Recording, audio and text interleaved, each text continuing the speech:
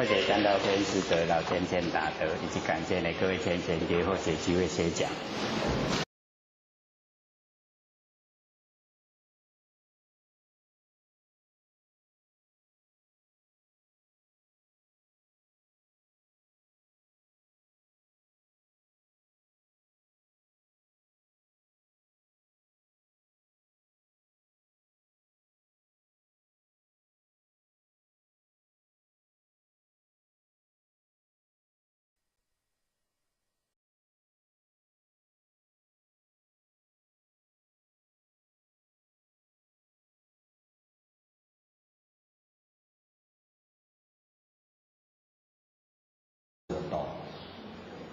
各位只要说有体会的话，就会了解到，我们去帮助人呢，我们快乐那个多了很多，受帮助的只有一点点，不很多，所以我们越帮助就越想帮人，吃亏也没关系的，吃亏就是占便宜，能够培养好正气，或者都讲我们只要这个比着那个真心诚心来对待万事万物，那我好来真气都来，所以那个时候都讲我们旁边那个狗园半夜的时候来的时候都还不会怕。那假如我们没有那个浩然正气充足，我们要来大概会丢毒丢毒怎样？就是会稍微考虑一下可不可以去？所以慧姐都讲说也考验自己的浩然正气够不够就是夜晚的时候自己一个人去那个龙阿波。我们南部好像比较少了，或者一看龙阿波那拢可以惨的，它都是一个两个，不像或者在中部一看规山坪，那龙阿波规山坪，整个山都是龙啊。各位有看过吗？有啊。想不半夜的时候自己一个人去试验胆量？不想啊。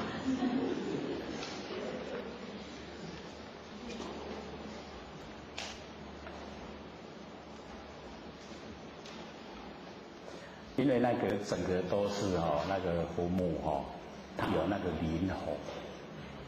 灵火就是我们讲那个鬼仔火那会鬼仔会真轻，它有一点点的风它就会跟风动。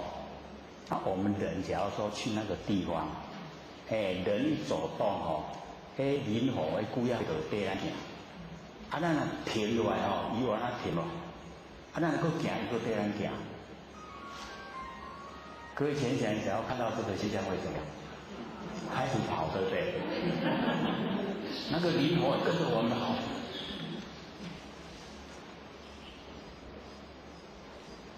所以那个需要胆量，然后在自己就是都没有一点那个亏心事。都很坦然，而且呢，浩然自己培养得很够。在那一种地方从内心产生的那一种笃定，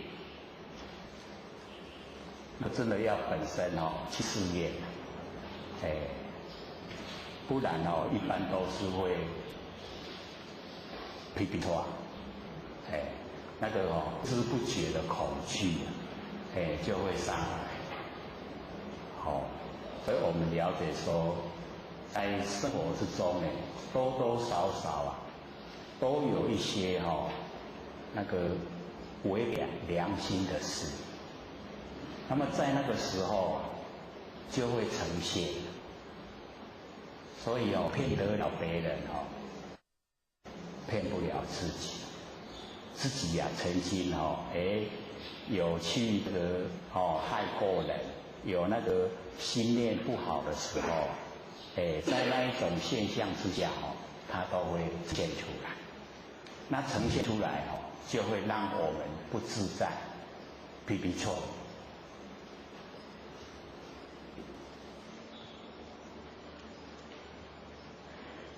这些呢就是鼓励我们尽量从思想上着手，都是光明正大。那负面的我们不要去想，不要去讲，也不要去听。这样的话呢对我们帮助会很大。那假如说我们结交一些恶友，他讲负面的，我们跟他相处，本来想度他，结果被他度走了。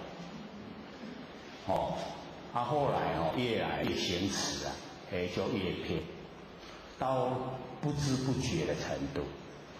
所以很多罪业都造下来。像那个释迦牟尼佛当菩萨时候有一个儿子叫善心，我们有讲过嘛，就是善心他那个是释迦牟尼佛当修菩萨道的时候，因为释迦牟尼佛是累世在修，他当500世的忍辱仙人，菩萨道之前还当500世的忍辱仙人。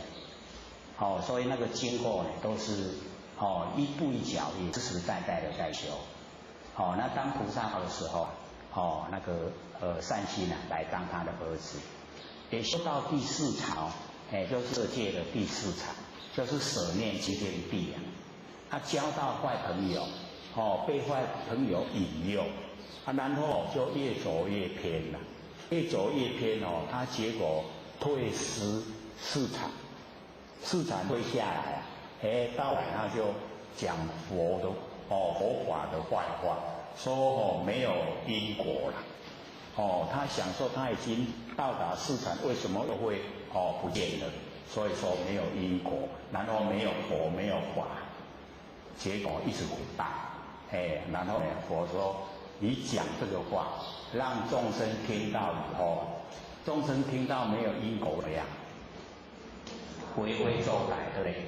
乌白做啦，你敢讲无因果你上我乌白做，是不是害了众人？所以那个善心那个佛就讲，他生身就是现在这个身直接就进入阿鼻地狱无间受苦无间，受苦没有间断。那个佛讲的话他一定都是兑现的，真的那个牟尼佛邀那个迦叶来看，一看到那个善心的时候一看到佛来就生那个恶心很不好的心念，直接就陷入阿鼻地狱。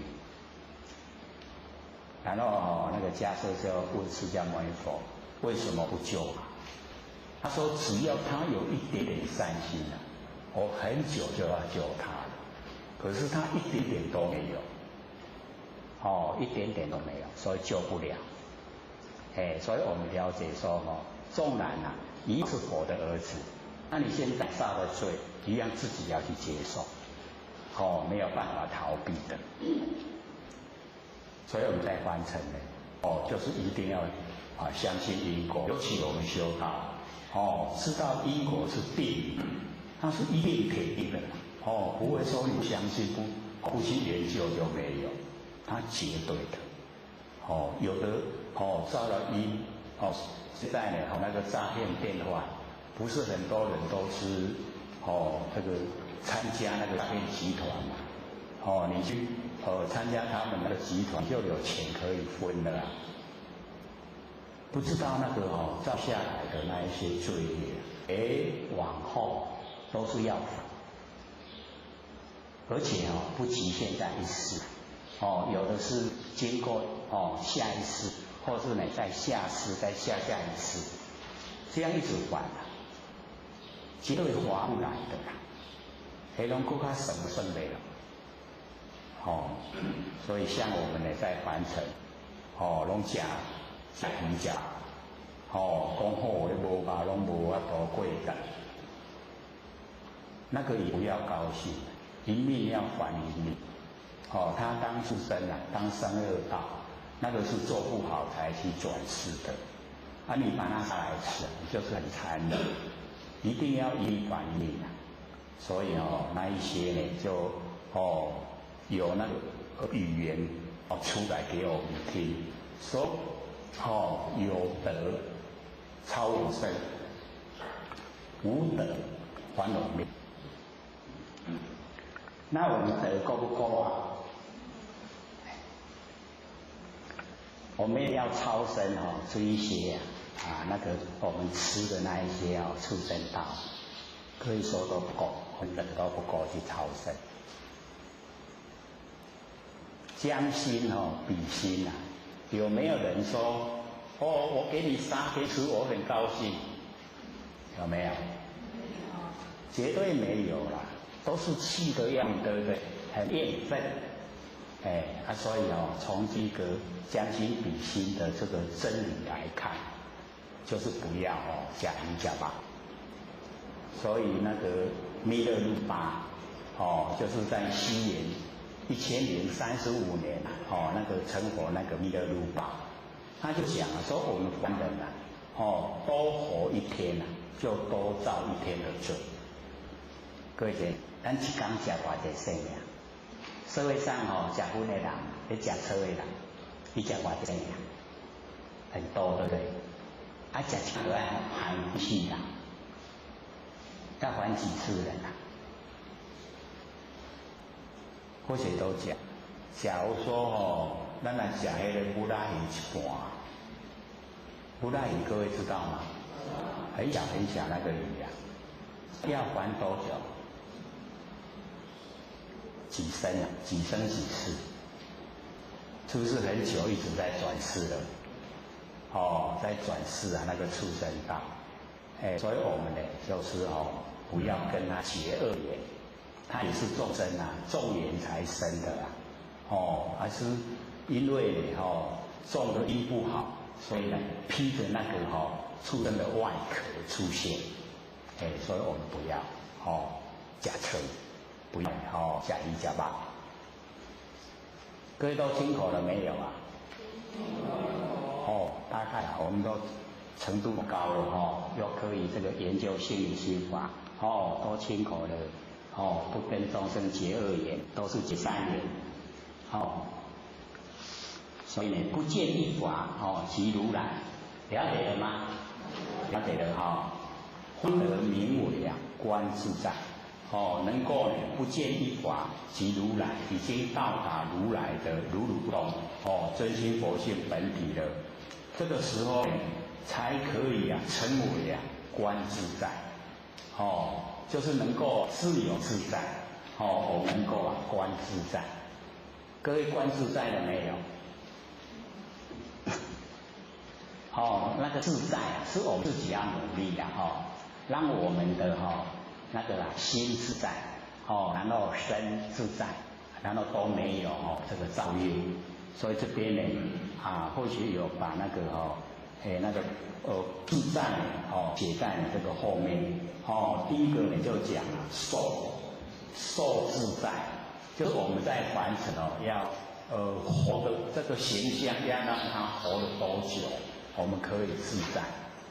会使咱活足久的，会使活足短，咱家己注定啦。这个大概我们也做不到所以这个受自在的无去第二个呢，心自在心要想啥拢互伊去想啥，自由自在，这个大概还可以做心可以自在。然后呢这个第四个这个大概我们最喜欢财自在，就是想用钱就有钱啦，喜不喜欢？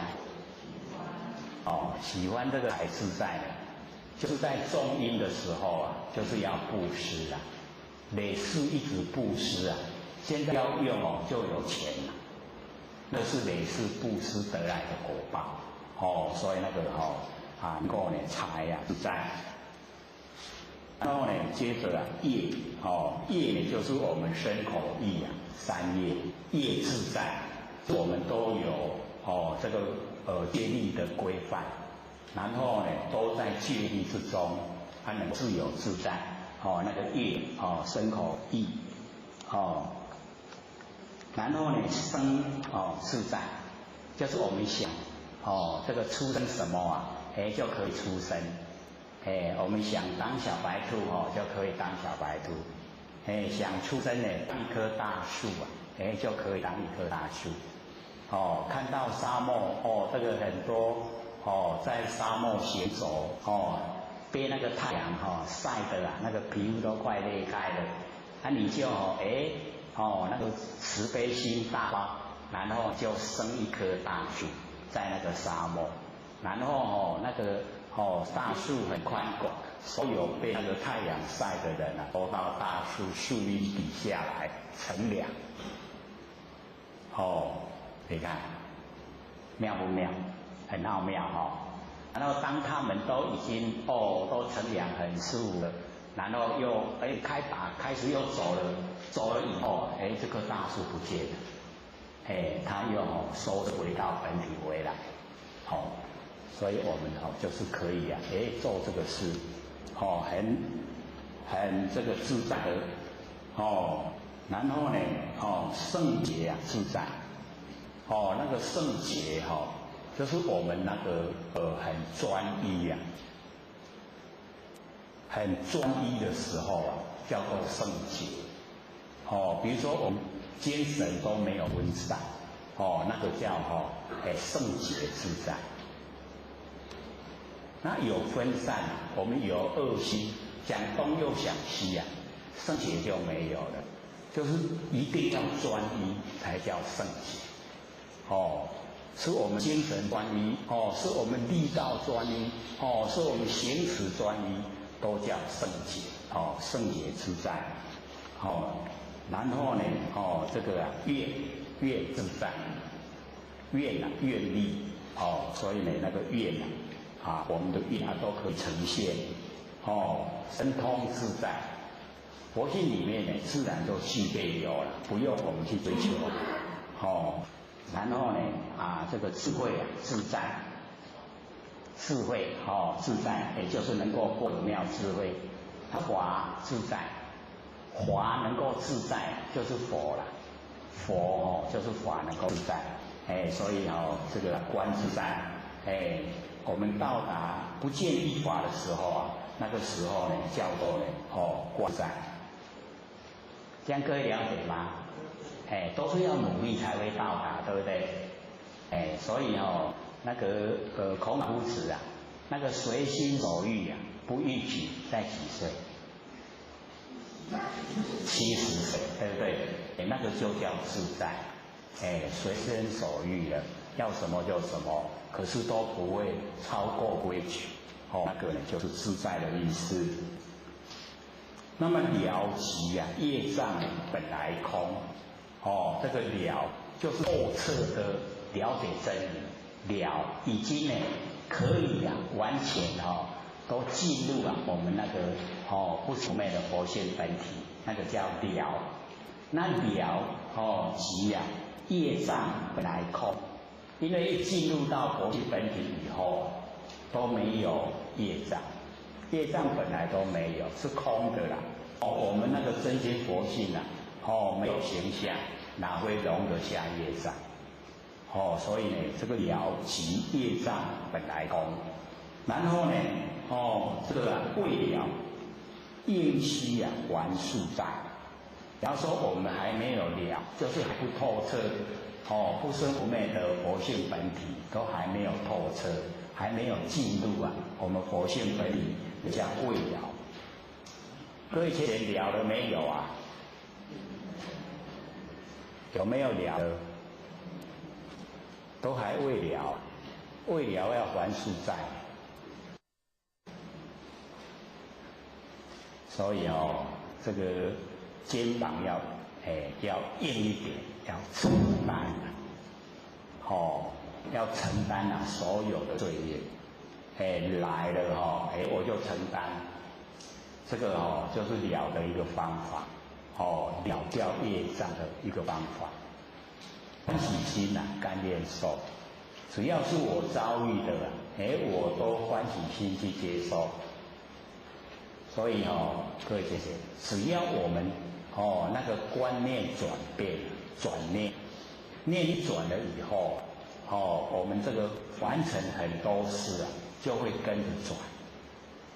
像说我们在这个家里，比如说某一些事我们都不想做，可是呢，只要我们一转念能够做就是福气就是整个会家庭都改变了。然后我们在修道修得改也没有不能这个改的事全部呢我们呢只要念一转的那个再不合理我们都可以去接受。只要接受了以后那个在我们就了掉。所以佛学时常讲说我们不甘愿，事情来了还是要去处理。那处理以后那个债并没有了，因为我们不甘愿，所以往后会换一个形式让我们又碰到不合理的事情又来了，又要处理，同样的心态又不甘愿，没完，一生中很坎坷都这样过，坎不坎坷？很坎坷只要我们一转念可能就是以往或是前世不合理待人，所以现在事情回过来了，不合理待我，那我欢喜心去接受，只要欢喜心接受，那个业障就已经了掉。那了掉以后没有，以后不会再找上门来了，轻不轻松？就很轻松了。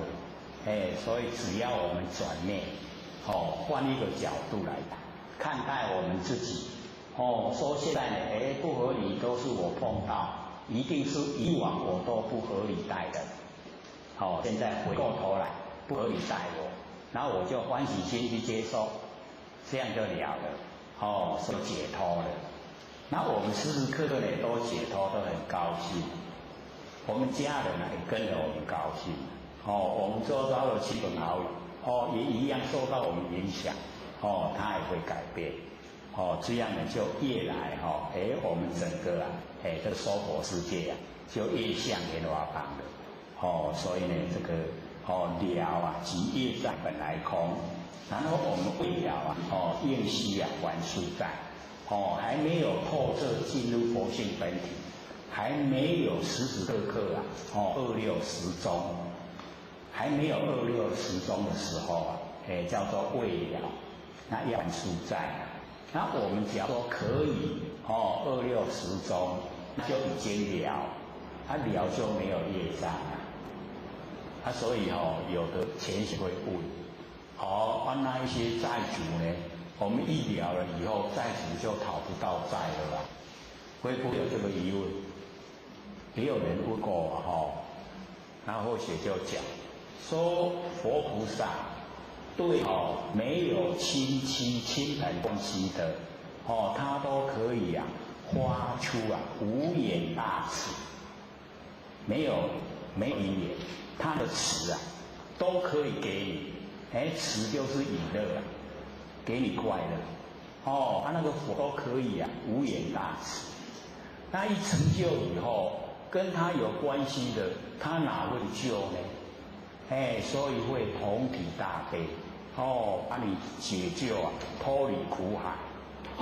所以我们不用多心，是绝对都不会亏欠那一些万千债主，只怕我们这个万千债主的本身他又欠了很多，这个才是问所在那跟我的那个瓜葛那个都不用我们担心，绝对会得到无常。这样了解意思吗？了解，是有一点点我们比较少听到少听到比较生疏所以这个了即业障本来空能够二六空那就没有业障。然后未了呢，我们就要去还俗债那只要我们有那个心只要我们坚定有那个心要还那个债主都不会紧张所以有一些道亲他会讲我没有努力到的时候都过得很顺我一发心努力结果都是坎坎坷坷，有没有这样？那就是你一努力了债主都很担心，担心什么？你会成佛了，那我糟糕了，讨不到债了，赶快来讨。所以一下子那债主全部都上来了我们还不起呀。那只要我们有坚定的心，很笃定跟他讲，我们多少钱绝对不赖债的，一定还。那债主呢这个看到我们这么笃定的回答，然后实际的真的在还，他就放心了。放心了以后慢慢讨那我们还起来就轻松，这样知道吗？所以要笃定的告诉债主，绝对还，你不用烦恼说讨不到债。我绝对还，因为佛性不生不灭，再久的时间我绝对还你。这样笃定了债主都会放心的，所以那个一还起来就很轻松。慢慢赚钱，慢慢还这个赚个3万，还个1万，大概2万不用，这样容易嘛，对不对？你赚个3万都把你拿走了，接下来你就别当花。所以我们要很笃定的告诉你债主，说绝对还，他就放心。饥逢王善不能餐，我们肚子很饿他拿了那一些金银七宝拿来给我们吃，各位贤贤可以吃吗？会当吃。金银财宝虽然都很值钱可是肚子饿的时候拿着它没用，没巴肚没饱。各位贤贤，假如说我们把那个金子吃下去会怎么样？会不会死掉？所以这边有家大师就讲说，饥逢王善不能餐。我们肚子很饿拿那一些很贵重的七宝来，对我们没有用，肚子不会饱。然后呢底下这个在讲说病愈医往真得这个差。我们生病了，遇到那个医往，就是那个很医术很高的医生是病不会好。为什么呢？因为我们病会好是医生看病，然后开出药方，然后我们呢照那个药抓药，然后吃药，药吃了病才会好，对不对？然后只有遇到那个很高超医术的医生他又没有药，你医到他病会好吗？不会好这样懂的意思吗？就是要对症。肚子饿了，能够治疗那个肚子饿的东西不是很贵重的。咱咧咱粗俗好俗看饭馒头面都会饱对吧？所以唔免讲七宝不用那个金银财宝不用。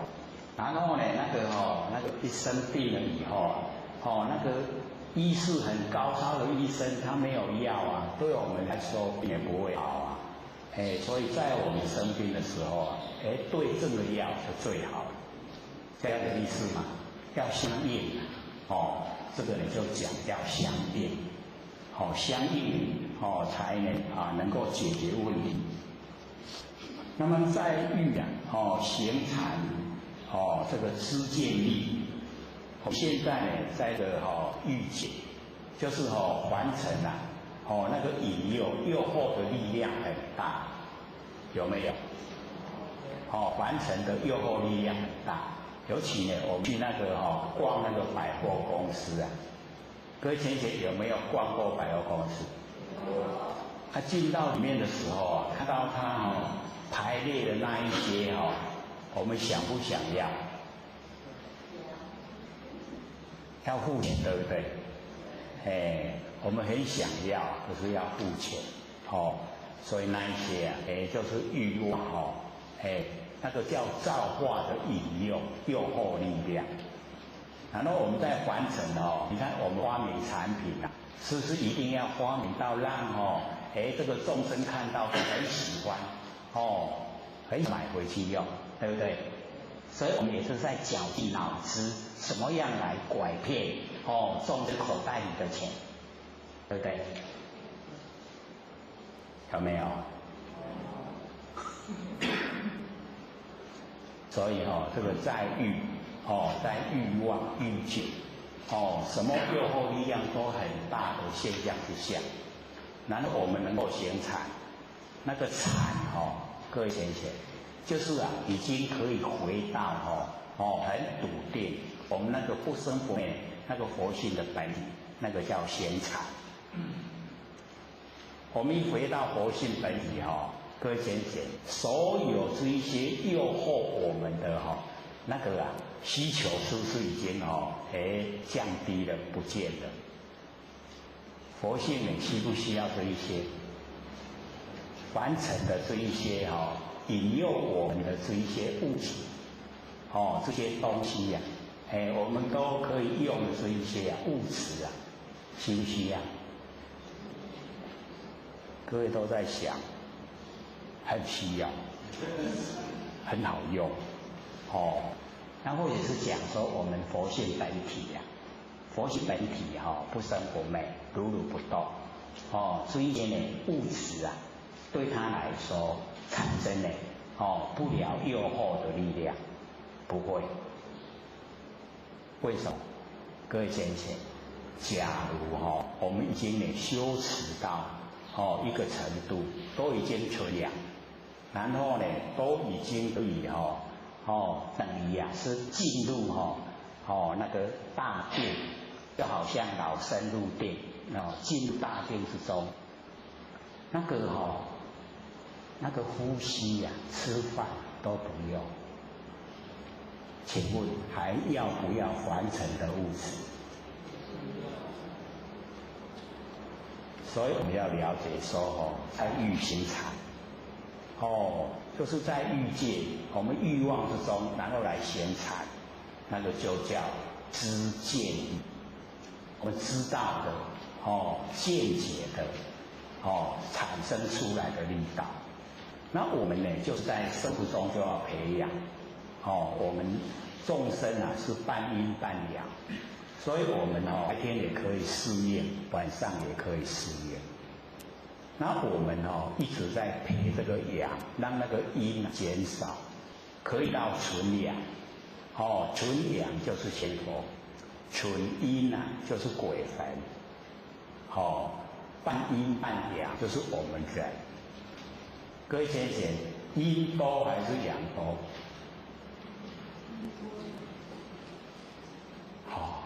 你都爱讲一半一半，一半一半，半阴半阳，一半一半。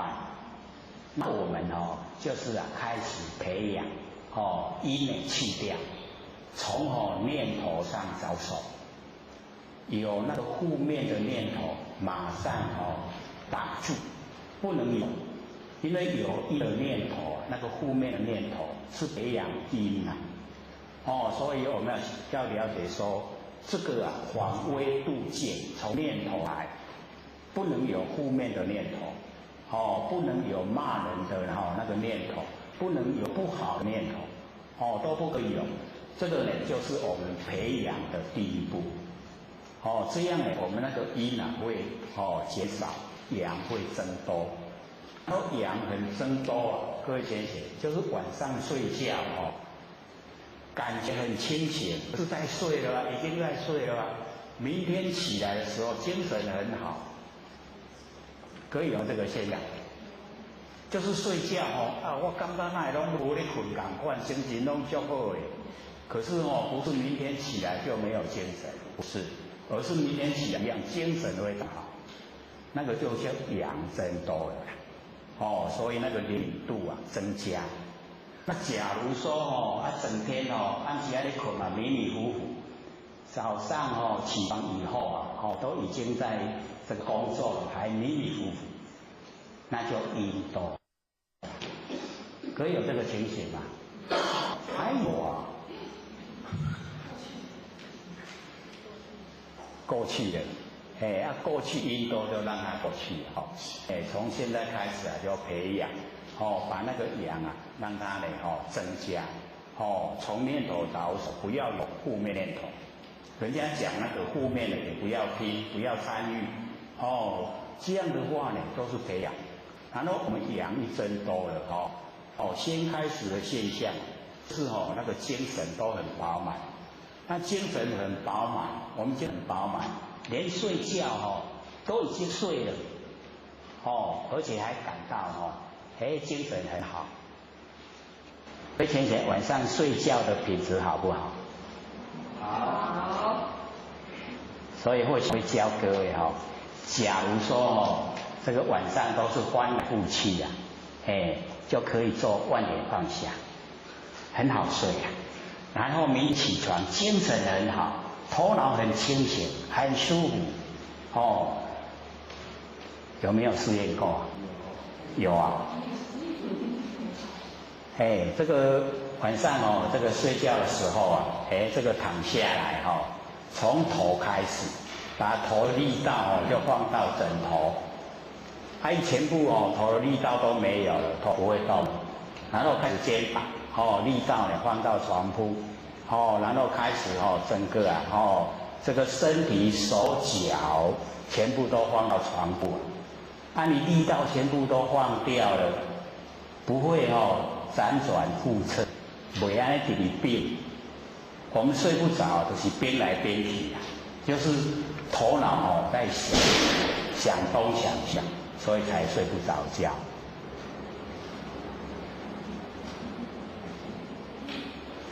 我们这个心理心法蛮好意思的，因为有一个动作是那个关下面大家注意力拢遭压去。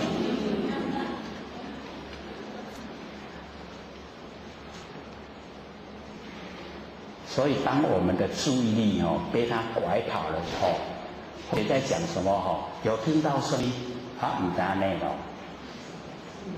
对不对？有没有意思？我们就可以说原来明心见性都是安尼心中照去无去心无去心都伫了，不见了啦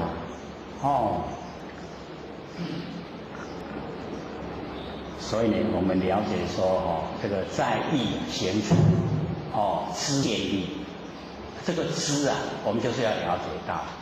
对真理的了解透彻，那个叫知。那个见是从我们的佛性本体发挥，不是呢我们六根对六尘产生的那个见。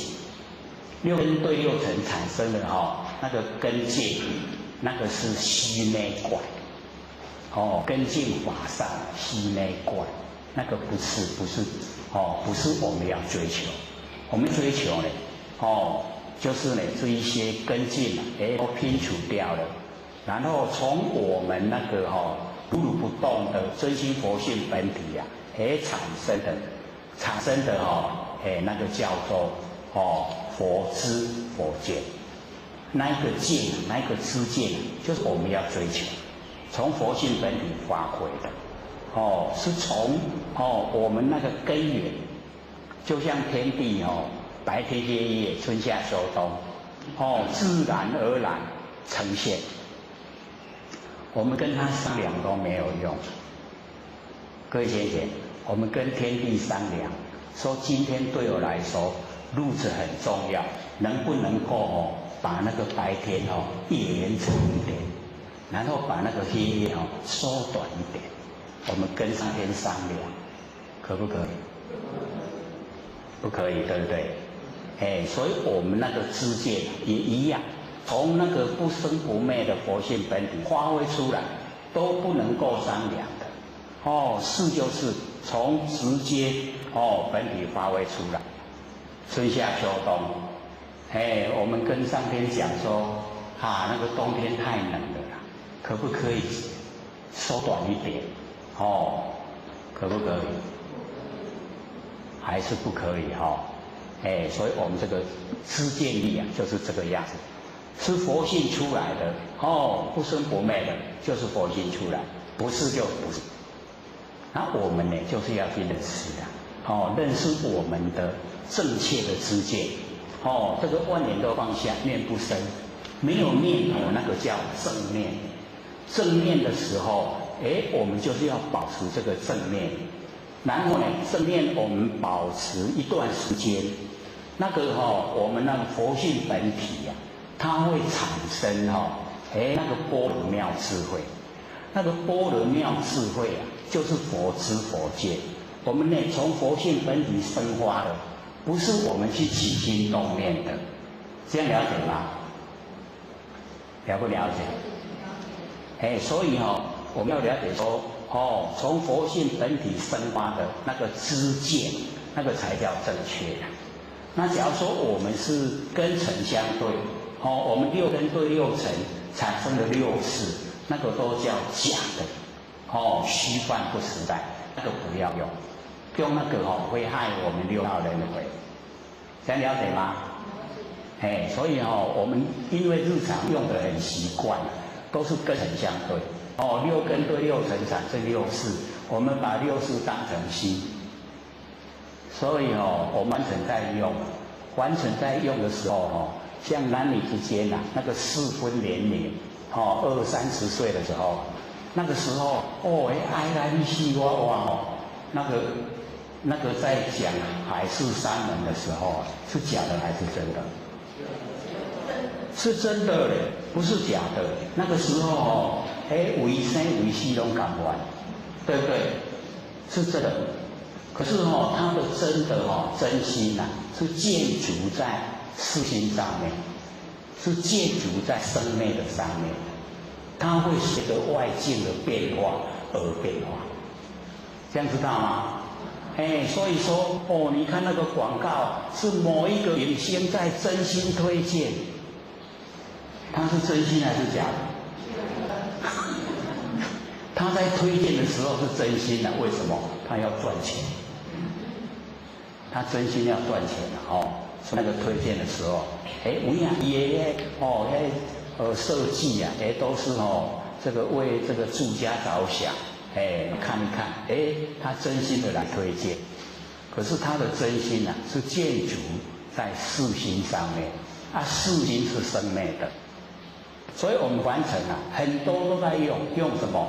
用事心的真心所以男女之间恋爱也是一样爱甲你死我活，结婚以后去外遇，不是真心爱外遇，所以那个就是为了环境变化，环境变化心就跟着变化。那心会跟着变化，这个心是真还是假？是真还是假？真心会变吗？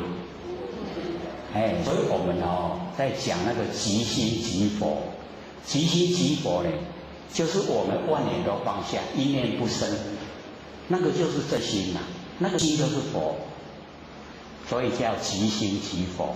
所以我们就对即心即佛就可以了解，就是这个万念放下，一念不生，那个觉那个就是真心，那个真心就是佛，就是这一个在成佛的。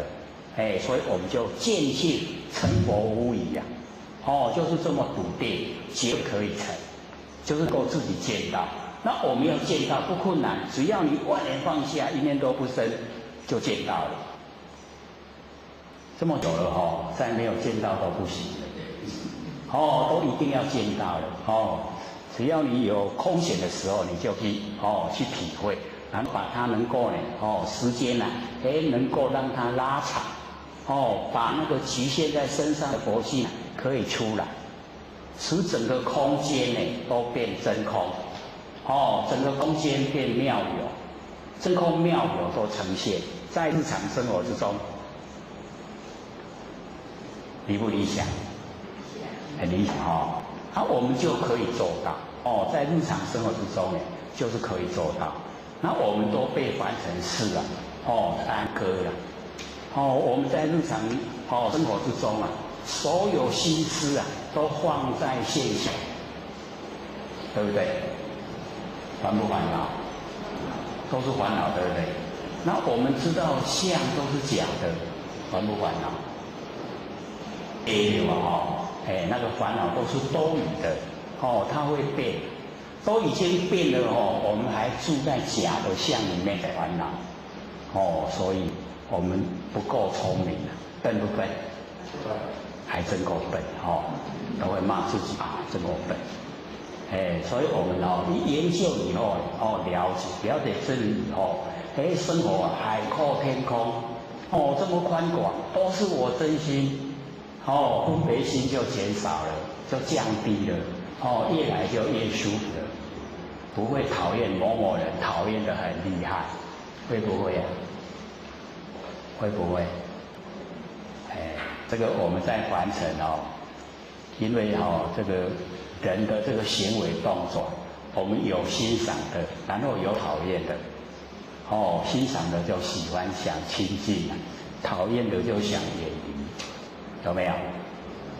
很自然而然，对不对？那我们一进入到真心佛性本体没有这些都没有。所有众生呢，都是我性分之中的众生，都是我佛性里面的，所以没有分别。那佛已经证悟到没有分别，所以成佛。那我们还在分别，所以我们当众生。只要我们把那分别心都去掉了，成就了。这样了解吗？这个我们这个永嘉大师曾大哥还讲了蛮久，都已经2个月了有没有？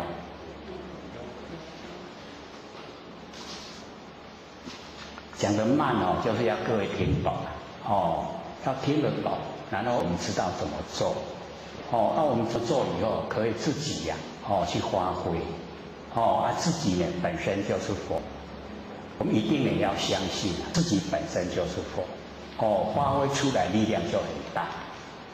那假如说自己对自己的佛性那个信不够，发挥出来力道也不够，所以这个就是很重要。那我们呢要在欲显产知见力，这样了解了吗？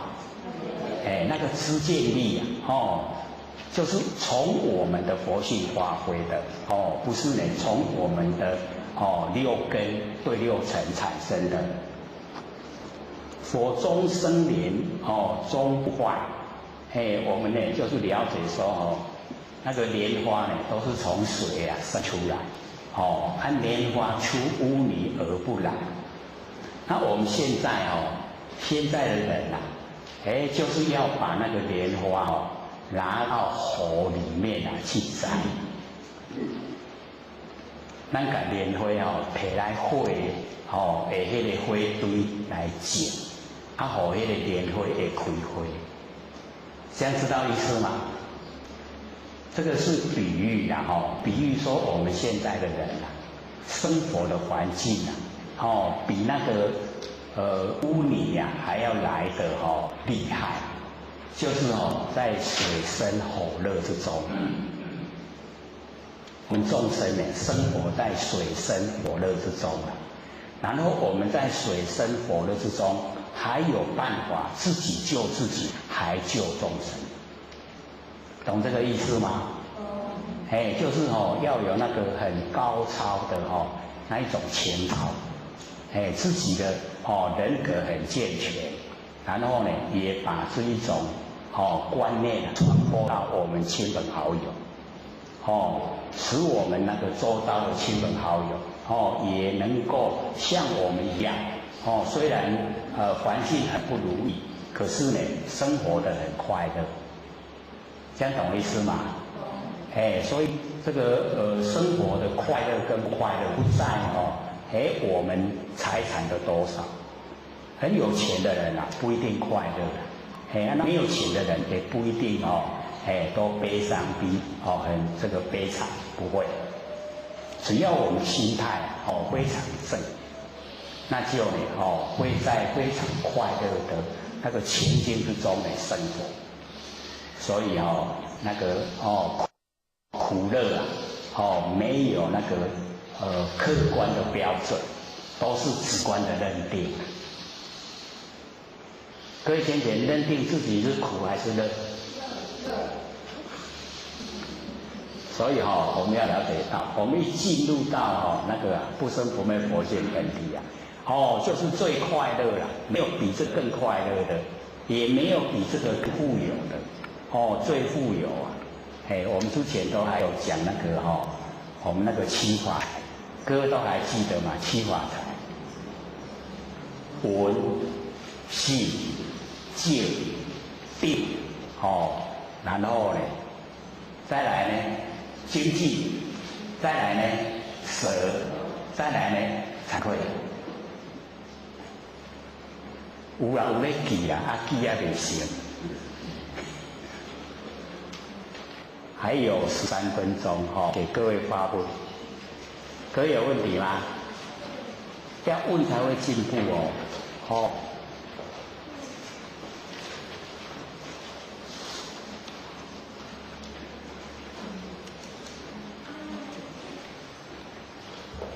问的进步才快。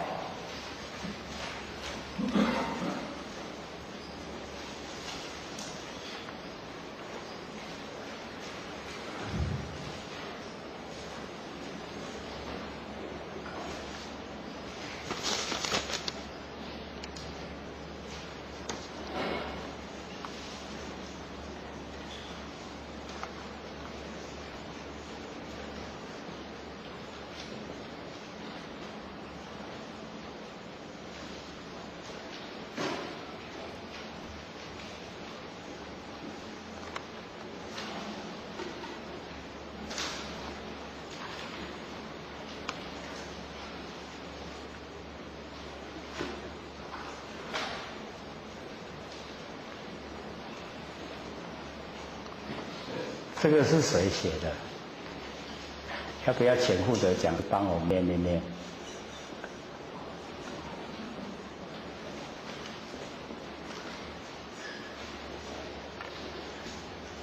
请问有讲是42延宾国录，轩辕皇帝拜广成子，轩辕拜72师，师年纪都是50至60岁上下，只能知道注释法，不知托释法。广成子只有13岁能知托释法，告知轩辕，依法修持必能成道。注释法与托释法的分解比较清楚。他是在问我们入世跟出世在凡尘的法跟脱离凡尘的法，各位了解这个意思吗？凡尘的这个修持方法，那我们呢一般这个在凡尘呢都有法来修，有法有就是呢只走那个法，然后来修，然后从那个法修都会有成就。所以呢我们凡尘比较着重的都是凡尘这一些实际可以摸得到，可以有成就感这一些啦。那我们在那个出世法来说，这一些都是始于生灭。那生灭的我们不对，因为生灭的毕竟时间很短暂。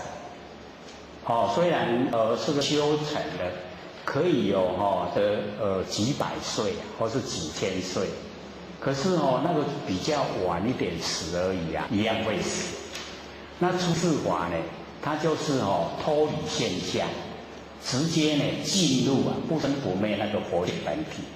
那一种不是在凡尘可以了解知道修的。所以呢那个出世法不容易一定呢要有那一种修正者的一个引导。那我们凡人对这个全部都没有法的这个法，就是最高这个法，都有一点疑惑，就是认为说没有了，既然都没有了，怎么修？所以会执着那个有。有法搁浅浅就是有执有固执，有法执。我们了解说修道就弃掉2个，一个呢就是我执，一个呢就是法执。那两个都去掉就成佛了。我们最不容易啊，就是把那个法执去掉。我执呢还比较可以我们修的时候啊，这个知道身体呀是天地的物质，还比较容易去掉。可是这个法就不容易了。法执啊一在，他从这个法去修成，有成就感。那我们就是了解到我们修到成就以后啊，就是什么都没有了，只是回到佛性的本体。那佛性本体是原来就有，原本就有，所以我们没有得啦。那凡尘的法就是有得，那既然有得，就有失，得失相对待。那我们一修正到佛性本体回来，只是回到本来，所以没有得。既然没有得，就不会失。这样了解意思吗？所以我们从开始啊，就进入没有法可以修，没有法可以修，这个就叫妙法了。我们说这个就叫妙法，又会住相，这样懂意思吗？所以就直接讲没有法可以修。所以这个都是最上乘的一个佛法，这样懂意思吗？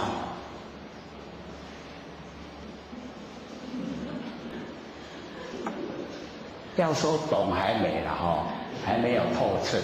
要说不懂嘛，有一点点开裂，对不对？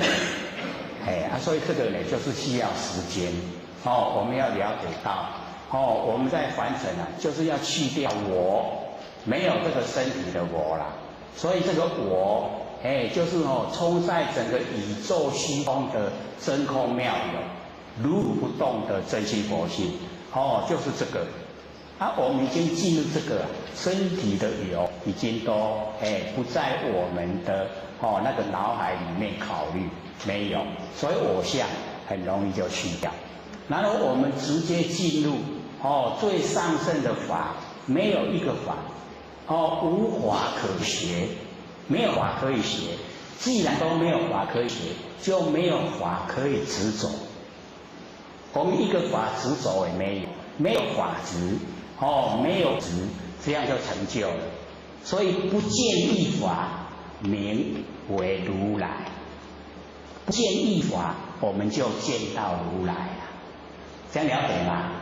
已经都没有，没有一法，我就见到如来。有一法就是障碍，就还没有到，还没到家。好，请说。我是想请问见面相处是为何不法？那个见面相亲是不是为何不法？哪个将军？见面将军，广成子。广成子这委托护法它是我们这个贤劫啊。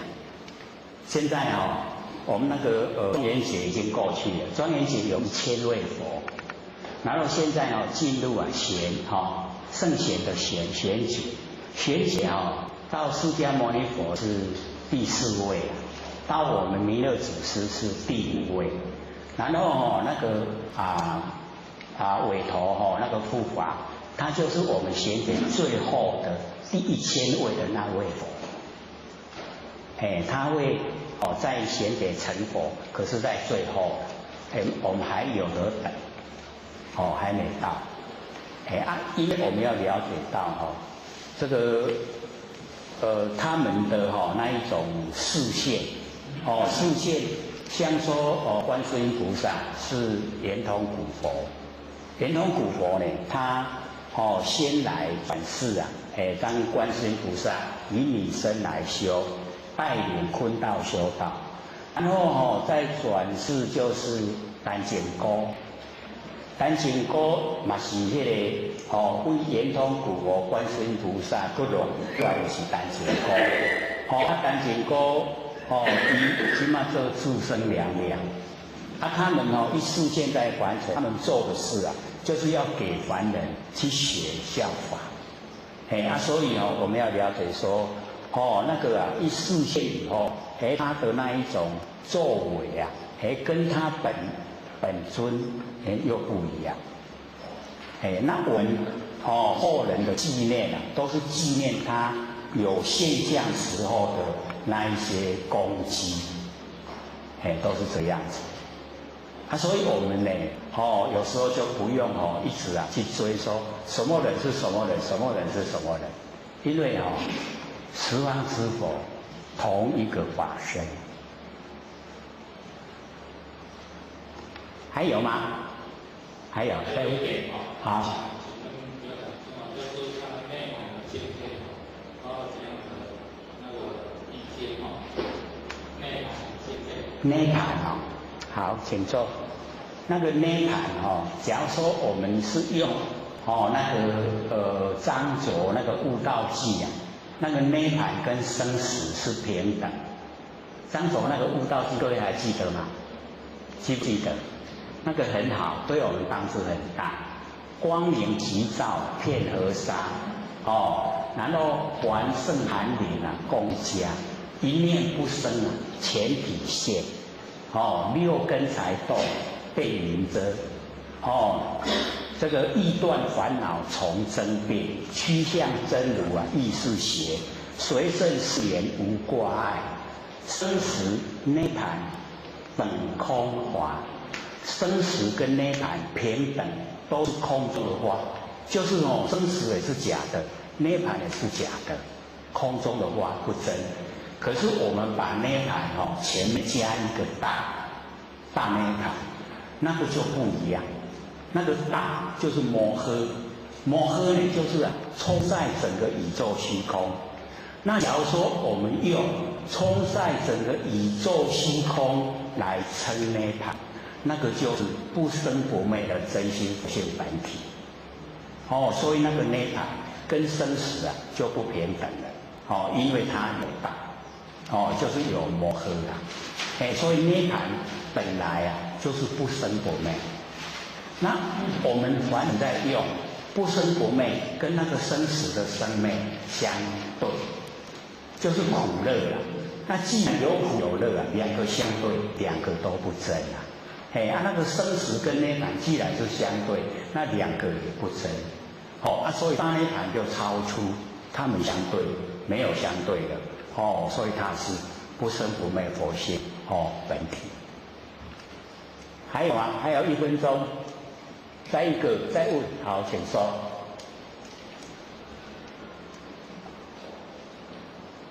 讲师好，刘讲师好。好。或许想请问一下我们人呢？可不可以拥抱地球，不感觉到地球？好，请坐。这个观念也是蛮好。就是我们现在要了解说，我们呢这个都是地球是我们共同都住的地方所在，我们要这个爱护它，拥护它。所以我们这个现在好像整个社会都鼓励说要素食。因为素食可以帮助整个地球，因为我们那个吃的那一些肉要很多的那一种这个来这个做主养成，然后消耗很多能源，那我们素食的话就可以减少，就可以爱护地球，拥抱地球，这个是很好的观念就我们要每一个人都尽一点心力。能够爱护这个地球。下课，各位讲师、各位坛子、各位青年，大家好。或许三道天师德、老天天大德，以及感谢呢各位前贤姐或许机会学讲。那我们呢这个今天呢这个开始呢先呢教各位呢做功夫我们呢，这个开始从第一次讲这个万年放下，然后一念不生。可能呢，各位都有稍微的试验去做，可是呢，可能都还没有拿捏到呢很恰当的程度啦。那所以或许因为在北部也听到前贤们这个反应啊。他说我们有脑袋瓜，那假如说万年放下，一念都不生太浪费了。各位知道意思吗？就是呢，有这个我们有头脑，然后都不让头脑有念头，那这样一生就很白白浪费掉。各位有过这个念头吗？他知道这个讲出来它这个含义是什么吗？所以或许听到以后，很高兴的。为什么？因为找到那个病症所在，我们的毛病所在，就是我们呢一般都会想，头脑就是要想东想西呀，这头脑才有用。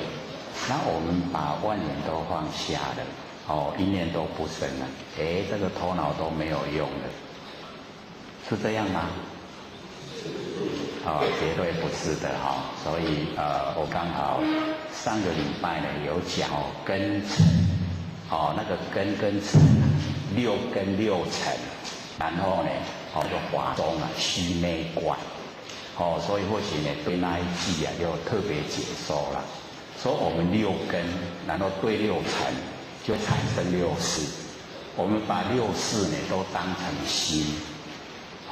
所以他就讲根尘华中虚内观，就是呢我们在跟尘相对产生的那一种实在的那个景象里面我们用心所以呢这个已经都是离开我们那个佛性本体，已经是离开了。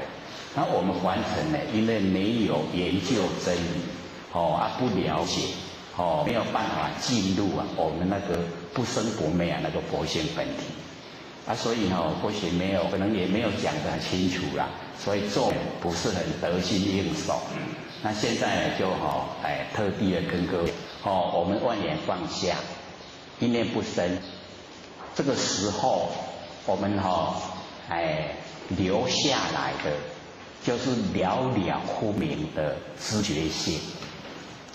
万念都放下了，一念都不生。这个时候他所有的我们能够掌握的，就是了了分明的知觉性。那个了了分明的知觉性，就是不生不灭的真心佛性本体，就是我们的本来面目。所以我们在日常生活之中，一定要做万念放下。然后一念不生，这个不是说头脑没有用，而是让它浪费，不是而是我们已经进入真理世界，让我们的头脑都进入真理的世界。先把这个了了分明的知觉性，这个佛性本体先把它认识，先把它启发。然后我们有空闲的时间一定要做，让它时间久一点，越来越熟悉。熟悉了以后，我们做耳根圆通。做耳根圆通的时候我们使我们在身上的那个了了分明的知觉性，让它延伸，延伸呢一直到身外，不局限在身上了。我们求道的时候先做手闲的功夫，因为我们在凡尘六道轮太久，所以妄想非常多。然后我们能够手闲，就把那个所有的妄想能够拼除了。只要我们能够手闲，那个妄想杂念它就消失。那消失了以后，我们了解那个佛性已经可以专一集中精神。因为我们在凡尘那个精神都太分散，叫做神散。那神一分散了我们就会很疲劳。那我们现在呢这个修道做功夫，就是要使我们的精神集中。那精神一集中回来，就容易啊，使我们的那个心性啊清净。那心性一清净以后，就可以回到本体。所以我们刚求道啊，那个时候做手旋，然后我们已经能够控制自己的妄想，不会胡思乱想。这个时候啊，我们来做万念放下，一念不生。这个时候已经呢，把那个佛性啊，很清楚的从我们的身上延伸到人外，不局限在身上了。所以我们了解说，一般啊，我们凡人啊，都是把佛性局限在身上。所以呢，到一口气不来的时候啊，就变成没有路可以走，已经没有路可以走了。那我们修道就不一样，我们修道以后啊，我们已经可以集中精神了，然后呢，我们把佛性延伸，让它呢能够伸展到这个空间，这个空间伸展出来。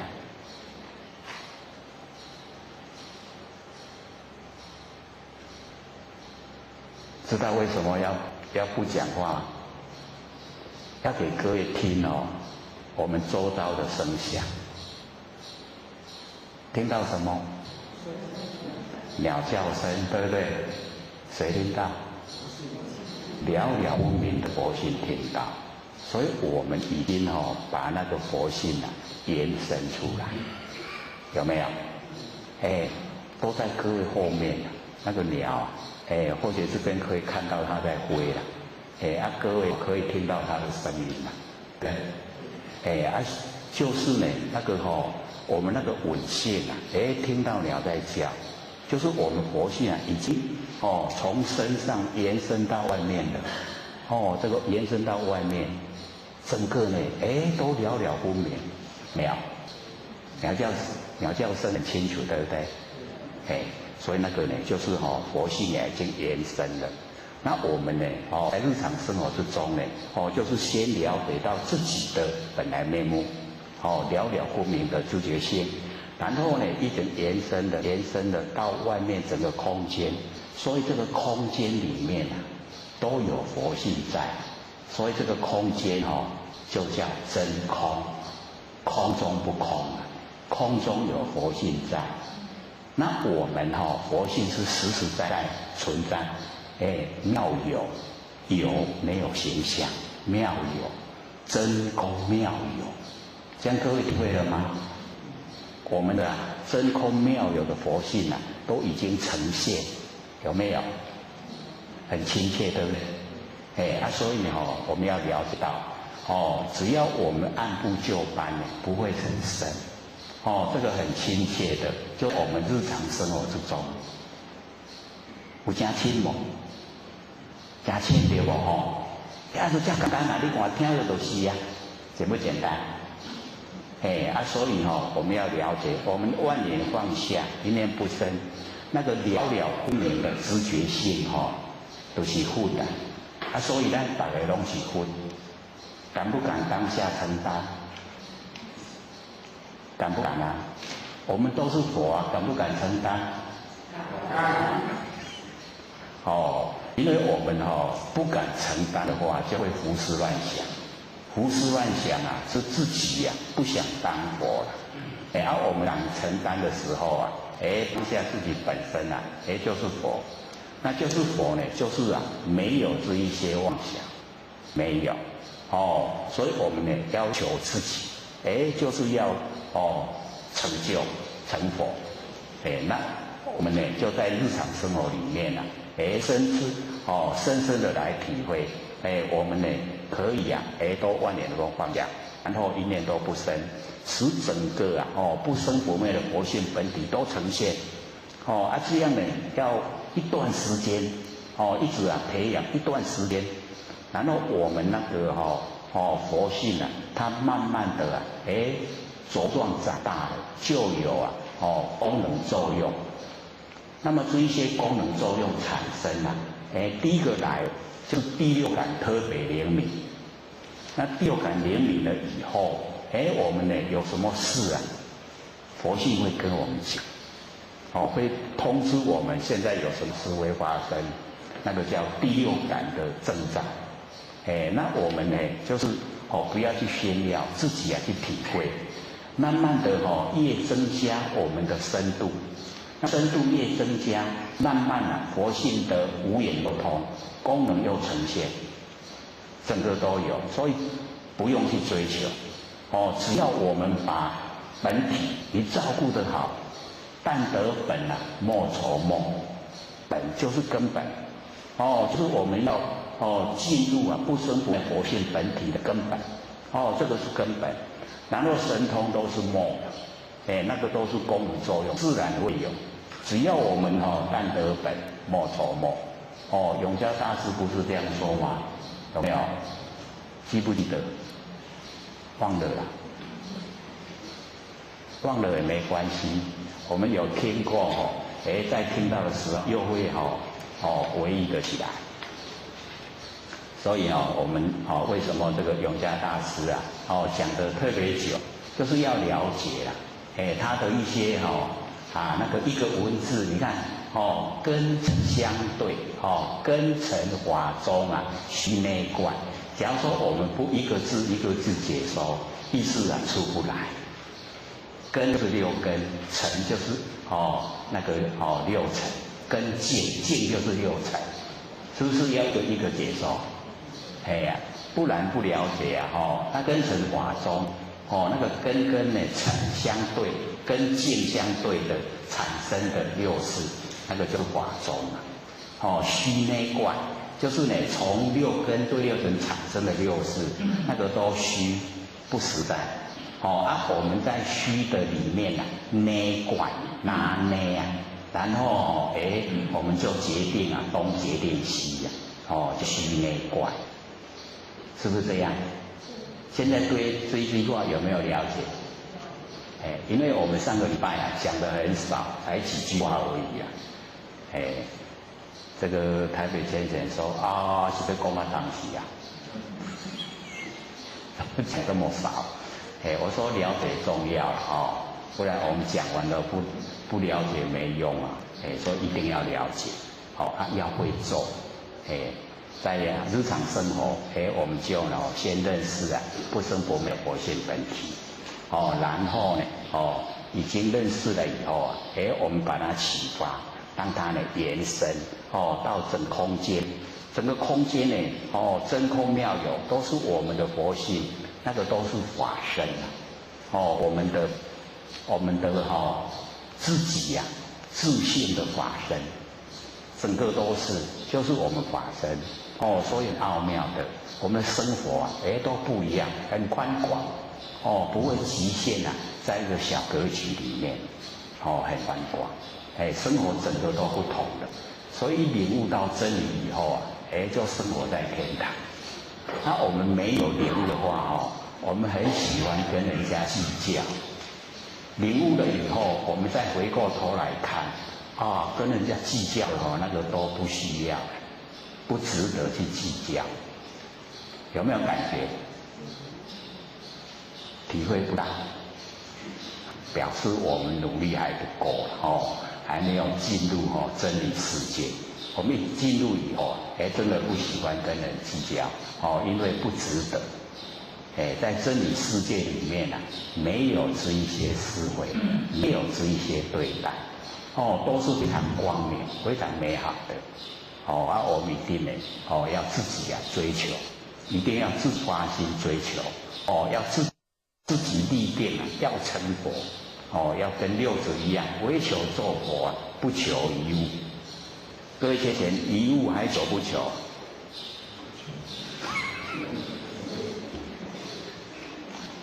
会想说还在观尘还是要求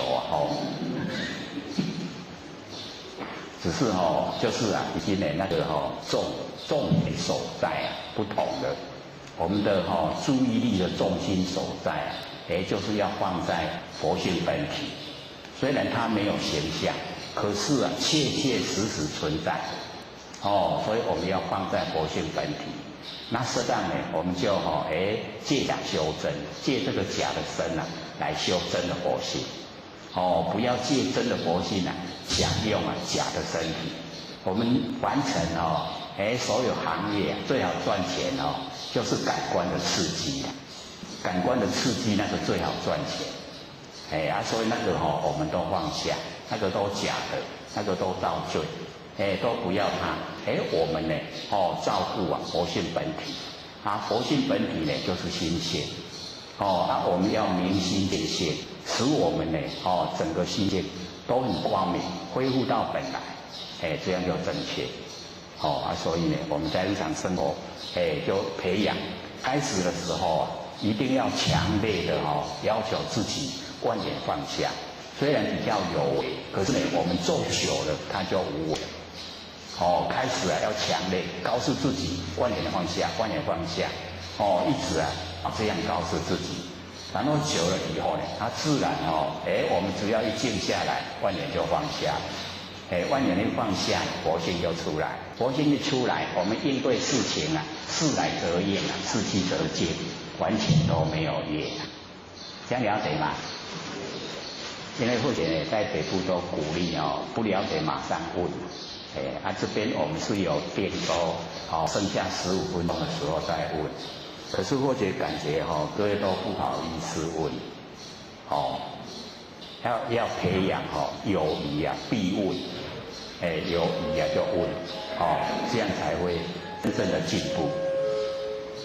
那我们就回到这个上个礼拜讲的。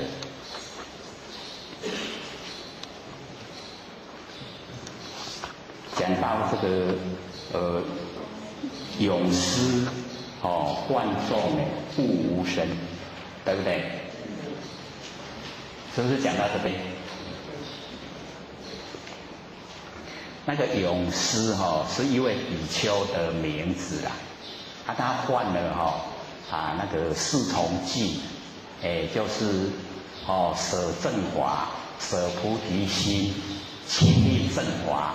跟恼害众生，那个换了这个四重记，有没有找到？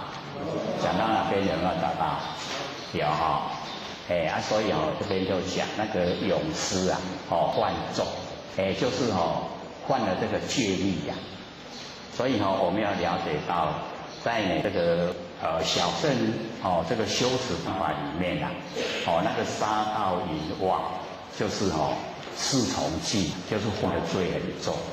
那么在大乘来讲他不以这个来说，因为大乘呢，他对那个杀盗淫妄都可以去除了，那个都是已经很容易都去除了。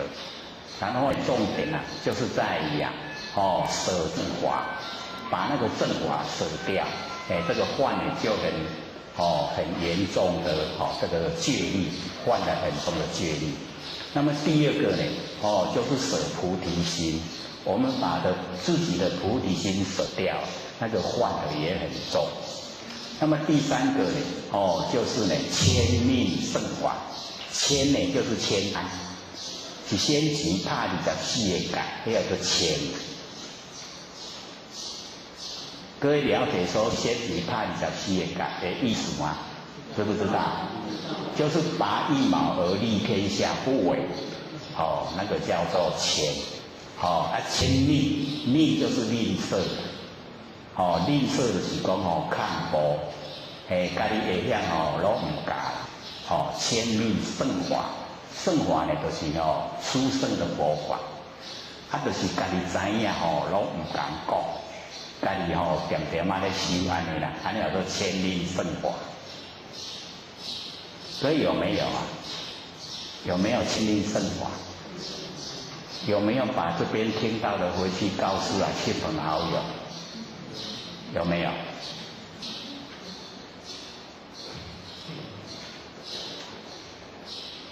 所以在这边听到的这个最上圣佛法可以成佛方法，一定也要告诉亲朋好友，才不会迁命圣法。然后第四个就是恼害众生，就是对众生这个讨厌，然后要害他，所以这个都是犯了很重的戒律。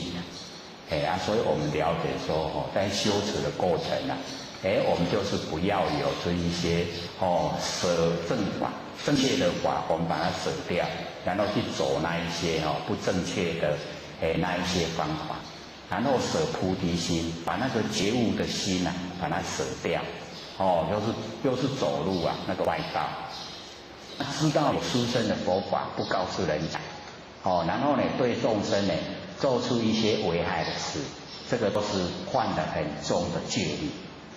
在修上乘来讲，这个是最重的。所以呢，我们就是了解。这个呢，勇士这个比丘，他就是犯了这个四重戒，所以他自己了解以后，他就忏悔。忏悔呢，就是到街上一直说有哪一个要接受我的忏悔，这样，那个都是很勇气很大才可以做到。然后呢，遇到有一个那个三知识我跟他讲说呢，罪性了不可得。这个罪性各位先生，那个罪它有没有独立的个性？罪独不独立？意思呢就是讲，这个罪可不可以拿来给人？可不可以？我们把一个罪说这个罪给你这个罪给你，会当安尼呢？不会对不对？不会。那罪怎么样产生的呢？就是呢，这个事情到来了，然后我们来应对。应对的时候有私心、偏心，然后呢，对自己好，对别人不好，那个罪形成了，产生了。所以这个罪性，罪没有固定的佛性罪没有固定的，所以这个罪的产生都是我们心里面出来，心里面应对以后才产生的。所以我们要了解说呢，这个罪性了不可得。所以我们假如说有犯了过错，我们从心里面这个忏悔。罪呢从心起将心忏，罪都是从心起来的。那我们从心的根源能够忏悔，说我不能造罪，这个很重要，了解意思吗？我们所有的罪是不是都从心里面起来？所以罪从心起，然后我们将心忏。心若空时我们心已经到真空，心已经到达万缘放下，一念不生，那个时候就叫真空，懂意思吗？我们刚才不是才讲真空妙有吗？所以我们万缘能放下，一念不生就是到真空妙有的状态。我们心若空时，罪亦亡。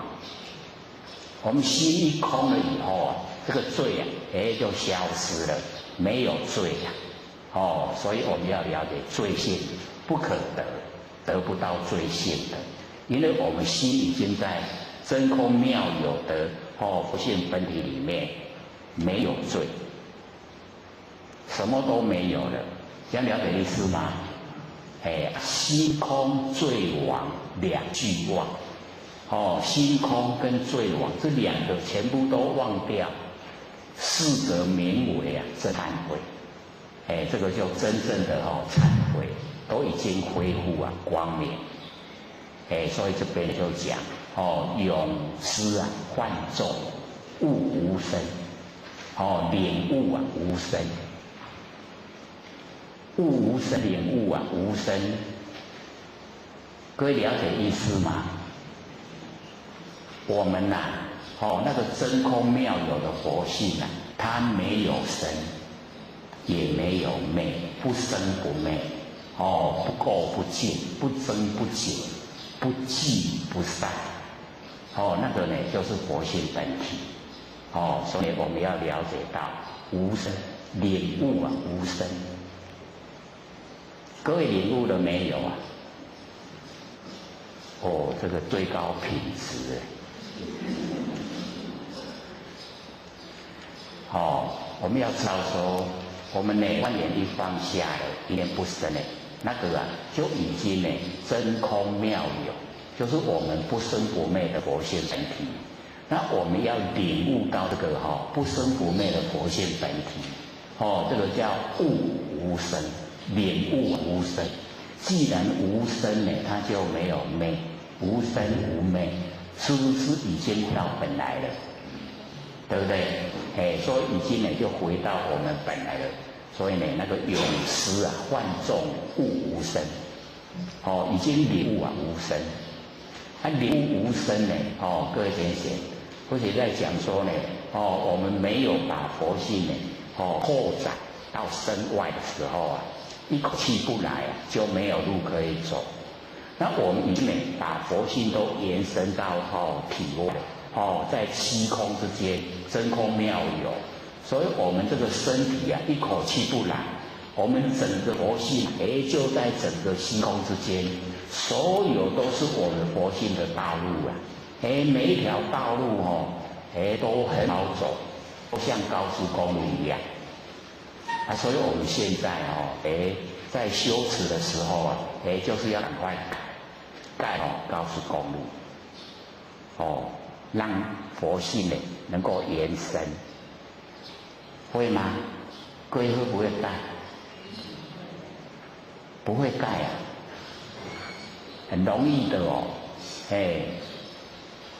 那个观想了在告诉我们了，加单单已经我们的道路已经盖到那个小鸟化身的地方，可以走到那个地方了。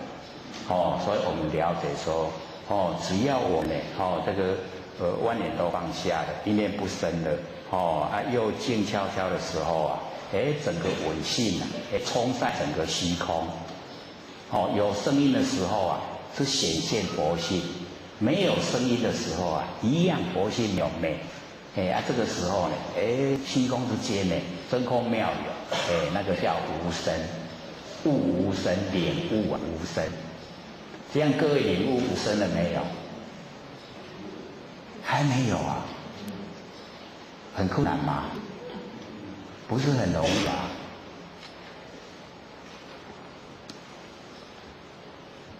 所以身体有生灭，佛性没有。我们那个名称啊，就讲得很好，众生众缘机际啊，而现的生相，众生那佛性本体本不生。不生就不灭，不生不灭，会生会灭啊，这个众缘这个才有生灭，眼即则生啊，一散就灭，所以这个生灭都是假的啦。那我们众生都把它当成真的，所以就贪生怕死。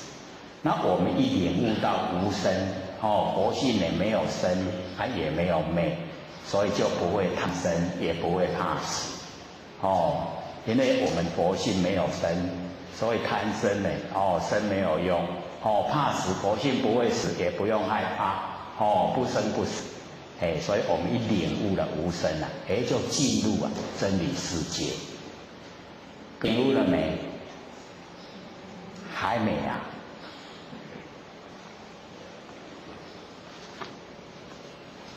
所以呢，我们看到呢这个。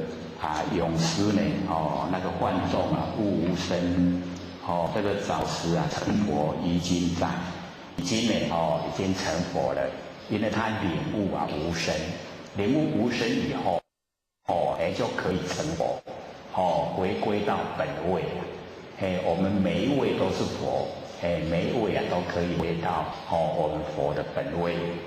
那因为永失现在他没有到娑婆世界来度化众生，到别的佛世界去度所以我们了解说，一成佛了以后看我们愿意到哪个佛世界都可以去自由自在那个千百亿化身。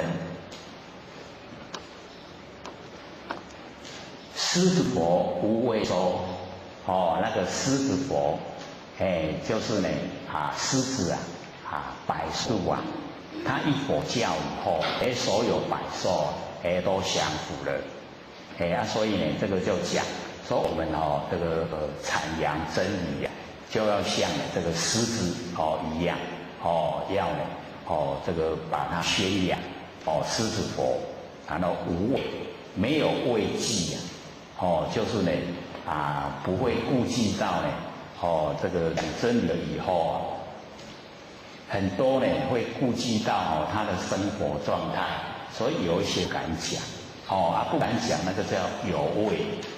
那无畏说呢，就什么都不会害怕，只要是按照真理的、符合真理的，他都不会害怕，所以呢，那个狮子吼无畏说，就是呢这佛一讲讲这个讲经说法，那好像狮子佛一样，都不会有畏惧的。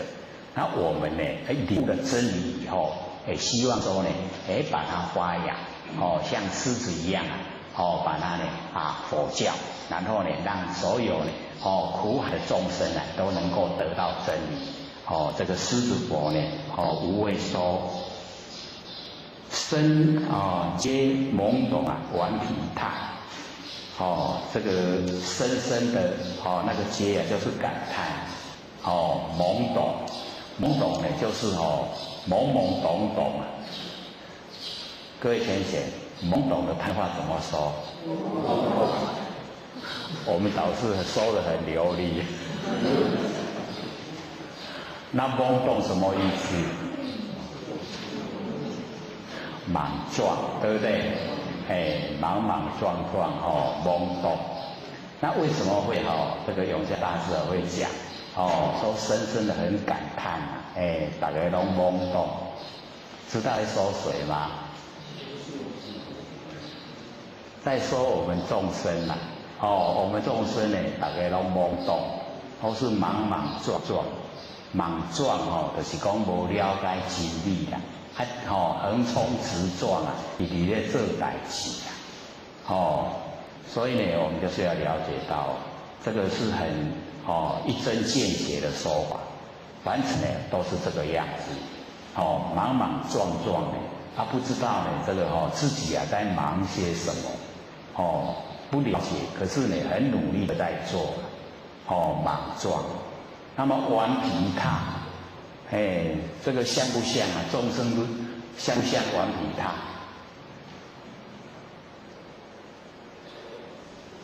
这个我们都会说小孩子很顽皮可是呢大人顽不顽皮？可以说这个程度上的差别而已小孩子呢那个顽皮呢是有他的天性在还是从佛性发挥，看起来很可爱。可是我们大人一顽皮起来就不可爱了，那个都是造罪让人呢去受苦所以那个永嘉大师呢才讲说我们这个凡人呢都是懵懂，然后呢顽皮踏那个踏呢就是皮很厚的那一种制品这个深解就是深深的感叹。只知呢万众这个大菩提这个凡人呢都只知道犯一些罪过很重，然后会障碍这个菩提。这个是从正面的角度来说啦，说我们呢有犯了戒律犯了很重的话呢，就会障碍这个菩提是一般正确的一个教导方法是这样跟所有的修持人讲他们不知这个不见如来这个开秘诀，就是没有领悟那个如来就是呢已经成佛的这个呢他有这个开秘诀，就是呢我们可以恢复到本来的那个方法有秘密的那个诀窍这个佛有打开所以不见这个正确修持方法的他呢不知道呢有这个奥妙的一个修持方法就是呢这个顿教法门所以我们了解说这边永嘉大师呢把它讲出来，说呢这个凡人的正确修持方法，犯了戒律呢自己就在那一种很难过的那一种心情之下，然后障碍了自己追求那个菩提的那个勇气会丧失掉。所以呢这个永嘉大师呢就讲说如来呢他有开秘诀，那我们呢要见到这边呢是不见了如来开秘诀，可是呢我们就是要了解到有一个很殊胜的那个方法，可以呢让我们从凡夫地可以到达佛地。只要我们了解，我们可以摒除所有的两边对待。一方面呢就是犯了这个罪过，一方面呢就行了很多功德。那这两个方面就是相对。那相对里面呢，我们要了解，有犯了罪过自己会苛责，然后有行了功德自己会这个炫耀，自己会骄傲。那这个两个变成极端了。你很这个骄傲呢不对，然后一直苛责也不对，了解意思吗？我们呢就没有走入中道了。当然我们犯了这个过错呢，要自己反省。要了解说怎么会犯，原因是什么。自己要了解。然后呢我们有帮助人，有行的功德，自己也要知道。那毕竟呢都是很少很小的那个方面而已帮助人跟众生结缘，一方面了自己的那个业障，那个都不算。真正的要功德都是在性分里面，在我们佛性的本体，要见到自己不生不灭的佛性，那个才叫功。然后要了解真理，都是平等，四法平等，就呢我们佛性本体都是平等，不管呢是这个社会地位有钱没钱都是平等。人与人平等，物与物平等，人与物平等，全部都是平等，平等才是德。所以我们要领悟平等，那德才有。有功德了，才能够利益众生。所以呢，从真理世界来讲，一进入到佛性本体才有办法利益众生，才能够无量无边利益众生，才称为功德。所以我们凡尘做了很多的好事那个都见得是很大的。众人很努力去做，也是有限的。那个所帮助的人也不多。那我们从性分发挥出来，那个就很广泛很大。所以我们要从根源来追求。这个呢这个开秘诀如来已经开秘诀，让我们可以直接回到我们的本来。每一个都是佛。有二比丘犯饮杀，有两个这个比丘犯那个饮，一个犯饮一个犯杀。这个过程呢就是有这个两个那个比丘这个修道，然后呢自己到这个山上去修，然后呢在那一个居住的环境有一个妇人，他对其中有一个比丘非常仰慕。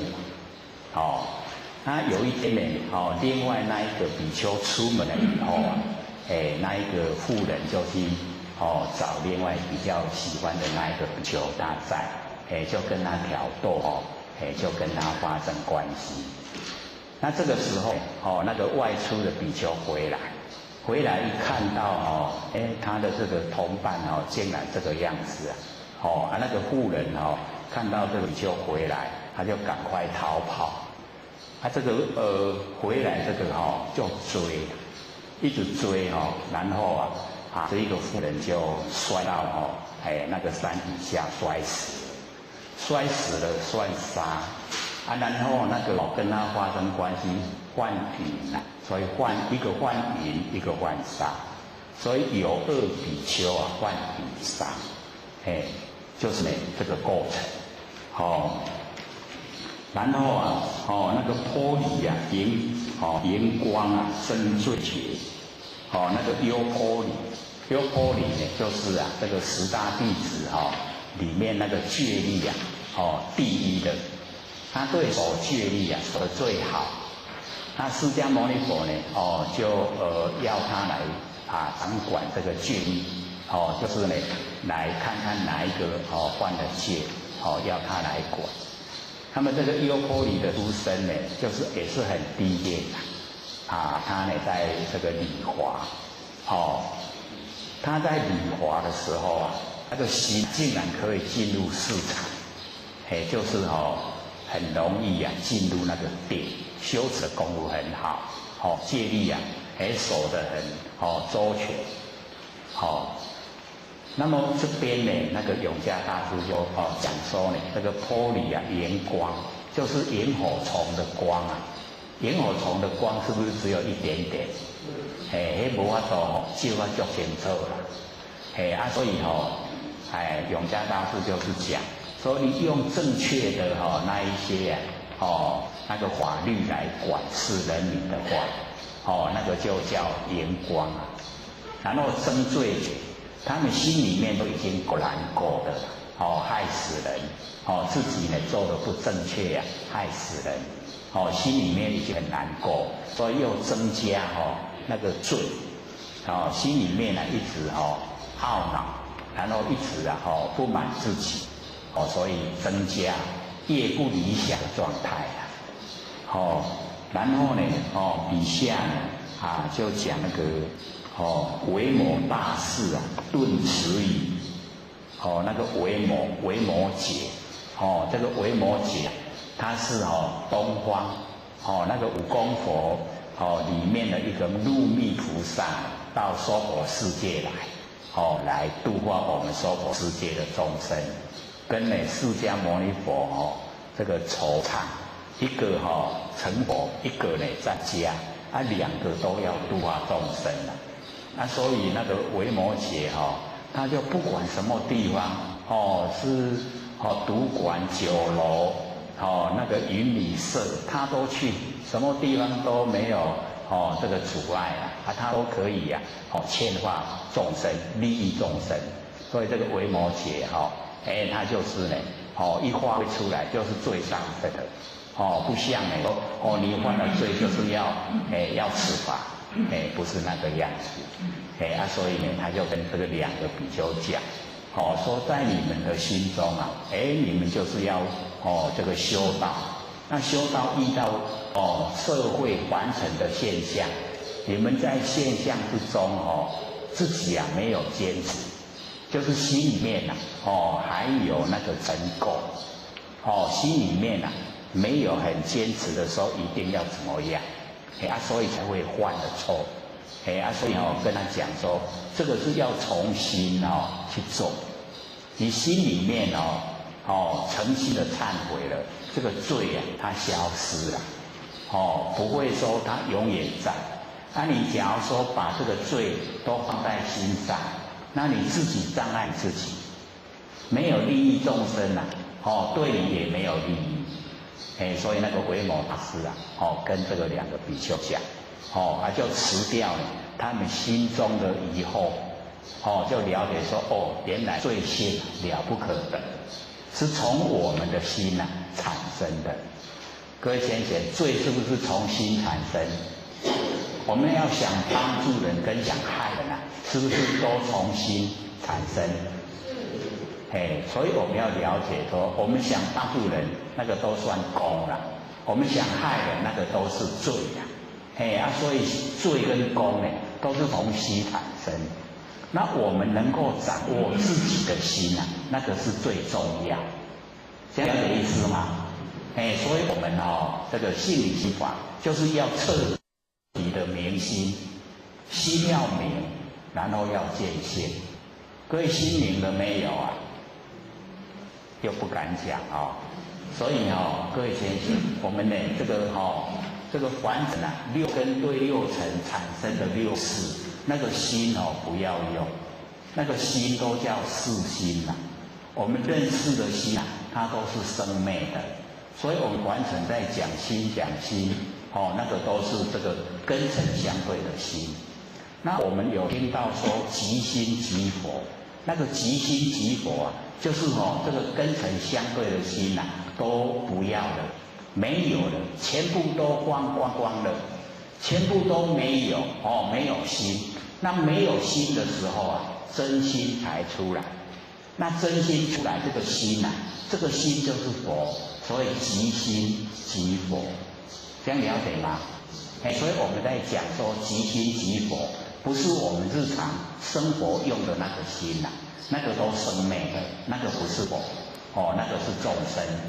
我们把那个凡尘那个根尘相对的心全部都没有的心了，我已经无心了那无心以后真心才呈现真心一呈现，它没有对立，没有对白没有善恶，它是一个绝对体的，所以这个叫即心即佛所以我们本身就是佛了，只要我们肯把那个凡尘根尘相对那一些去掉已经就是了。肯不肯去掉啊？在认识上我们就是要知道说，原来我们根尘相对日常生活里面6根对6尘产生的6识那个都一直在变化，不要用这个心用这个心的话我们会造业。然后我们这个心能够放下的，放下以后我们就用直心。直心在生活之中就是遇到事情第一个呈现的，那就是佛性出来，直心叫做事来则应，事去则见那个直心我们用直心就是不会考虑到自己好不好那考虑到自己好不好，那个叫转念。一转念以后就进入世心进入世心就是生灭然后世心以后我就有喜欢，就有讨厌。那喜欢就取，讨厌就舍，就有取舍有取舍就造业，业经形成，果报就来所以我们就是了解到，我们会接受凡尘的这一些苦都是我们自己造的因为不知道真理才造业那我们知道以后业都不造，因为没有取舍，没有取舍没有喜欢讨厌没有喜欢讨厌，就跟天地一样，白天黑夜春夏秋冬自然而然运转。各位先生，天地有没有业？天地有没有业？天地会不会造业？不会的因为它都按照自然的运转。那我们看到有天灾地变，那个是我们的众生业因形成才有天灾地变。本来天呢都是正常的运转为什么有狂风暴雨？为什么有台风为什么有地震？那个都是我们众生的心引起的我们众生的心变化很大，所以现在天气变化也很大众生的心变化很快，现在的天气变化也很快，所以我们老一辈的这个年纪比较大的了解说，以往天不会这样，对不对？所以现在这个天地拢无照假期老人拢无照规矩，老人无照道理囡仔拢无照规矩，都是这样一直形成我天气的变化很大所以我们了解说，这个天灾地变是我们人的心引起的各位都不会去想象说天气的变化跟我的心有关的有没有关系？我们有一些就会觉得说，P V 啊，那北高啊，那有关系。可是我们仔细去观察，一定有关系的，所以各位看，假如说到达一个节日，就是要拜拜啊，大拜拜时候啊，不是要杀很多畜生啊。本来那个遇到天气都是天气很好，可是你真正到达那个一直在杀生的时候，愁云惨雾的啦，马上就形成了愁云惨雾。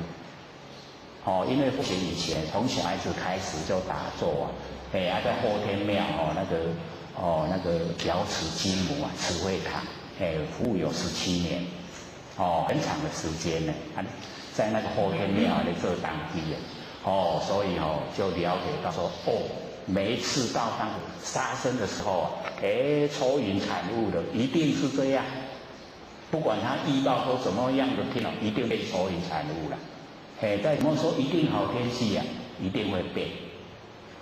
所以我们就是了解到这个天地，它不会做事啊，它只有使万物啊，生生不息。所以生啊是天地的大德。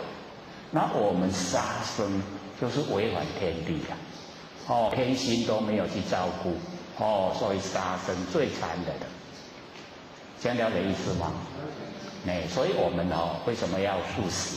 就是不跟众生结恶缘，而且这个一命要还一命的，没有说一个人很喜欢说我给你杀给你吃，绝对没有啦，一定气得咬牙切齿。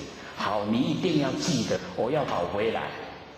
所以每次我们自己养的那个家禽啊，自己养的鸡鹅鸭要去杀的时候，不是要去称看看多重吗？要不要？自己杀的为什么还要再称呢？不是不用好奇啊。那个就是跟他讲，我在吃你的时候啊，吃几斤几两，以后你在讨的时候不能讨过头了。那个就是明明白白了，就是我吃你几斤几两，以后你要回去啊几斤几两，这个讨我还要再讨回来，就是这样，没完没了的，所以我们呢就不跟这个众生结恶缘，因为他做了不好，才会转世啊当畜生，所以畜生你看我们人啊，不是有三人嘛生觉灵。那个畜生它的灵啊已经被掩盖了，生觉有了，灵就没有。那狗因为它那个灵啊盖一半，所以狗还很灵，灵不灵？有的狗很有灵性可是没有人这么灵了有一半的灵，说它盖一半。那我们人有一些人啊，他也不是很灵。对不对？有没有全部很灵？有的嘛是都很笨笨不笨？那个灵也盖差不多虽然没有到一半，大概也1/3有了，已经盖了。有时候我看到那个很笨的知道该怎么样去追求，不追求都追求那个不应该的。那个算不算了？他的灵已经盖了1/3，有没有？都已经盖了1/3他盖咱家己爱去认真的拢唔认真啦，迄无应该咱管的，咱拢管较高。那个大概都是5时出世。我们7片，第七个那个7片，就是下昼时11点甲下晡1点。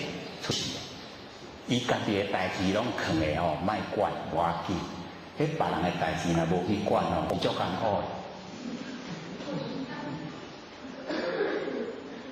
所以啊假如说你是那个时间出生的你就要深深的回光返照，我有没有这样那个家己的代志拢藏的无要紧。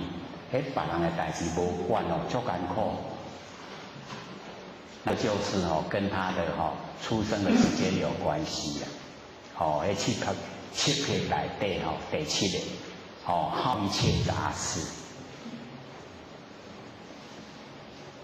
很有意思啦所以我们要深自警惕。假如说是那个时间出生的，我一定不要落入那个旧巢里面一定不要去管别人的事，管我自己的生死大事就好。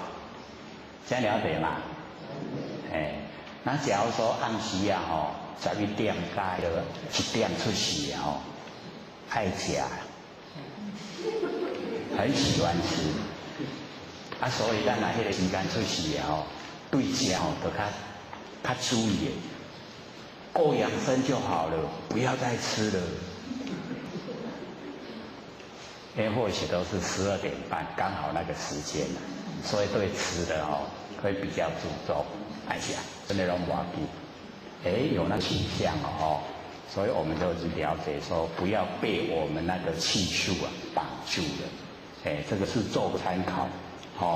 所以这边维摩大师能够顿除以告诉我们所有的罪福都是从心发挥出来，所以我们要掌握自己的心使自己的心真正的到达真空妙有到达呢就是即心离佛。所以心理心法最讲究的明心见性能够心明因果不昧，能够见性成佛无疑。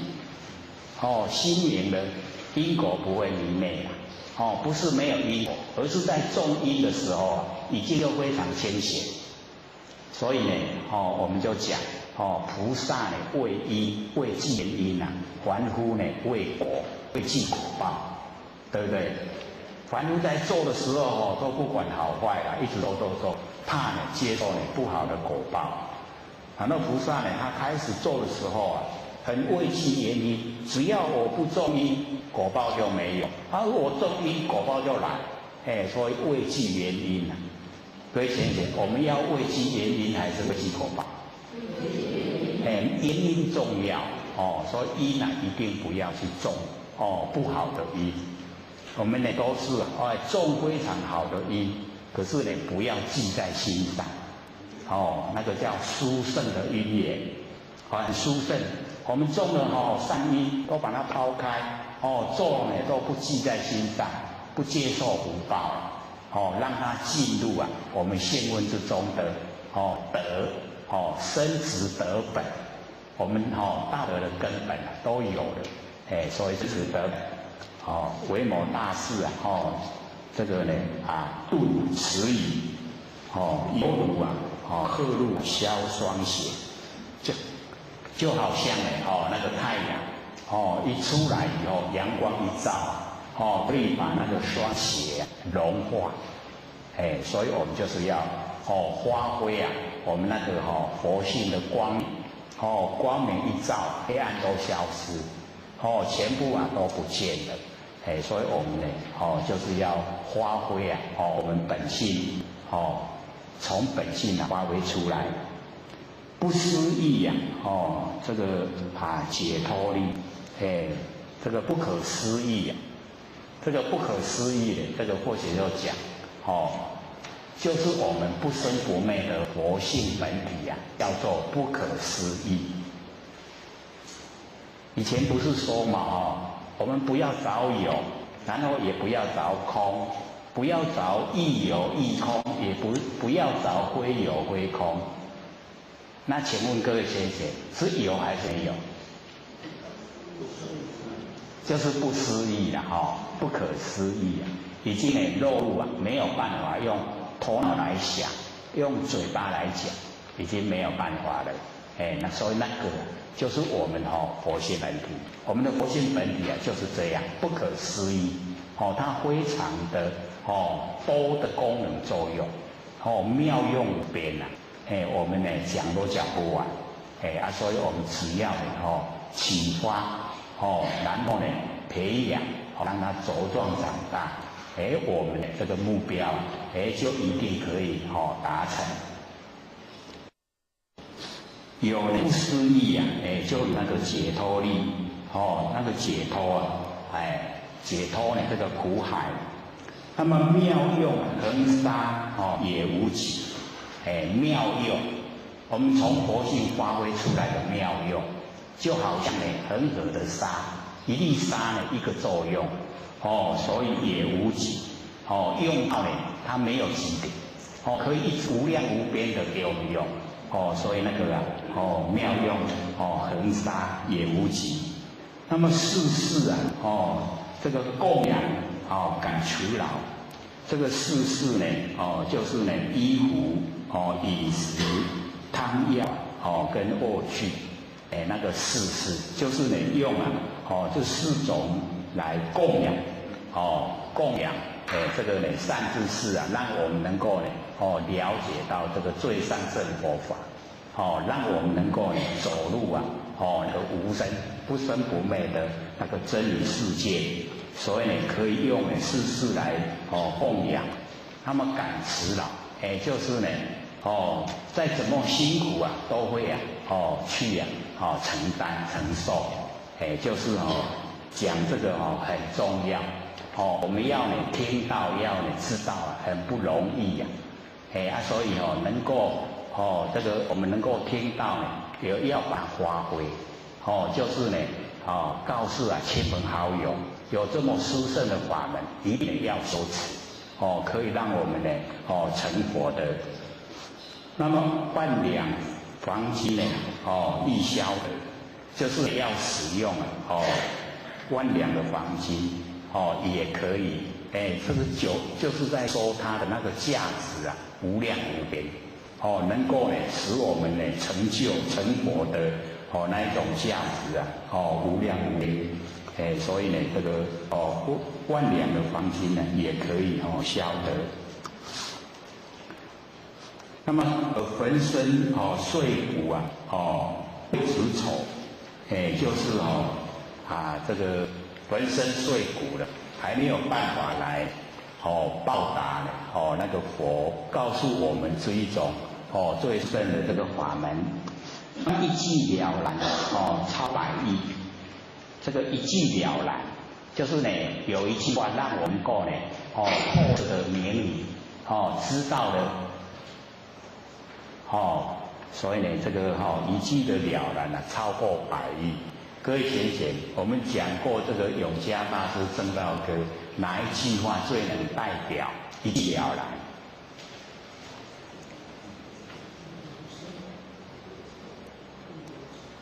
或许有讲过，各位听的时候不很在意，就是那个不离当处，常湛然。不离当处，各位前当处是哪里？对，就是那个十四古今不离当面，那个当面呢就是当处。所以啊，理当处常湛然，就是这一句话可以超100亿，这一句话可以了然，就透彻的让我们回到本位，这个十四古今呢不离当面，各位都还有印象啊，就是三世，过去世、现在世、未来世。那3世各有3世，就9世了，然后再加我们现前的一面，就10世。那么10世的古今不离开当下这一面，就是10000年前跟10000年后跟现在都同一个时间，叫做实际的理地这个实际的理地就是当下我们这一面。所以这个叫不离当处常湛然，就是当下我们这个万年放下一念不生，那一个了了分明的觉知那个叫当处，不离当处常湛然，湛然常寂，感而遂通，那个就在讲我们那个佛性的原始状态，就是这个样子。所以我们一回到呢，那个佛性的那个本来，就是每一位都是佛，都已经成就了，所以这个一句了然超百亿，不能用凡尘的这一些那个价值来比喻的，因为凡尘这一些呢都虚幻不实在的。那我们修正了以后那个是实实在在，可以千百亿法身，那个呢才最重要，所以一句的了然超百亿。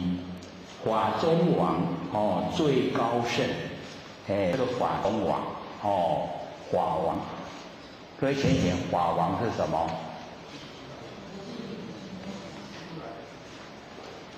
法王是什么？法王子是什么？不是都有说过吗？忘了，法王子就是菩萨，法王就是佛。法王在法能够自由自在，那个就是佛。法王就是佛。那法王子就是菩萨。要承担承继那个佛的家业所以法王子就是菩萨，法王就是佛所以呢，我们了解说那个法中王，法中王就是佛，最高圣他是已经呢是最高最殊胜恒沙如来同共振所以我们了解每一个都可以成佛，所以这个法中王就是佛最高圣，已经最高最殊胜。我们呢恒沙如来同共振，所有的一粒沙呢就是一位佛，那么恒沙的如来恒沙的如来相同都证悟这个法中王法中诸王所以我们了解那个法中诸王，就是我们那个佛性本体，佛性本体呢，就是佛，所以我们了解我们都可以证悟同共振。那么我今劫持如意之，这个永嘉师呢说，现在他已经呢了解领悟了这个如意珠。各位浅显，如意珠是什么？对，这个导师成熟了，真心佛性。我们那个不生不灭的真心佛性就是如意珠，很如意的宝珠，就是我们不生不灭的佛性。所以呢，我们了解说呢，永嘉大师在讲，我今呢解除如意之，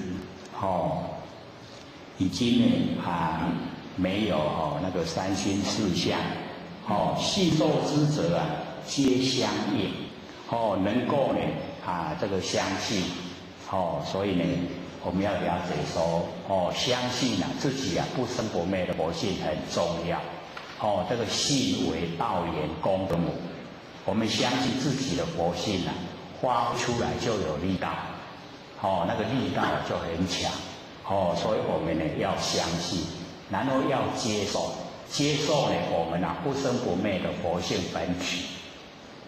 各位接不接受我们平常都是接受那6成比较多了，接受我们的佛性本体比较少，而且都不注重它，注重呢凡尘的有形有相的物质。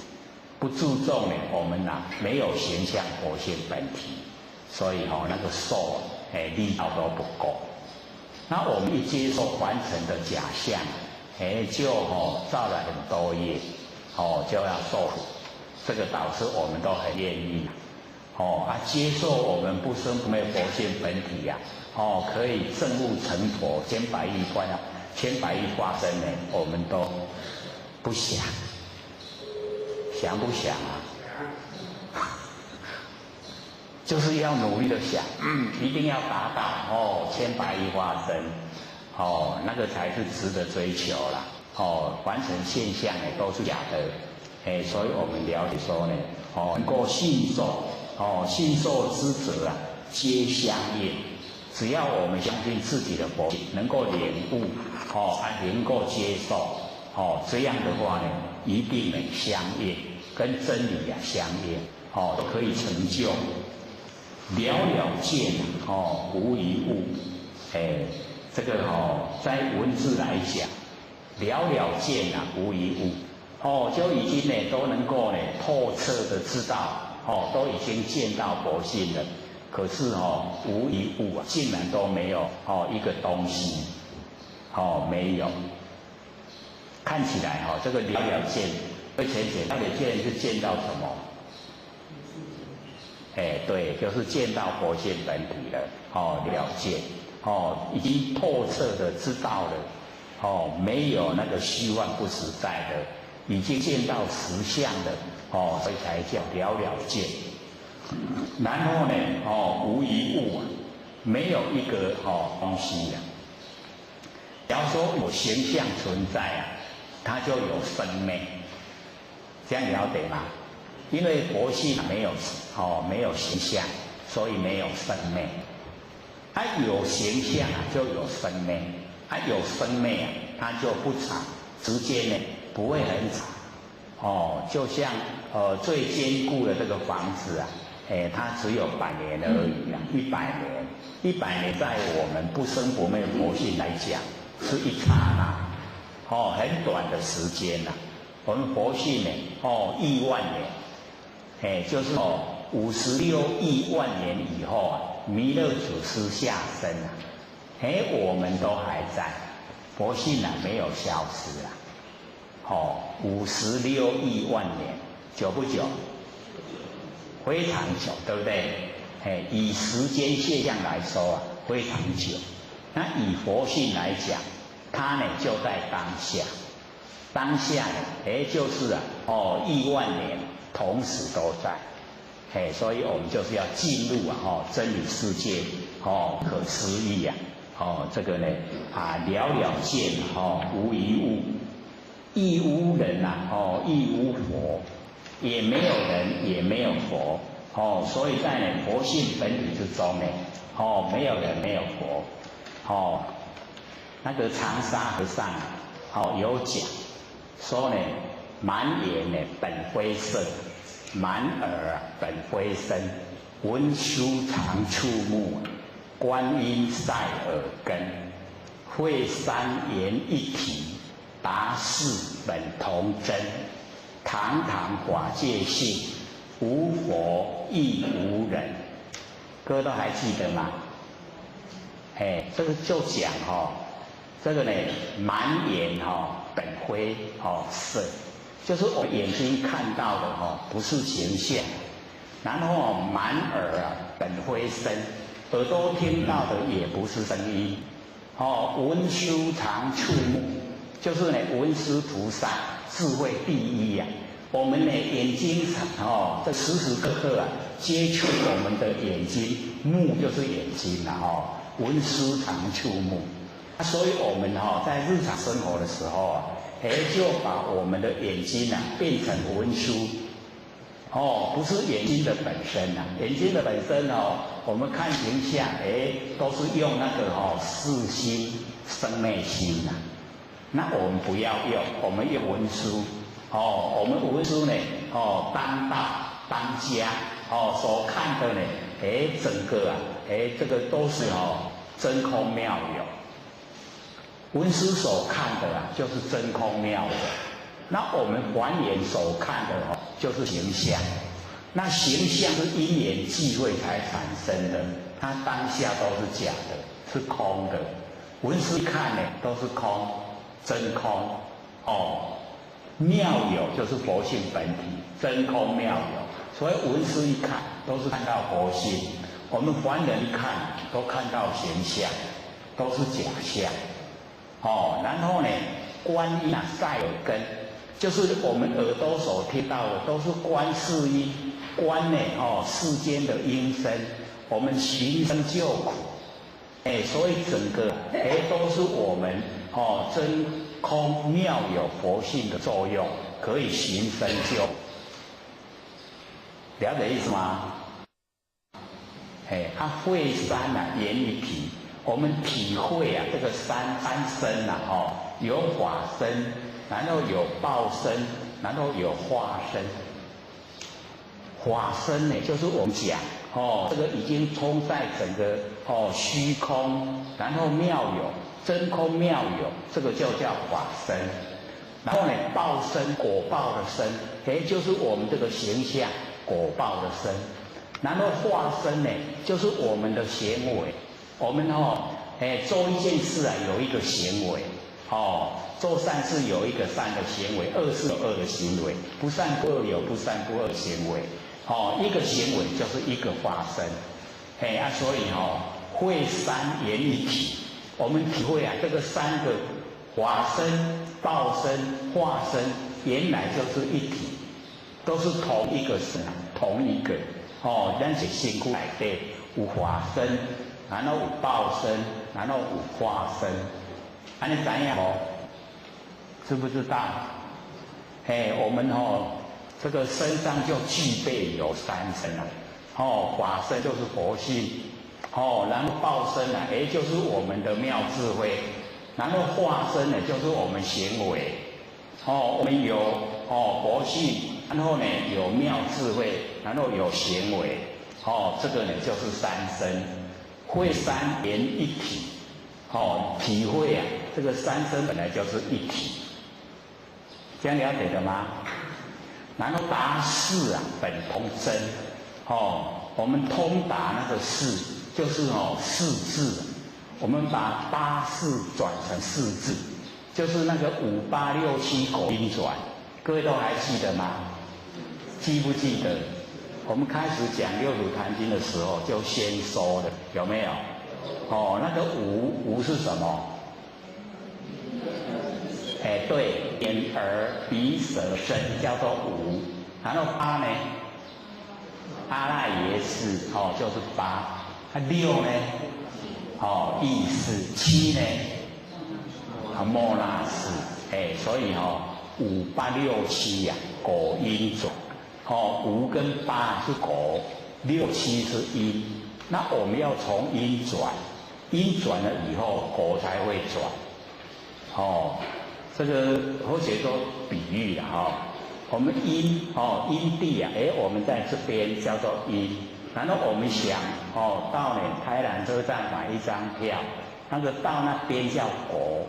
我们现在在因地的时候要买车票，买得到吗？买不到，所以那个果转不动了。我们要从因转，我们从这边出发，然后到车站去就可以买到了，对不对？所以从因转，因转了以后到果地，果地以后果就转了，这样了解吗？所以我们从第六的那个六叫意识，那我们意识不要用，我们把它转成妙观察智。妙观察智因为我们了解意识，我们会落入自己的情绪里面。妙观察智就已经关照这个凡尘的事项，所以六祖就讲妙观察智见非功，见到非有为功用，见非功就是见到我们无为的佛性本体。所以从第六的意识我们不要用意识，我们用妙观察智，就见到佛性本体了。见到佛性本体以后，第六意识转成那个已经转成妙观察智，然后再来转第七呢，我们就是了解是我们的意根，然后我们把它转成那个平等性质。因为我们最不容易就是平等，就是没有分别心。可是我们在凡尘分别心都很浓厚，一见到马上分别，所以障碍我们最大就是分别心。所以佛证悟就是没有分别心，他已经平等了，是法平等，无有高下，他已经证悟是法平等，所以成佛。那我们分别心强，没有办法平等，所以我们要转，把摩那识转成平等性智。那我们有平等性智啊，心无病。六祖讲平等性智啊，心无病，心没有病了，就可以回到我们佛的本位。我们第六、第七转好了以后，我们再来转前面的眼耳鼻舌身。我们用妙观察智跟平等性智来指挥我们的眼耳鼻舌身，要眼耳鼻舌身来听我们那个妙观察智跟平等性智的指挥，叫做成手咒智。完成我的命令去做成手咒，成手咒智啊，同圆镜，跟圆满的镜子一样，进来然后折现，进气啊不流，所以那个已经呢果啊可以转了。然后呢这个五啊，眼耳鼻舌身这个五可以转了以后，到最后的地方。阿那耶识啊，就转成大圆镜智，所以那个前面的成手咒智啊，同圆镜，然后呢，那个阿那耶识啊，就已经呢转成大圆镜智，大圆镜智的时候啊，就已经性清净，那个佛性啊就清净了，所以这个达四啊本同真，我们到达这个四个智慧。要观察智、平等性智、成手咒智、大圆镜智，这个四个达四本同真，全部都是真。这样了解意思吗？都是从佛性发挥啦。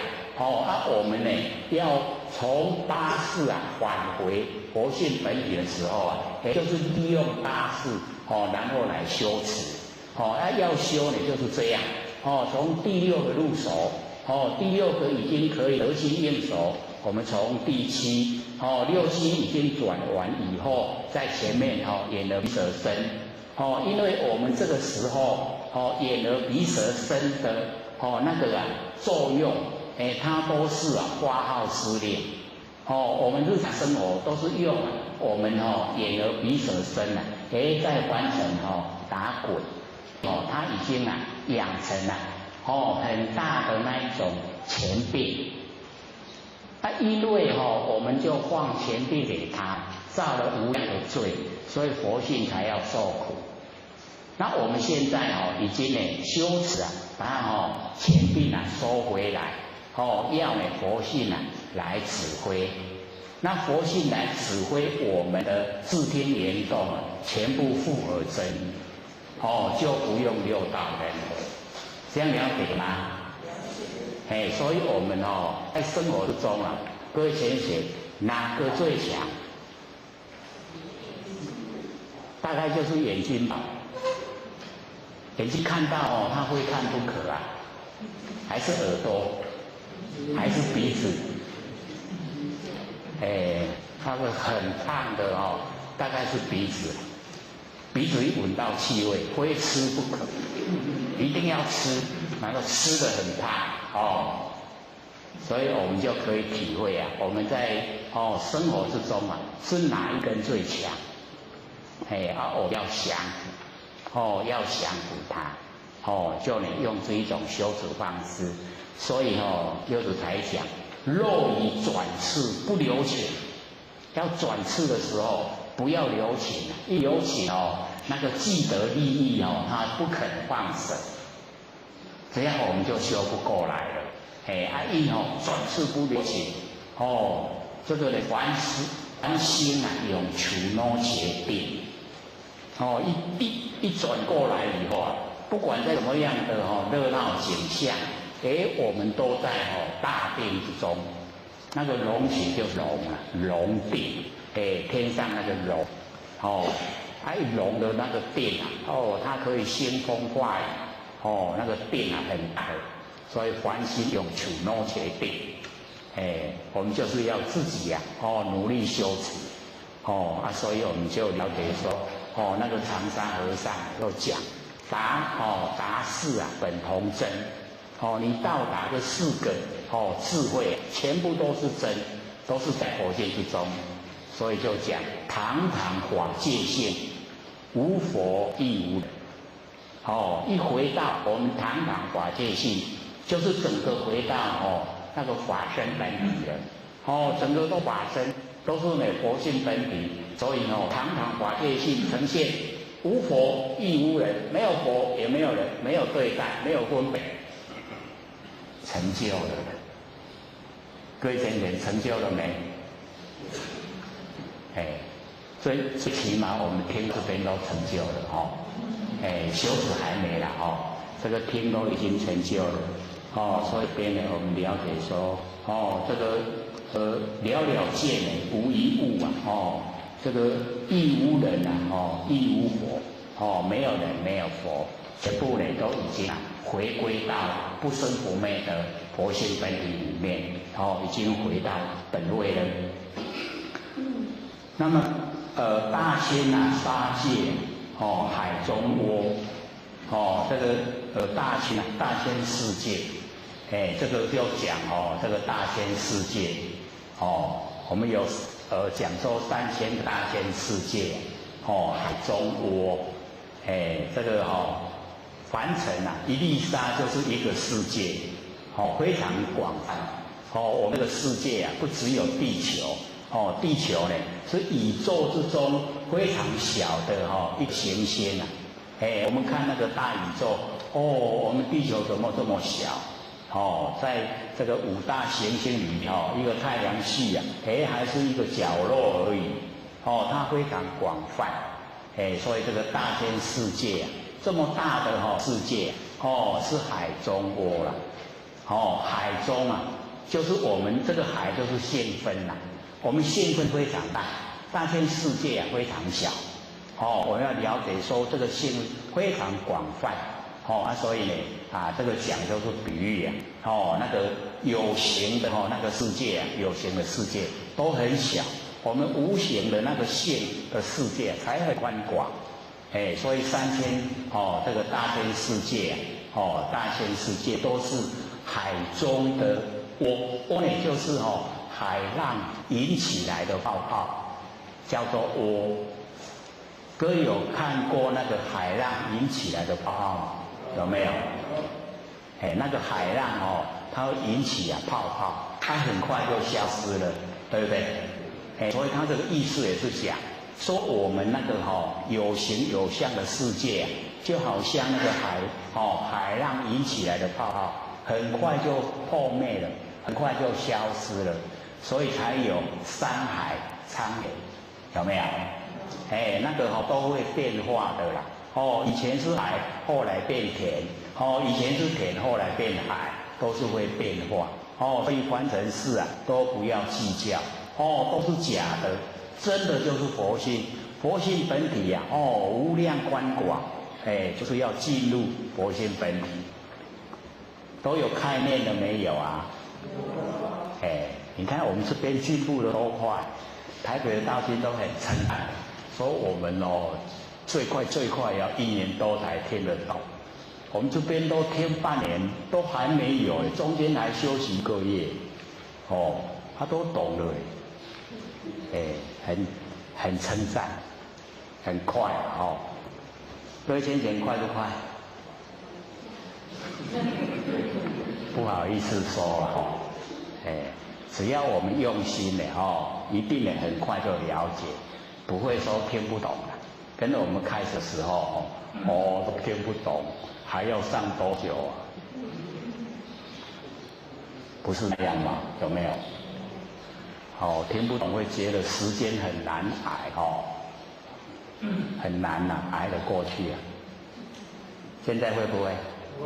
不会了对我们有心追求，又被我们摸到那个门路了，会很高兴这个或许那个时候一直追心理心法，或者都讲前后竟然有30年的时间真的够笨的各位都不用半年就可以懂，或许还摸了30年，30年真的是不多不少30年这个在后天庙有17年，在道场有13年加起来30年，30年才了解说，啊，原来心理心法就是这样哦，那叫简单。所以哦，那个时候啊，就一定要收，不然哦，我这30年都白费了，无菜哦。领悟以后啊，就死掉，不是讲都爱看他了，对不对？哦，就可惜了。这个真的是很难，不懂就是不懂。心理心法不能够骗人啊！你只要一开口，你知不知道哦？听的人啊，有领悟的人，他马上跟出来。哦，说你知道不知道？你讲的是真的还是假的？因为有一些浅显。或许这个苦口婆心一直说一直说，一拍死啦，我知呀，我知呀，我知呀。但是我听说你还不知道，你起码跟我讲知呀，我要搁讲啥？就没话说。所以我们就是要知道心理心法，知道就是知道，不知道就是不知道，没办法骗人。所以各位只要努力啊，以后你也可以人家一讲话，你就知道他修到什么程度，就会知道伊真有根气讲的拢接近佛性，一听就会了解了。不知道就是不知道，假不来的，所以要努力，各位也很赞叹，或许都30年，你们才几个月，30个月还没到。很快所以呢，我们了解说，已经到达呢，无佛无人，到达呢，那个整个啊，那个大千世界啊，都是海中的那个海泡，一切圣贤啊，如电佛，所有的这个圣贤，就好像那个闪电，那个打雷那个闪电。一闪就过去了，所以我们就是要了解到，我们在凡尘啊，能够呈现的都不很多了，就好像个闪电，一刹那就过了，没了，很快呢，一切这个圣贤啊，如电佛，假使啊天轮等上学，在这个能够成就圣贤的时候。能够呢明心见性的时候啊，假使有那个铁轮在我们顶上盘旋，是呢要来陷害要来这个修持要把这一个修理掉，就是这个修道人要把它消灭掉那个铁轮在顶上盘旋定慧严明终不失。那因为这个修持的，他已经到定慧严明，所以我们要了解到我们能够进入不生不灭的佛性本体，就有办法那个定跟慧整个都呈现。那整个定慧一呈现以后这个对所有的现象，你要怎么处理你就有那个般若妙智慧。他都不会去害怕说形象会危害到我的生命，不会。为什么？因为形象都虚幻不实在，而且只要你修持到那一种那个定慧严明的程度那怎么样来破除这一些那个现象的障碍，那个都是小事。这样的意思嘛，就是自己要怎么处理自己都知道。所以我们这个修道人就不要住在那一些现象，像那个三祖、二祖跟三祖是有一个他呢到活到110几岁啦，可是他就是有那个业障有障碍他要自己本身去了他的那个障碍，所以他到那个真正的要去了他的障的时候就是要被砍头头啊要被砍掉，他说这个到达要被砍头的时候啊，他说好像如临春风啊，好像被那个春风吹得不是很舒服吗？他说被那个头砍掉很舒服。那我们看头被砍掉是不是很凄惨？他一代的祖师嘞，还被砍头所以我们就是了解到那个就是皇帝啊对修道人啊这个起那个恶心的时候，所以他吩咐啊那个三主就是躲到深山里面，把那个刀脉能够保存下来，不要传。所以沙座我们认识的都事迹啊都比较少，因为他听那个神光二祖的话，就躲到深山里面去。这个世子啊，你那一切呀，所以传给那个世子，然后才把那个道脉延续出来，然后传给五祖，才传给六祖，这样。那我们看那一段啊，一代祖师还做砍头啊，他还很高兴，还知道事先知道，所以我们就了解说，有一些真的就是这个重经百千劫啊，所作业不亡，因缘会易死，果报还自受，都还记得吗？记不记得？所以真的就是坏事不能做了，做了以后重经百千劫，纵然经过非常久的时间他都还在，都在，所以只要因缘会易果报要去接受，这样了解意思吗？所以我们呢，这个修的重点就在不生不灭的佛性本体，所以在现象会有什么样的那个遭遇我们就欢喜心甘愿受。各位都还记得吗？记不记得？欢喜心甘愿受非常有效，对不对？可以了掉所有的业障。不欢喜心不甘愿受我们会没完没了，一生都很坎坷，都在应付同样的事，可是应付的那个方式都不一样。来的要给我们接受那个果报，都不一样。我们认为说造了非常多的业，其实只有一个了只有一个，再了一个业，一个业都了这么久了，你看我们一生坎不坎坷？所以只要我们欢喜心甘愿受，没了，没了各走各的路。就逍遥自在了，所以你看，只要一转念，我们整个人生都不同了。所以我们在凡尘就是要接受真理，要欣喜，要一直听就一直熟了，听了熟做就容易了，听不熟呢，让他走不了解，不了解就会有问题所以要听熟。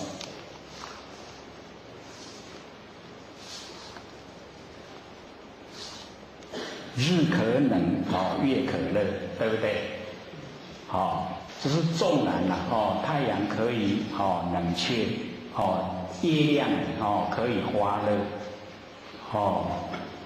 这个众魔不能坏这个其说，就是众魔没有办法来毁坏这个真理，那个真理说出来的。它的力道就是很大，经得起考验在现象再怎么变化，真理绝对不会变化。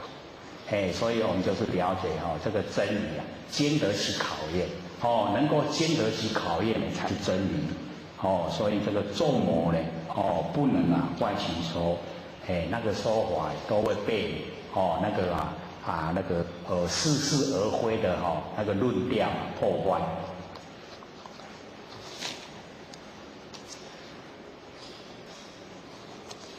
向下真容慢净土对不对？因为后面有一些都是在解说了，那个小挂号里面都是在解说意思啊，所以我们要找那个比较大的字啊，来讲，所以那个大象驾着那个佛法，朝着那个真龙，就是不很平坦的那个道路啊，这个慢进途啊，慢慢的一直前进，就是说。要推广这个上乘佛法不是那么容易啊，那么顺水，一定也会有很多的一些障碍挫折。可是呢，只要我们按照那个真理的那一种行进方式去做，所以呢，这个向下真龙啊，慢进途，随螳螂啊能续车，什么人呢？当那个螳螂。各位姐姐，螳螂是什么？草泥啊，人家就是那个小，那个好像看起来很大可是它实际都是很小那螳螂，我们都没见过吗？那个螳螂很有意思，对不对？那个螳螂。那这边就讲谁要当那个螳螂来挡那个大车轮的前进，螳螂去挡车轮会怎么样？压扁的啦，一定会被它压扁，整个身都不见了。所以说随螳螂一去车，这真理啊，它传播在凡尘的时候啊。你用不正确的方式要去阻挡它，你都只会损害到你自己，不会对真理有所这个妨碍，所以呢，这个随螳螂能去车，大象呢不由己途径这个大象走的就是大路，大象没有办法呢走那个兔子在走的小路啊。所以我们就是了解说，这个真理，这个正当正确的光明大道，我们呢就是要走这个光明大道，不要走那个兔子在走那个小径。那么不悟呢，不拘于小节啊。所以各位先生，这个不领悟啊，我们一定呢不要拘视在那个小节里面，一定呢要找办法领悟，不要被局限在那一些小细节里面，然后害了我们自己。一定要领悟。所以这个永嘉大师啊讲这句话的目的啊，就是鼓励我们一定要领悟不领悟的话，一定要想尽办法领悟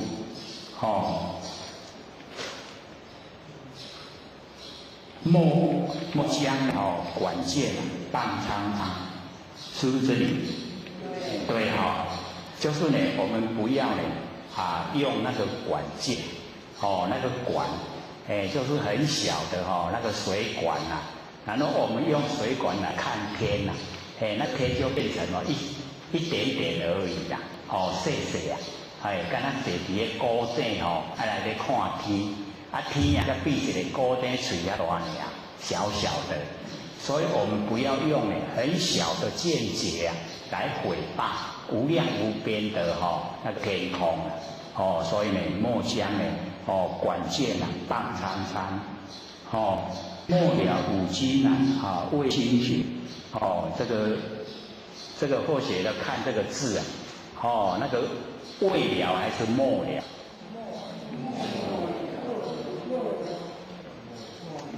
所以导有两个未了有未了的意思未了就是表示我们不了解，那我们不了解的话就辜负了永嘉大师为我们说正道歌的意图啦。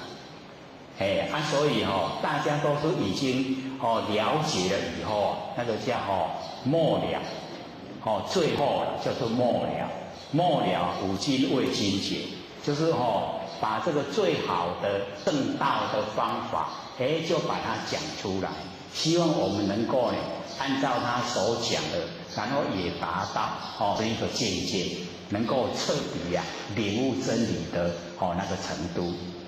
所以或者说不了，就表示说我们没有了解，没有了解那辜负了永嘉大师收正道歌的意图。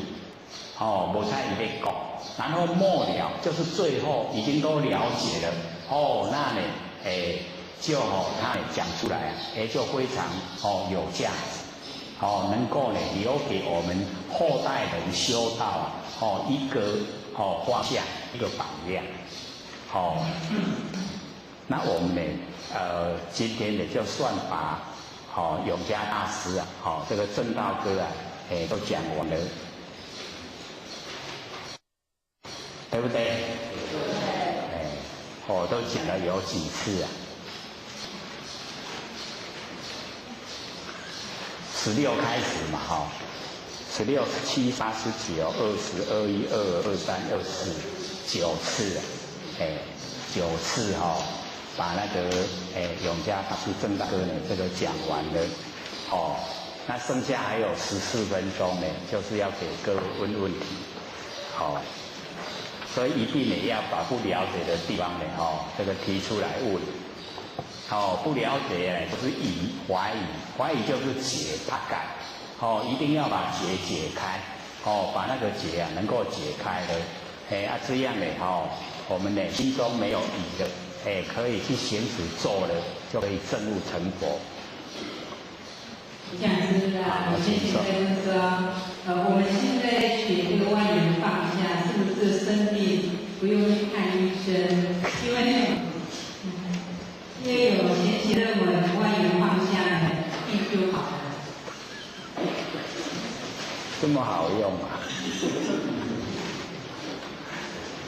这个我们了解到说呢，这个四大不调，所有风土没有调和我们生病了。生病呢就是四大没有调和。那最大的原因呢，就是我们心里面有病，心里面呢有那个极限，被呢拘束了，在哪个角度没有放开，所以病来了。那我们在做万缘放下的时候就把所有的这一些束缚全部都去掉。那束缚一去掉以后我们一些那个脉络经呢血都已经可以畅通了，那个可以这个使我们这个身心都很愉快，可是呢真正的有病了有那个病菌在身体，还是要找医生吃药，那个比较切实只是说这个在修补方面我们呢了解到我们呢越重视我们那个不生不灭的不现本体，我们身体方面的那个疾病就会越来越少所以修道能够领悟无生，可以说呢到阿罗汉的时候都不会生病他已经呢可以脱离那个病魔。所以真正的是有帮助的，可是有病还是去看医生。还有吗？好，请说。好。那个之前一个朋友就是忧郁症，那而且小时候要他听这个的话，会不会改善他的忧郁的心情？因为他的忧郁症是属于那种无力感这样子。好，请坐。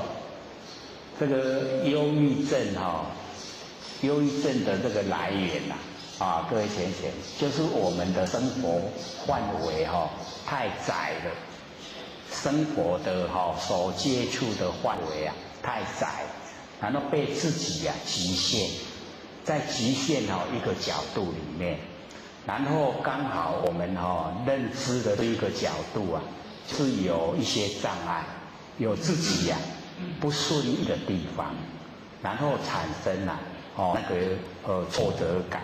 那个忧郁就来了。那我们要了解说，消除这个忧郁当然现在是有药物啦，可是真正最好的方法就是扩大我们那个见识，把我们的见识扩大。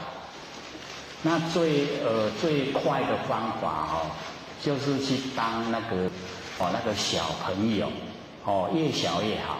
但是幼稚园和幼儿园幼稚园或是那个小学生，去当他们的导护，去看他们那个天真可爱的那个样子。或许都讲说有一次，或许那个居住的社区看到一个要上幼稚园的小朋友，他妈妈可能是很节俭去买一个书包那个高超过他的肩膀，那个底下超过他的屁股，那个两边超过他的那个身体，然后他很高兴很大步的在走路。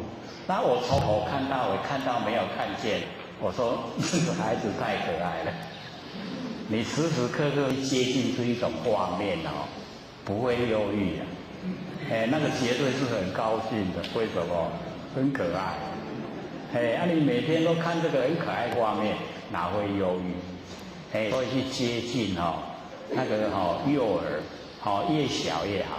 然后呢去当他们导护就是帮助他们过马路那个尤其在他们那个上学的地方那个去照顾他们。一段时间那个当义工没有钱赚的，你只要接近那个环境那个忧郁症好得很快。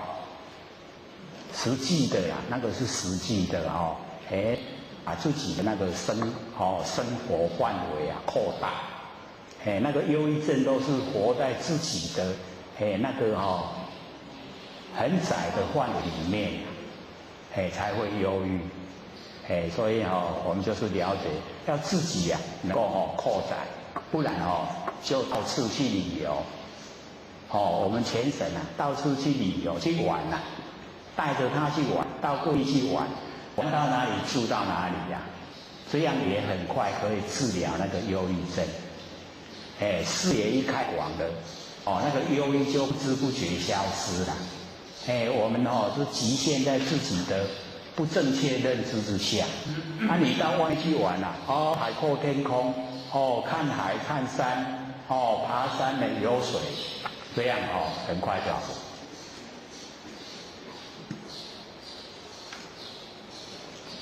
身体虚，就是他平常很喜欢胡思乱想，所以很喜欢胡思乱想的人他把身体的养分都消耗掉。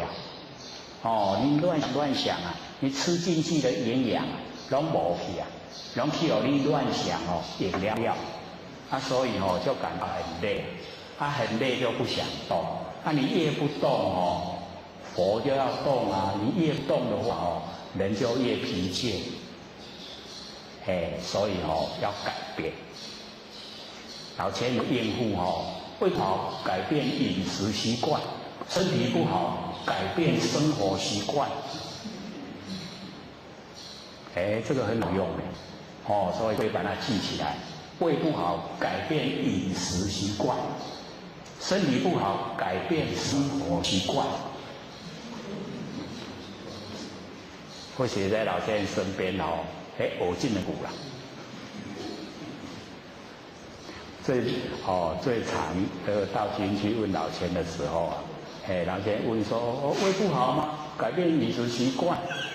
身体不好改变生活习惯。就这样很好用的。还有吗？还有分？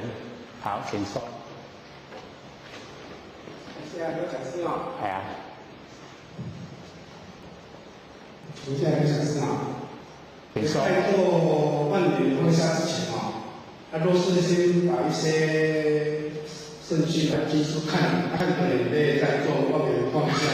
那时候一下子就眼泪就想睡，但是后面不敢睡，但是躺下去就在练，练到一下子就不知道就睡觉，这样这种方法正确吗？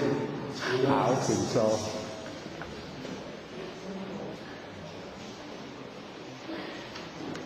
这个把自己逼得太紧了，把自己逼了太暗了缺少给自己空间所以我们在这个诵经的时候啊，就是虔诚的全心全意的诵经诵咒。那你要做万缘放下的时候啊，最好就是在精神饱满的时候。那假如说我们一做万缘放下，就昏昏欲睡啊，这个时候就睡，先睡觉，等到我们醒过来以后，那个已经精神又来了，饱满了，那个时候来做。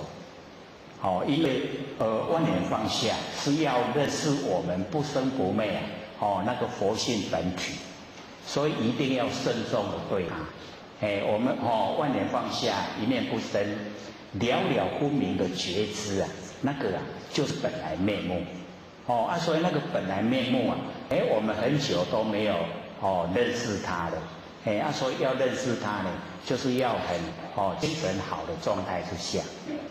认识了以后，因为要让它结成圣胎，然后要让它出生，让它如朴，让它茁壮长大，所以要长期抗战，不是说一两天就好了。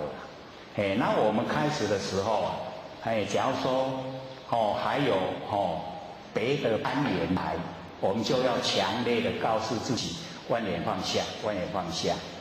以这个万缘放下的这一个缘来拼除万缘。然后做了一久，时间一久了以后，你自然一进入以后，不要告诉自己万缘放下，它就自然的万缘放下，已经到达能够体悟了了分明的觉知，那个佛性本体啊，都已经呈现了。那呈现以后，我们再做耳根圆通。耳根圆通就是要把局限在身上的佛性延伸出来。那延伸出来以后，让它整个空间，这空妙有都有佛性本体了，还要再培养一段时间。然后我们这样一直做了以后，它慢慢的第六感就很敏锐，那个来味来去味去就有征兆，然后再后来慢慢般若妙智慧又产生。那般若妙智慧产生呢，对领悟真理就很快。然后知道我们在凡尘怎么应，你的佛性我会告诉你，那个事来了怎么应，事去了就见，佛性都会跟你讲，按你听从的话，就绝对呢不会吃亏，绝对都是很殊胜的，是这样。还有吗？还有2分钟，还有没有再问？把握时间哦。好，请说。好。现在为什么有那或者看到我们就说现在那个赵医生有一点不同，那个赵医生他们要怎么样治疗呢？赵医生。好，赵医生。他们是忧郁症，现在是赵医生。好。那个躁郁症的来源就是给自己逼得太紧。家己逼了伤暗，代志伤多，家己较有责任，大项拢要去处理，要去负责，所以到久了以后他超过他的负荷，超过伊的负荷他就会感到不安，伊就会发现伊的个情绪出来，咱看到就变做躁郁症，所以那个方式就要能够帮助他的话，解除他的一些他要做的一些事情都把它解除掉。讲你什么免做，我来给你做。你什么会当放开，让他这样自然那个躁郁症它就会消失。解除他的压力，不要给他有压力因为压力越多，他越负荷不了，那个会越厉害。那个躁郁的，一样那都是我们给自己找来的麻烦，我们旁边的人就可以帮助他，把他的所有一些他认为他需要做的，我们帮他的忙，所以你里面做，我来给你做，你拢放轻松就好，这样会吗？很容易的，下课。讲师、各位坛子、各位天贤，大家好。我写张道天师德老千千大德，以及感谢呢各位天贤给佛学机会学讲。我们呢这个回到呢这个六祖坛经第7品。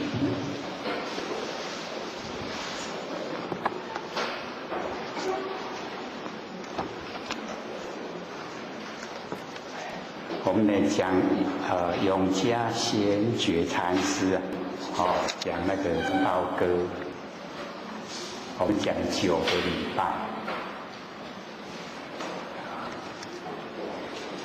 各位对正道歌有印象了吗？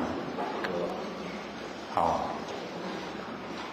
我们呢这个永嘉呢大师把领悟的那个真理都写在这个正道歌。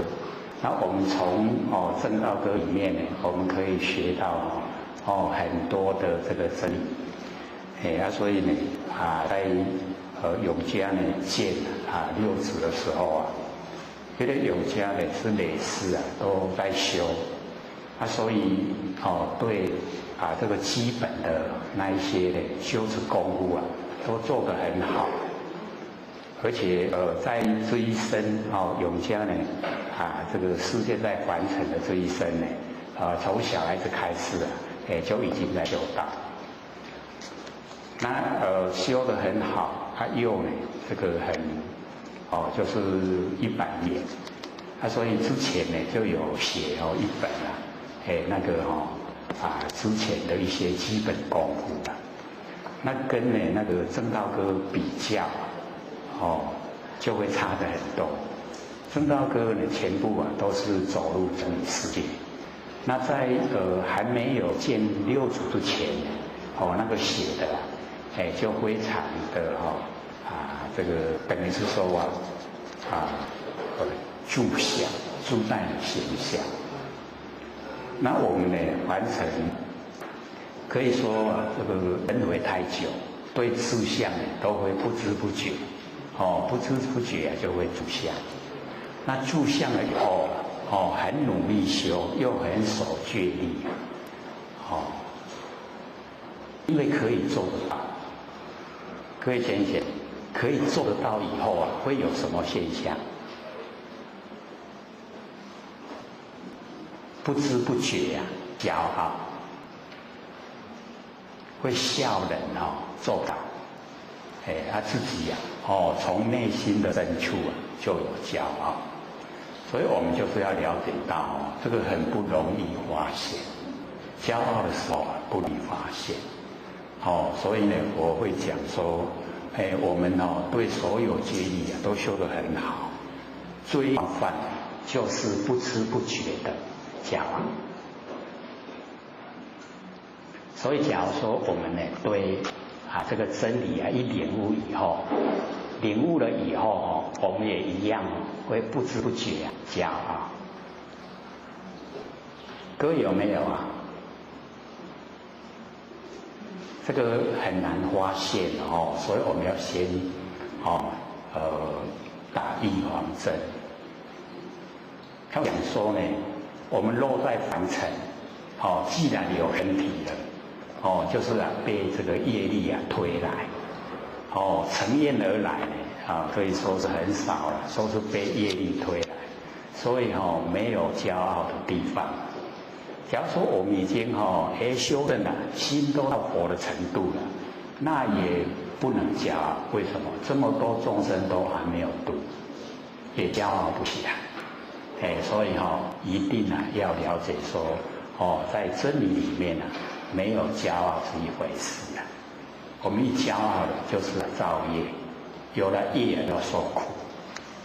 那因为永嘉大师呢他戒律守得好然后人呢又长得高大英俊那玄策呢禅师带他去见六祖的时候他看到六祖就是毫不起眼很娇小又不是仙风道骨所以他也从内心深处产生瞧不起可有没有发现里面那个含义？有没有？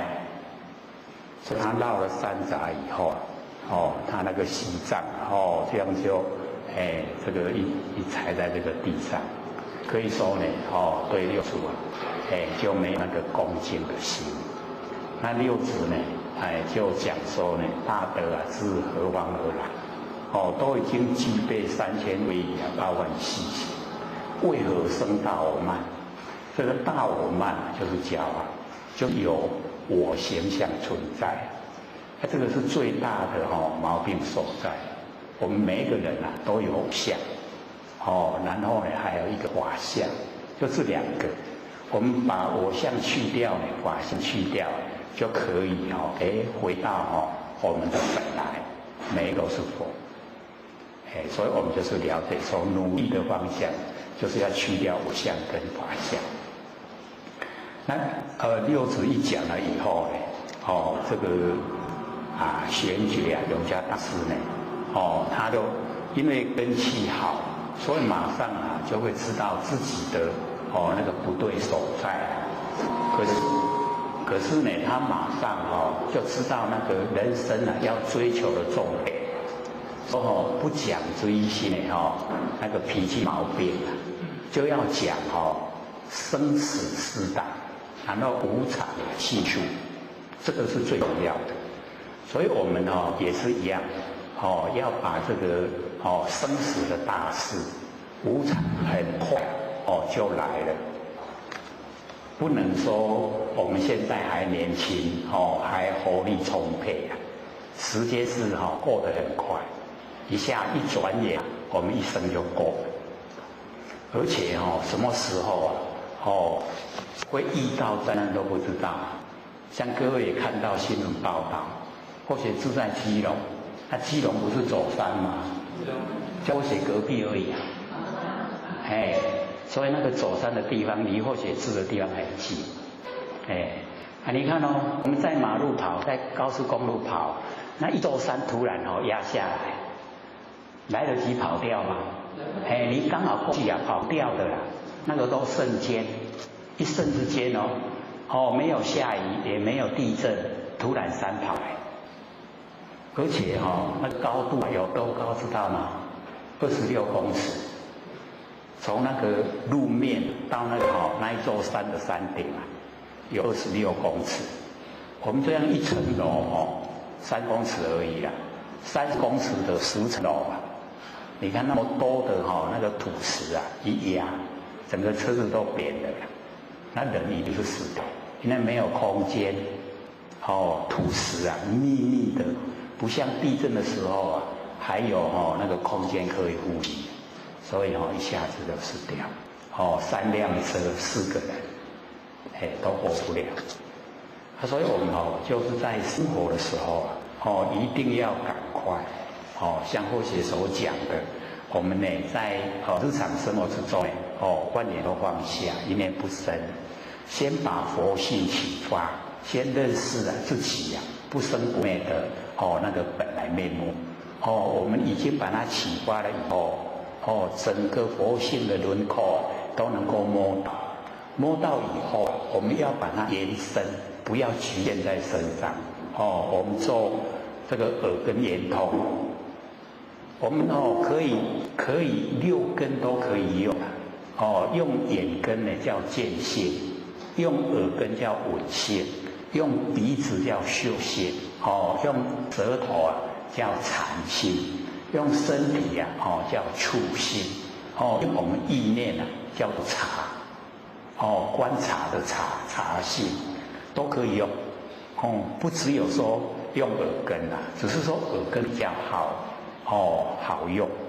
所以呢这个观世音菩萨的那个耳根圆通我们就可以用。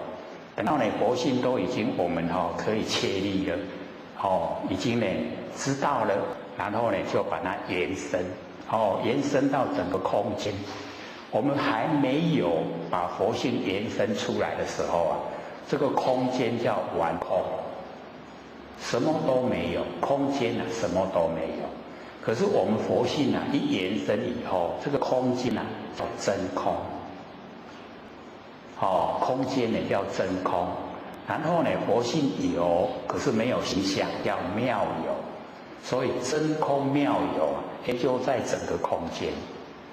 所以这个时候啊很宽广，佛性呢很宽广。出来以后，慢慢的延伸到了整个虚空，它可以超越整个太阳系。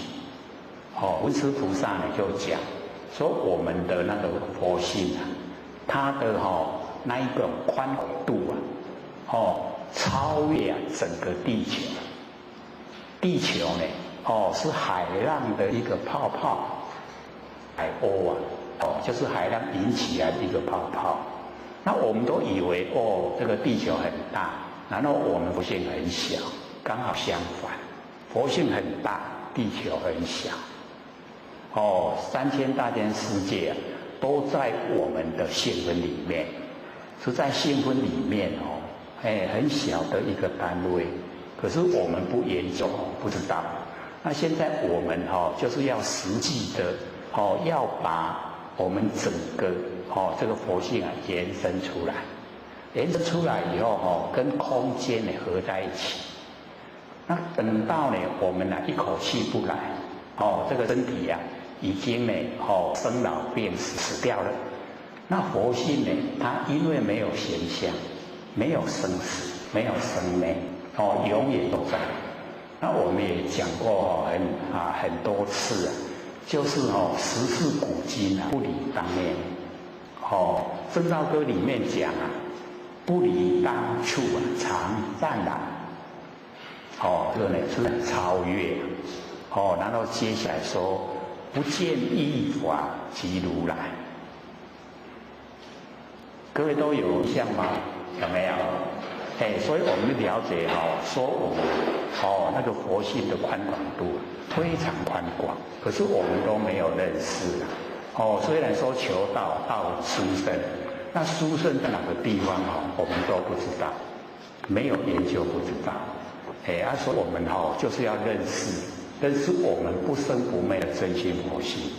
那我们要了解说，凡尘在用的心啊，那个都是世心，认识的心啊，是生灭变化，不能用这个生灭的心来修，一定要用不生不灭的心来修不生不灭的道，这样才会成就了。各位浅显，不生不灭的心找到了没有？是有人回答，可是很少，还不到1/10那可见呢，很多都还没有找到。因为我们要了解到，不生不灭的真心没有1秒钟离开过我们身体，它全部都在，只是我们都没有去认识它。现在呢，我们就是要认识我们不生不灭的真心。因为妄心那个生灭变化很强，我们用的很习惯。妄心它没有体，随着外面的形象变化。真心有体，我们不用它，它在；我们用它，它在。不管用不用都在，只是我们认识跟不认识而已。它给我们用，可是我们都不知不觉。那我们现在就要先认识它，万念都放下，不要有那个意念的外放，就是全部的意念都放下，不要有念头，然后很强烈的告诉自己万念放下，一念不生，这样要经过一段时间连那个万念放下，一念不生的念也不要，这样的这个时候我们剩下来就是了了分明的直觉性，了了分明的直觉性就是本来面目，就是不生不灭的真心，就是我们要追求的要进入的我们那个实相，就是呢他在成佛的成佛就是他，所以我们一摸到了这个本来的真心这个即心就即佛。这个心就是佛了。那我们在日常生活的心那个生灭的那个不会成佛，我们一定呢要万年放下了，要一段时间真正的都没有了，没有意念了，没有这个所有一切攀缘都没有，那个时候啊，我们的真心就呈现。那我们一启发了以后啊，启发这个真心，我们请真心呢出来当家，来指挥我们身体的视听言动，都由真心来指挥。那因为是真心指挥所以不会造业。那不会造业，没有业因，我们就不用受苦，没有果报。没有因了就没有果报。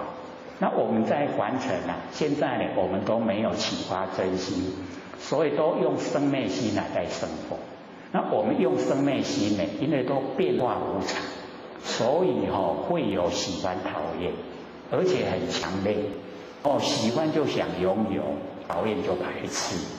那我们在喜欢讨厌之间取舍。那一落入取舍业因就形成。那既然造了业，就要接受果报。我们也都做善事就有善报，福报。那做了不对了，也就有恶报，都落入果报。那我们启发真心用真心来应对凡尘的万事万物，那就没有没有业因，就不用接受果报。这样了解意思吗？或是一再讲都是讲这个都是从根源、从真理的角度来说我们一定要听得很熟悉在我们现问之中都有佛音，那一定可以成佛。所以研究这个心理心法，我们能够明心见性心明就因果不昧，不会迷昧不会去造恶因就不会接受果报那我们见性成佛无疑，一定成佛。所以一定要朝这个方向，没有明心见性成不了佛心性一透彻知道了就一定可以成。从自己的内心产生信心，而且十足的信心一定要这样鼓励这样了解吗？所以我们大家互相勉励因为这个都是蛮深蛮纲要只要我们用心它就很浅。所以以往假如说有浅显问我们，你可以成佛吗？我们内心大概都想愿意成佛，那个只是希望，都没有真正的把握。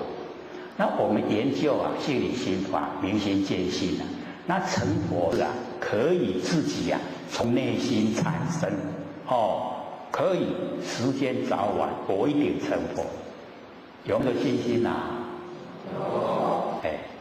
所以我们就是说只要我们研究心理心法，明心见性成佛不是很困难，而是很简单我们只要启发真心出来用在凡尘都用就可以成佛因为那整个都是佛性本体在应对凡尘的万事万物。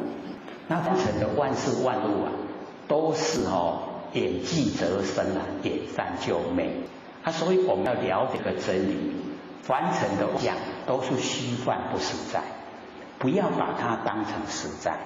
那万事的行也是一样，因缘际会才有事因缘消失事情就没有变化了它已经变化了，没有事情了。所以全部都不真我们不要住。我们最容易就是住在形象，住在事情的内容这样我们烦恼就来，烦恼就来智慧就没有。没有智慧我们被形象左右被他缠绕，去拖咧行去形象的拖咧行所以我们在日常生活一定要了解形象都是假的。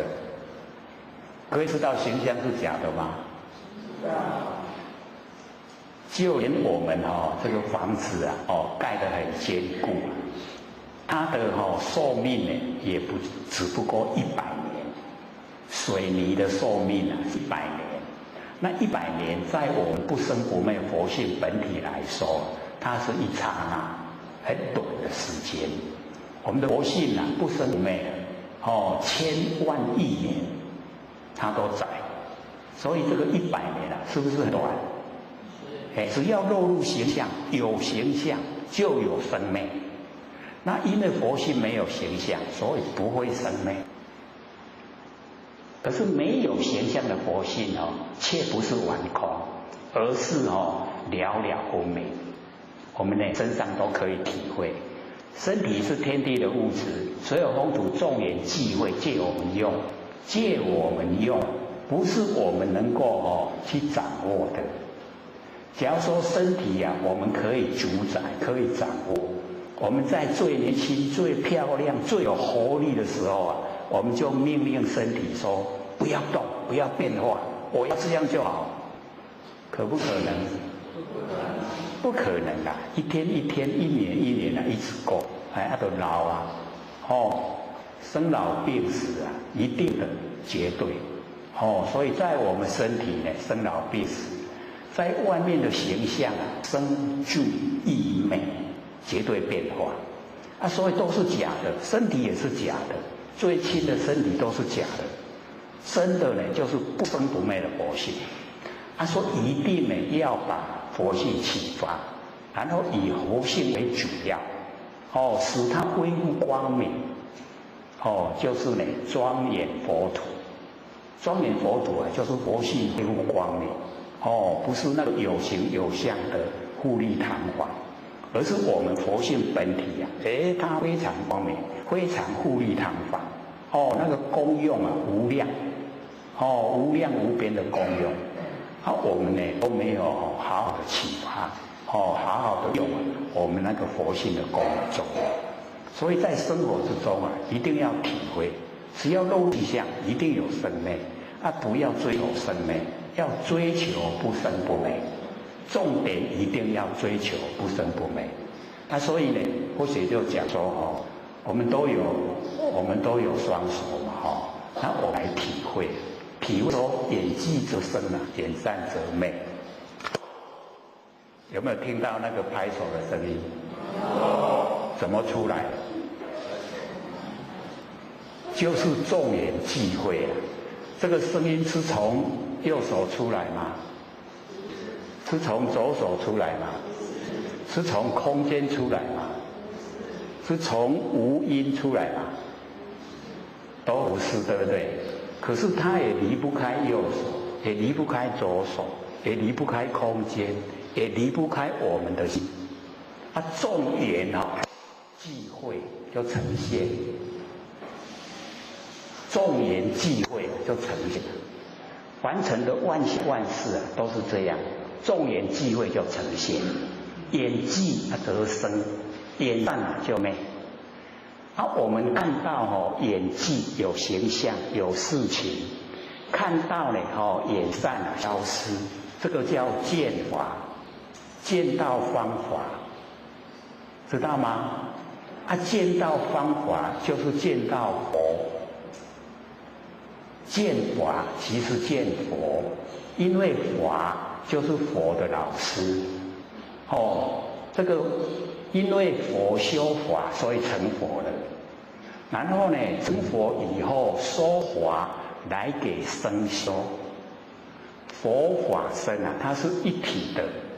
佛呢就是我们佛性，法就是我们般若妙智慧，僧就是我们的行为。所以全部都在身上，佛法僧都在身上。我们大家可以在日常生活的时候啊，会拍手吗？会不会？就拍拍手，去体会啊，眼即则生，眼散就灭。这样你就见法，见法就是见佛。佛没有形象，是空间这个空性就是佛性，整个空间都是佛，可是我们都没有体会啊。我们借着这个来体会。说眼即则生有声音，现在不拍没有声音叫眼散。眼即则生，眼散则灭。我们见到法了，已经见到佛了。这样了解意思吗？是有一点深了哈，可是只要你去体会，说完成的所有万象万事，都是因缘际会，缘聚则生，缘散就灭。这样一深入啊，只要我们深入，这个道理啊一定会懂。道理懂了以后啊，我们不会住相，形象都是假的，都是因缘际会才有。所以烦恼啊，各位浅浅，烦恼从哪里来？从哪里来？我们烦恼从哪里来？两次啊，住相。我们住相才有烦恼，对不对？我们假如说不住相烦恼就没有。假如说人家骂我们那个话很难听，我们住在那个难听的话里面住相，我们就很生气，会不会？所以烦恼的由来是住相，那住相就是不知道相是假的，所以才住相，住相了就烦恼，烦恼就引起我们不合理的行为。我们在生气的时候那个行为合不合理？一定不合理呀，对不对？造不造业？一定就是造业。所以我们都在自己头脑没有清醒之下造了业，造了业要不要受苦啊？要接受果报。所以是我们自作自受。那我们了解真理，说因缘际会才呈现形象。那性是假的，因为它会变化。那不要住，不要住就没有烦恼。我们以后遇到事情，事来则应，事去则见。我们现在不是这样，我们事来则烦，很烦恼；事来则烦，然后事去则思。事情去了以后我们思想就是要开会检讨，有没有？我们现在都是这样，事情来了那叫烦，事情去了咱就来检讨看看都有对，是不是这样？跟我们事来则应事去则见完全都是相反，不一样。那我们呢，要从真理进入事情来了，我们要怎么应对有一个刚好的角度，我们去应对。事来呢则应，然后事情一过去以后过去就让它过去，你再怎么检讨还是过去拉不回来，所以就让它过去。事去则见，就恢复到清净，清净守住我们本体，那我们心性一清净就回到不生不灭的佛性本体回来，这样的时时刻刻都保持头脑清醒，头脑很清醒会不会造业？绝对不会造业除非我们愿意自己去承受那个地的那个苦报，才会造业。那我们很清醒的时候一定都是很理想的那个生活。所以我们要自己追求自己从内心的深处启发我们那个不生不灭佛性本体来指挥我们在完成的所有视听眼动，这样就很理想我们也要朝这个方向，唯求做佛，不求于物。各位求什么？金钱。那个一口气不来我们一毛钱也带不走，是那个够用就好。在凡尘生活有的吃有的穿，可以遮风避雨这样就好了。那个欲望是无底深渊填不低你再怎么去把它满足你的欲望，都不会满了，不会说好了我不再追求了，不会啦。咱咧欠变做拢修财路，收遐钱愈济愈愈给他割啊，愈唔爱布施，所以我们了解我们越拥有越多啊，烦恼苦恼越多，那我们什么都没有了，就只有佛性光明了，那个就是最富有的，最富有啊，就是我们佛性光明。所以我们有讲过那个七法财，各位都还记得吗？记不记得？7个啊，七法财。第一个呢就是五呢，能够听到最上乘佛法。我们佛性里面最富有的听到最上乘佛法闻就是呢我们已经了解到可以成佛的方法。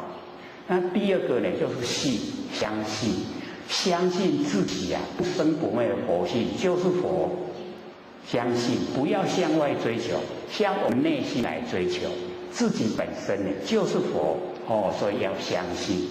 然后呢再接下来我们就是要有那个戒力啊，因为造化都引诱我们精神外放，那我们要有那个戒力啊，把那个造化的引诱把它切断，不受造化引诱，我们不接受造化的引诱，那个很重要，我们呢只要保持自己呀，很笃定的，那个我们那个不生不灭佛性本体守得住，所以第三个呢就是戒，第四个从佛性本体呀产生的定力，定很重要。就是呢这个要从呢本体产生定来了解说凡尘的所有动摇都是生灭变化，所以不要落入现象里面，那个有定啊非常重要，所以我们了解说有定力的话，处理事情啊一定都会很圆满。那假如说我们这个搭下国语怎么讲？老一辈的才会讲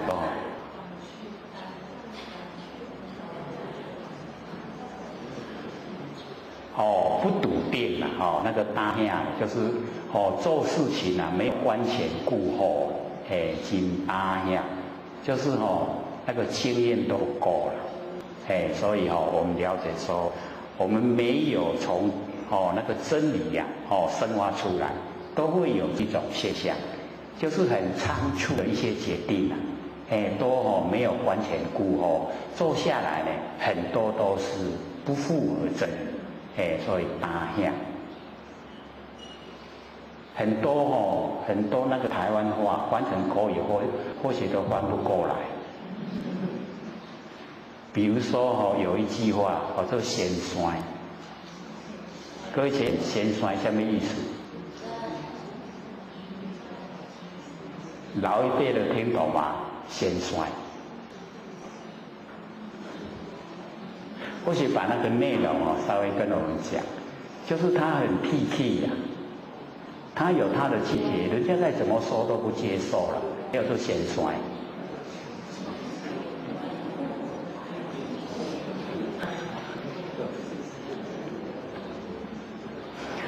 假如说我们从那个出生道，然后转到这凡尘来，那从出生道转到凡尘啊，因为他在出生道之中已经经过很久，所以各位讲讲，出生道他所重视的是什么？有两个，一个是吃，一个是睡，所以他的那个里面啊。畜生道的那个细分里面啊，就只有吃跟睡，吃饱了想睡了，睡醒了又想吃了，所以一转到我们人道来，会怎么样？也是一样，就是想吃，吃饱了想睡，有没有这种人啊？不但有，还蛮多所以你要他来做善事，他愿不愿意？绝对不愿意。你要度他求道，他愿不愿意？也不愿意，因为他性分宗里面没有那个事，所以我们就是要培养，要呢从那个最根本的，说你要存好心，说好话，做好事，不要苛求了，这样就好了。让他慢慢经过，慢慢累积经过累积一段时间以后，你邀他说我们一起去寺庙拜拜。在他很空闲的时候他就会说好了，我给点把你来拜。那假如说都没有把他培养，他会讲说败坏脆康，有没有？就会这样说那我们就知道那个离得太远了他性分里面已经都很明媚了，所以我们要了解说我们能够接受最上乘佛法，绝对不是简简单单一定有祖德，祖先有德性，然后我们本身累积善我们有善因，善又生根的善根又成熟了，然后才会遇到上乘佛法。我们又遇到上天大海普渡这么殊胜的机会何不好好把握，把它修正修成，又回到本位，都是佛，然后可以到无量的佛世界要到哪个佛世界去都可以，不是很理想吗？对不对？可以做到的，看我们愿不愿意，愿不愿意因为我们有一些对凡尘都很贪念，很迷恋这个凡尘，所以才有那一句话说只羡鸳鸯。对了，不羡仙他只有羡慕鸳鸯。会不会死绝对会死。那死了以后还会不会再有那个美好的景象呈现？不会有的啦。没遐好的啦。好的拢我去包掉，不会的。要看我们造什么因一定要有善因，才有善的果报。那我们在凡尘各位贤贤，行善的时间多呢，还是作恶的时间多？为什么会作恶的时间多呢？对自己都没有信心所以我们可以说无明的时间多了，不能说作恶，我们不会去危害别人那没有作恶只是无明而已无明的时间多。那无明从哪里来？我们怎么样无明？起心动念，起心动念就是无明。无明是从我们的佛性本体发挥出来，从佛性本体很光明的发出无明就是起心动念。所以我们现在就是要回光返照，关照自己的起心动念。起心动念马上知觉，那个念它就断了。你只要说没有马上知觉它会一念接一念，没完没了。我们以往都这样，所以很习惯了一念接着一念，一念接着一念，那个叫无明所以我们都生长在无明中。因为是无明所以落入两边善恶的两边我们从无明落入。落入以后我们都住相行善也住相，作恶也住相就受苦没完没了，就一直在受苦这样恶性循环。那现在我们研究性理心法，明心见性，知道这一些我们从佛性本体发挥的念头那个我们要能够去降伏克制。所以发挥我们金刚本性，金刚金中之刚，完成最价值的、最锐利的金刚，把它发挥出来，它可以破坏万物不会被万物破坏，表示说我们金刚本性可以破坏所有念头，不会被念头破坏。各位贤，现在我们生活之中啊，有没有被念头把我们控制？有没有？还蛮严重的呢。我们念头一产生它一定被念头夹，对不对？是不是这样？很难改变我们跟人家谈话的时候啊，他产生什么决定一定按你去做。你怎么讲？唔通啦，唔通按你做，唔通按做啊，劝得过来嘛？大概10之8、9都劝不过来，一点一意孤行。所以我们就是了解到我们已经没有发挥金刚本性了，都被我们那个妄念看得紧有没有？他造不造业一定造业所以我们就是要研究真理让我们的金刚本性来指挥身体绝对不造业。这样会了吗？会不会？会不会听话？我们的所有行为会不会听我们佛性话？会不会？想不想启发佛性来指挥啊？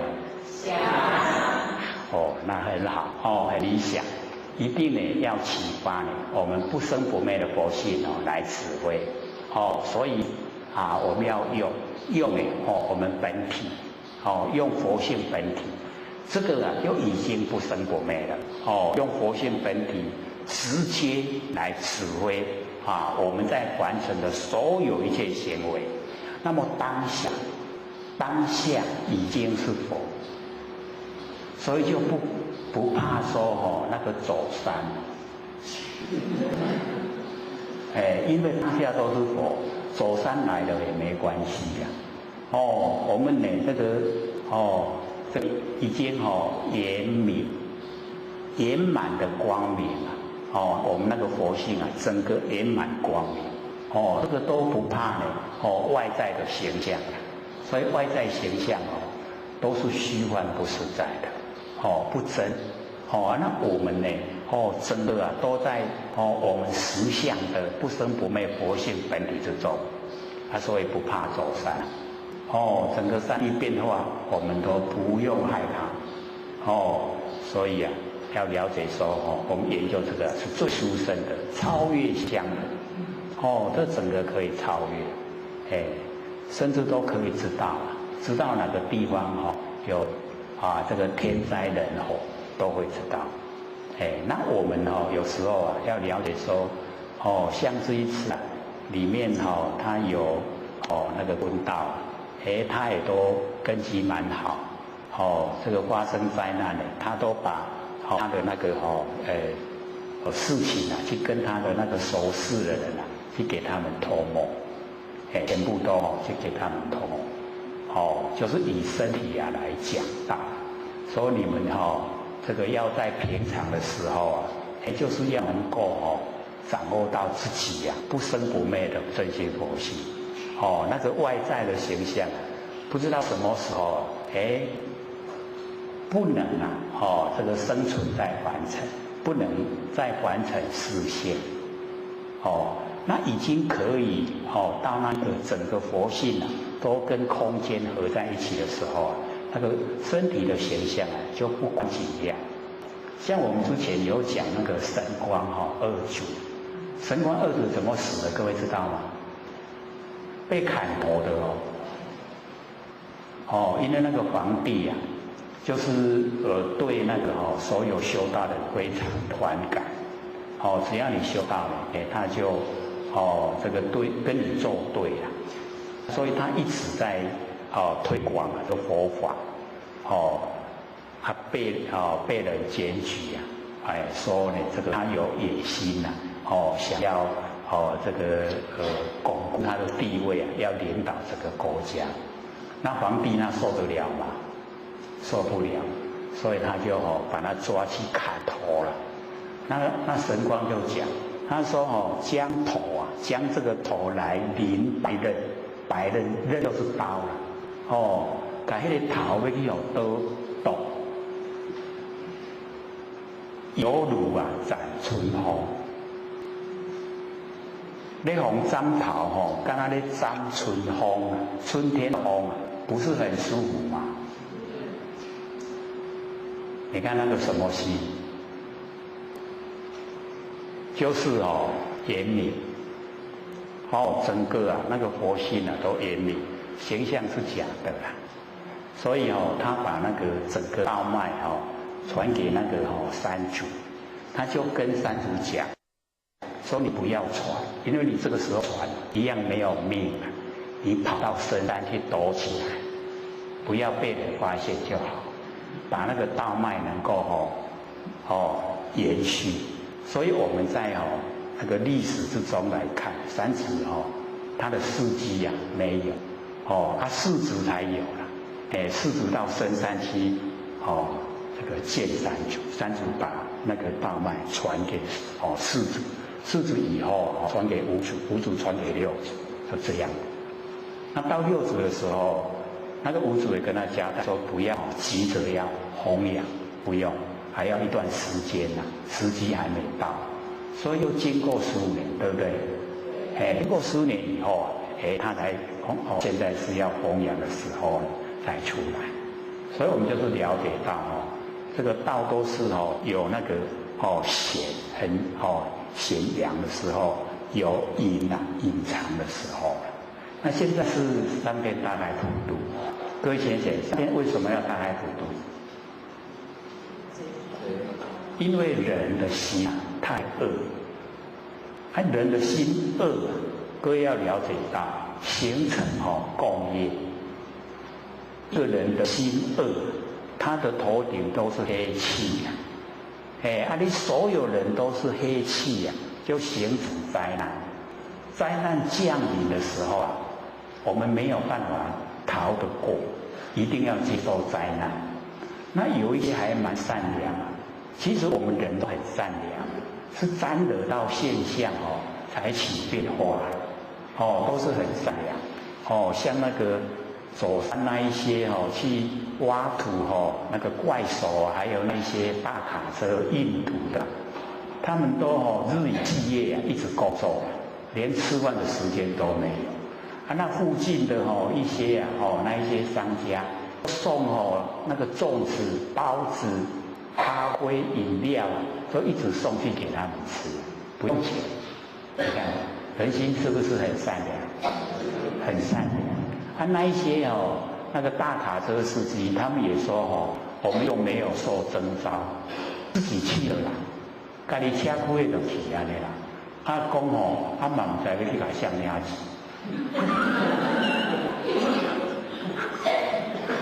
很有意思讲阮来咧做嘛，唔知要去甲啥名字，讲无要紧啦，救人就好啊。所以你看人心都是善良，他也不会啊。这个政府假如没有发给他们钱的话，这个怎么当政府？这个政府一定要出钱的，所以那个都不用怕。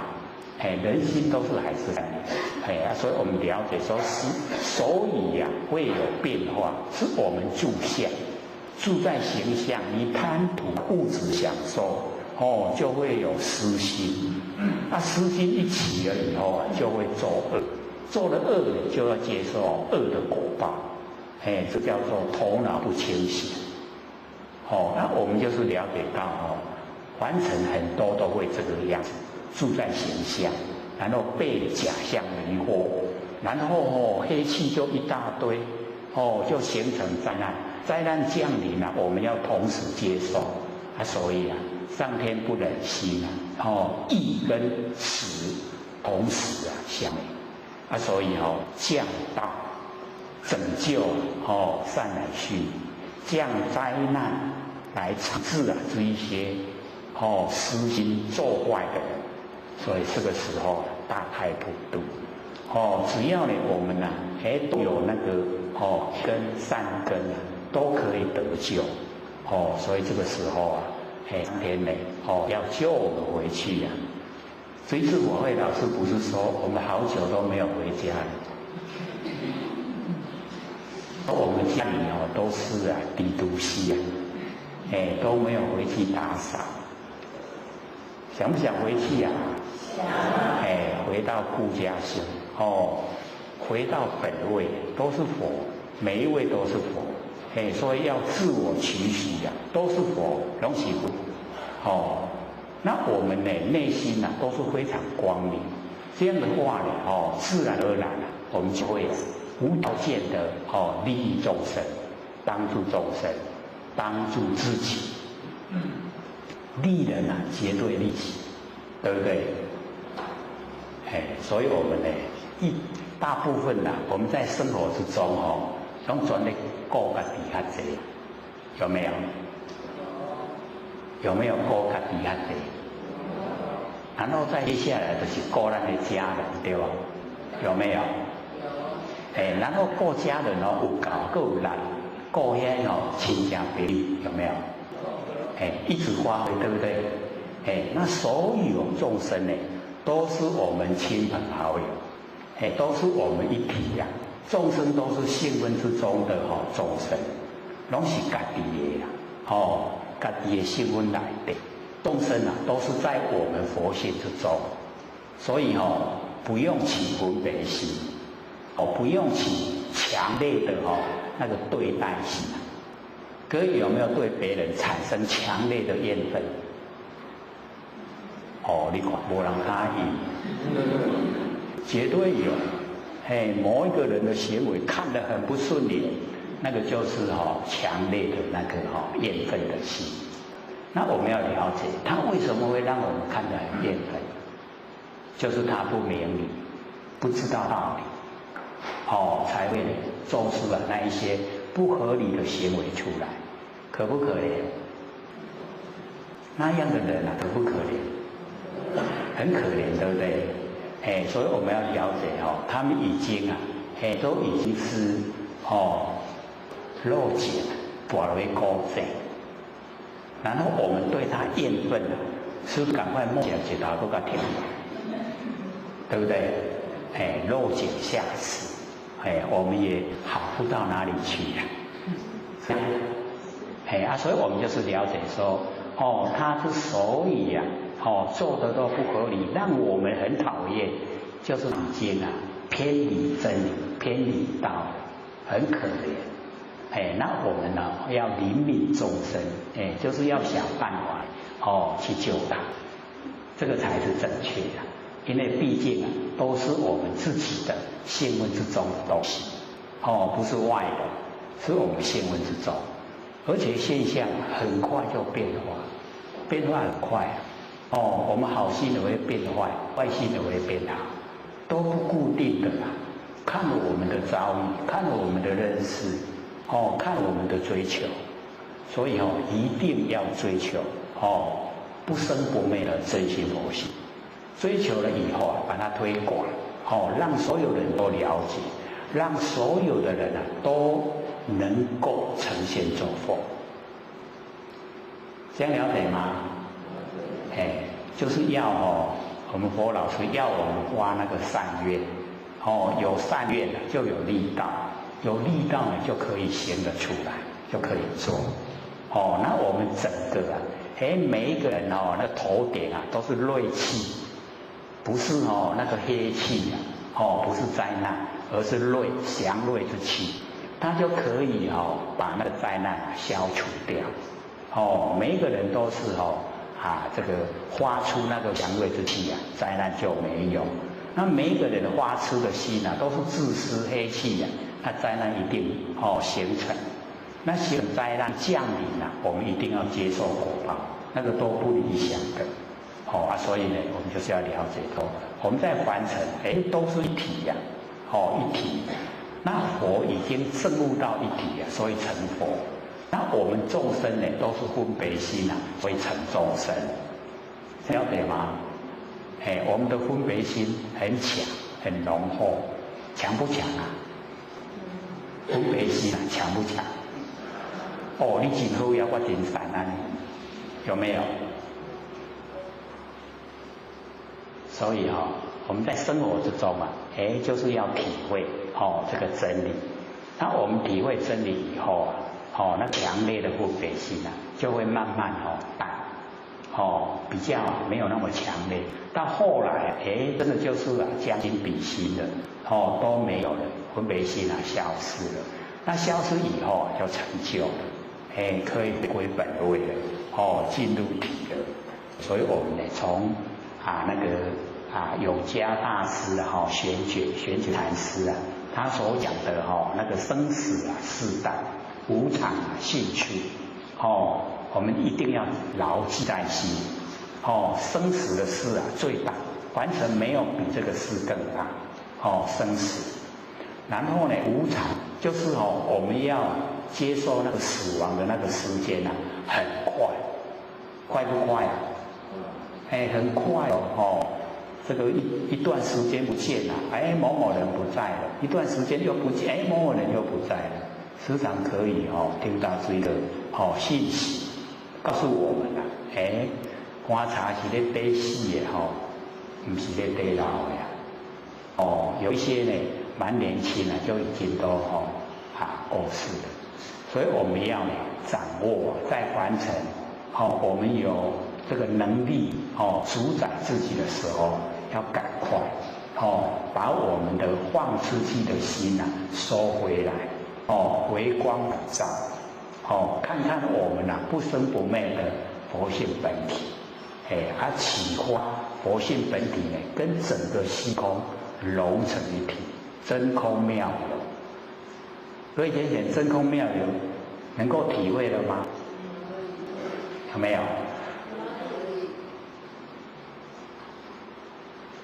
我们凡人都把佛性局限在身上，没有说把它呢整个跟虚空呢融成一体。那我们现在最重要的先认识我们自己不生不灭的佛性本体，是我们的本来面目，没有形象，可是了了分明万念放下，一念不生。这个时候都不要有念头，那我们剩下那个了了分明的知觉性，那就是咱的本来面目就是那个在成佛啦。咱就是爱这个幸福就是这个这个就该培养，该认识。我们认识了以后叫做一个生态它会呢这个出生以后我们要如朴不是要3年嘛一出世的时候袂晓吃袂晓行，都要甲教对不？教伊吃教伊行，3年以后就会走对不？慢慢大汉就会做代志对不？所以那个功能作用都直直造出来。在伊安尼青年壮年的时候那个横沙妙德它一个功能就是一个德，所有的功能作用都是可以利益众生的。这样了解吗？我们都没有，把它发挥让我们那个整个佛性的功能作用都呈现。那我们一启发我们那个佛性在让它茁壮的那个过程第一个最明显的就是我们的第六感灵敏度增加。那个就是还没到的事，或是会今天发生什么事会事先有征兆，就是有预感。那个就是要慢慢把那个佛性的功能作用呈现出来。那接着下来就会有那个无眼六通。我们到不要追求神通它是佛性的功能作用，自然会有。只要我们本体能够守得住，但得本莫愁梦。我们有没有记那个正道歌里面的那个内容？永嘉大师都讲，但得本莫愁梦。得本就是得到佛性本体，莫就是神通。所以你但得本莫愁梦，不要忧愁那个神通它自然就会有。所以我们就是要了解说，我们呢最重要的就是要先启发，先认识，我们那个不生不灭的佛性本体，没有形象，可是了了分灭，因为没有形象，所以不会灭。因为了了分灭，所以我们可以修持，这样懂意思吗？有没有把这个唯求做佛不求一物放在心上？还是想说这个现实的生活还是挺重要？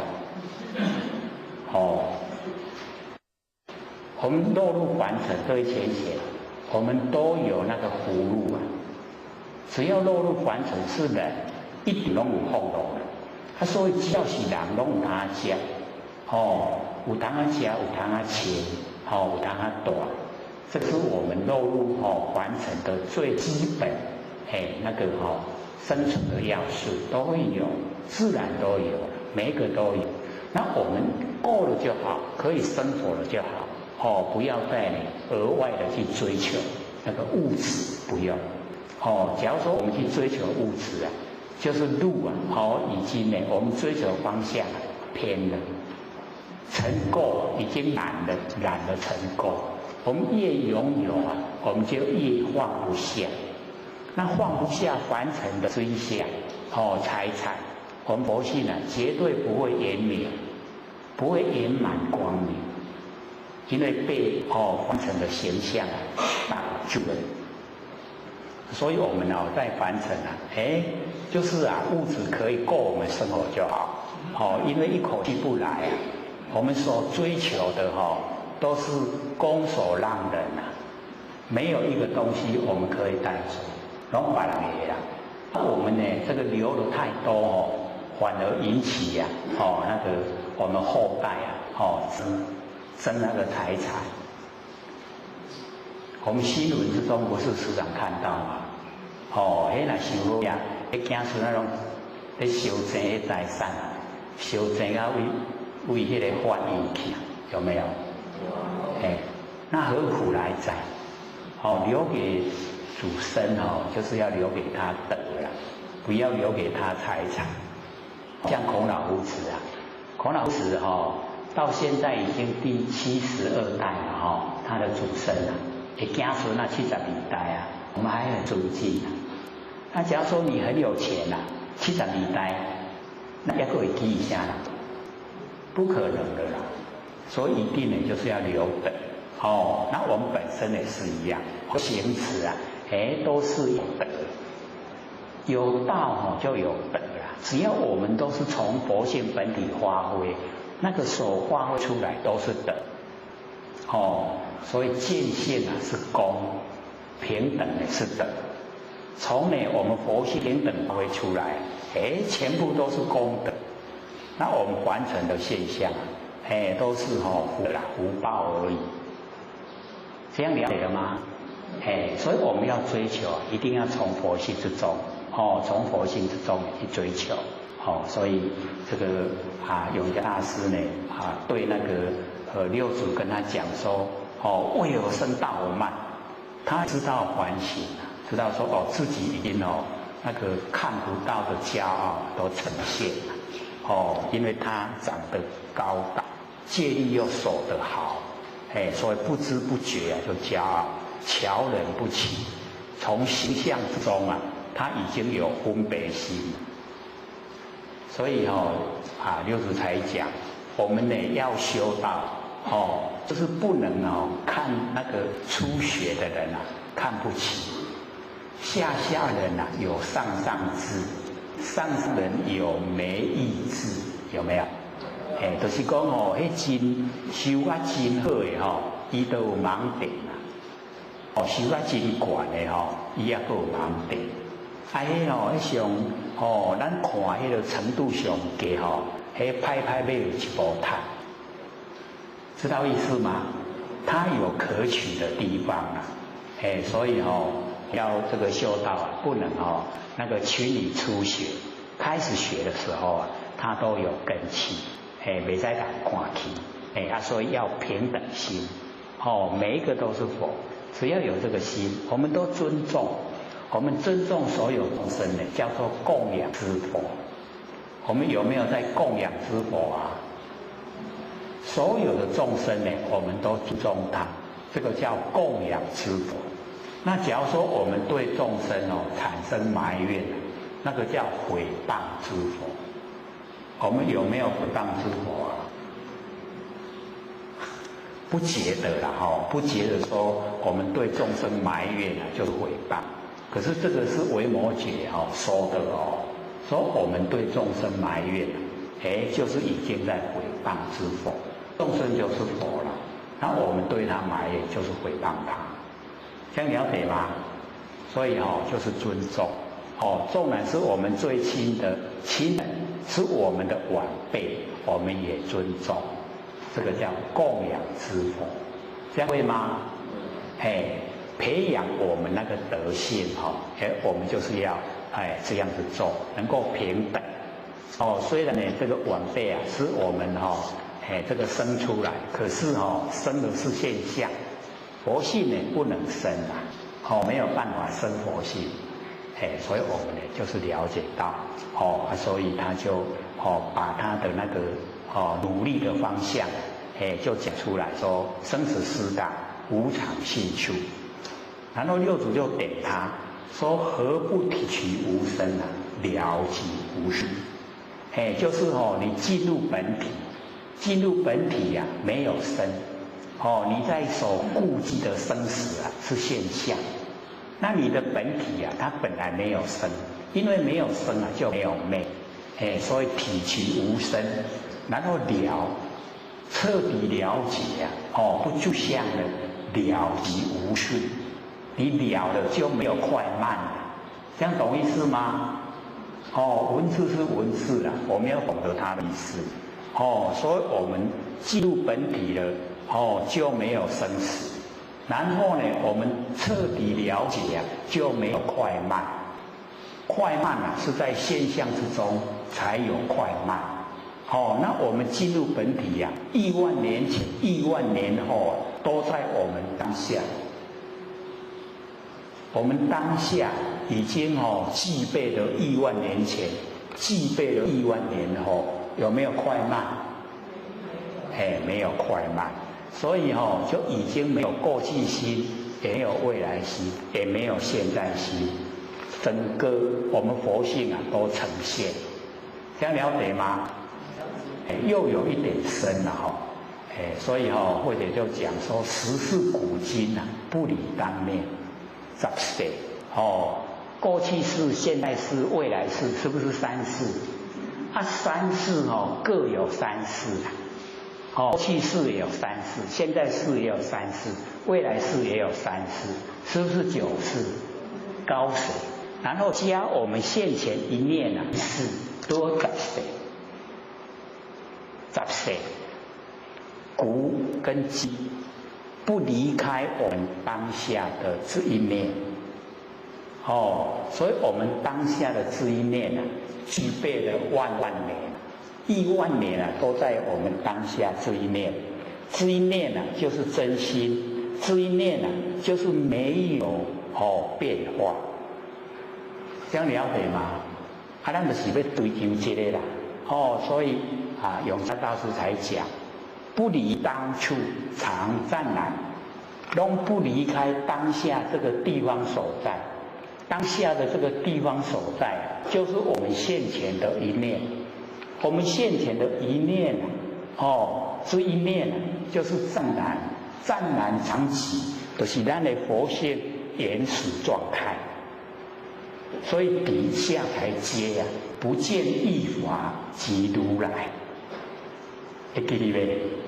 才讲过我们才讲过一两个礼拜而已就是要了解到不见一法，所有的万法不是皆空吗？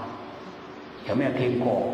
万法皆空空性就是佛性所以万法都是佛性所以呢万法都在我们性本里面都是佛性，所以或者才说看见的万法都是虚幻不实。我们已经透彻了解了了即业障本来空，有没有？了了没有业障，在性温之中哪有业障？没有。了即业障本来空，未了啊，还须还数障，有没有？未了就是我们不知道，不透彻真理，不透彻真理啊，我们就在对待之中生活。那对待之中生活啊，一定有瓜葛啊，跟人家这个有那个啊，切欠，有欠人啊，有人欠我，这样了解意思吗？就要还数债，有欠就要还，那个就是落入现象。你了以后现象都没，回到佛性啊，本体不生不灭，光明就是光明，没有业障。各位会不会想说，那业障为何去？各位想想，业障为何去？我们了了以后，业障为何去？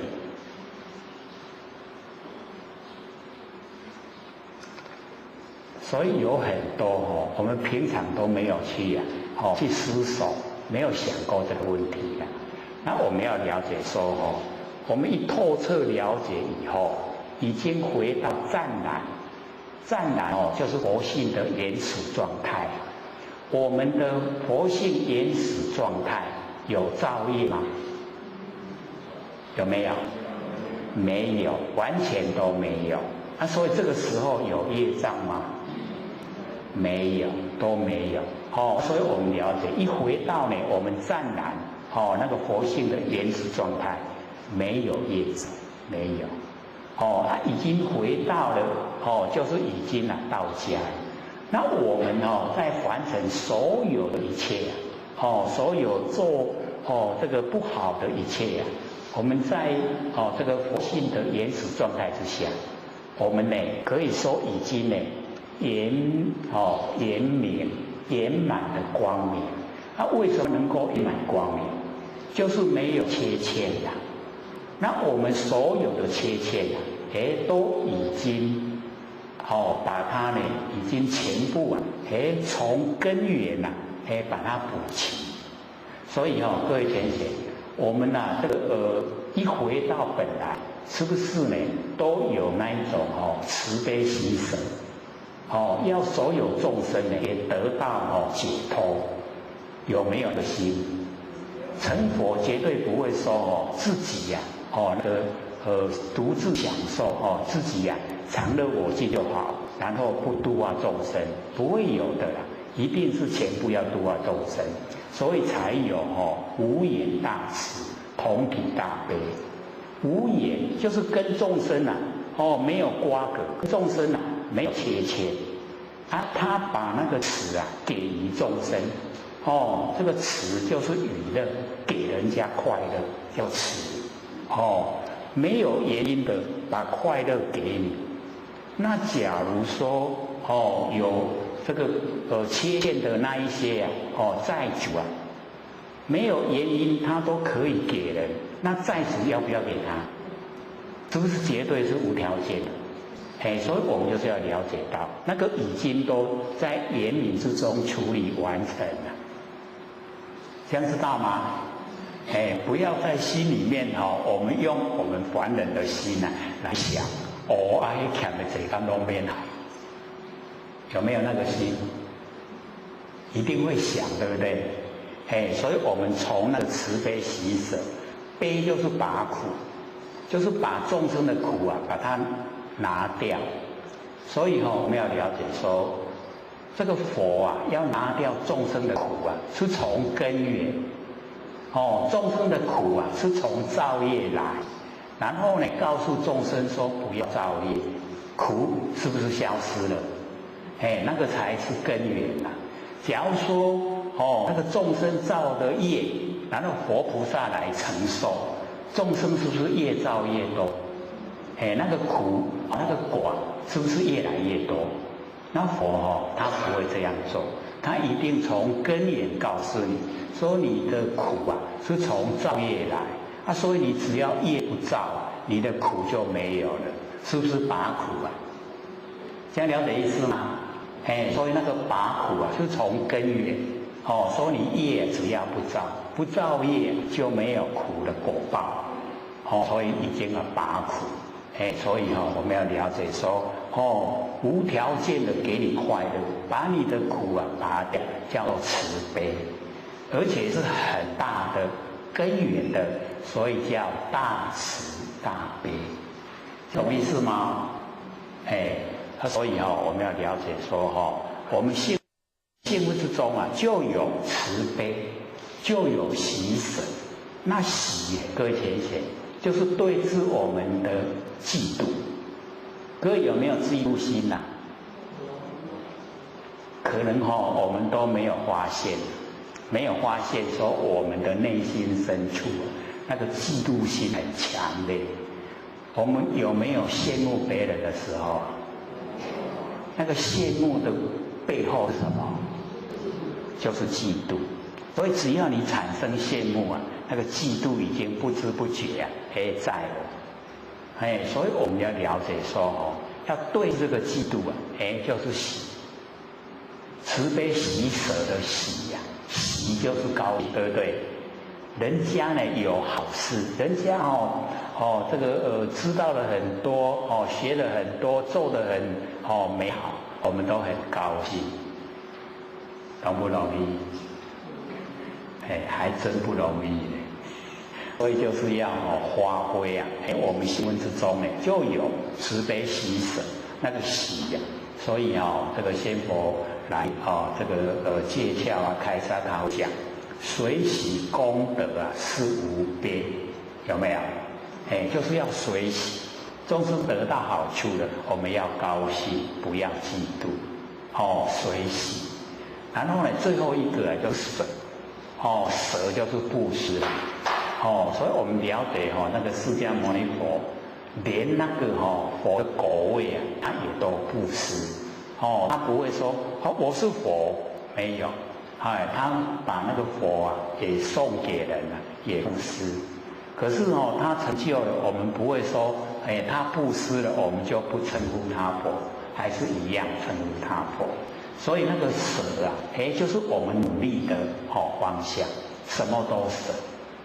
把物质啊布施给众生，让众生呢过好的日子，把那个心意啊，好的心意也布施给众生，给众生呢快乐的生活，整个呢都布施舍，慈悲喜舍，慈啊就是娱乐，给人家快乐，悲呢就是拔苦，喜啊就是随喜，舍啊就是呢什么都可以舍掉，舍到呢真的是圆满的光明，这样了解吗？我们都是要朝这个方向努力，所以那个六祖啊就跟玄觉讲，说体其无声啊，了其无事，会了了没有啊？了了没有啊？了解了没有啊？要了解了我们了解了以后啊，就会慢慢去做所以这个熏习真理是很重要所以这个贤者说安尼我知影，我要来等啊，这真卡亲命他吃饱就行。他已经得到那个答案，他得的答案了。六祖讲遐紧犯太岁遐紧，都伫个真理的世界底啊，哪有紧慢？所以那个讲出来都很有意思所以我们去体会那个讲的就是真理跟现象现象之中啊有快慢，真理之中没有所以或许看那个华严经那个释迦牟尼佛从示现在完成这个出世啊当太子，然后呢开始啊这个结婚了生了孩子，然后出去修道然后呢成佛，然后讲经说法，49年80岁入灭。然后呢，华严经他就讲说，从视线入胎一直到涅槃，不移毫念，就是不动都不移动，毫啊，分毫足小啦，一点点都无叮当啊。我们可以想象吗？未出世到80岁入灭，明明都离凡世间遮久啊，80年啊，伊讲不移毫念，我真想要想足久的，讲这哪会安呢？所以那个就是真理世界，叫做不动，如如不动，不动世界。然后我们看的现象虽然有动，有动，可是都虚幻不实在，才会讲说清明眼看到都是清明空啊。可是我们众生叫异眼，都是眼睛生病了，所以看到空中有花。各位有看到空中的花吗？那个佛的意思说，我们把万象都看成是实在的，叫做空中的花。有看到万象吗？有看到空中的花吗？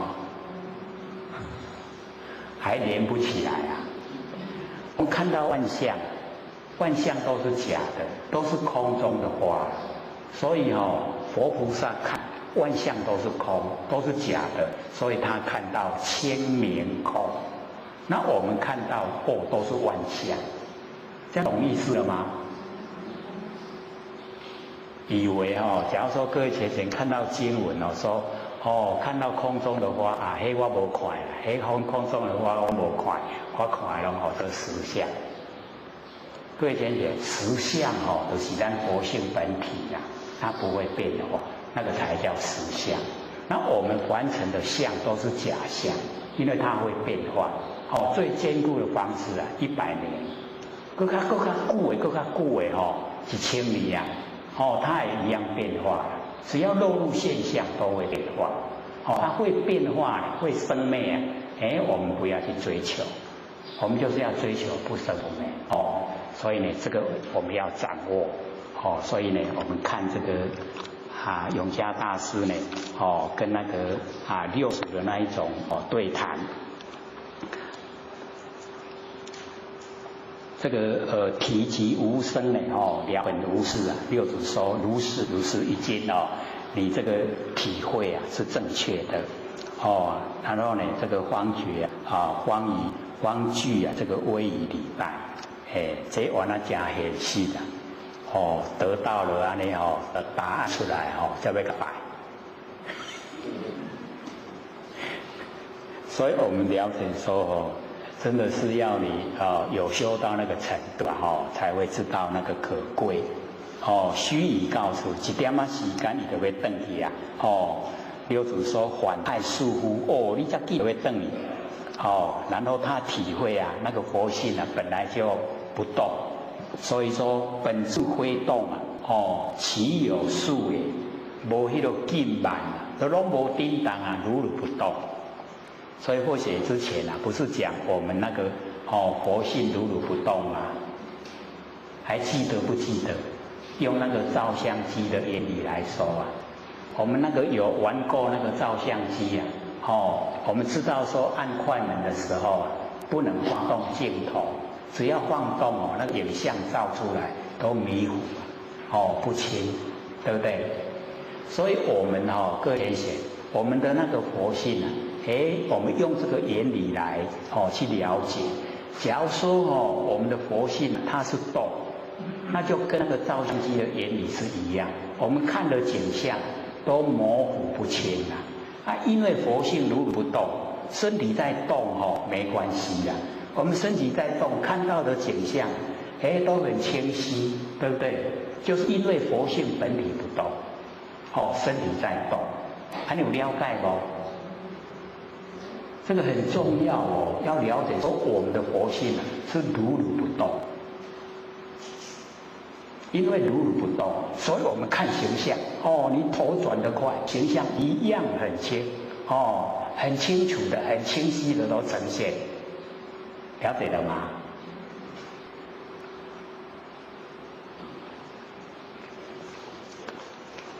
所以啊，贤觉就讲本质非动，本来它就没有动，如如不动哦，哪有快有慢？六祖就讲随之非动。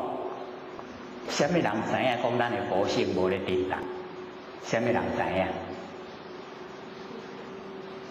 什么人知影？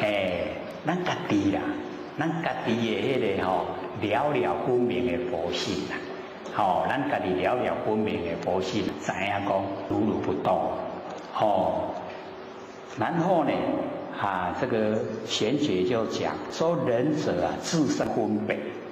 就是讲六祖你自己产生分别心啦，所以这个是有一点两个呢，在抬杠，六祖就讲汝圣德无生之意，讲你这个无生无灭这个如如不动的真心佛性已经知影甲真清嘛，真了解，然后贤姐就讲无生岂有意也。讲迄个不生不灭真心佛性内底伊哪有意？然后呢，六祖就讲无意谁当分别？假如说我们如如不动的真心佛性它没有那一种功能，那为什么会有看到什么知道什么那一种了了分明？分别就是了了分明。各位贤贤，实际上我们佛性里面有没有意？有没有意？我们都不敢承认。有，可是这个跟我们凡尘在用的意不一样。这个它是原始状态的，本来的、本具备的功能，这样了解吗？不能用凡尘的我们那眼耳鼻舌身意的意来说，眼耳鼻舌身意的意是我们有身体以后才有。那这边的意它是佛性的原始状态里面具备。了解无了解嘛无要紧由哪来？规码就了解。然后呢，这个贤者又讲。分别亦非意，他说呢，这个了了分明的分别，它不能用意来说了，它已经超越那个意，这样懂意思吗？就是进入不可思议的那个内容。那不可思议，各位体会吗？或许不是有讲过我们现在不要找有，也不要找空。不要找亦有亦空，不要找非有非空，请问是有还是有？就是不可思议啦，这样的状态，那一种了了分明，可是又不能讲的好像不对，可是很了了分明，就是这个状态，我们那个佛性本体。那么六祖就讲，善哉，少有一树。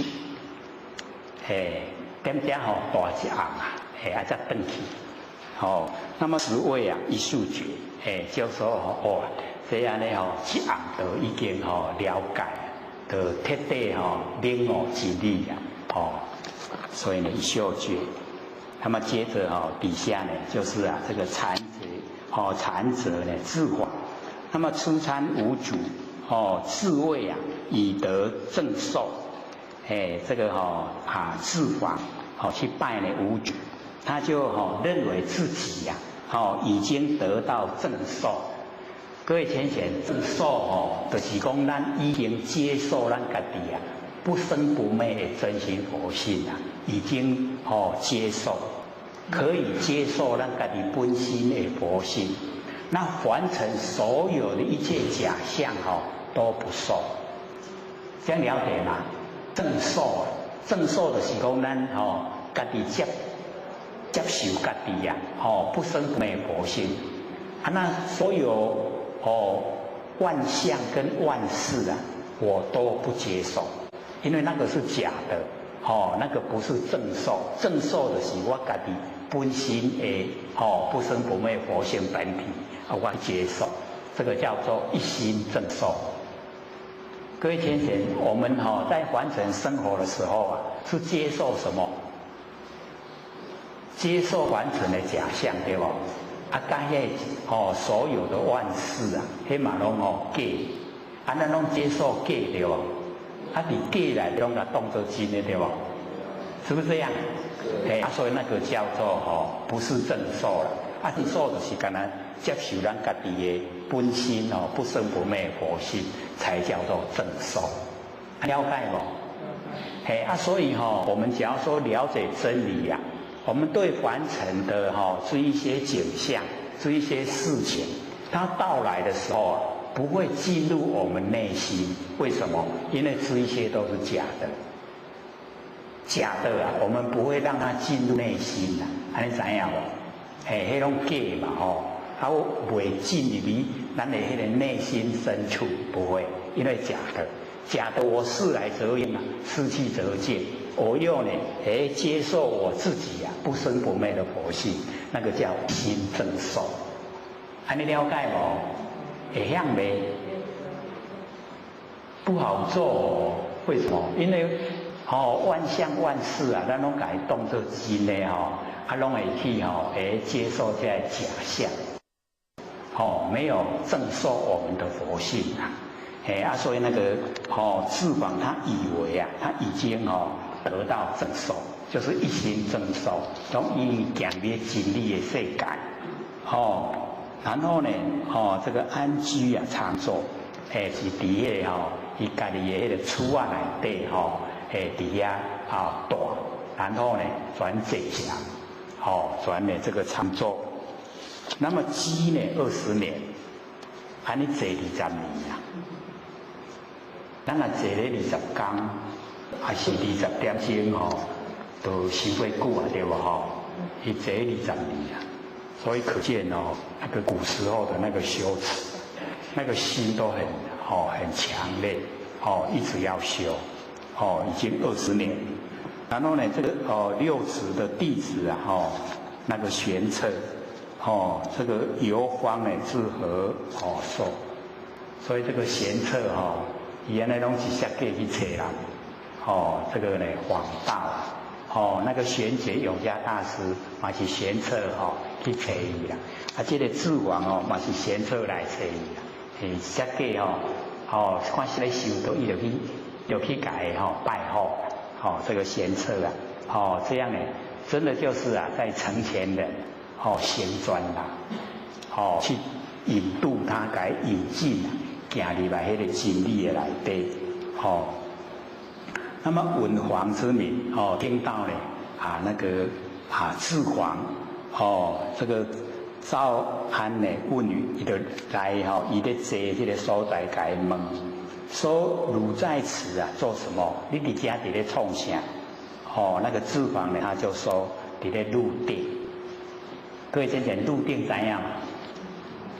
这个我们就是打坐了以后，然后进入那一种都不参与凡尘事啊，那一种状态，以供我说入定。那我们有的在凡尘也是有着一些功夫啦，像那个龟基塞啊，龟基塞都是什么名啊？广清老和尚，广清老和尚他也是啊，他那个入定啊，可以伊的入定可以讲迄个罕极啊，伊迄个生活真的是很不可思议啊，伊咧罕极即马放咧甲埋伫咧土内底，互啲番薯生长。伊即马厝顶时阵迄番薯地起来食，无食到完啦，甲食到头一半，剩1/3，伊搁大咧，搁咧大喺土内底番薯会搁生长对无？伊搁入定。即马搁厝顶的时阵搁乌迄啲番薯出来食，迄啲番薯搁生真大地，伊搁食的搁甲放咧土，搁大咧，搁互伊生长。可不可思议？所以他那个入定就是真正的已经进入到一种不用那个生理的变化，嘛无大小便，嘛无呼吸，是不是不可思议？真的是那个修持啊，拢苦修真的是很努力啊，在修。他有那一种恒心毅力，这个都是我们需要学的。然后呢，这个玄策就问他说：“如云啊，你在说这个入定，为有心入也，无心入也？你要入定是有心入去，还是无心入？”各位浅浅，我们在做事情的时候呢，是有心呢，还是没心？我们做事的时候啊，是真的都有心吗？是真的都有心吗？没有无心的时候，所以我们都没有深入的去了解很多都是无心。无心无心状态，无心状态我们做了很多事，有没有？没有心可是我们做了很多事，有没有发现？咱有当时无心的时阵做足多代志。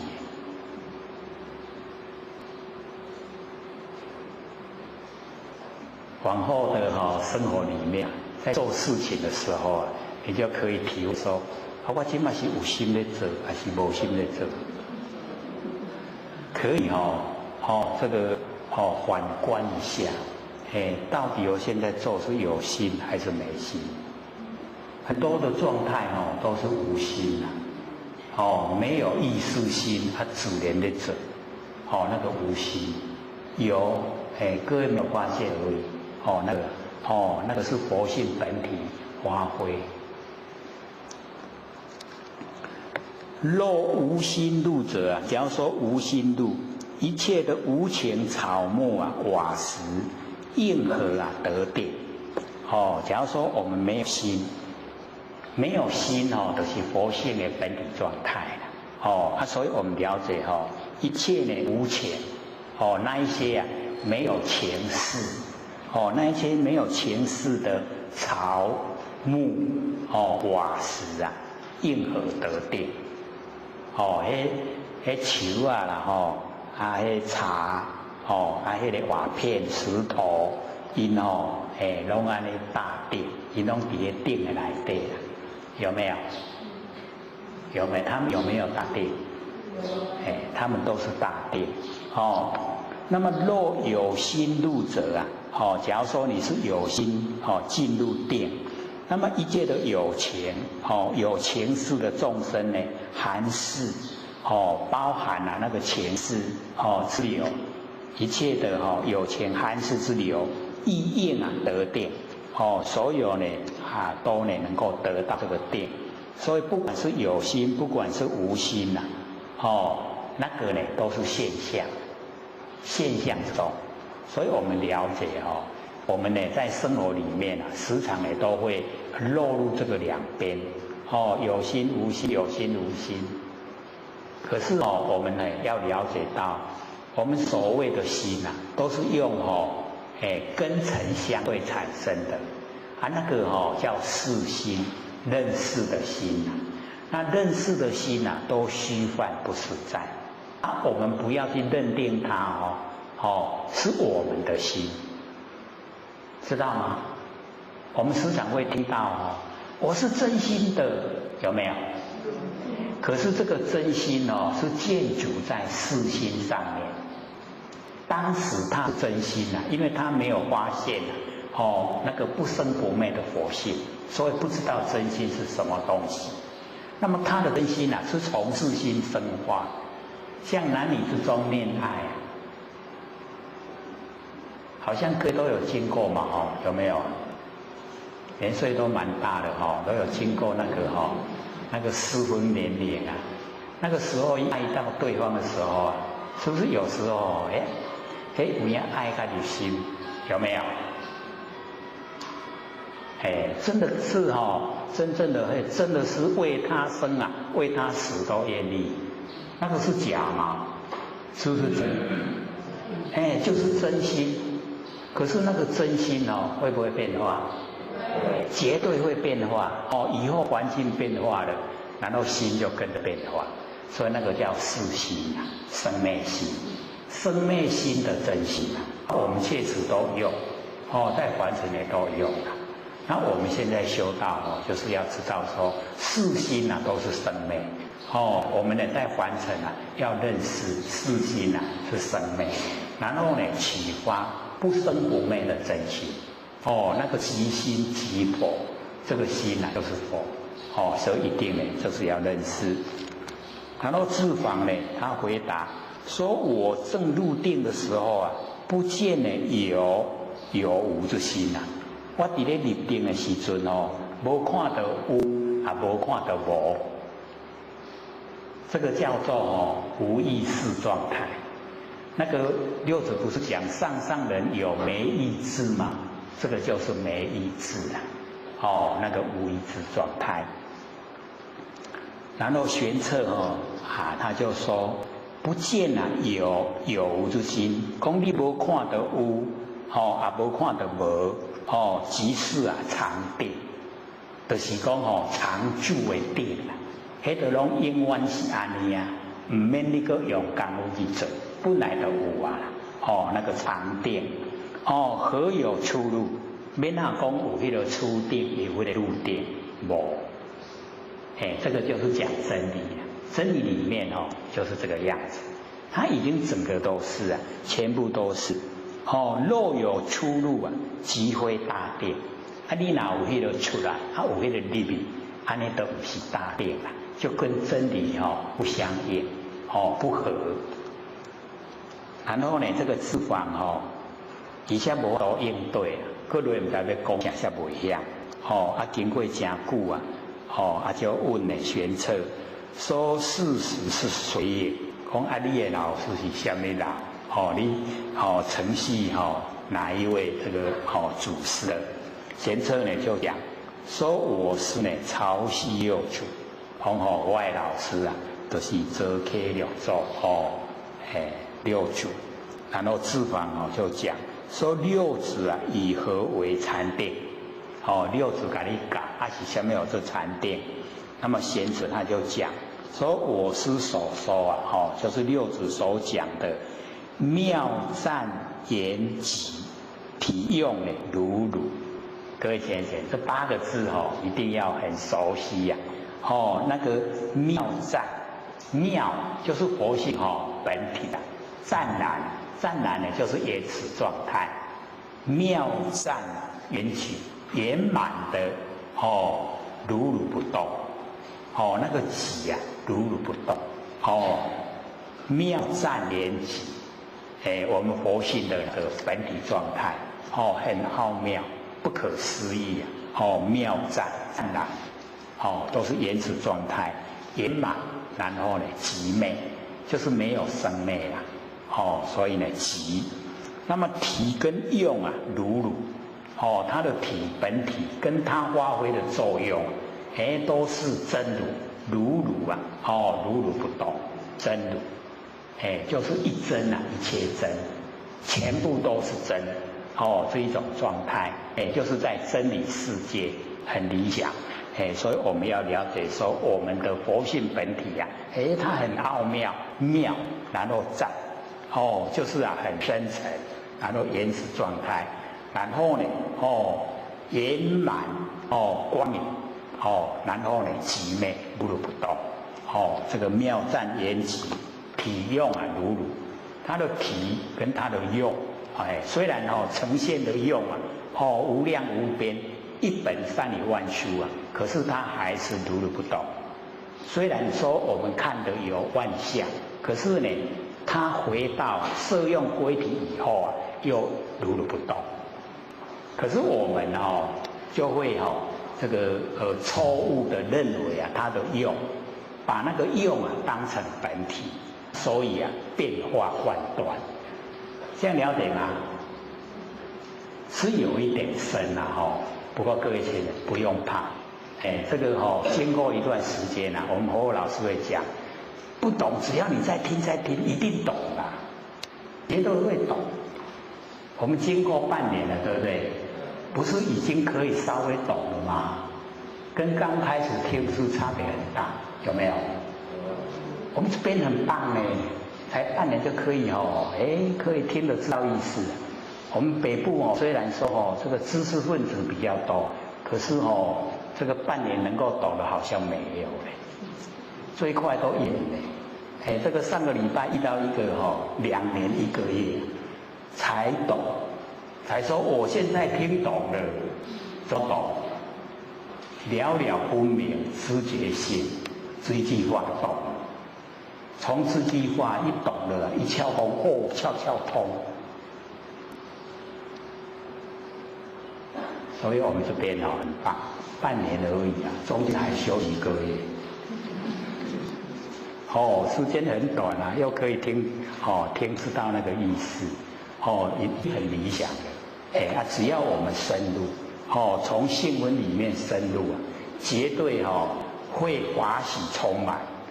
或许都讲等到你懂了以后，那个冬天晚上盖着棉被睡觉泡酒哟，笑啊起来，加好，真的就是这样那个法喜充满，整个都进入晨阳的世界，很理想。已经呢，跟凡人这个处在苦海啊都不一样的，从内心的产生的高兴，这个就是最值得我们追求的，所以这边这个贤策就跟呢翅膀说呢妙赞言集啊，体用如乳，真的是回到我们那个佛性本体。然后五阴啊本空，这个五阴就是五蕴呐，五蕴就是色受想行识，咱的身躯就是色啦，受想行识就是咱的精神啦。我们每个人都有五阴，五阴本来都是空的啦。各位浅显，我们现在对自己的身体这个五阴知道它空不空？很难的都实实在在会叮当会吃饭，佫会行路空不空？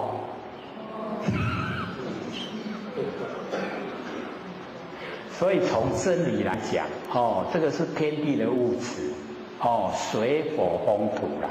比咱身躯做水火风土，水火风土伊是那个无知之物。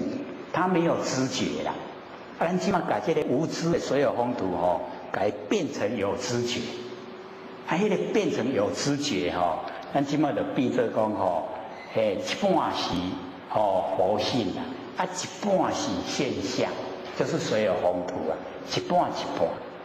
看咱的注意力是注意的佛性，还是注意的水火风土？各位浅显，我们注意哪边？正确，我们都注意水火风土，要不要轮回？真的要啦，为什么？咱都没注意佛性啦他注意水火风土他虚幻不实的假的我们把假的当真真的佛性什么时候我们去照顾它？有没有？有在照顾咱的佛性吗？无看呀管你，对不对？佛性都无看呀，拢无爱管你所以我们就是要了解说我们已经颠倒、本末倒置了。应该注意的佛性我们都忽略；不应该注意的水火风土我们非常在意。甲顾有够功夫啦，有没有？互伊食，互伊穿，佫较穿较好，去买化妆品来穿，有没有？我们非常注重所有宏图，所以看到服装橱窗内底衫遮水无买使困袂去，有为了自己的佛性困袂去无？从来没有啊，那么是为了现象的困袂啊，所以我们注重现象，假的，真的都不注重了，所以佛才讲我们颠倒。那现在我们知道说，身体是假的，所有风土，我们要借假修真，真的就是佛性。要使佛性啊，时时刻刻啊，都光明，时时刻刻呢都觉，都在觉之中啊，没有不觉的时候，因为不觉就是无明，我们时时刻刻都无明啊，都不觉。现在研究了，就是要觉，时时刻刻都觉，然后等到我们下面加一个字，者，觉者，觉者是什么？就是佛啦，那一样的，咱都时时刻刻保持觉啊，那个者是不是要就加了，对不对？觉者，成佛了没？成了，觉者就成了，我们不觉就无明，无明就造业，造业就受苦，我们自己找的啊，所以我们要转移啊注意力，把那个现象看淡，把佛性啊没有形象的佛性啊，是不是了了分明？那良心拢对的嘛，对不？良心就是佛性本体啊，大家拢有啊。可是我们都不愿意用，愿不愿意用？一定要把它启发出来用。这个良知良能良心嘛，袂使讲的一斤偌济啊。我们很多人都我会讲的话家讲一斤偌济，你良心一斤偌济？各位先生，我们良心一斤多少钱？无价之宝那个无价的一定我们要了解。就是良心在成佛啊，成佛就是最好，对不对？所以我们要培养，让我们的那个良心、良知、良能呢，全部发挥它的功能作用，恢复它的光，我们就是一定的要自己努力，要留15分给各位问已经剩12分而已啊，各位有问题吗？剩下12分把握，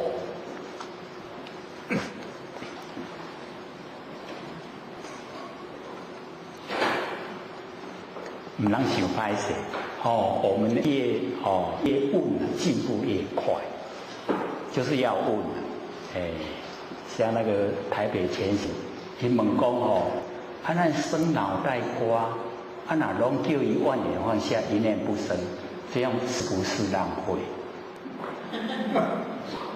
你看这个问题很好我说不浪费我们用到正确的方向。我们因为脑袋瓜都胡思乱想，所以呀，我们这个时时刻刻都不警醒，没有理智，然后我们胡思乱想的太厉害，各位先生就可以试验。晚上睡觉的时候你就胡思乱想，看看明天早上起床有什么状态，一定整个头都快要裂开，很痛。那你隔了1天以后，你就训练，一念都不想，一个念头都不要，全部的力道都放到床铺了，全部都不想，明天早上起床看看，很舒服啊。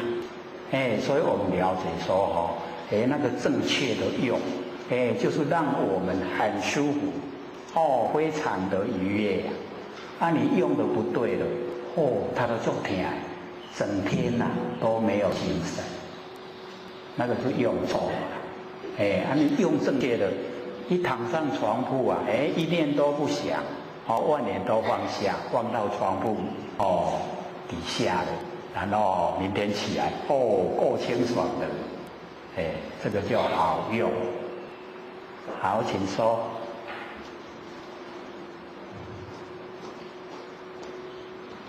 连长，想请问一下哈，修行者有接受指示的认可，那他们是回到里边还是七天？是回到里边还是回到七天？是吗？各位同学就是要了解到那个认可就是我们那个求道的受持，那个我们求道那个原来是然后我们那个血管打开，那个是郭老师带的指示才有那个沉淀，然后我们的那个血管打开，那个叫做认可，那个受记就认可，就是说你可以成佛，那个可以成。那我们要不要成就？就要自己努力。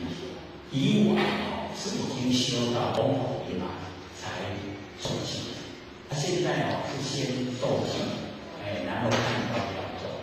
你不做的话，那个叫种子不灭，就是我们佛系它会保持就是圆满不分散，但就会变成蚂蚁变成那个蚊虫。要积累就要很久，那分散。我们一求道以后，纵然没有修成，那个理还完整，等到下一个年会开天辟地理会降的时候，我们还来转世。那个转世是被业推来，不然。像我们那个王母性子十界，不是有3坡吗？就是说我们这个在那个洗澡的时候，然后我们把我们先这个手回去，那个是讲好听的，其实是我们自己没有修成一定要完成来了我们的那一层业障。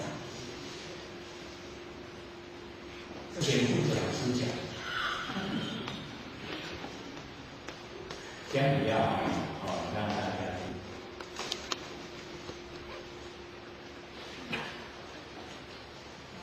李讲师这边有些询问说，以入世之心行出世之法，以入世之心行出世之法，以入世之精神行出世之道。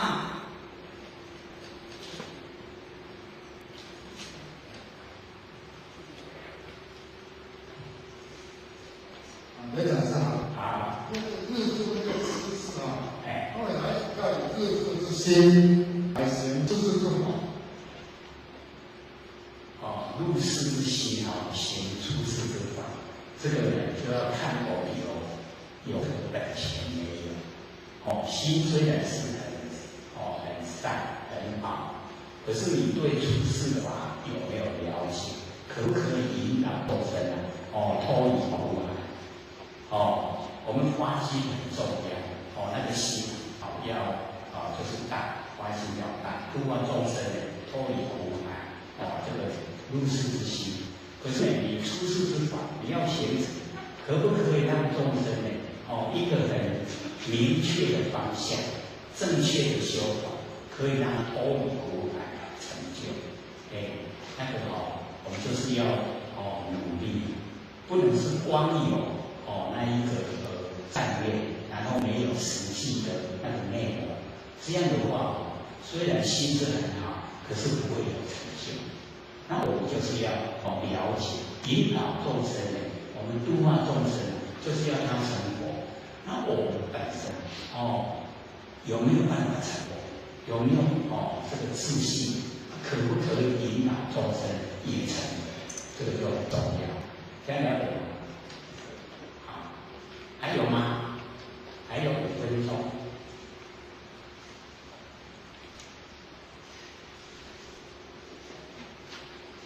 好，请说。老师好，老师好，我想要请问一下，就是说，在观念拜上之后那佛学院遭遇就是说，为什么会变成就是满身大汗，可是后面是会是就是那个场所是很正常，甚至还有电风扇。为什么会这样？或者就吓到就赶快说。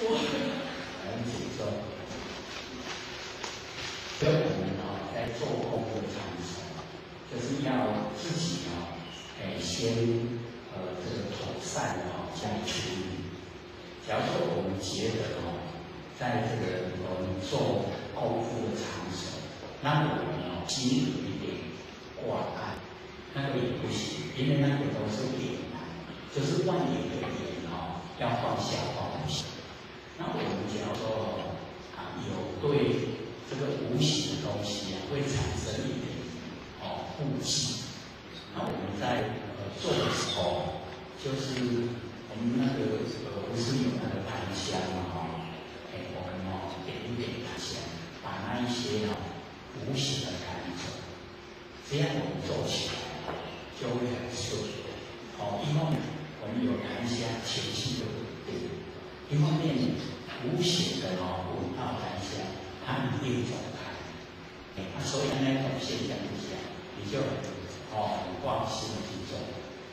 会满身大汗，这个就是太紧张，就是你没有放下，有期待，内心有很强烈的期待，那个也就没有放下。所以放下是很轻松的，那个睡着是正常，会流汗也不正常。那你放下就睡着，那个表示他真的掌握到关系放下，睡着。他不能再做一面手型，那个要分开做。再会了吗？放松，还有吗？还有3分。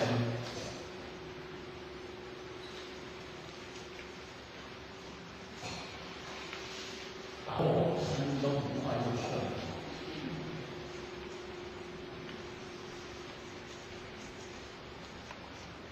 不然最后或许长一段才头功给各位听，好不好？这个开头功是我们国老师在过去那时候，在北部市里跟老师一样开设佛堂，老师来开头功。他的歌词有2段，或许唱后面1段。他说天地宽，宇宙广，红尘滚滚，景色很凄，驾持舟立风霜，尽心竭力度年难，忙。这个外面都没有在唱一首歌，那这个或许很欣赏。老师那一种那个苦口婆心那一种要不管做出心，不管在遇到同样的错误，老师都是负责要去承担。或许很喜欢唱，虽然年岁有点大，可是还是很喜欢唱。或许唱歌天地广，宇宙广，红尘滚滚尽凄凉，驾持舟立风霜，尽心竭力度严绕，忙。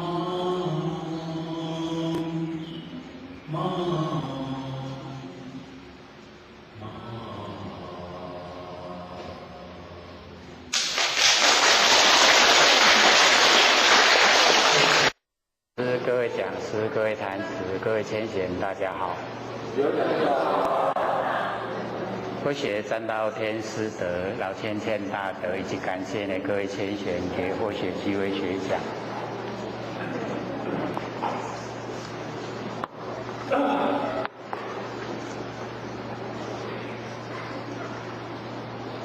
没有把那个上次的DVD 以及从第1到第5、第6呢，到第17、18呢到25MP3，以及呢所有的 CD 我们都有送过来的。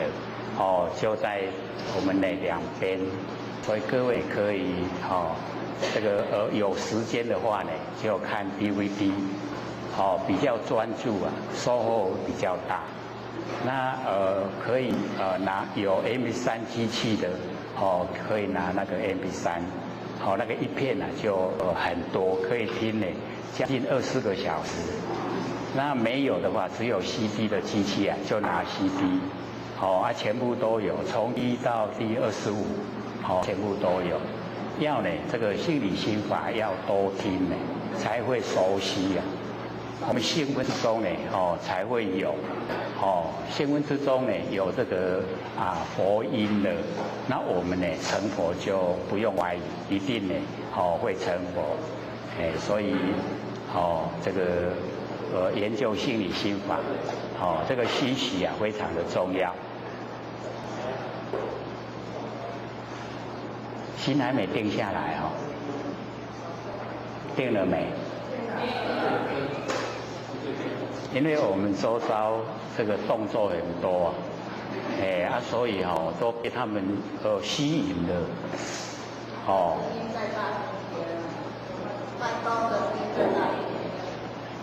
麦克风的声音，这个控制室里面呢，要把那个声音再放大一点。这样听得清楚吗？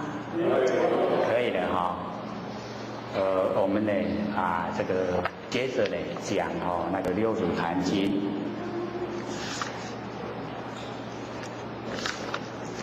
我们讲到呢那个治黄，治黄这一段，对不对？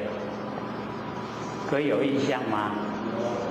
一个礼拜了这个很快就会忘了所以我们讲到呢那个智黄呢问贤策说这个六祖以何为禅定，对不对？讲到这边所以我们这个禅定这个非常重要我们在完成这个修禅，各位都有印象吗？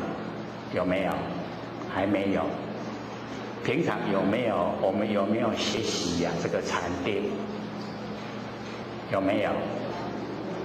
可能呢有的浅有学这个禅定，那有的呢大概都是朦胧的印象不知道怎么样来修禅定。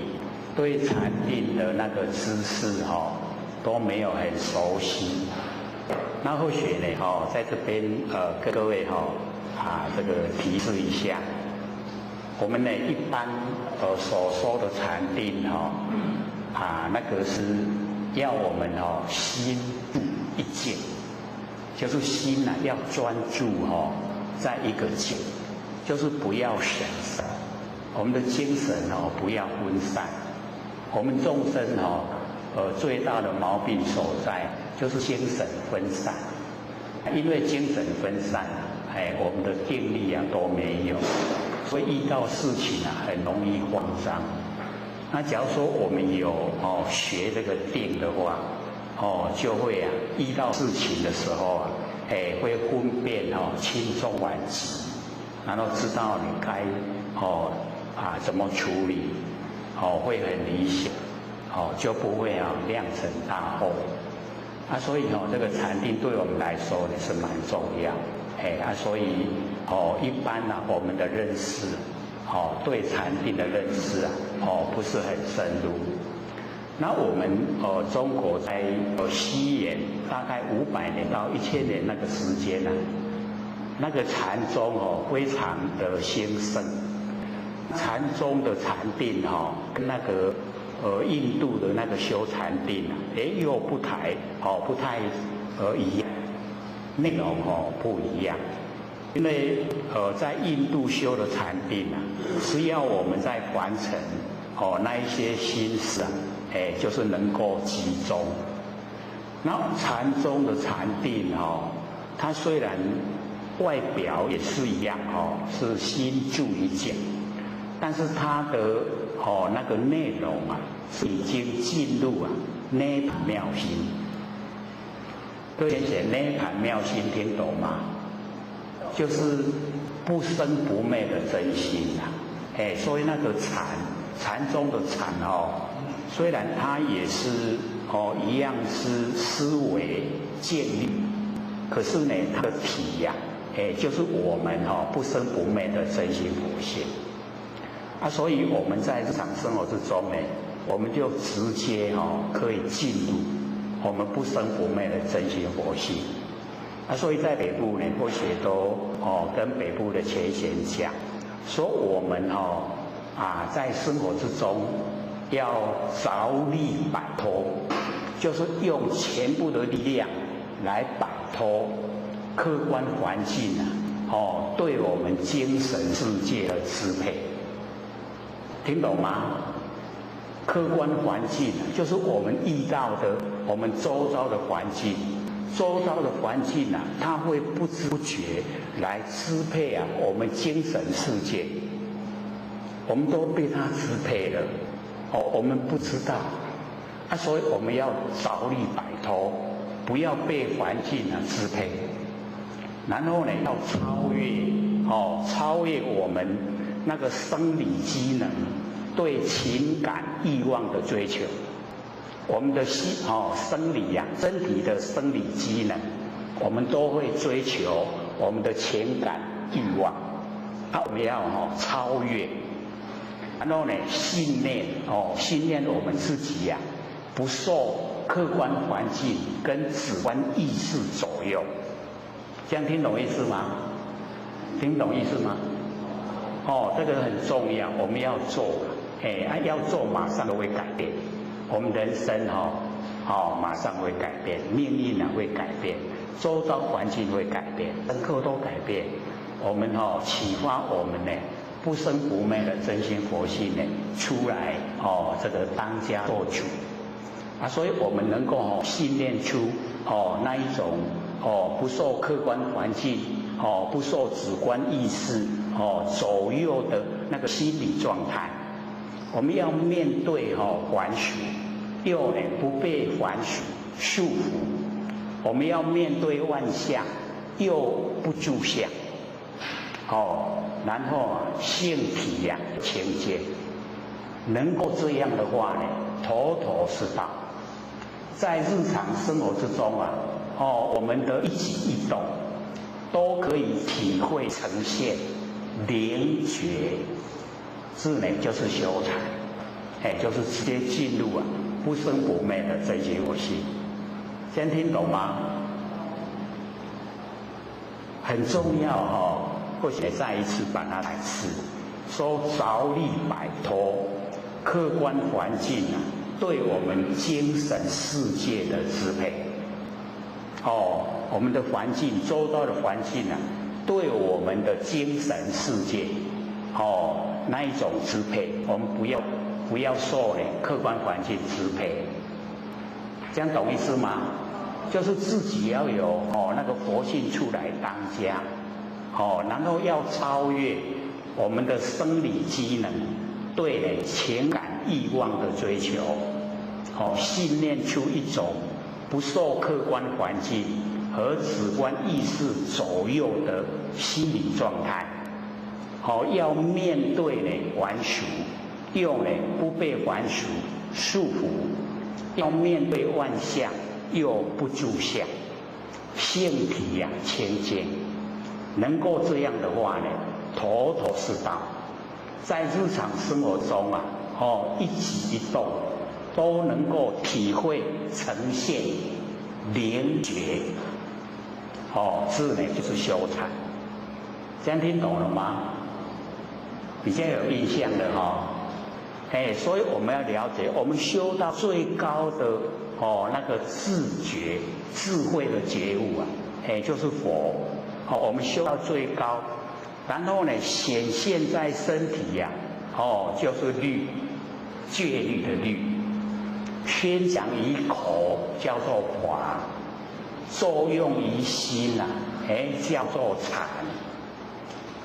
作用呢虽然有3个但是我们要了解它的来源就是一致的从一个来源出来那个律离不开法，然后法就是禅，这样听懂意思吗？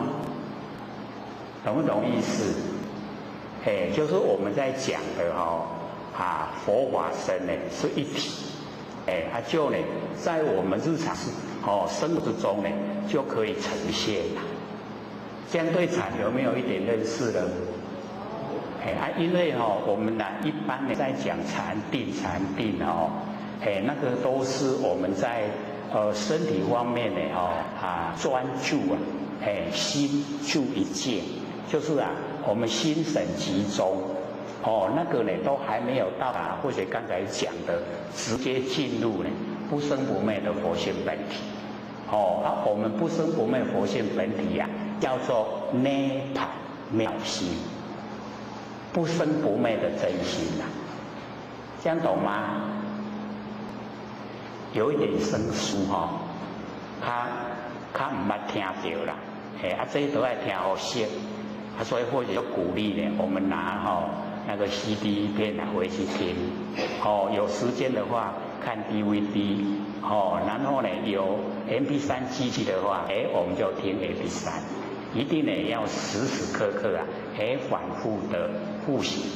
我们信问之中呢还有佛音。佛音已经中了，佛的果位就呈现，因果同时。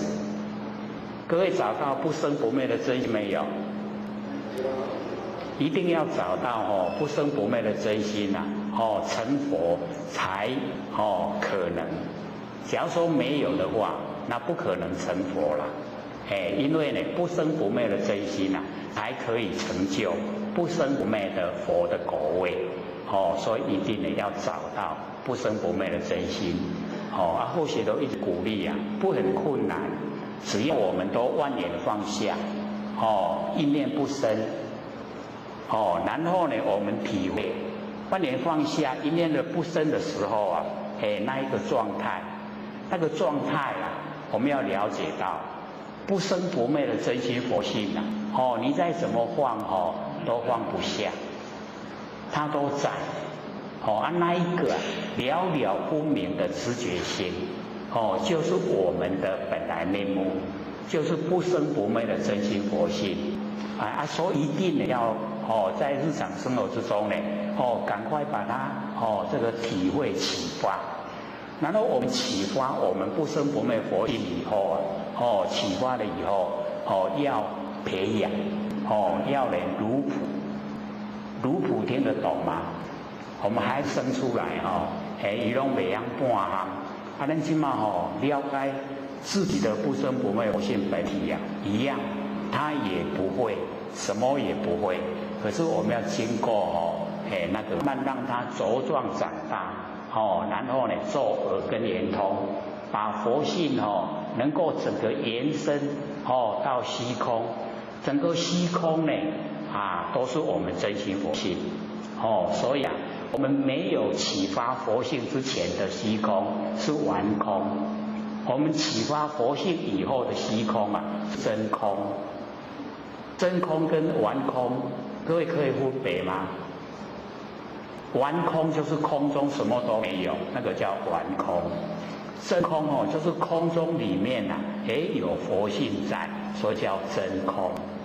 这样懂意思吗？我们佛性确实存在，可是没有形象叫做妙有，有没有形象。所以呢我们佛性在空间叫真空妙有真空妙有就是我性本体我们启发了以后让它延伸到整个空间。所以这个时候只要我们一静下来，我们整个线都跟整个空间融为一体，性与天通，跟天都相通的。那我们现在都没有没有把佛性的启发，所以我们的这个性跟天不通。各位先生通了没有通了这么理想啊！哦，都信理天通了，很好哦，我们要时时刻刻啊，都保持信理天通，就是我们的良心都在，我们都了解到，每个人啊都有良心。那有时候我们遇到社会的现象，我们会把我们的良心把它埋没。各位有没有埋没过自己的良心？不敢说了有时候为了利益嘛就把那个良心都埋没了，所以我们呢修道就是要启发他因为我们良心与天通，跟天是相通的，所以我们修道就是修我们的良心在呢儒家来讲叫良知良能良知良能就是不生不灭的真心佛性所以我们在日常生活中就要启发出来应用然后我们呢要先摸到本体，因为成佛就是不生不灭的真心佛性在成佛的。那只要我们摸到我们成佛就自己有信心，可以从内心生发自信自己可以成佛，时间早晚而已。那假如说没有摸到不生不灭的真心那个成佛只是希望成佛，因为不知道要怎么成。我们有摸到以后知道佛就在身上，就是我们那个很灵觉那个就是佛，就在身上，时时刻刻我们都跟佛在一起，时时刻刻都可以做佛。可是我们现在各位先生，我们的内心是做佛呢，还是做众生？已经做佛了很棒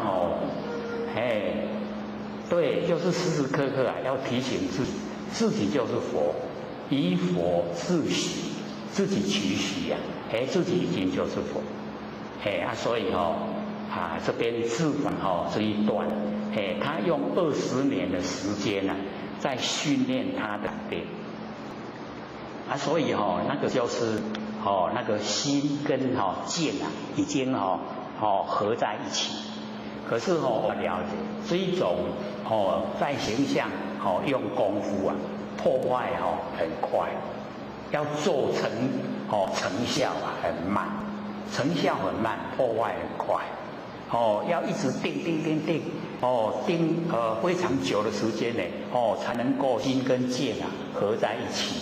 可是只要外境对我们有伤害，马上那个定力都不见了，对不对？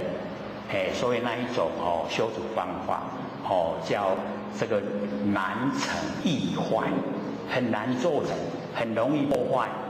那我们呢从佛性本体生发的禅定竟然是如如不动，那个才叫真的禅定或者都讲我们那个真心佛性它充在整个宇宙虚空，而且如如不动，动的是我们身体佛性没有动，那我们都没有体会所以我们研究心理心法就是要体会我们如如不动的真心佛性。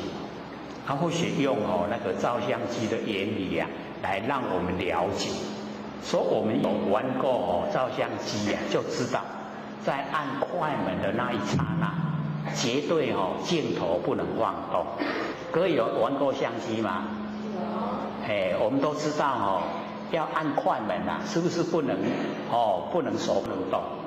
假如说我们手一动了以后那个洗出来的相片一定是模糊不清，这样的意思吗？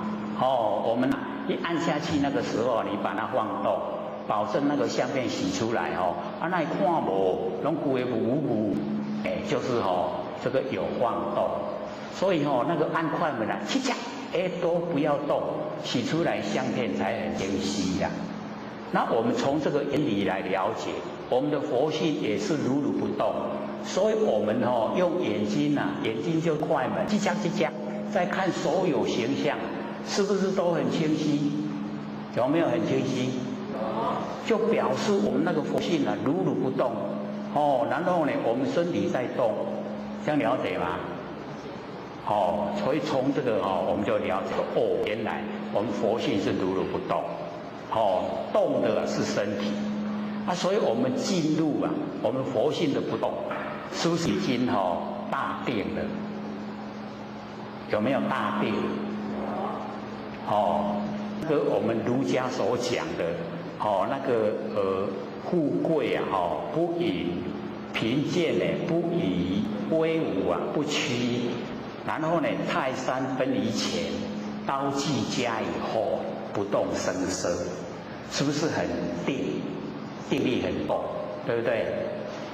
那个呢，就是从佛性的本体已经认识，然后发挥出来，所以不会被外相、外界影响。富贵了、有钱了，不以，就是守住自己的那个佛性本体。然后呢，贫贱不以，没有钱了，很困苦。志气一样都顶天立地，不会移动。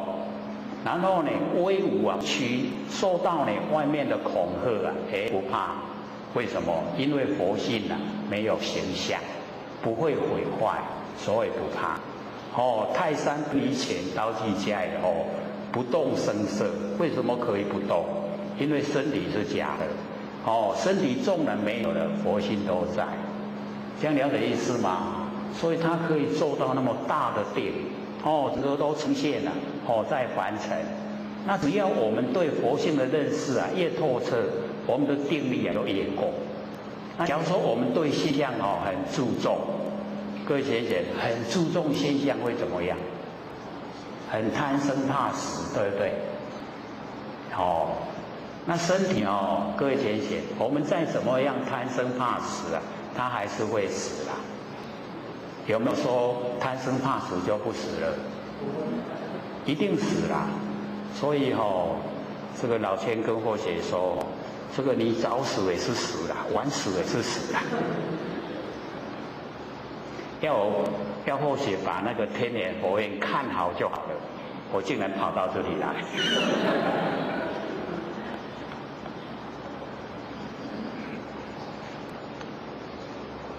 所以在凡尘我们这个身体是生老病死，有出生就一定会有死了。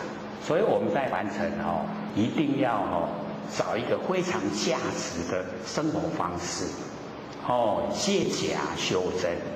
身体是假的，是所有风土众缘际会借我们用，没有一个人可以拥有它。假如说我们的身体我们自己可以当家做主，那我们在最漂亮、最年轻、最有活力那个时候，赶快命令我们身体不要变，我要这样就好，可不可能？一天一年一直过，它都直直老来就会这个样子。所以我们也不要在身体方面太着重。我们身体太着重了佛性就会看清。那佛性看清了我们就六道轮回不会停止。我们只要进入佛性身体的生命就已经是小事了。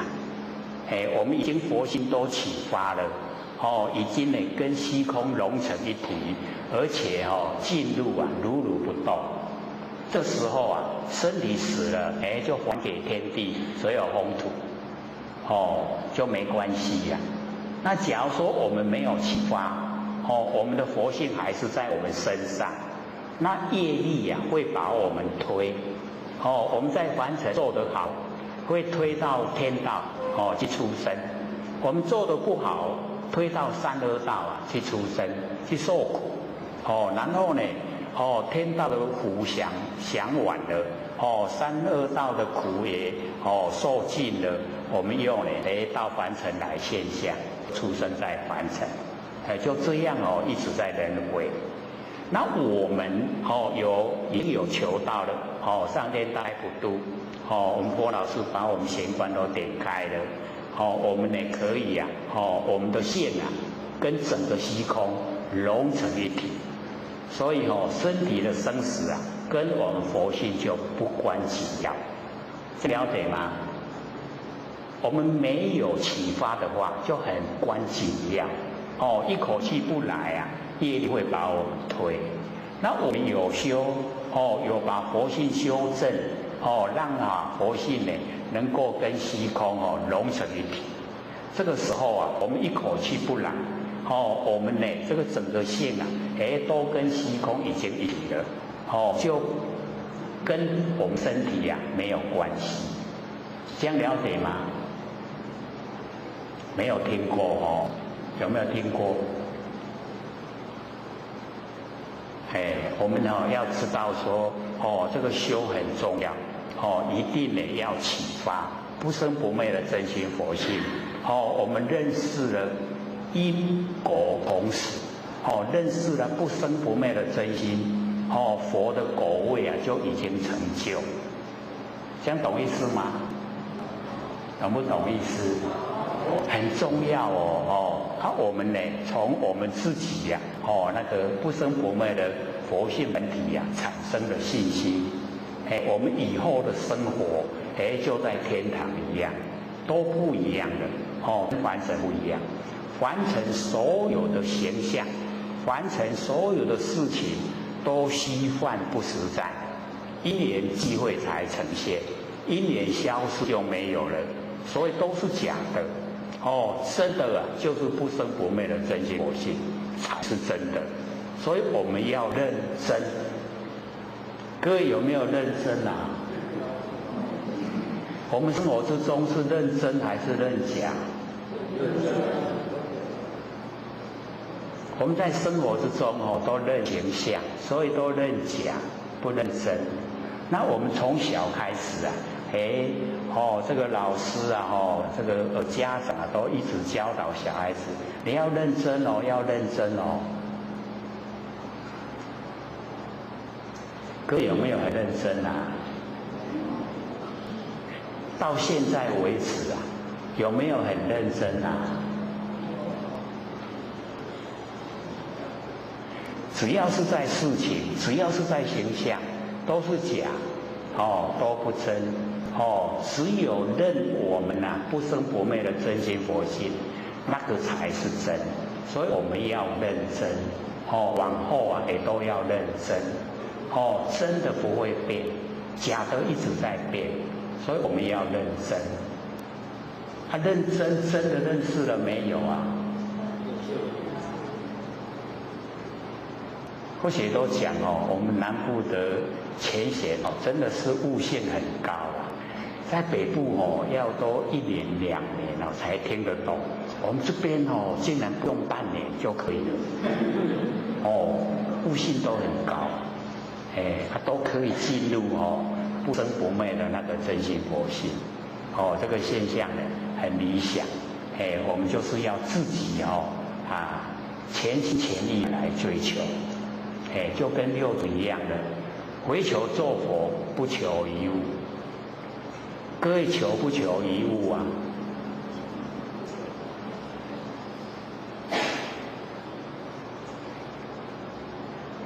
所以要了解，我们也在凡尘这个生活有饭吃，有衣穿，可以遮风避雨，这样就可以了。那在追求多那个财产、金钱，那个都虚幻不实在。我们一口气不来我们带不走1毛钱，1毛钱都带不走了，所以留给祖孙财产那个都让祖孙不争气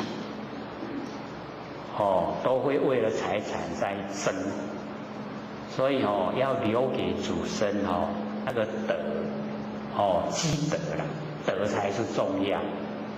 像孔老夫子啊，他已经到现在72代，他的祖孙还受人尊敬，那个就是德。那你留财产没有用哦，迄囝孙啊，你安尼哭转去尔，伊都咧烧钱啊。哦，钱到去拍官司啊，有没有？哦，佫足济，毋是讲少少啊。所以吼，囝孙啊爱留德互伊，毋免留财产。哦，只是呢，要让他自立自强，哦，追求自己的人生。所以呢，不用留钱给他，留给他了以后啊，他反而这个萎靡不振，生活不是很理想。所以我们在凡尘努力的方向一定要确定，就是追求让自己不生不灭的佛心能够光明，恢复本来。我们老师不是讲我们佛师说我们礼天顾家乡我们的那个家都已经结了很多蜘蛛网，都没有回去清扫想不想回去清扫要不要回去这个想跟做还有一段距离一定要做要实际的做，让我们的佛性恢复光明。恢复光明呢，我们就已经把那个顾家乡的那个家园清理得很干净一定要自己努力各位浅显，自己的佛性光不光明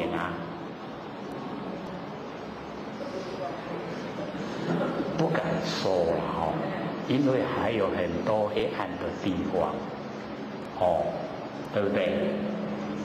所以我们在日常生活，只要我们有负面的念头，那个都是黑暗，要把这一些全部都去掉。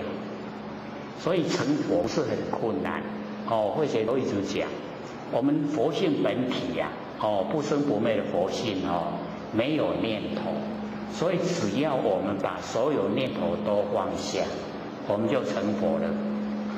这样容不容易？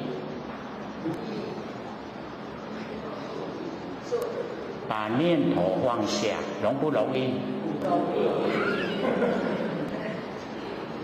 是很困难吗？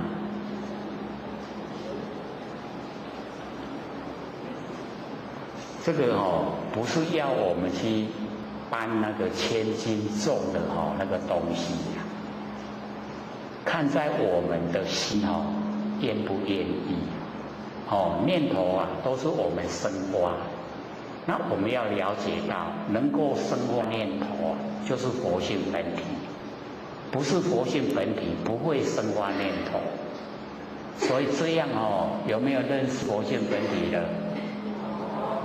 咱伫咧生念头出来，就是咱的佛性本体你有法度改修改，认识它了没？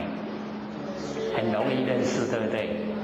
都咧生念头出来，那个人，那个就是人，他就是我们的本来面目。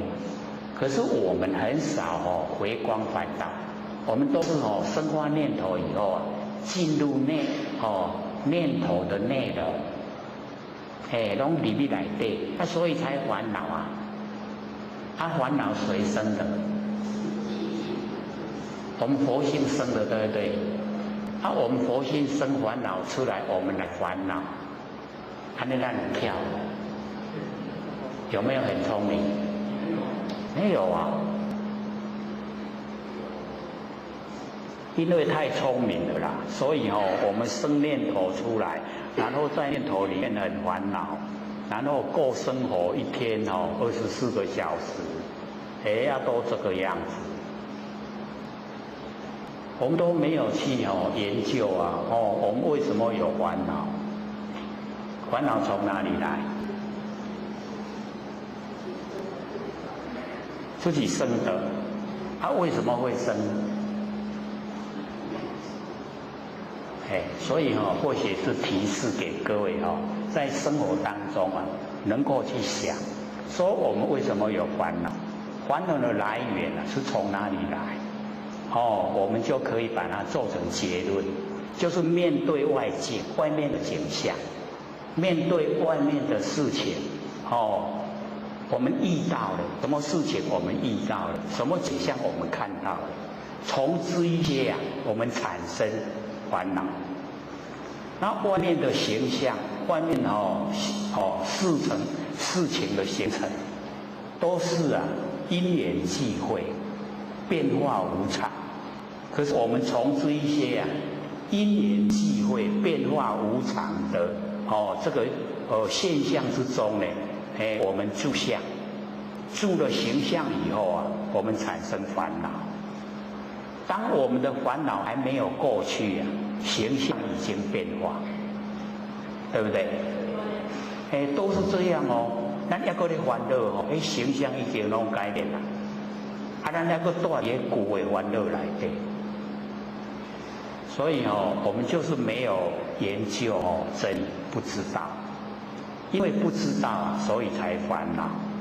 那我们现在就是要了解说，根源就是对呢真理的世界真理的领域都没有去研讨，没有研究不知道，所有很多都是不必要的，烦恼也不必要，造业也不必要，受苦也不必要。那因为没有研究这一些都变成必要，烦恼也变成必要，然后呢住相也必要，然后受苦也必要，对不对？是不是这样？确实就是这样安尼咱人真讲真巧，这样算起来我们都不够智慧是很聪明，可是反被聪明误，我们都不用智慧。那我们要启发，我们佛性本身它有般若妙智慧只要我们肯万年放下一不生，你把佛性那个本体认识，然后启发，让它呢在日常生活之中运用，然后只要一段时间这个3-5年一过去以往的禅宗的修持你认识本体12年就可以成佛。12年就是去掉我们那一些深根蒂固的习惯，我们那个习惯性佛性里面没有，我们要去掉那个要很坚定的信念，那个不符合真理的，我全部不要，这样呢，它就可以去除离我远去，然后恢复自己本性的光明。本性一光明一恢复以后，我们那个般若本性所具备的那个智慧般若妙智慧它就呈现。呈现以后我们不会造业，为什么？了了分明的真理，整个就在眼前。那整个在眼前呢这个应对凡尘的万事万物事来则应，事去则见。这样呢就很理想生活之中呢就我们不造业因，那么没有业因我们自然就不用接受果报，就解脱了。所以这个解脱我们不用这个一直这个求佛来把我解脱，要自己人，要自己解脱不然我们自己一直造业，一直造业，一直求佛，一直求佛，没有用那只要我们业因都不做了不造业因，哪有苦因果是定理，一定道理。在凡尘不要想说研究因果已经落伍了跟不上时代。这个因果的东西它是一个绝对的道理，有因必有果不会说我们这个时代进步因果就把它推翻了，推不了的。在讲那个研究因果已经落伍那个人他连这个吃饭也不用吃，连呼吸也不用呼吸。吃饭就是因，能够活下来才是果。你呼吸就是生得因，你不呼吸就死翘翘。有没有因果？我们在日常生活之中在接受啊，你路你行，你哪讲赢的啊？那个严重哦，会人家捅你一刀，严重到那个程度哦，有没有因果？绝对有的。那你笑脸迎人啊，人家环抱你是什么？就是笑脸，有没有因果？有，就是绝对有因果。小有小的因果，大有大的因果，都有因果。现在接受福报的啊，都是累世累生之中啊，还在种因。他一直在布施，所以他现在接受福报。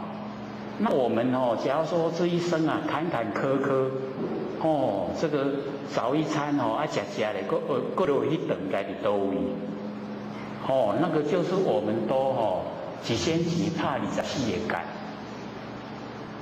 各位现在有没有啊？几仙几个怕你在细也干？国语说：“拔一毛而利天下不为。”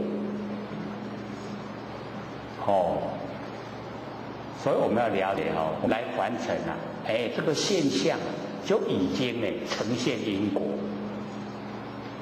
所以我们时常买花来供佛，那就会长得很漂亮。有没有因果啊？我们长得比较丑陋是从来都唔捌想要买花去敬佛啊。所以也不要埋怨，后日若想较水就会记你讲买花来供佛。佛已经成佛了啦，你有拜有供他呢他也成佛；你不拜你不供养，他也成佛。所以伊无差啦，差伫个咱。咱要拜的人，咱供佛的人，差伫个咱本心，这样了解吗？所以心呢就很重要我们修道啊，就是要修心，把心透彻了解明心了，见性了，心明以后因果不昧，不会迷昧，然后见性以后成佛无疑，绝对成佛。所以我们研究这个就这么好可以让我们有信心呢，绝对可以成佛。还要了解听到这个上乘佛法都很不容易的容不容易？这一条黑龙爱有祖德，祖先有德性，然后本身有行善，累积善生根，善根又成熟，你才这一条无迄下骹弄迄个迄尖咧甲你插你坐袂掉呢所以各要了解到说这个因缘啊很不容易遇到要讲这个性理心法，我们要研究都很不容易。各位浅显容不容易？很不容易我们就是要珍惜要了解到，就是启发我们不生不灭的真心佛性一定要认识他要听他的话由他来指挥我们的视听言动。我们现在谁在指挥啊？真的是佛性的指挥都这么理想不是我们的六根在指挥真的是太超越了。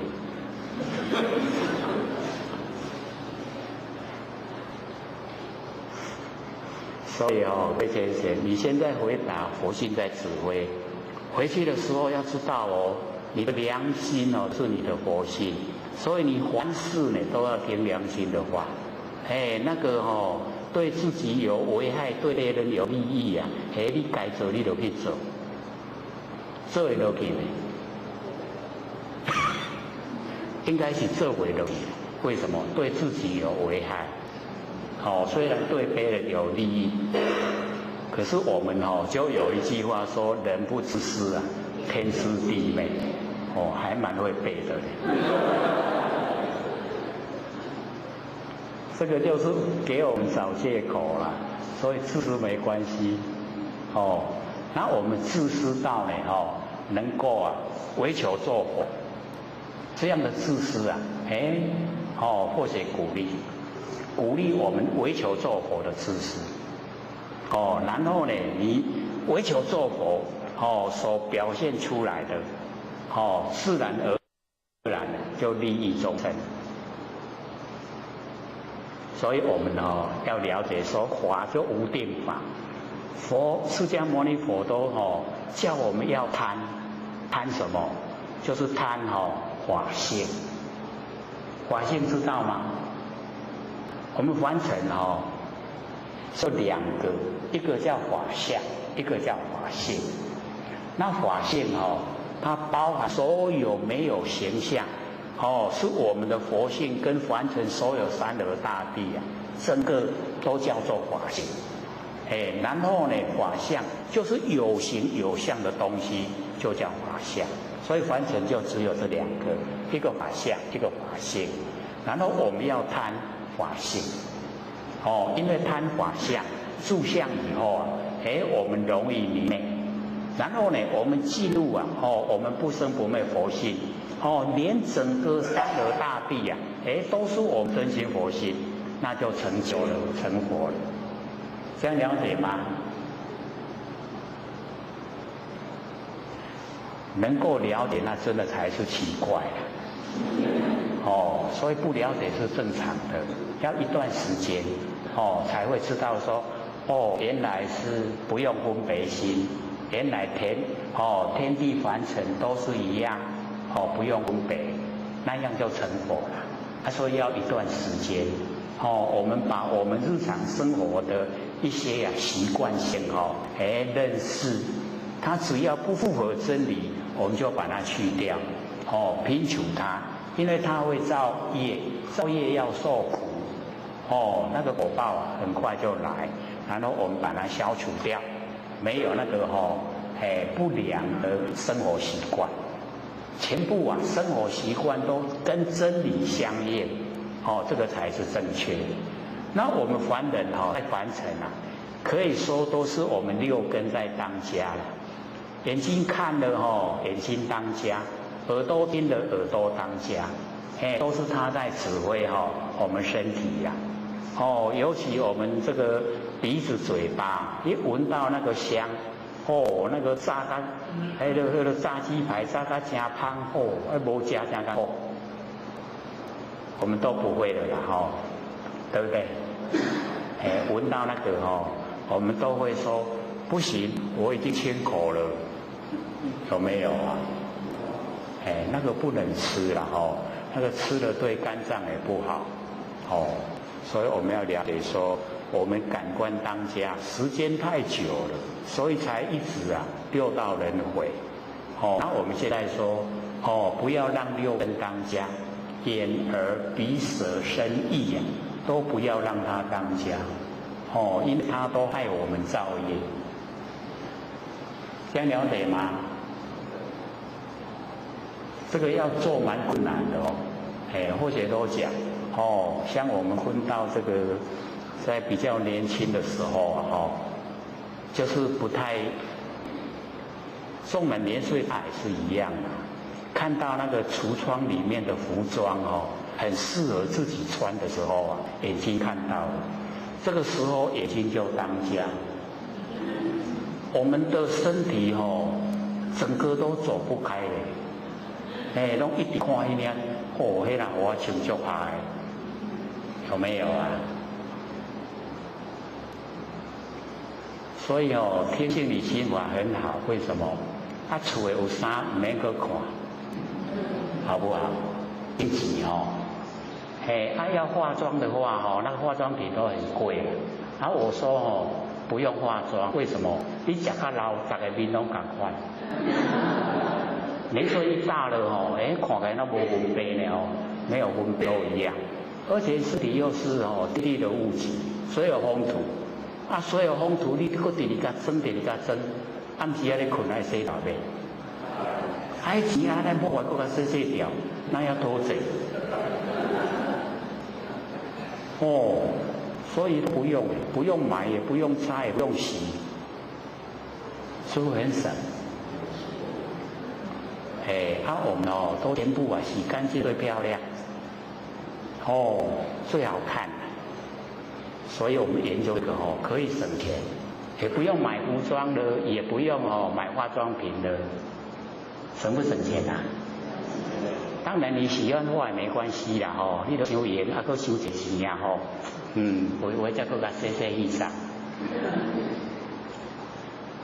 我们了解呢，在凡尘有很多呢我们要追求、要了解、要知道当我们的六根呢很强烈的发出意念，我们就要了解说已经偏了，跟真理不相应了所以那个时候要马上清醒耳朵听到呢我们耳朵是很奇怪的，人家那个不愿意给我们知道的事他们都很小声在说这个时候那你看都压来听也是很奇怪，不要听就好了嘛，他不给你听你就不要听啦那鼻子嘴巴身体意念，各位先生，有什么是好事所有六根惹下来的那一些业因都是要我们受苦，要我们到三恶道去，所以不要听他的话不要让他当家做主，这样会不会会不会要有很大的勇气当我们这个六根根尘相对已经不产生六识六识就是我们日常用的四心我们四心都不用了，就会用真心。那用真心的话跟真理相应，那既然跟真理相应不会造业，既然不会造业就不用受苦，这个是我们一定要认识要知道知道了以后我们就要去实践，实在的做，能够实在的做功效都会呈现的我们就会很快乐所以各位先生，当你已经了解真理或者都讲这个冬天睡觉盖的棉被都一直在偷笑各位现在有没有半年就听懂了要偷笑有没有还没有。所以欢喜充满的时候那个整个都是阳，人是半阴半阳当你欢喜充满了那个阴都不见了，整个都是阳，所以你睡不着觉，睡不着觉没关系，阳已经很充足了，明天精神一样很好那我们只要说阴比较浓的话，我们会昏昏沉沉，昏沉的话阴比较浓阴浓好不好？阴浓的话要到地狱去阳很充足的话我们要上天堂上天堂比较好说要培养把阳培得很充足，所以不要有负面的念头各位先生，负面的念头知道吗？就是那个不好的要害人的对人不满的，对人埋怨的，这都叫负面那个都不要都把它去掉所以去掉这个也是要有很大的勇气知道它不好马上去掉这样呢我们会习惯，就不会有不好的念头，所以那个黑暗面就没了没有黑暗，整个都是光明，这样了解吗？是不是愈听愈迷糊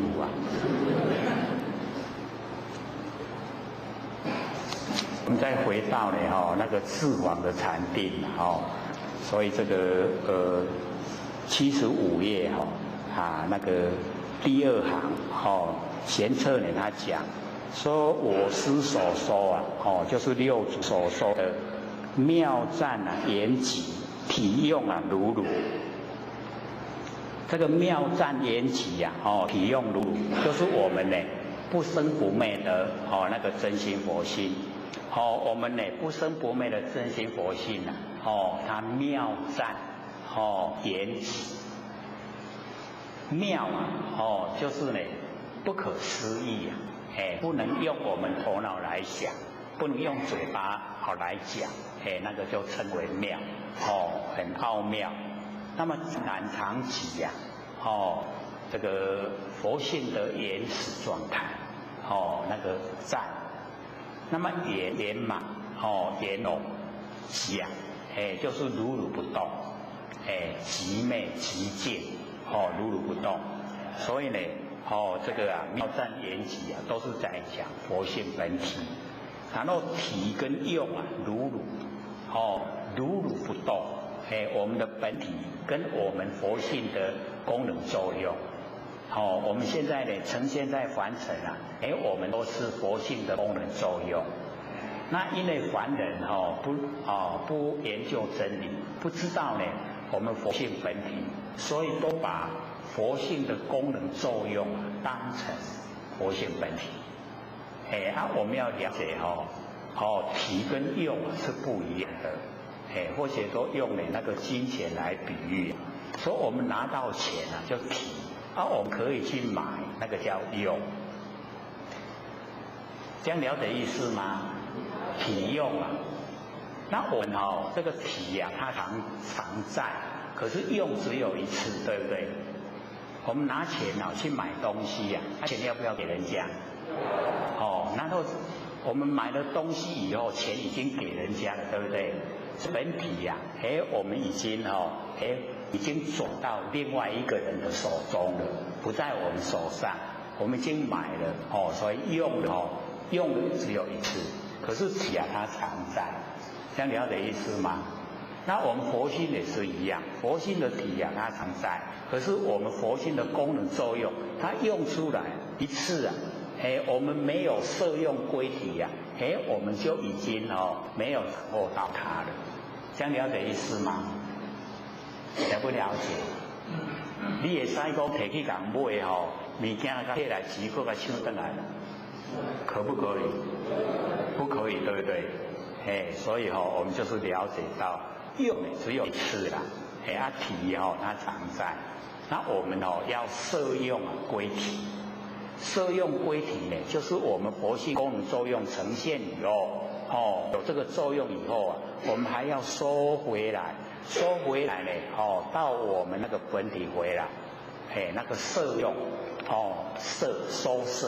收摄啊，我们的功能作用又回到本体，回到本体以后，它又会发挥功能作用。那我们假如说不了解到的体呀，本体。那我们作用方面啊，在用功夫啊，变成虚幻不实在，用了以后啊没有了，佛性本体没有了，我们误以为啊，佛性的功能作用，就是把它当成是体，所以这个呢，我们了解说，我们的佛性呢有办法生发念头，念头生发以后啊。各位浅显，念头会不会变化？很快变化，对不对？所以那个功能作用一出来以后，一跑到呢，我们的念头，念头有念头的内容，我们跑到念头的内容里面住在里面，然后呢，我们想说，我要再用，结果我们那个念头有办法再生发念头吗？可不可以？我们佛性生发的念头，已经生发了，念头的这个内容，它可不可以再生发念头？可不可以？可不可以？遐厉害啊！咱写出来念头够生念头啊！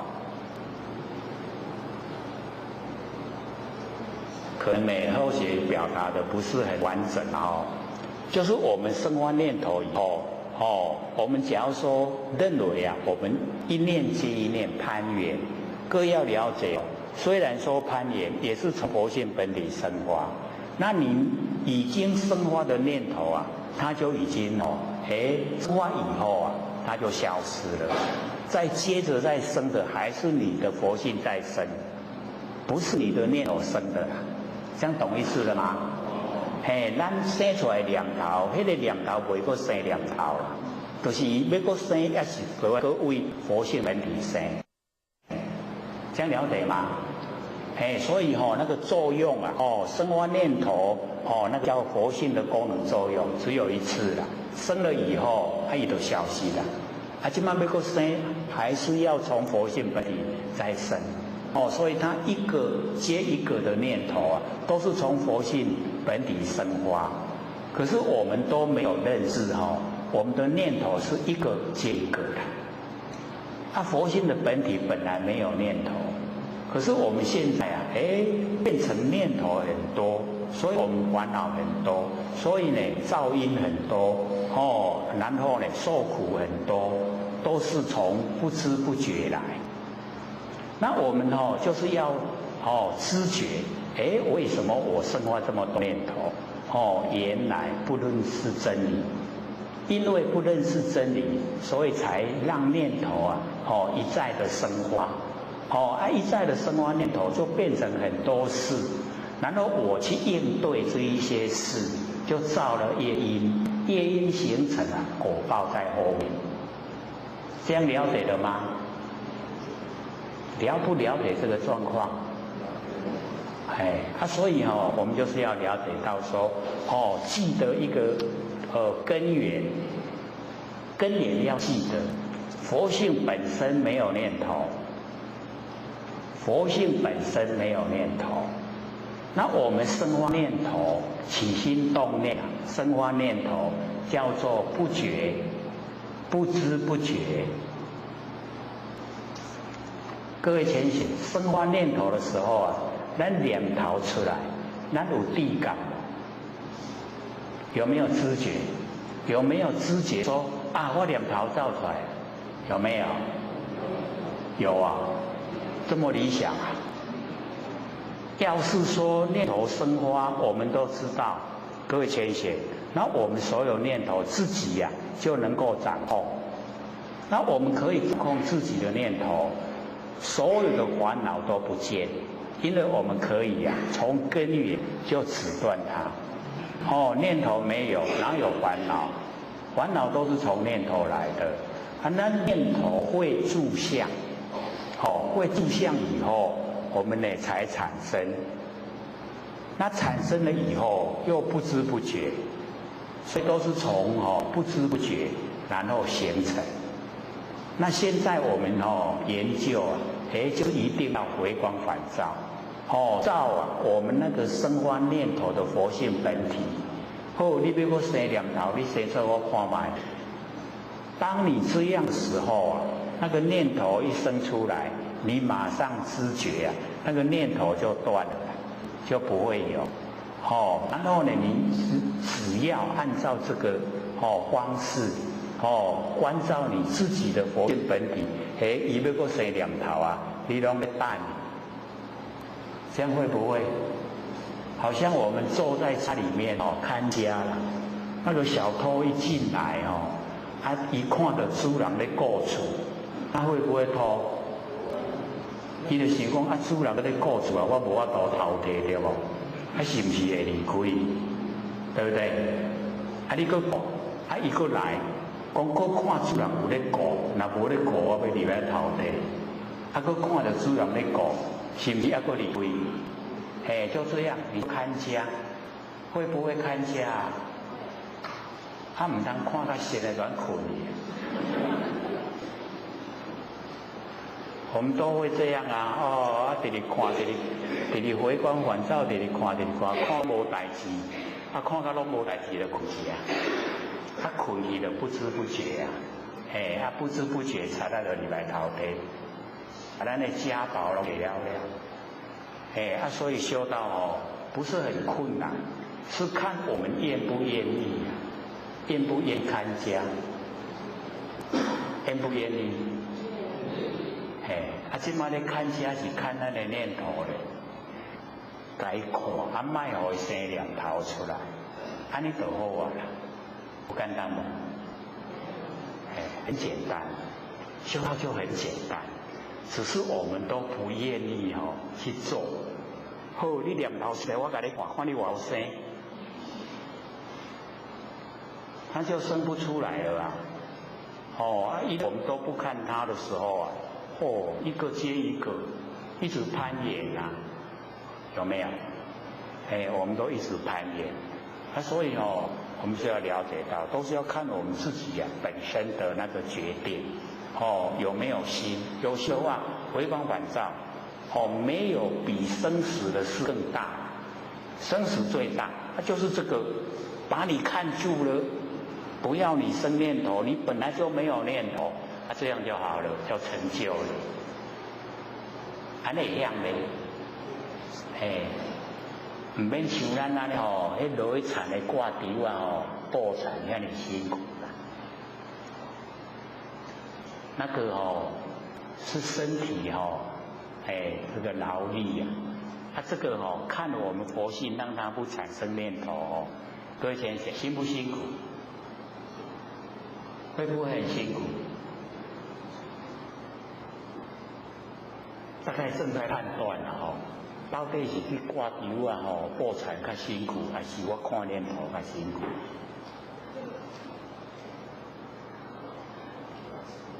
那个工作都有一个段落，这个看念头也是要怎么样？要有始有终。好，我给你看，看到已经习惯以后啊，伊就拢无念头啊。无念头以后的成就，就已经时时刻刻都在觉中。它都是觉的话我们不会造业，没有业因就不用受苦，就解脱了，就成就了。安尼样嘞，可能各位在想说你那搞这个代志遮大给我做。看念头，这个很大的工程大不大？很大这个工程虽然说不用我们这个费力不用力气，可是这个费心的程结尾很好玩。可是这个可以让我们成佛，值不值得做？很值得做，所以我们在日常生活之中只要你有空闲，就学习观念放下，就学习看是佛性本体，看你要生什么念头出来，这样就好了啦，简不简单？或者教各位都是很轻松的事，很好做的事，只看愿不愿意。不愿意呀，安尼讲无可奈何，迄个回答愿意。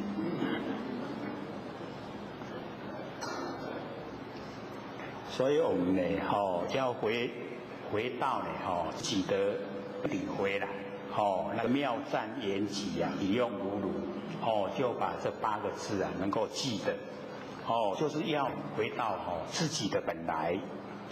无因本空。各位先生，什么叫无因？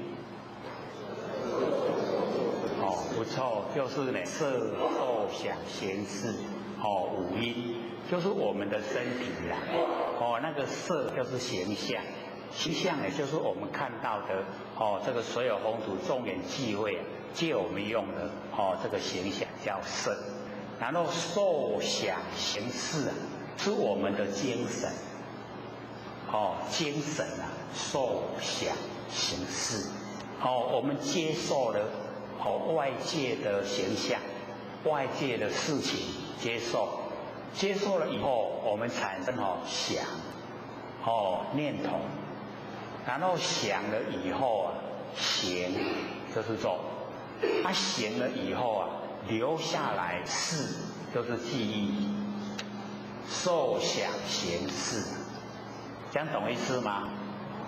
我们身体就是色受想行识，然后色呢就是看得见的实体，受想行识就是呢精神，就是我们这个身体的精神，那呢从这个呢受想行识没有研究的话，都把凡人的万象万事当成真的来接受，接受了以后，我们产生念头，因为把它当成实在，所以要怎么去做就是以万象万事实在的角度去做，然后做了以后就留下了记忆所以我们从这个受想行识这个不实在的，把它当成实在就是颠倒。那我们呢一研究真理以后受的时候我们要了解凡尘的万象万事都是假的，所以我假的不受，不让它进入内心。我的一心正受都是我不生不灭的真心佛性，所以那个受，这样有没有分别的？了解里面的意思了吗？我们那个受很重要把凡尘都当成真的这样的话叫颠倒，因为凡尘都是假的，我们把它当成真我们去接受，然后呢造下来的那个业我们要自己去承担，这样了解吗？最大的差别呢就在这里，所以我们呢一切不受，凡尘都是假的。或许呢在北部遇到有一浅显，他是呢一个公司行号的主管，然后呢所有一些职员都会向那个主管那个吐苦水就是他经历的那一些这个不如意都会向主管的诉苦，然后那个主管全盘接受了拢甲因的迄个苦，人倒不舍伊伊就这份受让总甲收起来，然后一段时间以后他的身体又出状况这整个那个医生检查说你这个得到癌炎症癌，咱讲甲得到啦，说安那会安呢？还蛮年纪不是很大怎么会得到癌？那我们一般呢得到这个炎症会怎么样？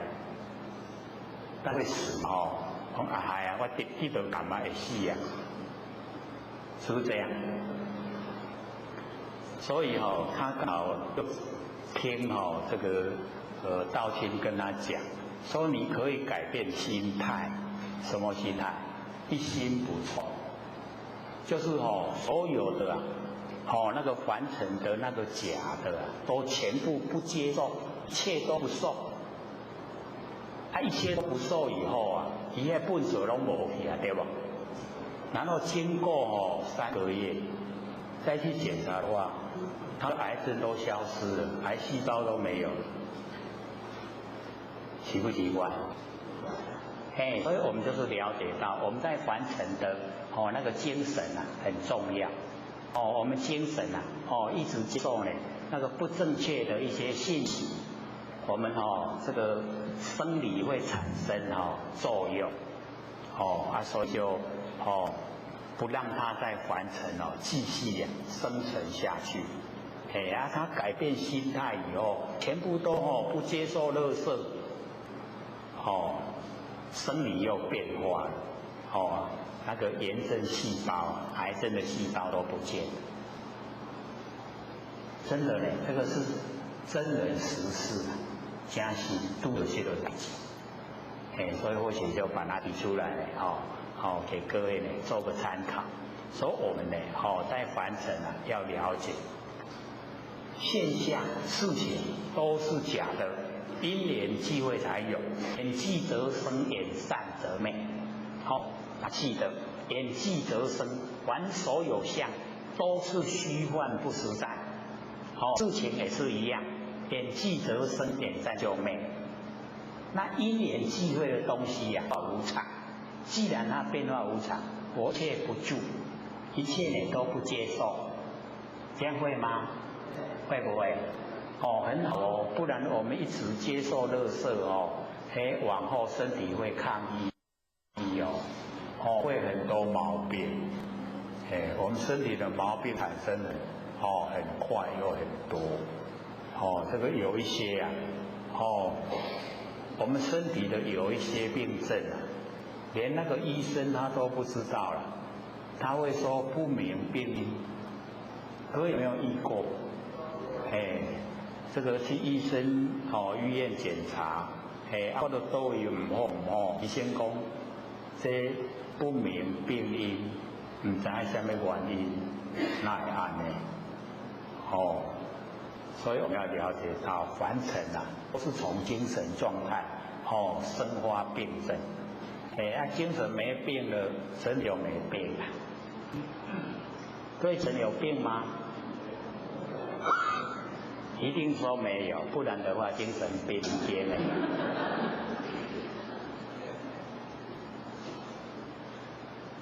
我们从精神信念都很健康，所以一切不受，完成假象，一切不受。所以受啊，你看我们一改变，想改不改变？从受改变以后啊，想改不改变？行改不改变？事改不改变？整个改变。所以受想行识啊，都空。然后身体的事是天地的物质，谁有风土？所以五阴啊本空，有没有错？真理五阴本来就是空的，可是我们都把它当成实在啊，身体也是实在的，然后接受什么事情，接受什么现象，也都是实在啊，有没有本空？没有空所以我们要了解五阴本空，本来就是空的要把它当成实在，当成实在呢，我们就六道轮回，它本来都是空的，我们就可以回到佛的本位。这样了解吗？哇，我咧甲大家催眠呢，看人拢咧点头啊，对，你讲的对。我们知道了形象是假的，天地的物质，想行识啊，又是呢不实在的那个景象引起，都虚幻，所以叫五阴本空，本来呢都是空的，然后六尘啊归有，这个六尘，六尘是什么？对，色声香味触法叫六尘，六尘啊本来都是空的，没有，本来就非有，非有也就是空了。可是我们现在看到六尘啊，空不空？都把它当实在有，对不对？所以在真理世界来讲，这个六尘啊，它非有，非有是空啊，不是有。是假的有，一直变化的，所以我们要了解说，根尘相对啊，我们六根对着六尘，然后产生六识，3、6、18我们这样做，就有18层的地狱啊，在等着我们，所以不要六根对六尘产生六识，那个四心啊不要用，用了呢。就会干扰咱去地下去啊，18站地下，咱不是听到，有没有听过？尤其那个丧事的时候，拢有迄个挂迄个地图的迄个地狱的迄个图片，拢有甲咱讲迄个18站的地下，咱都爱了解，我们要知道说。18层地狱啊，就是我们六根对六尘产生六识，然后我们在里面一直在做行持，然后真的就是那样去接受那个果报，18层地狱的果报。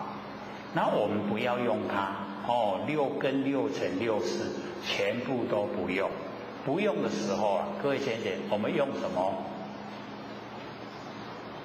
不会了我们六根六尘六识不用，用什么不会啊？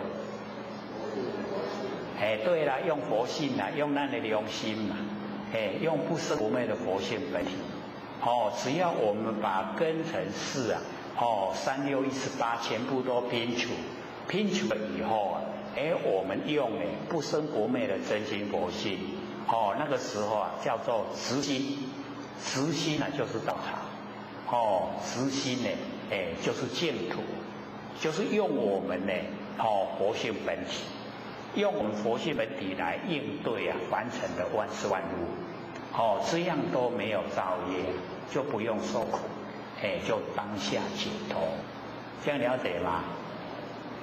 我们就是要在日常生活之中就把它运用，不要用那个3、6、18的那个根尘四全部不要，6根6尘6世全不用，我们用慈心，就是用我们良心良知良能，用我们的佛性本体来应对凡尘的万事万物，所以这边就讲6尘归有，色声香味触法那个都不是有，是稀泛的因缘际会呈现的，在迷惑我们的那个6根，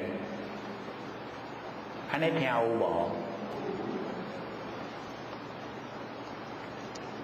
不出不入，因为那个智房它就是说入定跟出定，然后这个贤策跟智房讲说不出不入，没有出入有出有入各位浅显就是有现象，然后有生灭，才有出有入，然后不出不入就是常定、常住、常有。我们佛性就是这样子，它常住，然后常定、常有，有不变化的常住的有，不定不乱，在我们这佛性本体来讲不定不乱，没有这一些名相，禅性无住，这个禅性它无住，没有住没有那个止住，没有停止的地方，没有住的地方，离这个住禅集离开那个死住的那个禅集。各位浅显这样听懂意思吗？他说有一个会当停止的所在，有停止的地方，那是不是有一个限度？不会很宽广。假如说有一个停止的地方，那表示它不是佛性本体，因为佛性本体非常宽广，无量无边，尽虚空的遍法界，所以我们那个禅性很宽广。那假如说要有一个停止的地方，住的地方呢，那就变成狭隘，这样懂意思吗？懂不懂意思？因为我们还没有把那个佛性启发跟整个虚空融合，所以现在有一点要体会这一种状态比较体会不出来。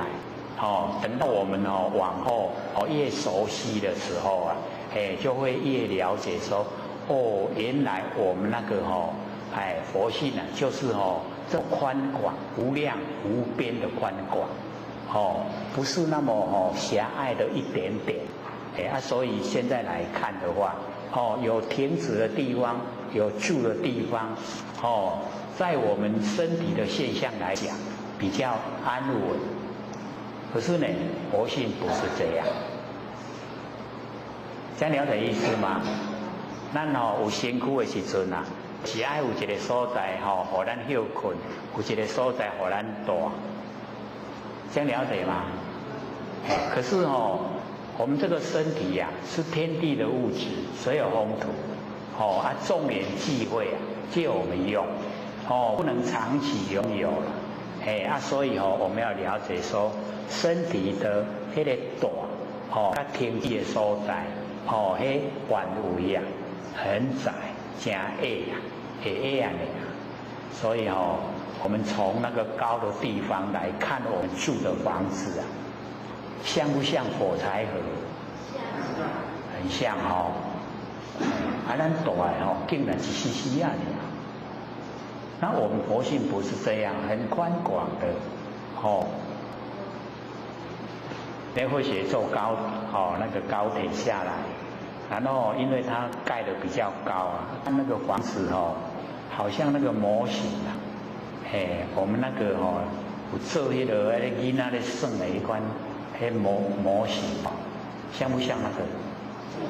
哦，很像哦。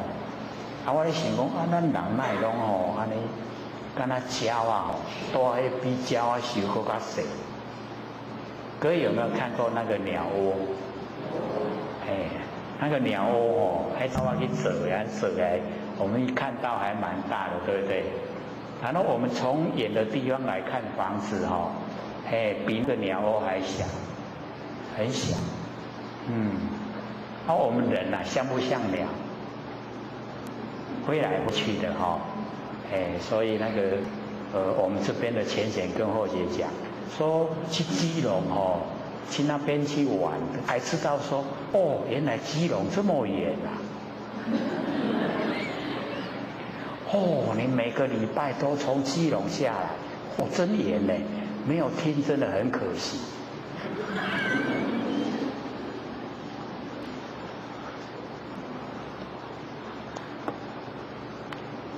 想象的哦，基隆很远，可是真的，一坐车上去啊，那几个没去搞这样，那个才真的体会啊。所以想象跟体会啊，是不是不一样？不一样哦。敢那想象，你若真是去哦，真是有够真的够远的哦。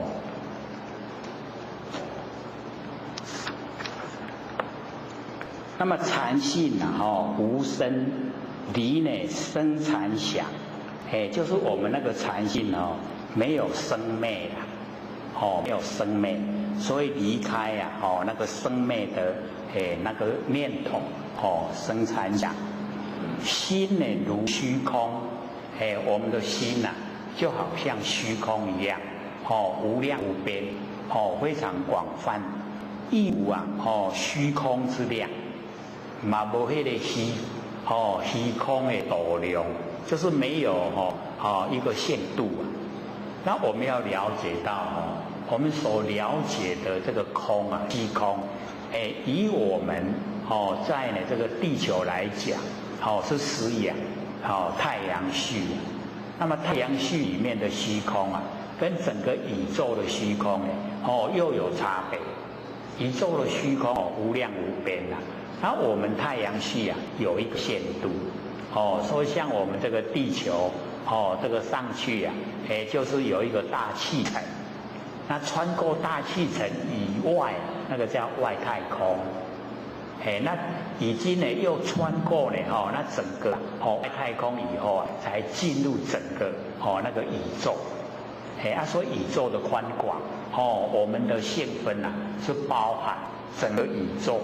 非常宽广，不局限的在这个太阳系，不局限在地球，很大，我们的那个细分很大，所以我们要回到我们的那个本来，回到本来以后，我们可以到所有的佛世界，我们比较时常听到是西方极乐世界啦，然后东方琉璃世界。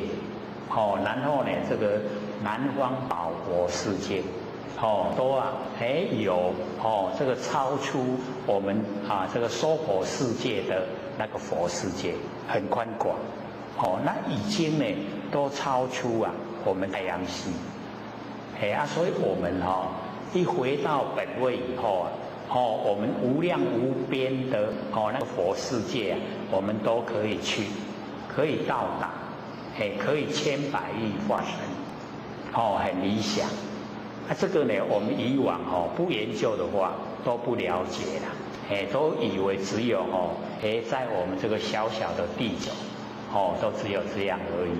然后呢，我们研究心理心法，把我们的心量都扩大到无量无边啊。然后我们眼前所遭遇的所有事情啊，各位浅显要不要计较？就不用了，因为从那么大的世界，然后回到现象这么小的现象啊，这个心量一大以后，扩大了以后啊，凡事都会让的，牛郎啦，都没必要计较，也不值得啦，不值得计较，所以我们老子师啊，就现给我们看，度大能容。了却了人间多少事啊！我们很多事啊，就是不能容纳，所以才有事啊。一容纳都没事了，对不对？各位浅显度量大不大？有没有学我们老祖师啊？要学老祖师呢，度量很大然后要学我们老祖师的满腔欢喜。满腔欢喜呢，笑开呀，天下古今愁，全部呢都笑开。他或许时常会讲，说我们现在的凡人很多都是从厕所出来，整个脸都臭臭的，有没有？所以我们要学那个布施。笑容布施，看到人打招呼，跟他很笑脸，相迎人，是不是很愉悦？好像春风一样，春风吹到很舒服，对不对？我们喜欢看到人家的笑脸，所以我们也笑脸迎人给人家看。整个社会的这个风气啊，就会很理想。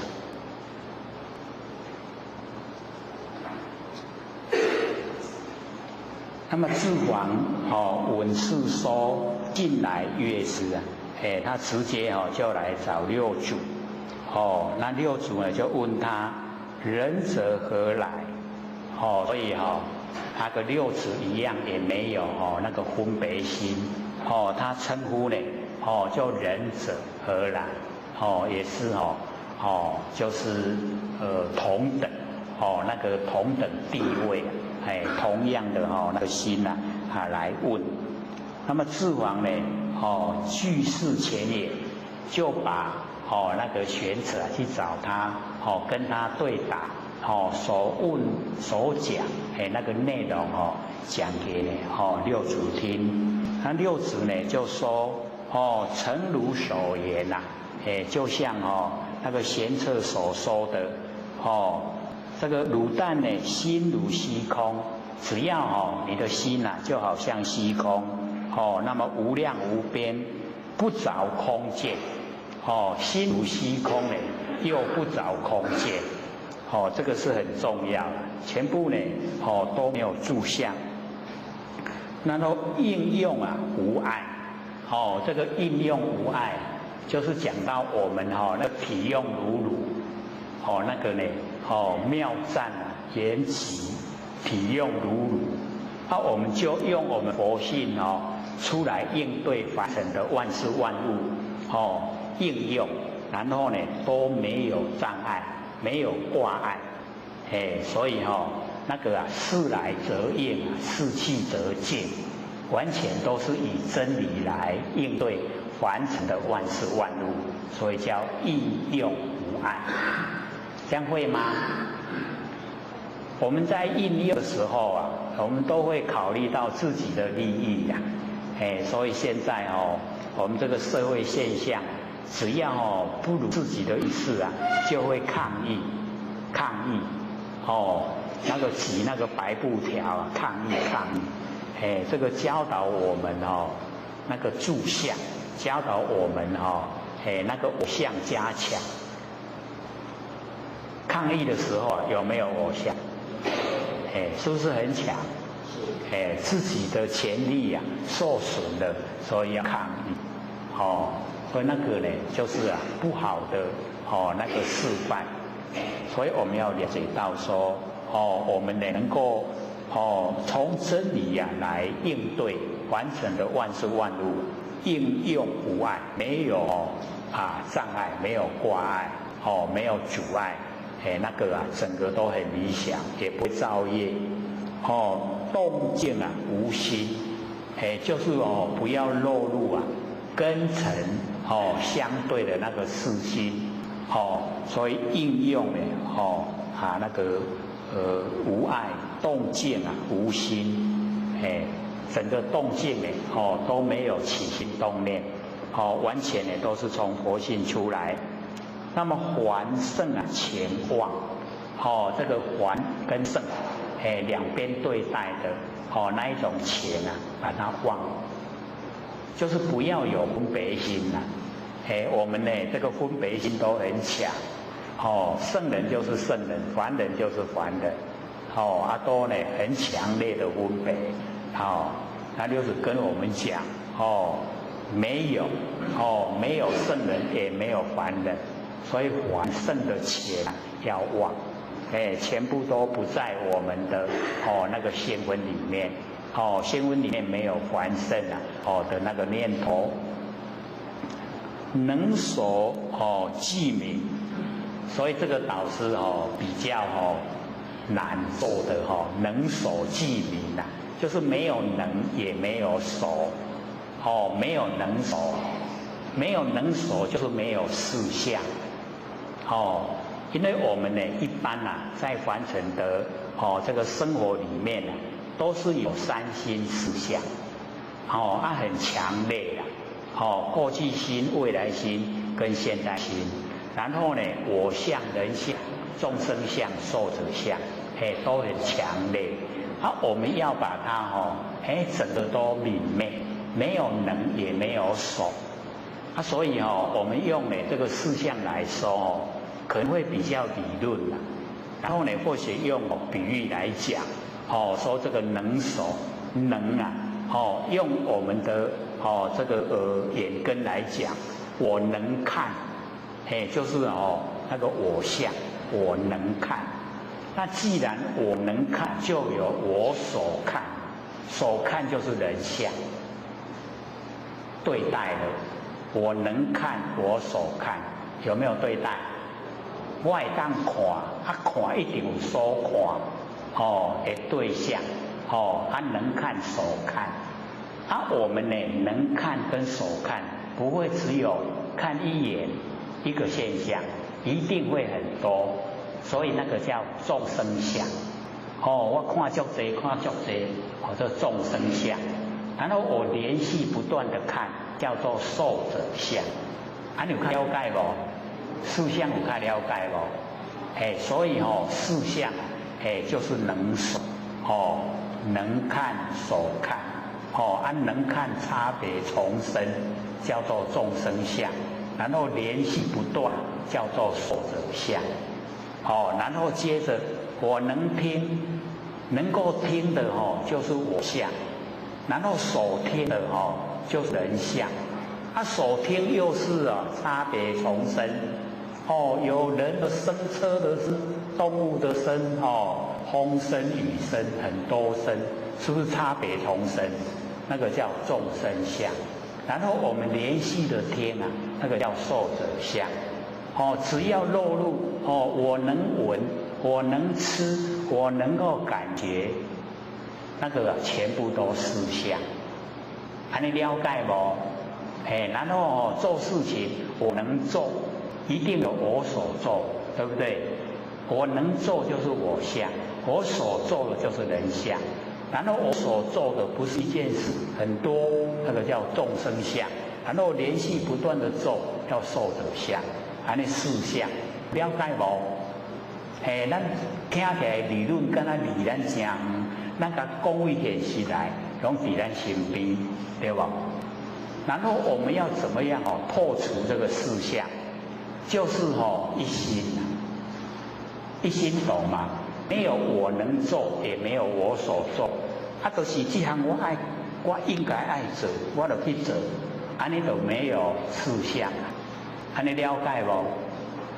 比如说我们在扫地呀，我们住家的前面还咱去扫涂骹，你若咧扫时阵要心肝咧想啦，讲这个公共的场所，我伫咧扫时阵我要听好人甲我学了，有没有啊？我们都会有那一种希望人家称赞，对不对？那个就有事项。你说这个是我居家的前面，我自己喜欢干净我就做，就没有事项。你差别知影无？很小，对不对？他伫咧你的心有迄个期待，期待人要甲你学了，迄就是住在事项。那你讲这我应该做，我得来做，那就没有事项，就是没有能手了，没有我能做我所做，这知道了吗？咱听起来敢若讲迄事项安尼真固定，确实伫咱咧做迄个差别啦，足少，很少，很小，就是在我们的那个心态，我们的心态是很笃定，是一心一意。所做出来的没有事项，没有能手了，这样了解吗？无一个甲我赢的，因为这个太简单了所以我们在日常生活之中也是一样在家里面你若咧做工课听到厝的人甲你学了，那就有事项你若想讲这我的分内我应该做，安尼就无事项，安尼会晓分别咧。所以我们就是要了解，了解真理以后我们去做，不是很困难很容易，就是那个心的差别，心的差别一点点，只要差别一点点那个能手事项就整个呈现，然后我们都没有分别心。做下来没有事项，没有能手，安尼了解不？这个叫不相应。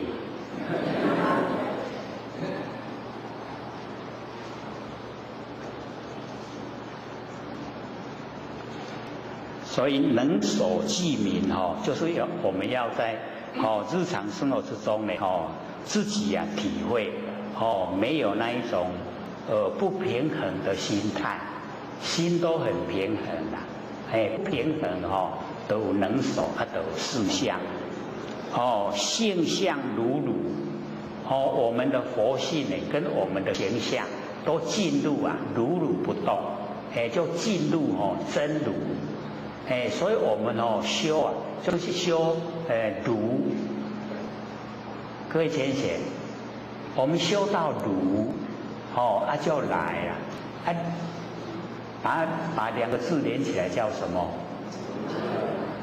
如来如来就在我们身上如是我们已经到达真如，到达真理的世界，已经如了。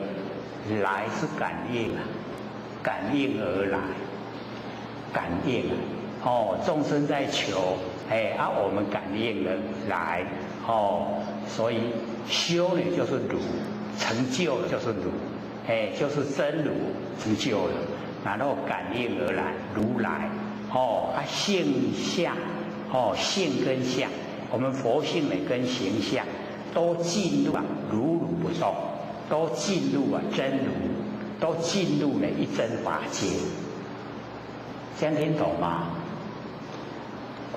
又是一样。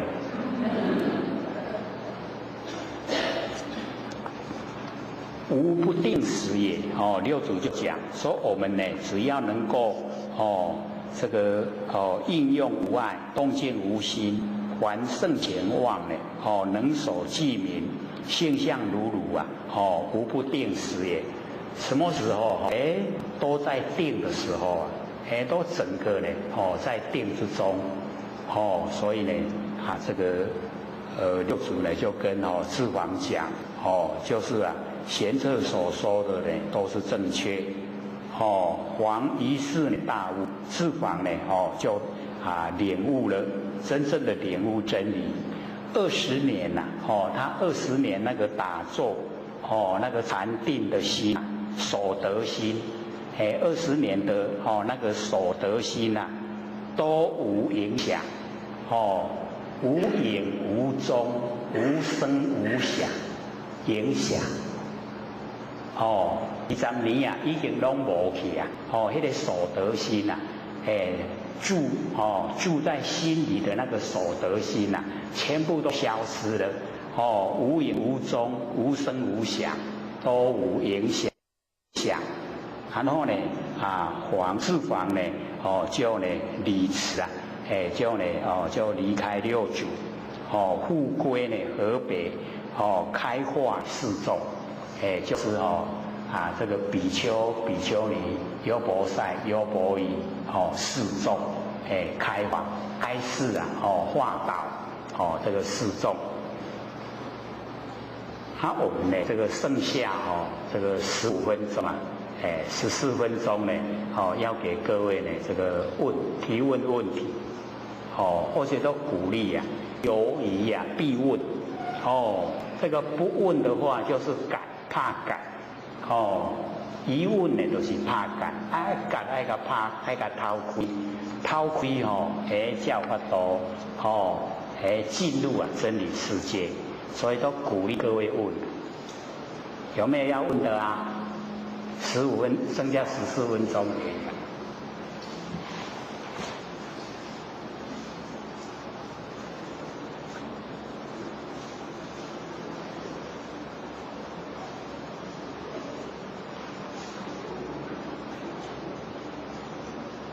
都没有他或许要问各位不好。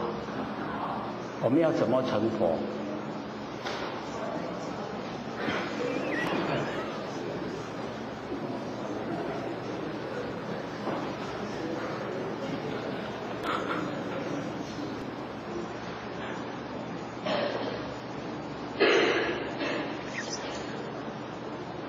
很宽广，对不对？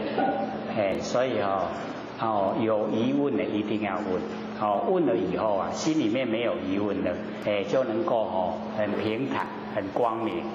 那有疑问就卡掉的啦，怕一个结去卡掉的，所以一定呢，要把那个结倒开，有没有？好，请说。这边。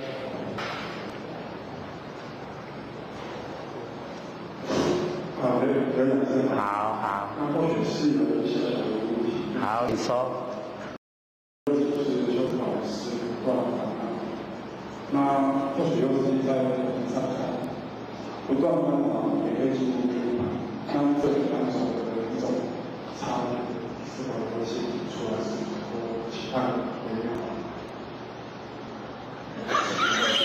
谢谢。你问题是问完了，可是我一句也没听进去。你再讲一次好不好？慢一点。或许的问题是说，我们的祖师第一个是大约就是不断烦恼修持法。那或许又曾经在佛经上看过涅槃的一些方法，不断烦恼法是可以进入涅槃。那这个背后隐喻的微妙法是如何？是想请教刘老师。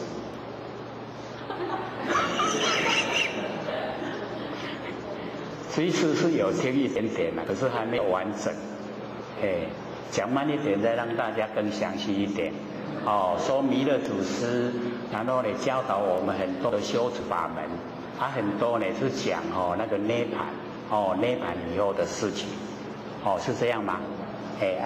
后面。其实或许，问题是就是如何以不断烦恼方式进入。不断烦恼的时候，然后进入涅槃。这样各位听懂意思了吗？就是那个维摩诘他有讲过说我们呢不断烦恼，然后进入涅槃。不断烦恼进入涅槃。就是呢，我们要了解到它那个含义呀，就是讲说我们呐，这个佛性啊，都会起心动念，都有念头。可是呢，我们要等到全部的念头都没有，然后才进入涅槃是有一点好像比较困难，好像呢不是很那个钝化的那一种教法所以他就讲说不断涅槃，然后进入涅槃，断烦恼进入涅槃所以我们就是了解到这个呢一个顿教法门呢，就是讲那个当下所以也是一样要了解真理，了解真理呀就是我们不生不灭的真心佛性本体那个呢在这个理上来讲它是呢真如不动。那既然是如不动那所有的凡尘所有万象万事，那全部呢都在我们如不动的佛性本体之中所以呢所有的烦恼也在佛性本体之中。因为这一种说法是比较上乘的那个根器它因为呢一进入了涅槃，一进入涅槃就是不生不灭，然后我们呢就是这个佛性的功能作用都在，可是我们进入不生不灭的佛性本体进入，可是它的功能都还在，它可以生知所有的烦恼。可是了解真理有根器它就会了解说这些烦恼本身就不是问题，而是我们众生不了解到真理，进入烦恼的内容。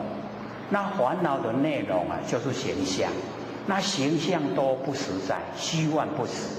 那虚幻不实在根深那个根气很深的人他就会说根本的都给了都没所以烦恼他不用断就可以进入不生不灭本体。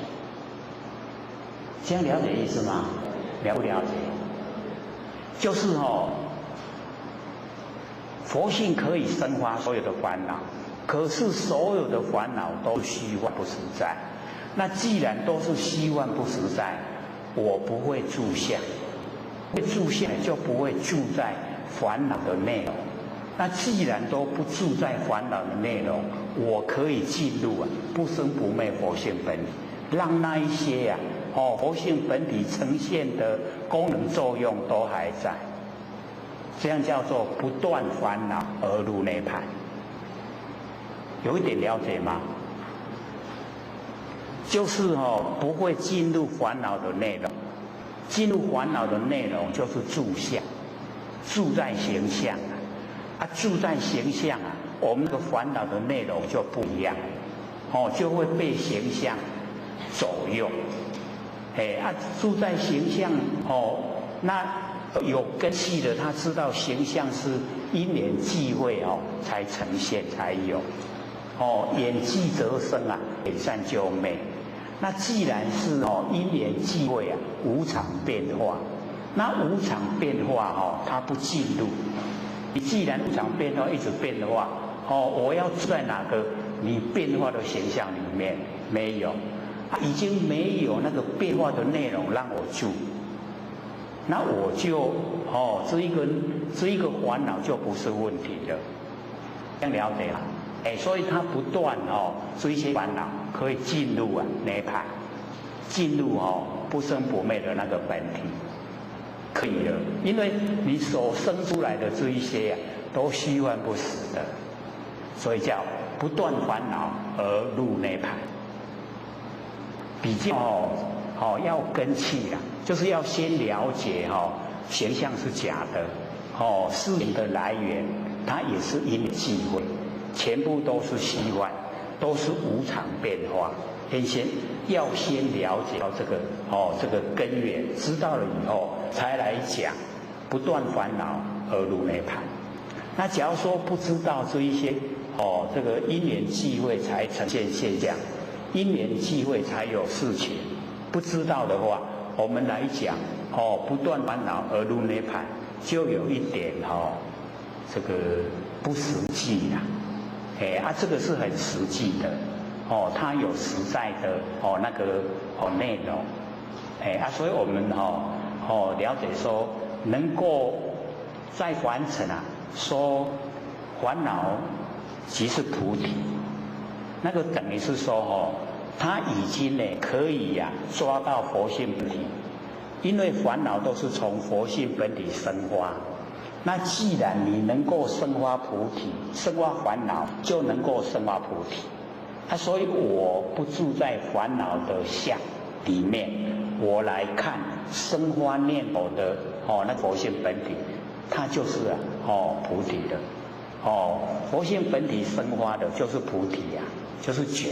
那我们能够在觉之中，那一些现象都虚幻不实在。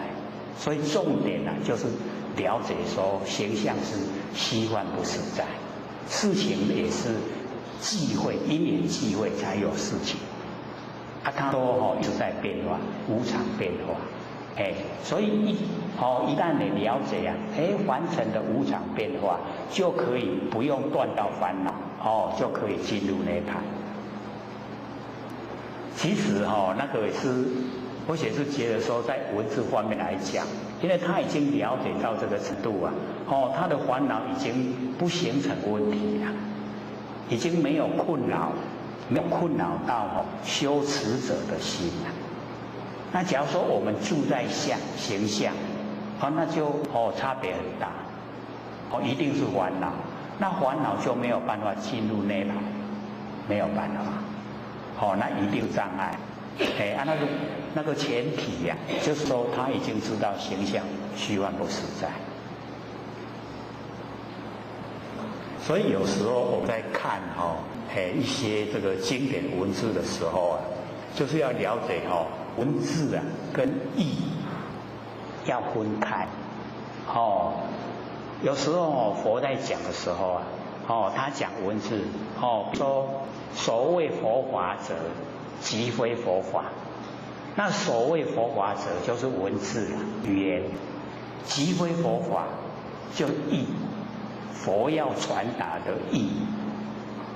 那借着文字来说你要了解它的意，这样了解吧？不然我们看文字直接连贯，所谓佛法者即非佛法，是不是很矛盾？本身是不是很矛盾？所谓庄严佛土者即非庄严，是不是又很矛盾？它本身就互相对立的。可是那个就要了解，那个所谓就是形象，即非就是性。那形象是虚幻不实，性是实实在在。所以那个所谓就是文字，那个即非就是意。佛要传达的意思。还有吗？还有2分钟，有没有？好，请说。有表示好，你好，宾点老师好。你讲这么清楚说如果说今天没有求到，有求到的人来听你讲这些课。他的结果是什么？什么差别？请说。因为我们要了解到，这个我们求到了以后对这个不生不灭的真心佛性比较能够了解它整个那个轮廓就比较透彻的了解。那因为呢，我们凡人没有求到的话，都没有接近他会很外围很离得很远。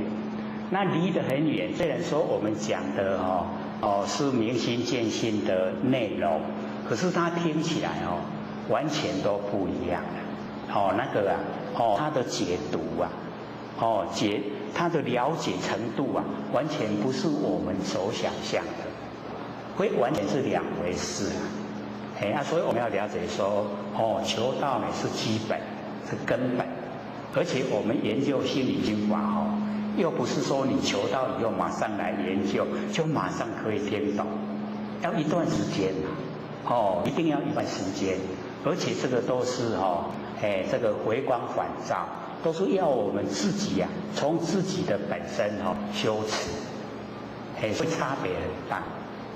凡人的他的认知要他去掉那六根六尘六识他就完全不苟同，不赞成因为他说就是这个在运用完全运用就是这个他不知道说还有一层我们不生不灭的真心佛性，完全都不知道，是我们求道研究一段时间以后，然后才知道。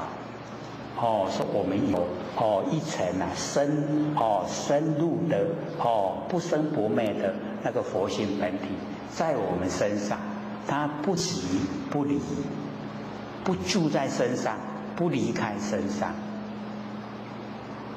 是不是不容易了解？无住伫咱身躯啦，也无离开咱身躯啦，了解无？有一点深就是这么奥妙所以或许才鼓励我们拿那个CD回去听听得让他熟悉所以或许很赞叹的，我们这边说半年，然后中间又休息1个月就能够懂了。北部的浅显呢很赞叹呢，讲哇，伊那拢敢拢听有安尼阮伫台北已经听遮久有的都已经5、6年、6、7年了，还不是很熟悉呢。那会南部遐尔理想？我说南部比较单纯对不对？北部迄读壳咧转伤紧转得伤紧咱讲一句想要10句所以不容易进入。我们这边慢慢的没关系一步一脚印拢改入超过了。各位讲师、各位坛子、各位浅显大家好，我写占道天师的老浅显大德，以及感谢各位浅显给我写机会演讲。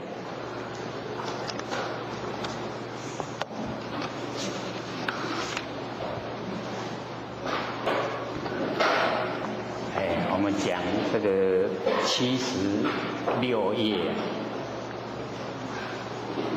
已经把那个字房的那一段讲完了。底下就是有一声问思语，找到了没？76页中间有一个僧人问六祖，说黄梅的义子什么人得？这个我们看这个记载有一点是明知故问，他知道了这个六祖是一代的祖师，他说这个黄梅的义子，就是五祖的那个所传承下来的那个道统黄梅的义子什么人得？各位浅显，我们是接续这个一直下来，从六祖一直到我们郭老师第几代？18代。我们东方这个前这个有18代，然后西方28代，然后后东方有18代。这个都是一条金线。就是都接续的这个道统，这个问黄梅的义子什么人的？我们也一样，我们也得到我们郭老师这个传承也是得到相同的那个义子，所以我就是要用心来研究能够透彻的了解，这个所传承下来的是一条金线。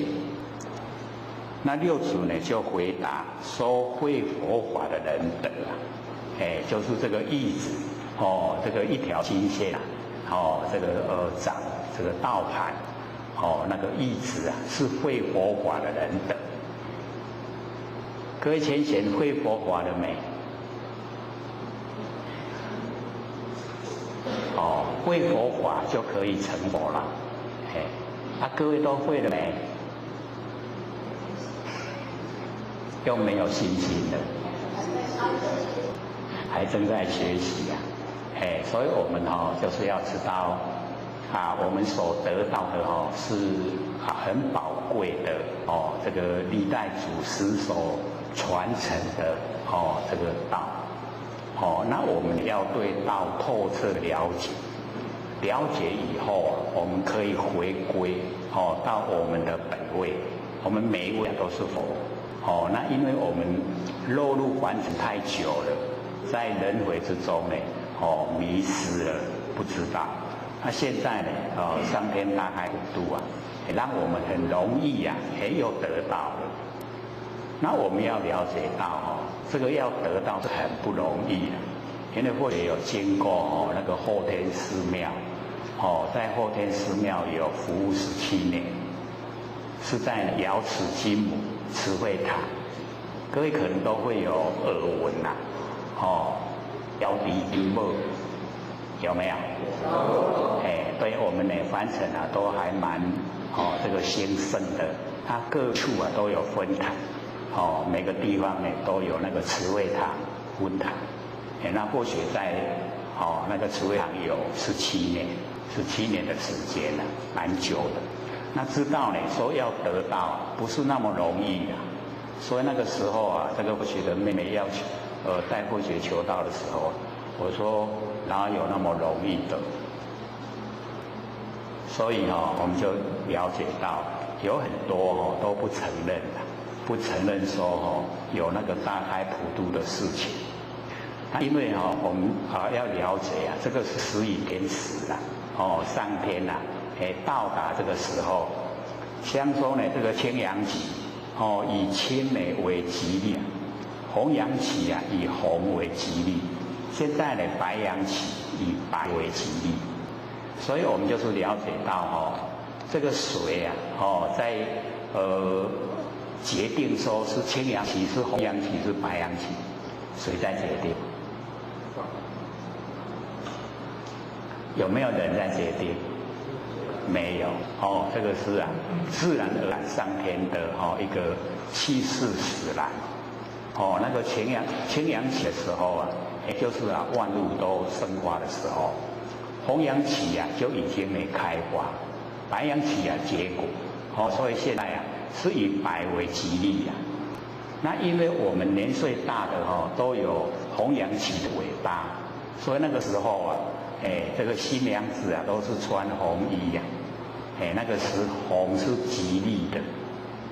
那假如说在红阳期的时候你穿一个白的，那会怎么样？会怎么样？不吉利，对，因为那个时候领导的伊朗，所以那个就是要了解到要顺这个天时啦，那个时候因为所有的你看我们那个墙壁都是那个砖块，是不是红的？都是红砖块。那现在呢都是水泥我们远远看去都是白的，对不对？所以自然而然进入到白阳期。以白为最吉利所以这个呢是气数形成，自然而然。我们呢这个不能说不相信要随着这个凡尘。现在这个大开普度有缘的这个佛子佛囝佛的囝拢爱求道，爱修道，要回到我们原来的本位。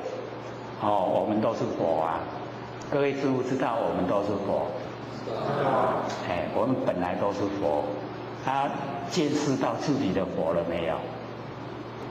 有没有？不是第一篇就讲嘛，9月26号就说万念都放下，一念不生。我们去体会啊，我们那个不生不灭的真心佛性。各位有没有做啊？这个讲者纯纯，听者渺渺，一定要做要启发我们呢万念都放下，一念不生。这个时候我们就会有那个了了分明知觉性，那个了了分明知觉性啊，放不下，再怎么放它都放不掉。那个是我们的本来面目，我们成佛啊，就是他在成佛，所以一定要先认识，万念都放下了，一念都不生。这个时候留下来的那个就是我们的本来面目，所以要认识它，一定要认识它，要强制自己呀认识它，要把它启发，启发了以后啊，还要呢如朴。还要培养，让它茁壮长大。那我们呢，先认识一段时间，让它呢熟悉，熟悉一点以后啊，我们可以把它，这个用呢，耳根圆通呢，把那个佛性啊，跟呢整个虚空啊融汇。要用眼根也可以啦，可是眼根我们比较不容易掌握。会被形象吸引。各位看到形象的时候啊，住不住相？很容易住相啊。所以用耳朵耳根的话，就比较容易体会。那用眼根也可以，只要是你觉得说你的根气啊很利，那就可以用眼根啦。用眼睛啦。眼睛不是文字吗？我们是有讲过吗？各位还记不记得？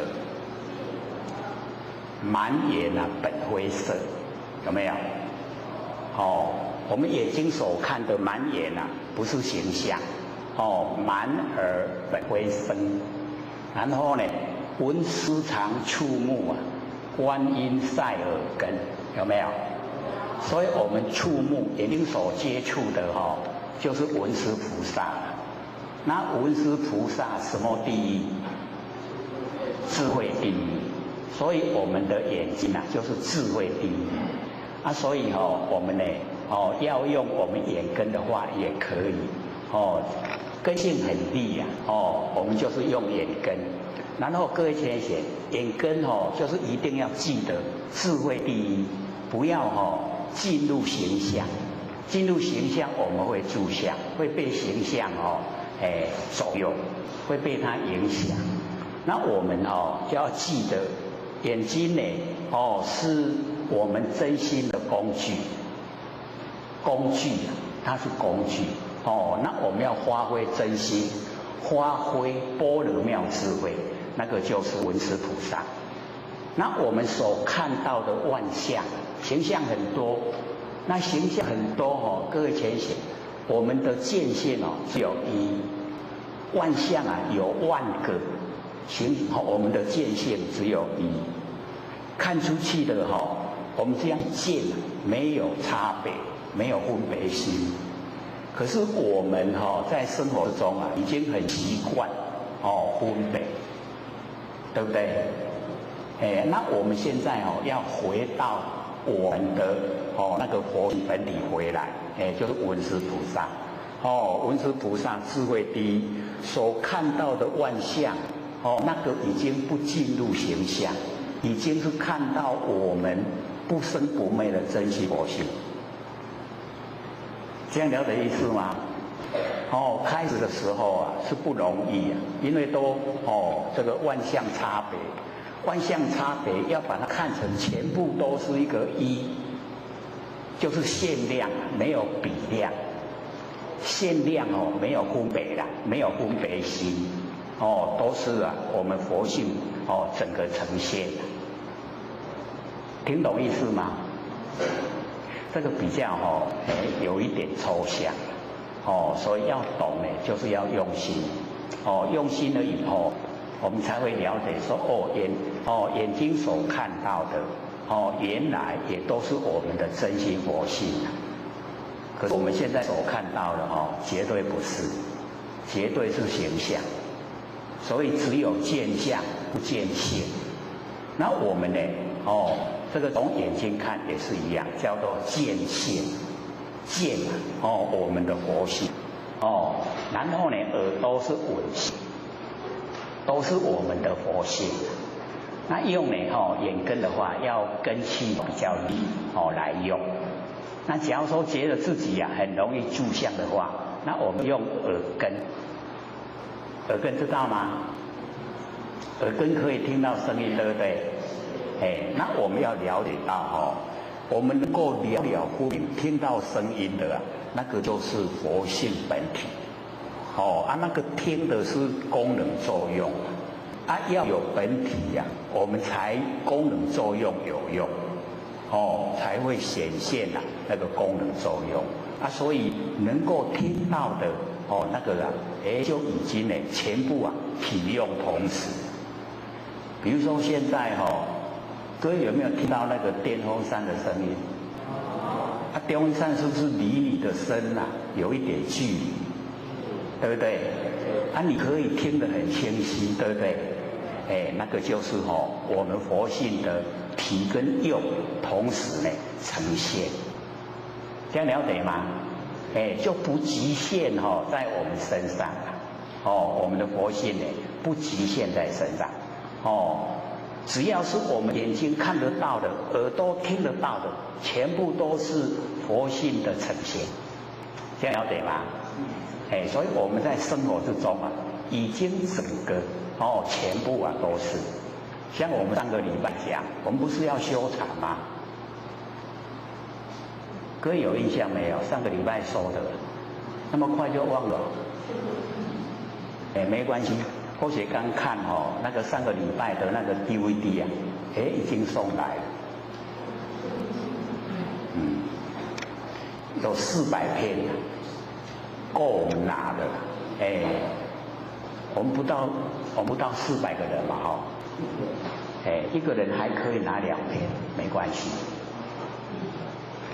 所以拿回去看要了解说我们上个礼拜所讲的，就是要我们修禅。那修禅就是要我们进入不生不灭的佛性本体。那要怎么进入上个礼拜有说了，我们现在复习一下。就是要着力摆脱客观环境对我们精神世界的支配。还记不记得？记得所以一定我们要用心来研究，然后去实行、实践，实际的做，我们就可以真的是回到我们不生不灭的佛性本体了，可以回来，能够回到佛性本体那就是已经是佛了，当下就是了啦。所以各位上个礼拜不是都不问问题吗？那或许有问问说我们要怎么成佛，各位都没有回答，要怎么成佛？2个字，2个字，离相，容不容易？不容易那表示我们都要住相咯。所以要成佛就是离相，离开形象。只要我们能够离开形象，不管是这个有形有相的形象，或是没有形象的语言，或是没有形象的事情，这一些都远离了，那我们就是佛了。因为所有的相离就没有烦恼，没有凡尘的尘垢。那既然都没有尘垢了。性体就清净，性体清净自然就到佛的状态，这样了解吗？所以这边讲说这个会佛法的人德就是那个历代祖师所传承的一条基线我们会的人知道那个旨意忠实义理，知道了我们就可以成就。这样了解了吗？了不了解？很亲切哦，文字是没有亲切的，可是哦，我们进入到自己呀，就是佛的时候啊，有没有亲切？跟我们这心就在一起呀，都没有离开，有没有离开？没有离开，那个知觉性啊，就在我们身上，知觉性就是佛，所以我们努力的方向啊，就是离相，不住相。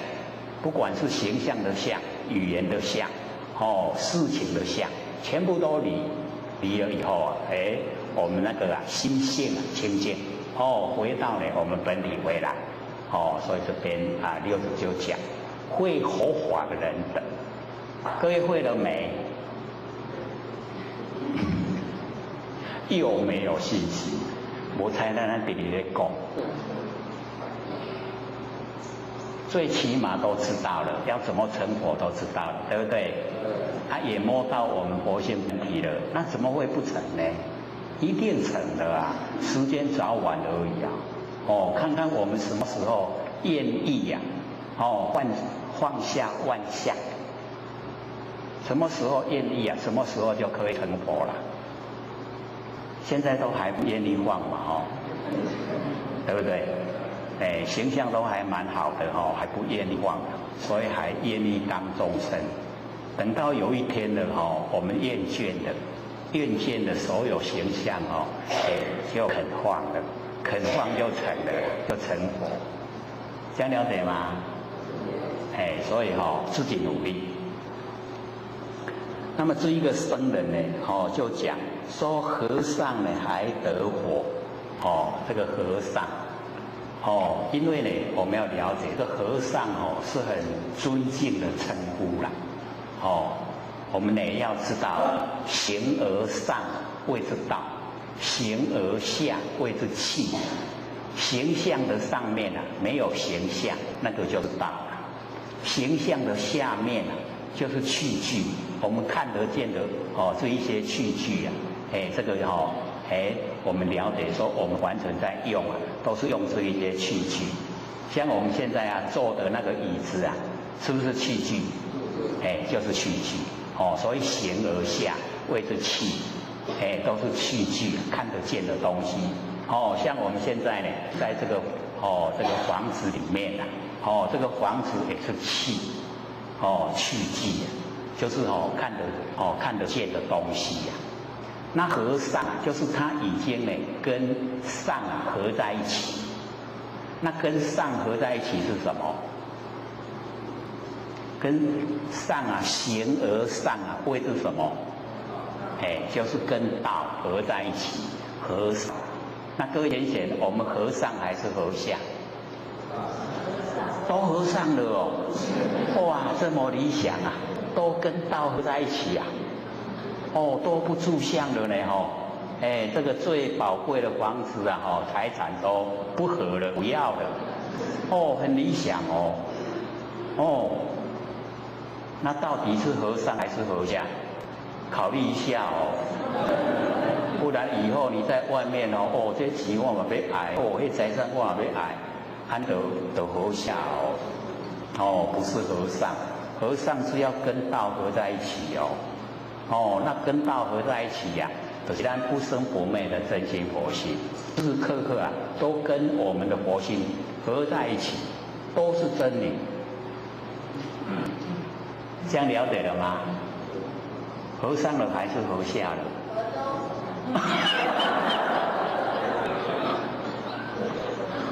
还有和中的，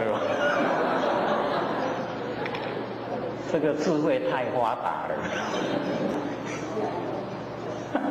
竟然合中了要二六十中，不能只有一下下合中而已要二六十中，时时刻刻都跟中道相合那理想那个能够想到这个中中道难行那我们能够中，就是没有两边没有两边的，都是中道那中道呢就很理想，我们要保持26时钟，26啊就是12，那12个时辰啊就等于24个小时，24个小时啊我们都在中道，就是在我们不生不灭的真心不性，那个就叫中道，所以这个我们的中庸有讲，那个不偏不倚啊谓之中，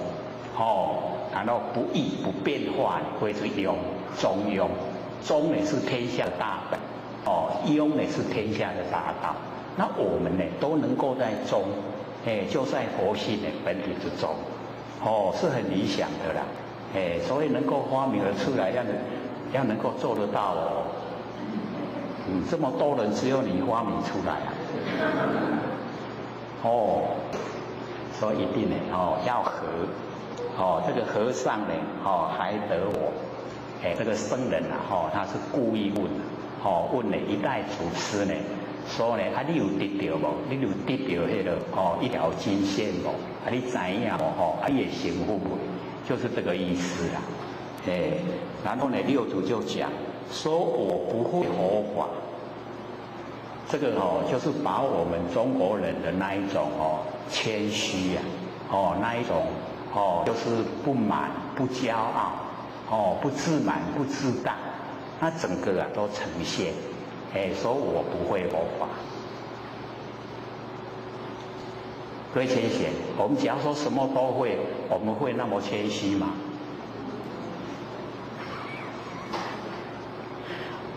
我们一定会骄傲，对不对？所以这个六祖教我们就是呢，我们要有那一种这个谦谦受益，满招神。我们自满的、自大的，人家呢就会呢这个想尽办法来诽谤。那我们都很谦虚了他就找不到空虚呀。所以我们就是要了解到纵然我们什么都会，也不要骄傲，容不容易？很不容易假如说我们都被人这个婆他，就是很拥护的时候，我们会不知不觉的自满，不知不觉的骄傲。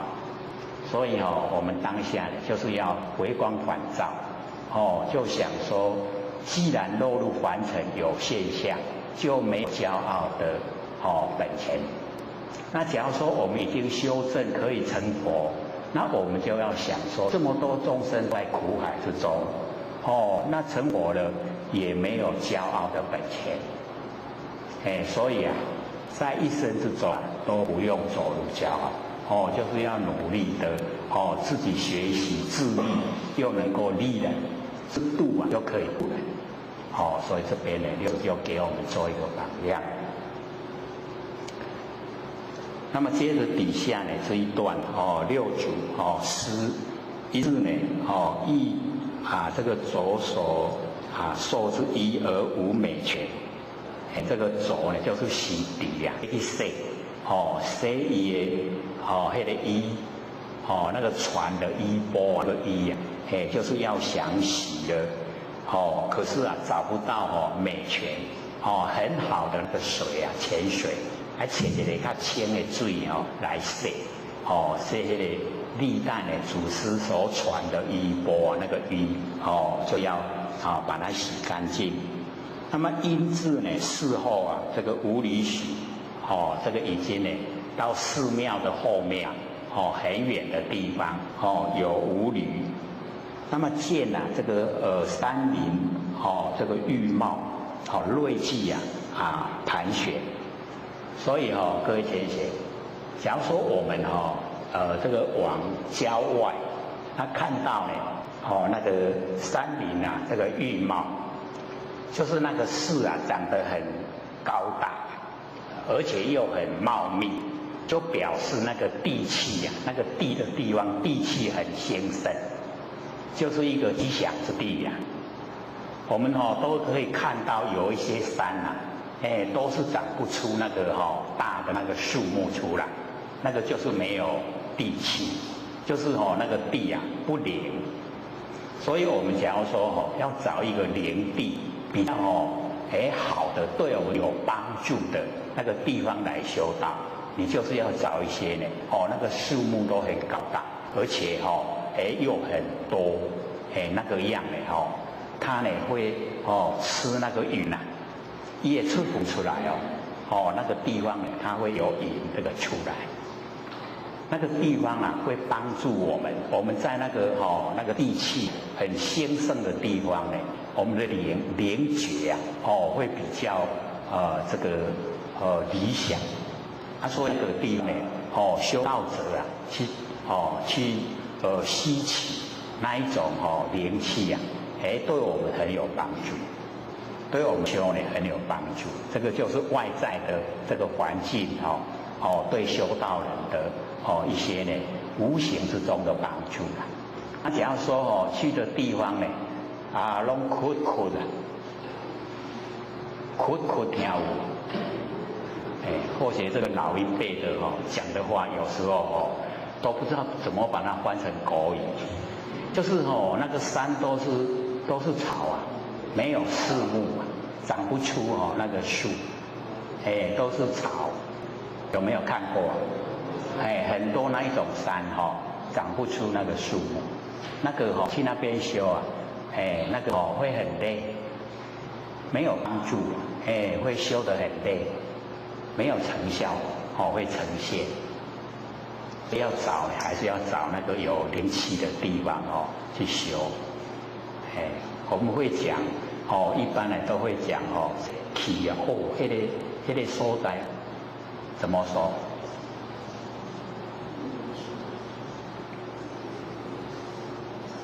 有帮助的地方，我们怎么说？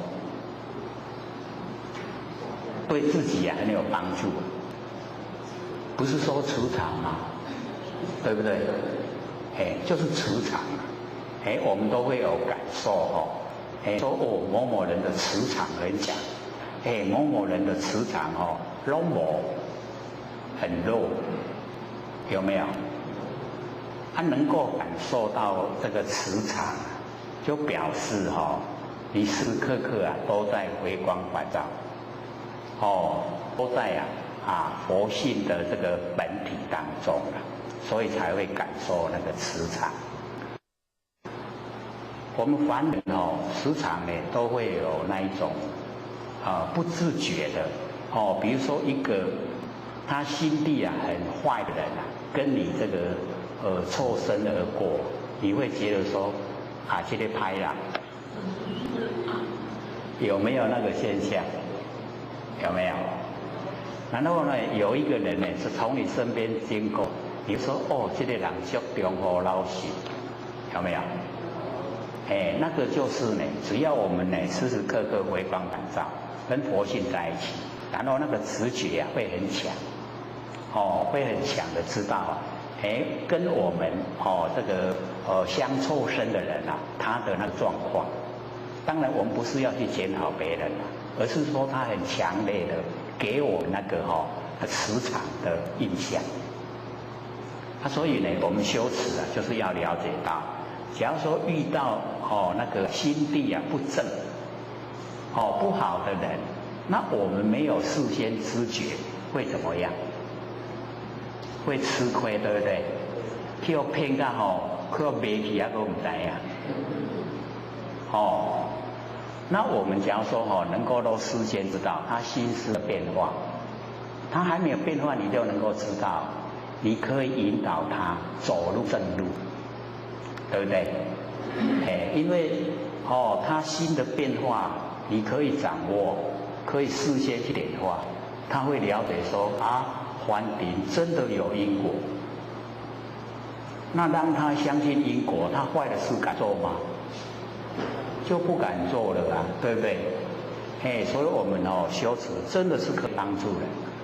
他坏的，我们把他劝善的。说呢，你不要呢自己跑到地狱里面去，地狱没有门不要做。天堂有路，我们要走。所以可以劝人往天堂的路。那个是最善的。那假如说人家都已经好了，你再把他这个带要往好的路走，嘿，免你错了。所以那个释迦牟尼佛才讲说北济如洲，北济如洲的人啊，很善良，没有坏人，所以他的平均寿命有1000岁。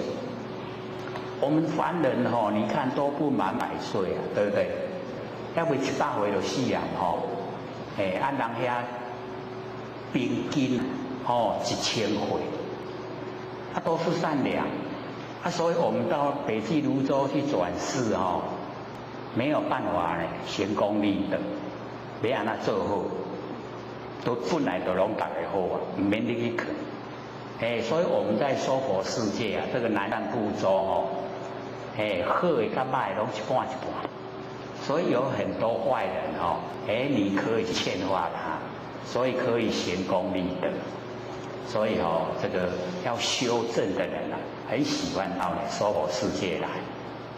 不过也有的不敢来因为说我们娑婆世界的众生啊，很避恶，避知道吗？不知道。那个必败，然后加一个败，这样了解吗？弊就是毛病啊，有毛病了，恶，那恶知道吗？所以我们娑婆世界的众生啊，很避恶，毛病很多了，然后呢心地不好，所以不愿意呢到娑婆世界来，怕来了以后被同化，同化知道吗？就是人好对人好，人坏对人坏。我们有没有这样？有没有？人好对人好，人坏对人坏，有没有？还有啊！哇，咱拢无主人的我们心中都没有主人啊！老子讲说我们心中没有主人的话，那个道不会停留在我们身上。所以心中一定要有主人。人家好与坏跟我们没有关系呀。他好了，行了很多功他不会分给我们。人家坏了他造了很多罪，我们也不用去替他承担。所以检讨自己就好，不要去检讨别人。别人好与坏跟我都没关系。这样了解吗？不能说人家好跟着好，人家坏跟着坏，不可以。跟着好那个还不错了，那坏跟着坏那不行的。他要到地狱去你要跟他讲，你自己去就好。你自己去就好，我不去的。我要上天堂。要很明确的。我们生活的态度啊，就是要很明确。一定得要自己掌握。当自己的主人，所以我们上个礼拜一直在讲，说我们这个这个不受客观环境跟主观意识左右，这个客观环境跟主观意识会左右我们的行为我们不被客观环境跟主观意识影响，自己能够这个当家做主，所以我们了解说，都是自己努力，在生活之中做到我们的心性清净，就是尽量能够开始的时候万念放下，然后一念不生，都一再讲很容易做的，万念都放下。没有了，没有成眼了，然后一个念头也不要起，这个时候我们的不生不灭佛性本体就出来，出来了以后记得要培养茁壮长大，我们能够又把整个佛性这个启发到整个空间，整个空间不是变真空的吗？哦，然后佛性又在整个空间有，可是没有形象，就叫妙有，真空妙有。那假如说我们没有把佛性启发出来，这个空间叫完空，空中什么都没有，哦，叫完空。可是呢，我们一启发以后啊，这整个空间啊都是佛性，所以叫真空，空中不空啊，有佛性在。哦，妙有没有形象？有就是有佛性在，真空妙有。哦，所以呢，完全不一样的。哦，不会呢是。这个一空闲下来啊，我们在家里的时候啊，一空闲没事做的时候啊，就会感到很空虚啊，很寂寞，然后很孤单，会不会啊？不会啊，为什么不会？假如说呢，整个空间啊都是佛性本体，就不会了，很充实。就不会去找那个八点档来把它塞满我们那个心胸。各位晚上有没有看电视啊？可能有的有啦，有的没有自己这个主宰，这个喜欢看就看，喜欢静就静，因为有的还那么早想成佛了。想说晚一点这个凡尘还很好玩，我再玩一玩再来成佛所以呢，这个各随自己的意思我们自由发挥只要认定这个凡尘是苦海不要呢长时间流连忘返玩一玩就好了啦累了就赶快回来做佛。所以呢，看到那个很茂密的那个山顶啊，那个就是有灵气又有那个锐气啊盘旋所以我们这个修道啊，可以找这一种地方帮助我们这个修持。那么施正习着地啊，就是把他的那个习杖。就是往地啊，这样一用力一抽，用力一抽以后啊，泉应手而出啊，水就出来，就流出来，泉水就流出来，所以这个地方呢，这个附近啊，可以居住的话，我们都不用缴自来水的那个水钱，用山泉水啊是最好的，而且以前在天佛院找到那个合欢山的那个山的那个泉水，然后呢，我们去检验看它是多少度，竟然0.2啊。各位前学，我们台南的自来水啊多少度？没有报道出来吧？高雄的水说10度了，那个水不能湿0.2不用烧，唔免喝都会使直接啉。到1啊，那个自来水的那个度到1的时候，都还很理想，可以都不用烧就可以喝。然后超过1以后要烧了，爱去下摇滚再啉。假如说我们用那个0.2的水啊。来泡那个茶叶，就很甘甜，没有比那个更理想的。所以这个泉水啊，很好。或许那个时候去找那个合欢山的那个山泉水，可是要经过7公里才能够接到天佛院。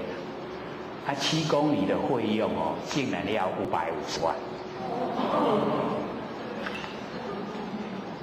不过我们一接了以后，就是往后啊，什么时候啊，水都很多了，很满，因为从开始的时候用那个狗印机，就是那个自来水厂在买管的那个管线，从那个山上用那比较粗的管线一直接下来，然后变7印起变3印起啊呢，然后接到我们天佛院，因为还要下山，还要上山，让那个前面的那个水啊，后面的有压力呀，前面的水才会再上山，才会到天佛院来。可是我们刚开始做，才做了一小段而已，老千就归空了，我们就没再继续做了。后来那个有一个精舍，就是佛教的精舍，他们就赶快接去用。我们没做了，他们赶快接去用，所以这个也要有因缘呐，这个因缘不具足啊，所以那个山泉水就没有结成。那现在在用的那个山泉水是后面那个天眼佛院后面的山，那个是比较浅山，那比较浅的山它都有污染，就是我们有种那个虎秋龟，佛手瓜。它有用用那个肥料，肥料的污染水源，所以就没有很理想。可是也已经不错了，比我们在这个凡尘用的水都还要来得好，所以我们了解说，这个业原始的地方呢，我们去生活的话，身体的毛病就越少。那现在因为我们都是工业发达。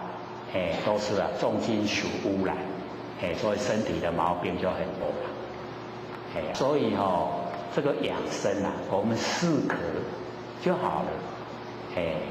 说要养到100岁也会死啊。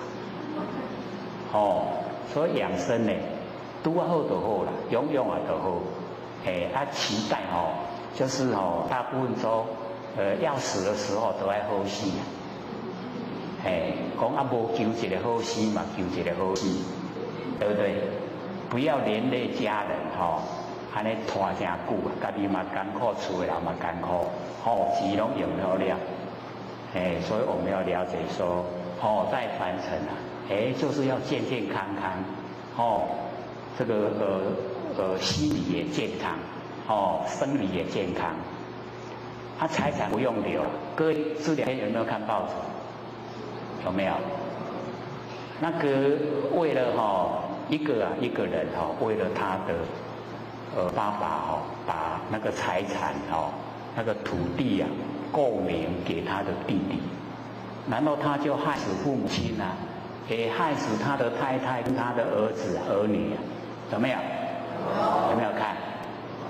你看老钱囝买，唔免啦，老钱安尼分无平尔安尼命都无去，叫囝害死，伊家己嘛自杀啦，家己嘛烧炭死亡，真的很悲哀，所以在生就爱甲囝婿、囝儿婿讲好清楚，财产拢无留互你，恁家己去拍命，安尼有正确无？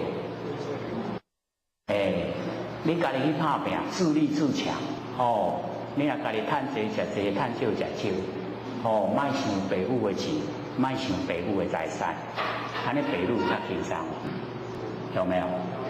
有没有比较轻松？无负担啊就是这样嘛，生活嘛，要理想化所以呢，我们了解到。在世的时候有通食，有通穿，有通做风避雨，有通这大就好啊。过来去求的一口气若无来，拢唔是咱的拢别人的啦。所以唔免去累积财产，我们要累积德性。我们呢努力的行止利益众生，然后全部都不住相，进入我们性分，所以生子得本。自己有很大的那个道德的那个根本，有道德的根本我们那个工作上才解掉，知道吗？工作上知道吗？就是成仙做佛啦，爱这一条嘞，各位田姐，假如现在叫我们去做，我们坐得住吗？会跑到了对不？为什么？因为你坐在上面啊，底下人就是在求了，有没有？哦，都爱给我平安，都爱给我大汉钱啊，都爱给我，有没有？然后你坐伫个顶头，你讲好，你才贪心，马上出去用请落来，这不掉啊！所以我们在凡尘呢，就是要自己呀，这个追求的方向，目标正确，做法正确，这样的话呢，时时刻刻啊，就在天堂，没有那一些烦恼的事啊，都没有，这个儿孙呢，自有儿孙福啊，不用为儿孙来做马做牛，不是有这样说吗？有没有？也不要把儿孙当马当牛，不要为儿孙做马做牛，也不要把儿孙当马当牛，这样呢个人都平等，这样生活就充满光明，所以我们呢讲到这个潜水啊，这个六祖啊要洗那个船的那个衣啊，找了潜水。积以为尺，一下子那个流出来的泉水啊就很多有一个水池了。乃呢这个七跪啊玩于石上，就跪着在洗呀，在石头上面呢洗衣服。那么复有一僧人来礼拜，这个时候啊有一个僧人来礼拜，他就讲方便，他的名字叫做方便。是呢，西蜀人，就是呢印度的人，那么方便呢也来愿见我师传来的衣钵，就是他从印度呢过来，他要呢见到就是呢达摩祖师的那个衣钵啦，那六子啊，就拿出来给他看，在洗的那个衣服啊，就是。然后呢，六祖就问他说：“上人啊，公何事业？”所以在那个一代祖师的心目之中也没有分别心呐。他称呼他呢，称呼上人，就是人之上，上人，上人公何事业？你在做什么事啊？在凡尘在做啥？然后呢，这个方便啊，就给他说善术，很会雕塑。然后六子啊就很正色，就是很慎重正色的，向他说，如是啊，速看，你试试看，可以了解这个意思吗？一共呢，善术，很会的雕塑。他讲我你雕看嘛，这个时候就是要他雕出佛性的那个状态出来。各位先贤，假如说有人要我们雕出我们的佛性出来，我们怎么雕？怎么雕？我们佛老师有讲，你眼睛看着他。会吗？会吗？会不会？安尼就雕好啊。这个是我们老师说的，所以你眼睛看着他，他看着你就雕好了。可是呢，这个方便广凑，转袂晓要出，袂晓要安怎做啦。往错就是全规个拢茫茫然，还是要安怎雕？所以呢，过世啊，结果不人讲，这个呢，塑就真相，已经去雕什么人？雕六祖的形象，这样懂意思吗？已经跟六祖他的原来的意思啊，已经不同了。他自在形象善术是要叫用雕塑佛性，结果去雕塑六祖的形象然后可高呢7寸，差不多咱一粒安尼啦。我们手掌这样一个手掌从这边到这边差不多7寸，1寸。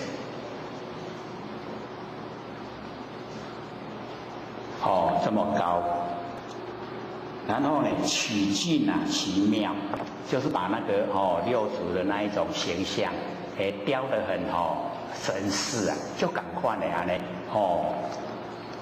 六祖呢就笑了，师笑曰：如子之呢，素性呢，不觉佛性。讲你敢若会晓雕塑这形象，无法度雕塑我们佛性，不了解这个佛性，这样了解吗？那以后呢会不会？说你佛性摕来我看卖，会不会？这个我们博老师教的，伊若叫你讲佛性摕来我看卖目睭睛甲看好了，会了吗？你直直甲看就是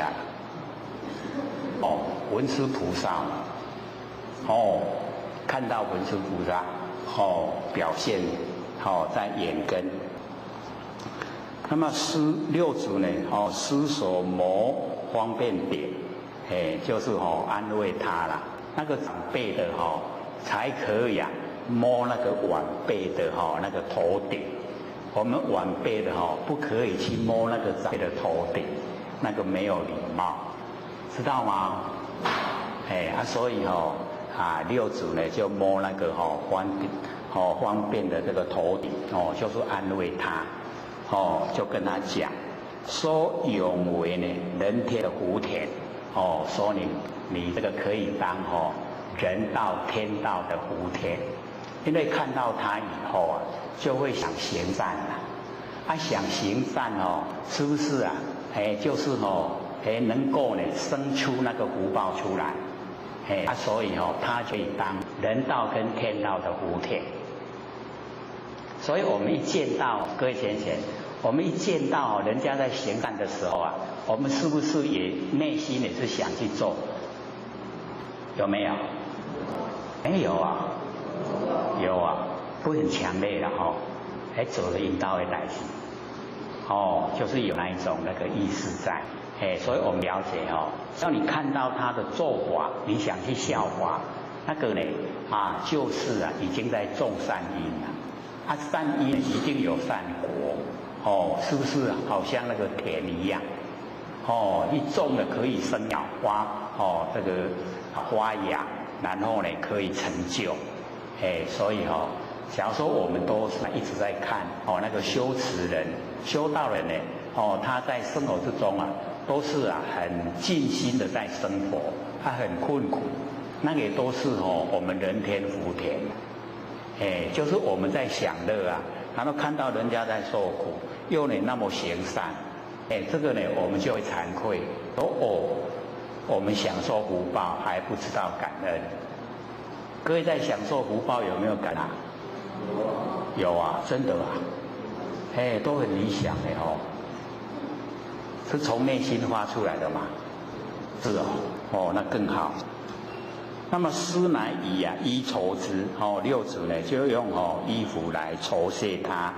那么方便取衣分为3把这个3分做3分一批呢塑像就是那个雕塑六祖的那个形象，一个呢自留自己留着，一用中国义中就是甲把迄个衫安尼落咧，敢若长，敢若安尼白长安尼甲白白的做伙，然后呢甲戴落迄个头壳义地中呢，就是埋藏呢也头壳他就发誓呢就讲厚得此衣乃吾痴事自此以此重建殿宇。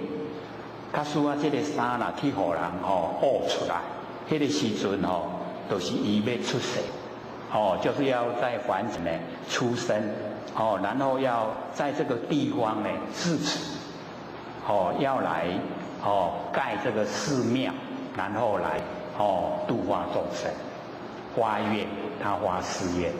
啊，什么时阵会去用甲伊恶法唔知影，所以有迄个发迄个愿，只要讲若去用恶出来，伊就要出世伫凡世间，所以他这个愿也是一个善愿。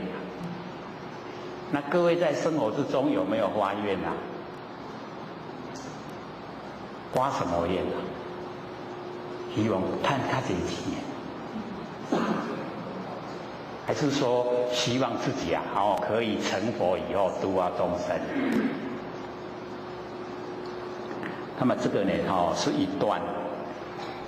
接着底下呢有生举恶人禅师的句云呐，有一个僧人，然后拿呢那个恶人禅师啊，他有讲这个句语，他句语是说恶人呢有伎俩，这个伎俩啊就是骗步啦，骗步或者伎俩，我们呢在凡尘啊。很多人都有伎俩，拢有撇步啦，所以我们要了解说，只要有这个撇步伊就会当趁钱呀，用这撇步来趁钱。凡尘很多都这样，就可以利用这个来赚钱。那么这个恶人他就讲，他有撇步，有伎俩，这个伎俩呢，就是能断百思想。可以断我们的百思想都可以断尽了，然后呢对见心不起，对着见都不起心动念，菩提日日长，那个菩提一天一天的生长。各位同学，这个句语怎么样？有的前贤看到说真想要学啦，讲真好。可以断百思想，对境又心不起。可是呢，六祖一听到以后他就讲说此偈未明心，这个偈语没有了解，不了解我们的真心。我们的心地都不知道，若依而行之是家系福。按照他的那个句来做会绑得更厉害，会受苦更久，知道意思吗？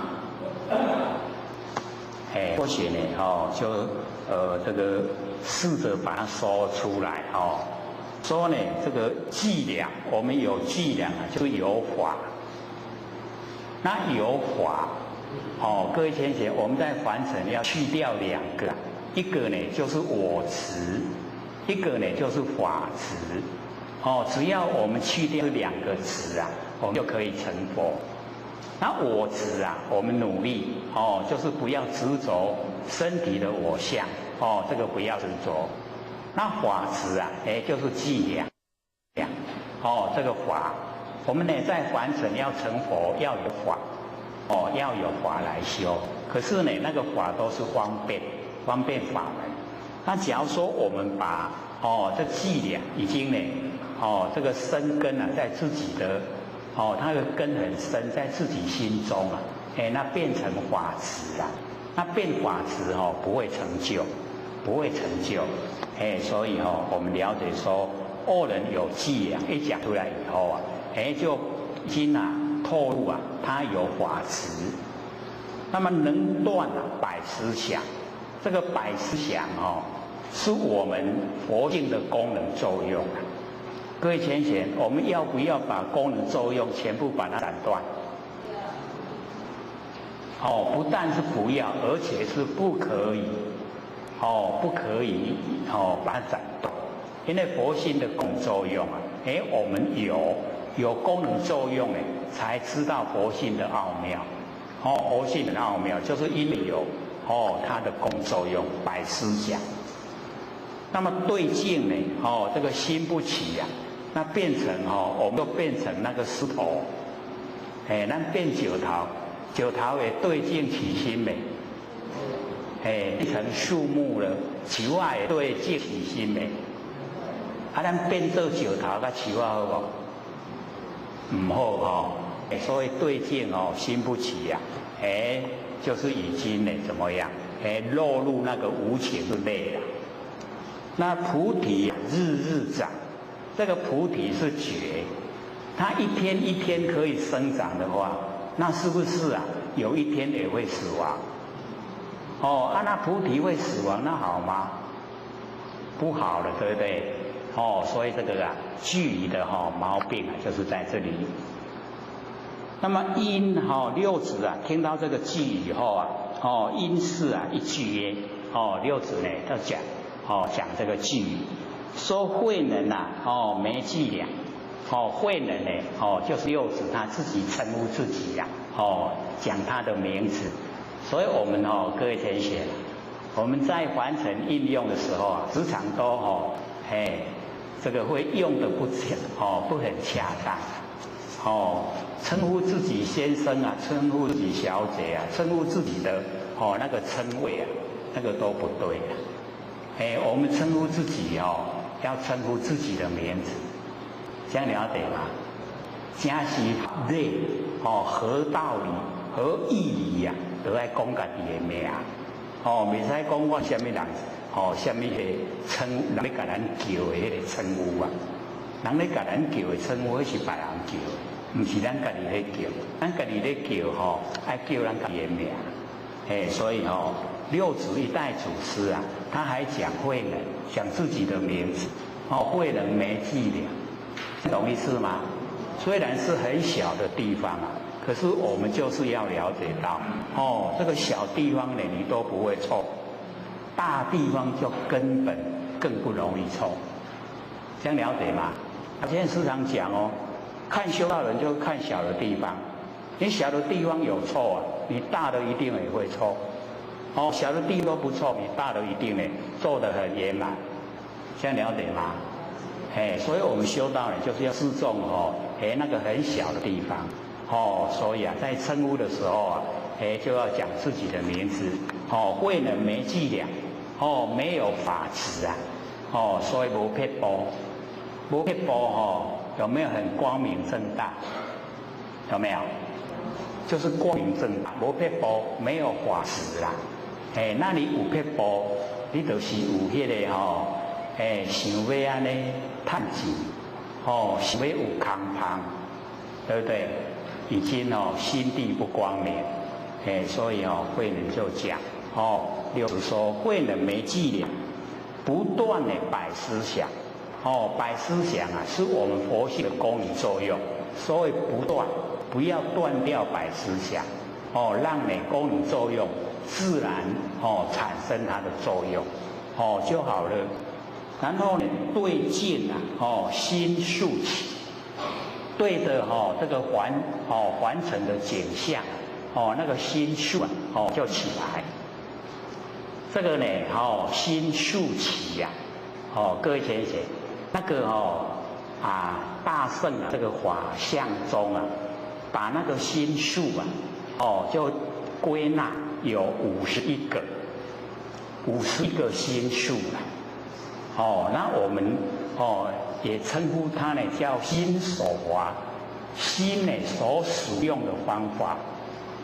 那或许呢把这个大圣的法相中呢他有讲把凡尘的所有一切都把它归纳在五位百法。五位就是色法、心法心手法就是心术法，然后不相应法跟无为法5个归纳，把凡尘所有的万法都归纳到这5个色法、心法、心术法、不相应法、无为法5个，这样了解吗？了解。那么色法有11个，心法有8个心术法有51个，不相应法有24个，无为法有6个加起来刚好100个法。那这100个法已经把凡尘所有的法都全部包含在这个里面，叫5位，然后100法，这样有印象了吗？有。然后或者把那个内容5位100法，把它呢这个解说出来。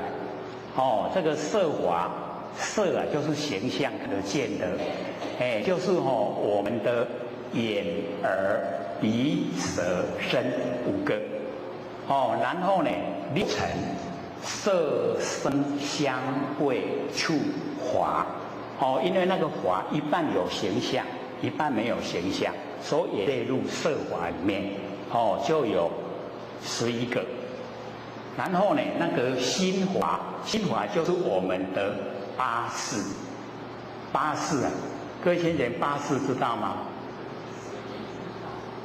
八识啊，那八识，眼识、耳识、鼻识、眼耳鼻舌身意莫那阿赖耶八识，这个八识啊就是心法。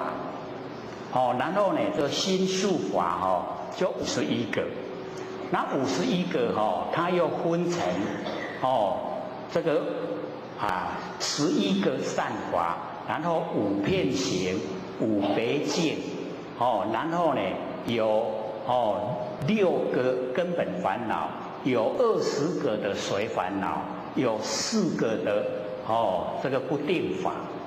所以呢，它51个里面又分一些细目啦。那么11个善法，那个心所使用心术法有11个善法。第一个呢就是信，相信的信。然后呢，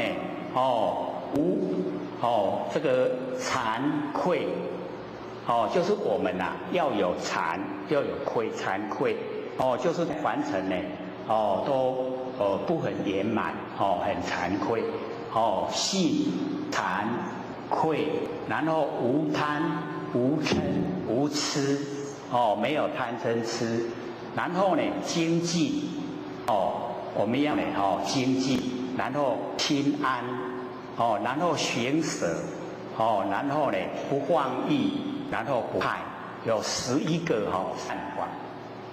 然后呢，这个5遍行，5遍行啊，就是它都普遍在所有的这个里面，这个呢，我们很容易就能够这个整个在遍行之中就是触接触，触受想思跟咒意这个5遍行，然后呢，在5别境。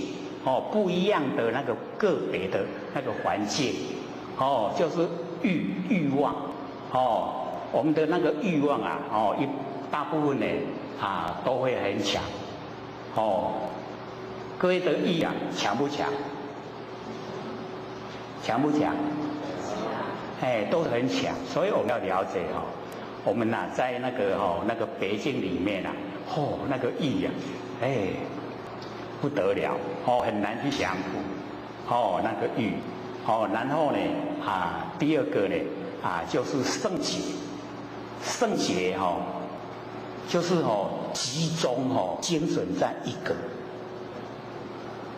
集中精神在一个现象，在一个事情，那个叫圣洁，然后接着呢，就是那个受想思，5别境然后呢6个根本烦恼，贪嗔痴慢疑跟我见，这6个就是根本烦恼。我们根本的烦恼呢，就是这6个，贪嗔痴慢，慢就是骄傲，它跟疑怀疑，还有我见，这是6个根本烦恼。然后呢，有20个随着烦恼，就是不是很大的，可是会随着这个里面的内容来烦恼。然后20个随烦恼又分成3，三个，一个大，一个中，一个小。那么大有8个，中有2个，小有10个。那大呢8个啊，就是吊举。吊举我们可能比较少听到啊，就是把心举得高高的，让它不安，那个叫吊举。我们在这边有讲过嘛，对不对？有没有印象？吊举。比如说有朋友打电话跟我们讲说，我们去看电影，你说好，我有时间我跟你去。然后这个答应了以后啊，你就把心举得高高的，要去看电影，要去看电影。可是中间又遇到很多事要处理，我拢无法度去安呐，那个叫做吊举了，把心举得高高的，让它不安。这样了解意思吗？吊举。第一个呢，这个大的随烦恼8个里面的第一个就是吊举。第二个呢，就是昏沉，昏昏沉沉啊。各位有没有那个昏昏沉沉的现象？那个昏昏沉沉就是随烦恼的第二个。第三个呢，就是不信。不信啊，人家讲什么不信，不相信啊，所以呢，第三个是不信。第四个呢是懈怠，懈怠知道吗？我们懈怠不懒了，不爱做安尼懈怠。然后呢，第5个啊，就是思念，念都没有集中思念，然后呢，这个第6个就是放逸啊，就是把那个身心啊，都往外放。第7个呢，就是散乱。第8个呢，不正知，不正确的知道。不正知，所以这个是随烦恼20个里面的大8，那中有2个，无惭无愧，这个比较容易记。然后小的随烦恼有10个，第一个呢就是愤，一个昏呐，底下一个心，那个愤，知道吗？几点几分的分下一个心愤。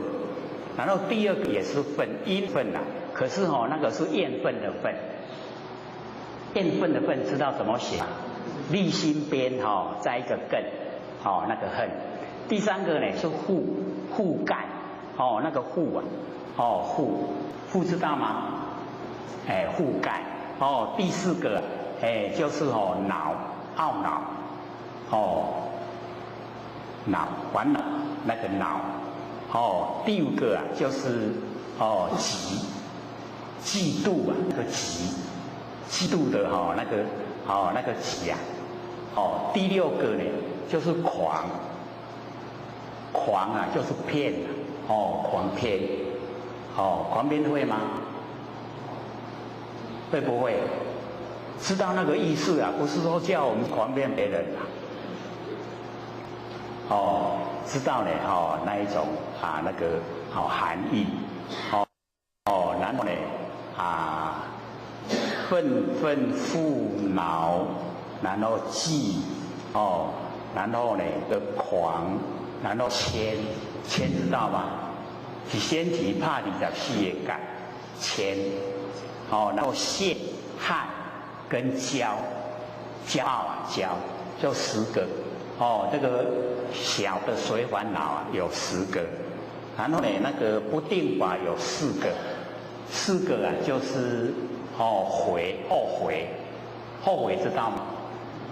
这个报喜给人现在还佫唔甘后悔有没有？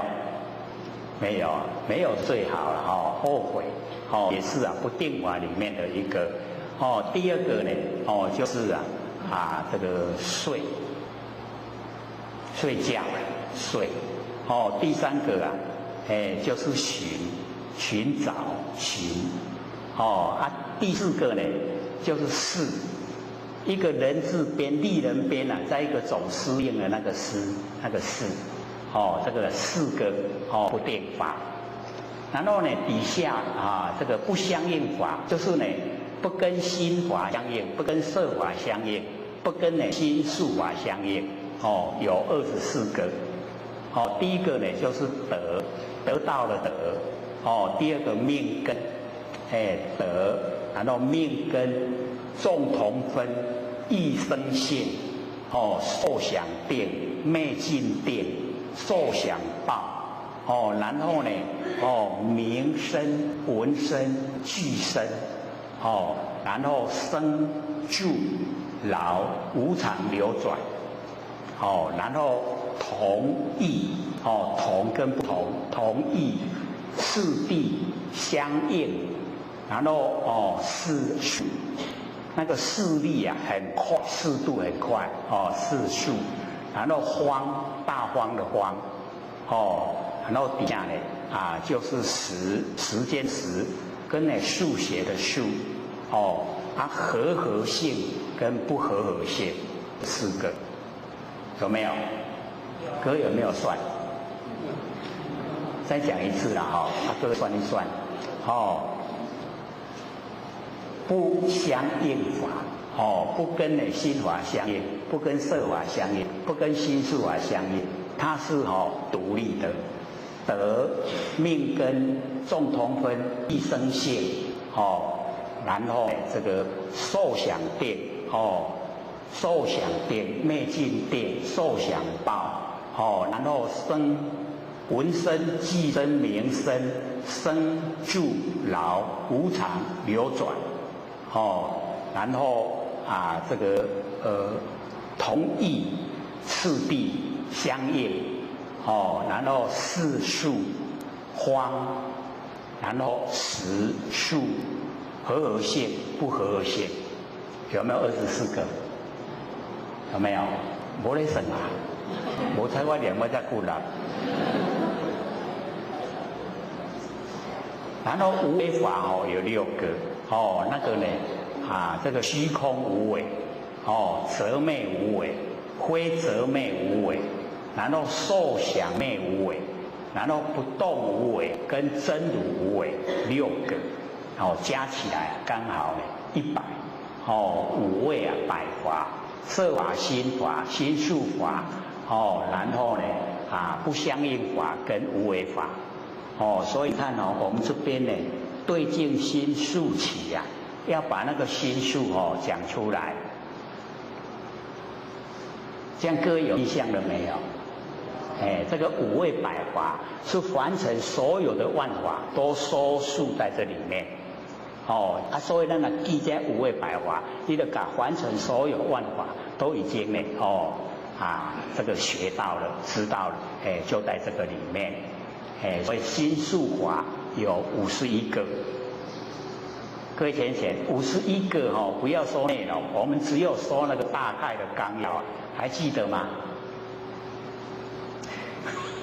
不记得了，11个善法，然后5片行，5别境，然后6个根本烦恼，20个随烦恼，然后4个不定法。那20个随烦恼里面又分成大、中、小，大有8个，中2个，小10个，安尼，那个细目呢51啊，那个比较细啊，这样有印象了吗？所以五位百法就是心术。那么对境啊，心术起，我们对着境的时候啊，就是有这一些心所使用的方法呈现的。那为什么要使这个心的这一些所使用的方法呈现？因为这一些呢都是佛性的功能都有，所以我们对境要心术起。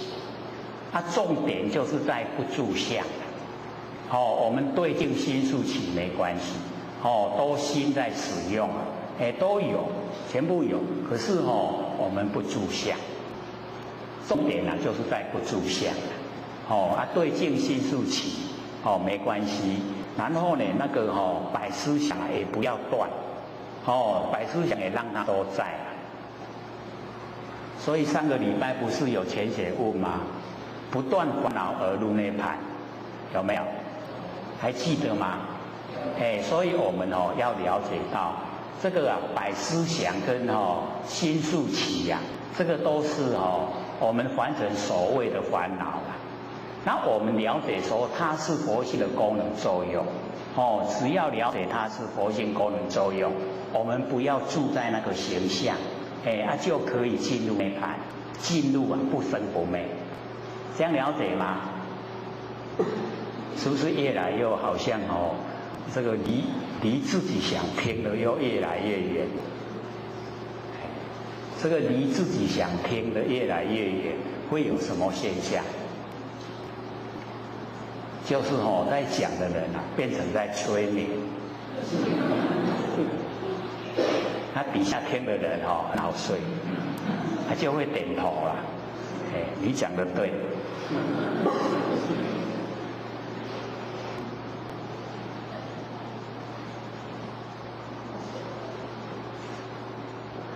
因为我们要了解到进入我们那个佛性说简单很简单，说困难也很困难。简单呢就是有心，只要你有心就很简单。那困难的话，就是我们贪念凡尘，我们凡尘很迷恋，要你来听这个性理心法，要进入佛性本体就很困难。要说很注重凡尘的这一些得失那我们真就是很难修到。那要看淡凡尘的所有一切都虚幻不实在。为什么会用尘来形容？就是这个尘会污染我们的佛性本体。我们这个把门窗都关得很紧各位浅显，里面有没有灰尘？就可以知道那尘就厉害。那规个把板那桌顶都是灰尘一大堆。我们都有那个印象，都知道这个事。所以要了解说我们要除尘。除掉这个凡尘，所以要把凡尘怎么处理？放到背后，背尘，对不对？然后要跟什么合在一起？跟我们觉性合在一起，所以背尘和觉，会不会？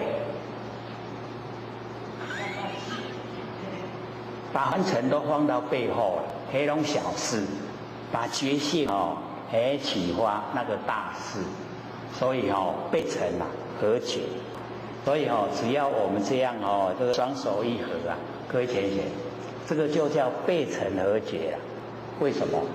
因为我们的右手做、左手做都是凡尘事，对不对？我们凡尘事双手一合起来没办法做了，对不对？凡尘事没办法做了。你这个形象一呈现是不是把良心都出来了？合不合觉？有没有合觉？所以这个就是背尘合觉，他会不会做？所以我们在凡尘最困难的就是把凡尘的事都当成实在所以这样要把它放下要这个理想就很困难。那假如说我们知道凡尘的事都虚幻不实，因缘际会才有缘散了就消失了，缘寂则生缘散则灭事情也是一样缘寂有事情来了，缘散了事情过去了，是不是变化无常？我们对变化无常的这一些景象，这一些事情我们都把它当成实在。我们是不是颠倒？有没有颠倒？所以佛呢讲我们众生颠倒，该注重的那个佛性我们都忽略，不该注重的现象我们看得很重，有没有？都是这个样子啦。所以我们现在要修道，要呢脱离这个苦海啊，就是要转过来，不颠倒，不颠倒啊，就是重视啊我们佛性，那形象就自然就好，随着它自然就好，健健康康的，就可以借假修真。借呢这个身体啊是假的，然后我们来修呢我们那个不生不灭的佛性，那个是真的，它是永远都在的，这样了解吗？所以这个六祖呢就讲说呢这个对境啊心素齐，那菩提种嘛长，菩提是觉啊，怎么可以生长？六祖的意思啊，就是说菩提是觉，它是一个常住法，永远在的，不能让它有生长有这个毁灭的时候。那既然进入生长啊，就有毁坏灭掉的时候，所以不能生长它是一个常住的法，所以菩提种嘛长，怎么可以生长？这样了解吧？了不了解意思？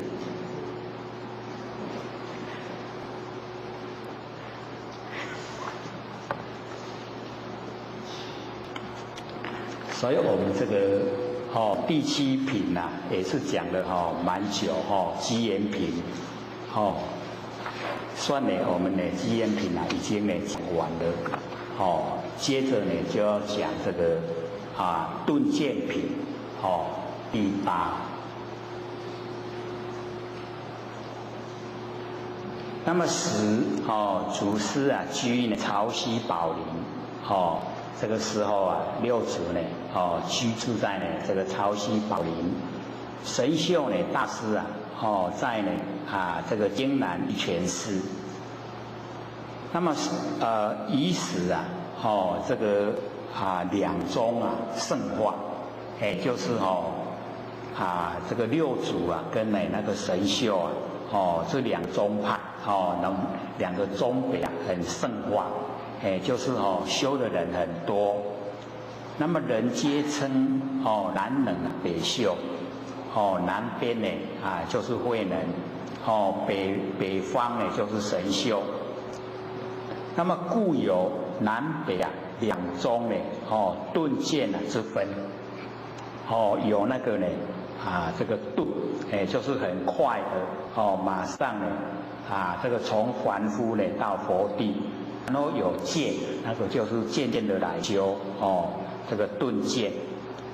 而学者莫知终去，学的人都不知道他的宗旨跟去向，这个什么样的宗旨都不了解，然后呢要到呢哪个地方去也不知道。那么师威呢这个众曰六祖呢就跟大家讲说法本一宗法只有一宗，人有南北我们人呢有的住在南方，有的住在北方，人呢有南北之分。那么法只有一种佛法只有一种，见呢有除极我们的见解，我们进入佛性本有的很快，有的很慢根利的就很快根比较钝的就比较慢所以这个六祖就跟大家讲说何名顿渐。那为什么有这个顿渐的这个名称它呢是什么内容华无顿渐，佛法里面没有只有一种。那么人有力顿人的根气有力有顿，所以我们要到呢这个根气很力就是他累世都有在修，那累世有在修那个根就很利各位前几天假如说这个前不久看那个电视那个新闻报道，在呢这个外国大概是美国吧，有一个地方有一个5岁的那个小男童，他很会弹钢琴，弹的那个是大师级的那一种那个钢琴的那个弹法。那或许刚好那个时间有看到这一段，那或许就在想说，那个他累生累世啊，都是在弹钢琴，所以这个时候他的父亲说，他3岁啊，一听到音乐就会去弹钢琴，你只要给他听到，他就会弹3回哦。然后那个电视去拍的时候啊，拍摄啊，已经5岁了，他坐在钢琴前面在弹钢琴，弹得很熟练啊，小小的去枕头啊音乐底下伊的迄个枕头下骹就流传的很流畅，那看的都会愣的嘞，那学嘛无法度学单呢，所以就是他累世之间他已经都有那个很熟悉的那一些琴谱啊，所以他自然而然就会了。那我们人一生下来啊，各位也可以了解，有的生出来就真巧，有的生出来公公，有没有？是不是很自然？那个为什么会这样？就是他累世之中那个很聪明啊，就是累世之中一直有从这个性分里面研究，了解到一些真理，所以他的根就很利。那有一些在凡尘就知道这个吃饭睡觉，所以在凡尘的工作吃饭睡觉，我们有没有啊？没有吃饭睡觉，这么厉害都有嘛只是没有把它当成最主要的啦所以我们要了解说我们在凡尘我们是为了生活而工作，还是为了工作而生活？这么理想都是为了工作才生活那真的是为了成佛才我们都在完成很好所以我们了解说一定要有一个目标一个方向，我们努力的方向一定要确立确定了以后我们知道怎么去做已经呢不迷昧了所以呢我们要知道说一生之中不要说一生那么长我们说一天之中，各位浅显，我们一天之中我们跟我们的佛性相处多久？相处多久？24个小时8个小时那也不错1/3了，不是8分钟还是8秒钟？有没有跟自己的佛性居住在一起？有多久？没办法算。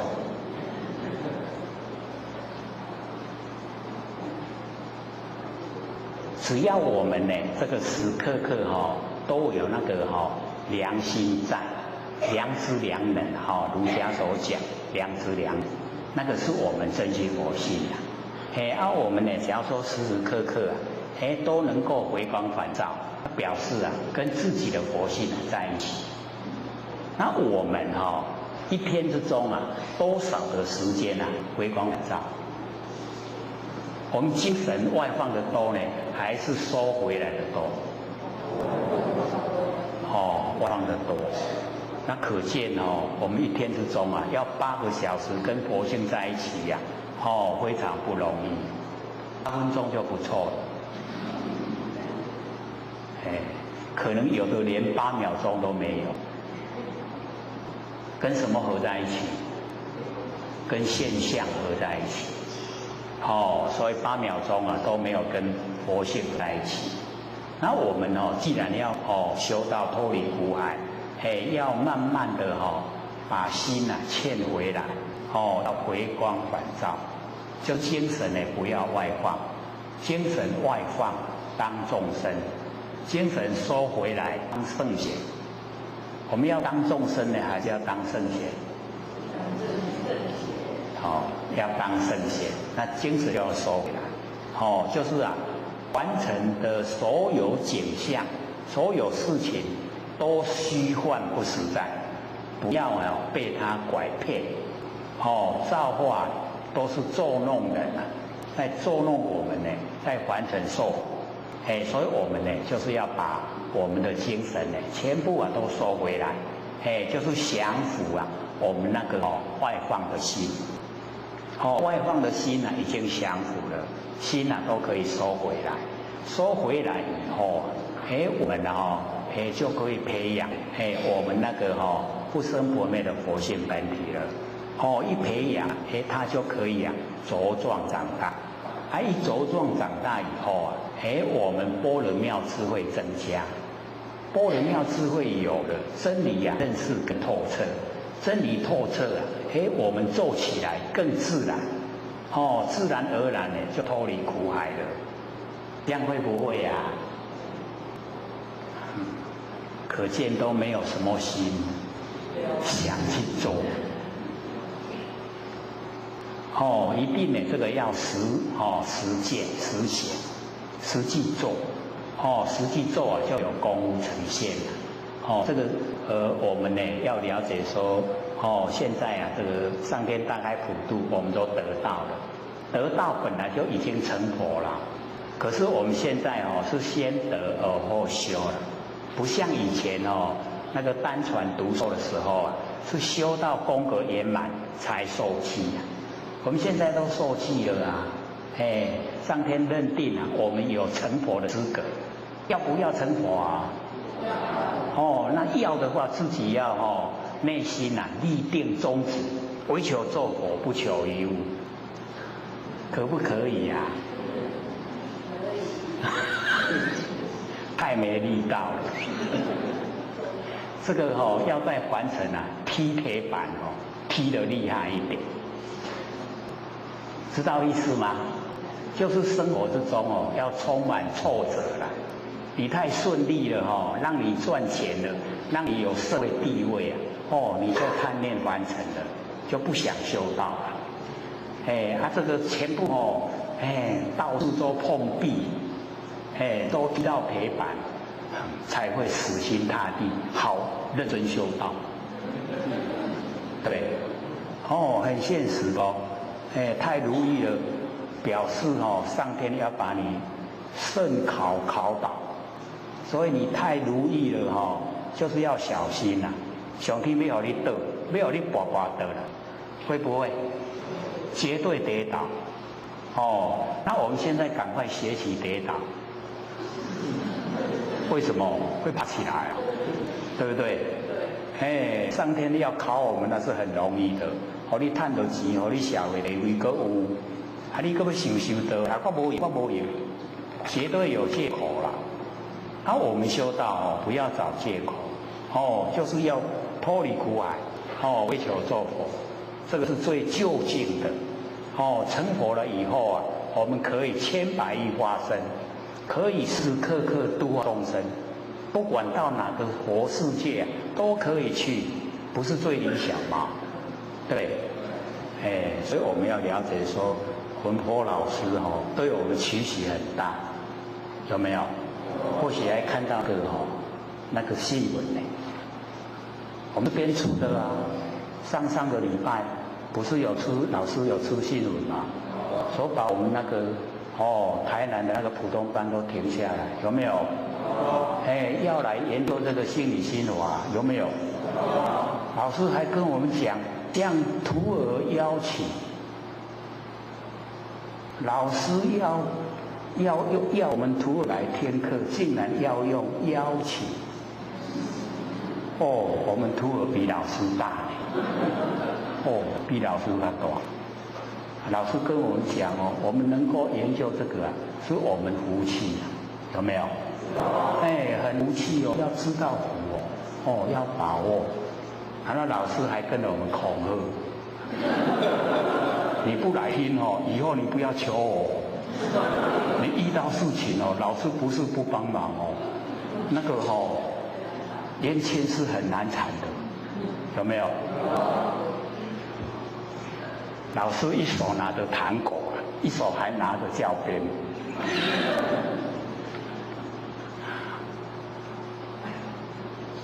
看看我们真的是很有福气就是能够研究这个水上生活法，让我们能够真的成就那要呢推广我们所有周遭亲朋好友都把他们呢要求来研究心理心法，能够心见性心明因果昧，见性成佛无疑，绝对可以从内心的深处产生信心啊！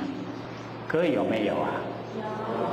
有。从内心深处，我可以成佛因为我摸到那个成佛的根源，摸着根的成仙做佛啊，摸不着根下修行，不是这样啊？那我们都摸到根了啊，绝对可以成佛所以一定呢要努力要研究，要把它传播让你所有亲朋好友都知道，都能够努力的来修道，这个才叫真正的在修道，对不对？所以我们要了解说，我们在研究心理心法，不是说呢都不参与道场这个活动，我们是用生命来度人的那个是付出很大的那个心血，绝对是要众生成佛。那假如说不按照这样的话，可以成佛吗？假如说我们不了解心性，可以成佛吗？没办法啊！我们说用那个世心的话，那绝对是没办法。一定要用真心。我们根尘相对的那个世心都不要用。就是用真心的真心即心即佛。我们当下的心就是佛。所以我们有时候会文字即心即佛，就讲得很熟悉呀。他不知道那个心是什么心，都不了解以为说日常生活的心就是即心即佛，那绝对不是那个都是变化的世心生灭的，那不会是佛。一定要不生不灭，不生不灭才真的是当下就是佛。一定呢要了解。那我们呢说到这边剩下15分钟了要给各位先生问问题，各位要踊跃发问，问题能够问出来，让大家呢都能够了解。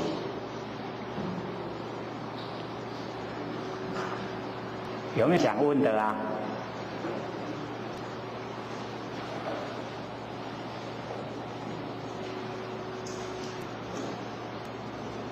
好，请说。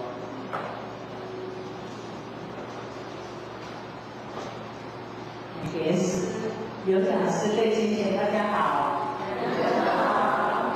刘讲师刚刚提到这个5位白马名门，这个大家有没有听过？因为有的没有听过，或许轻易听过。这个有一张明细都是要的时候下个礼拜会写印给大家。还有一本书，或许是没办法，因为只有一本。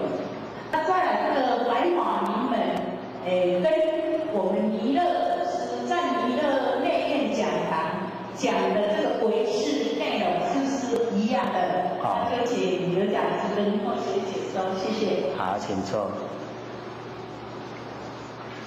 那个这个5位百华呢，它是始于大圣的那个大圣华那个相宗。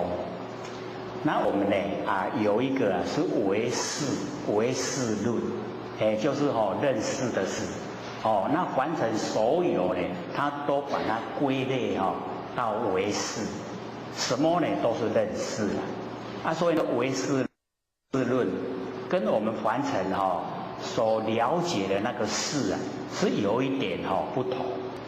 他呢把那个里面很详细的把它分，说我们这个凡尘用的事，跟呢我们修道用的事，以及呢修正以后用的事，全部都不一样。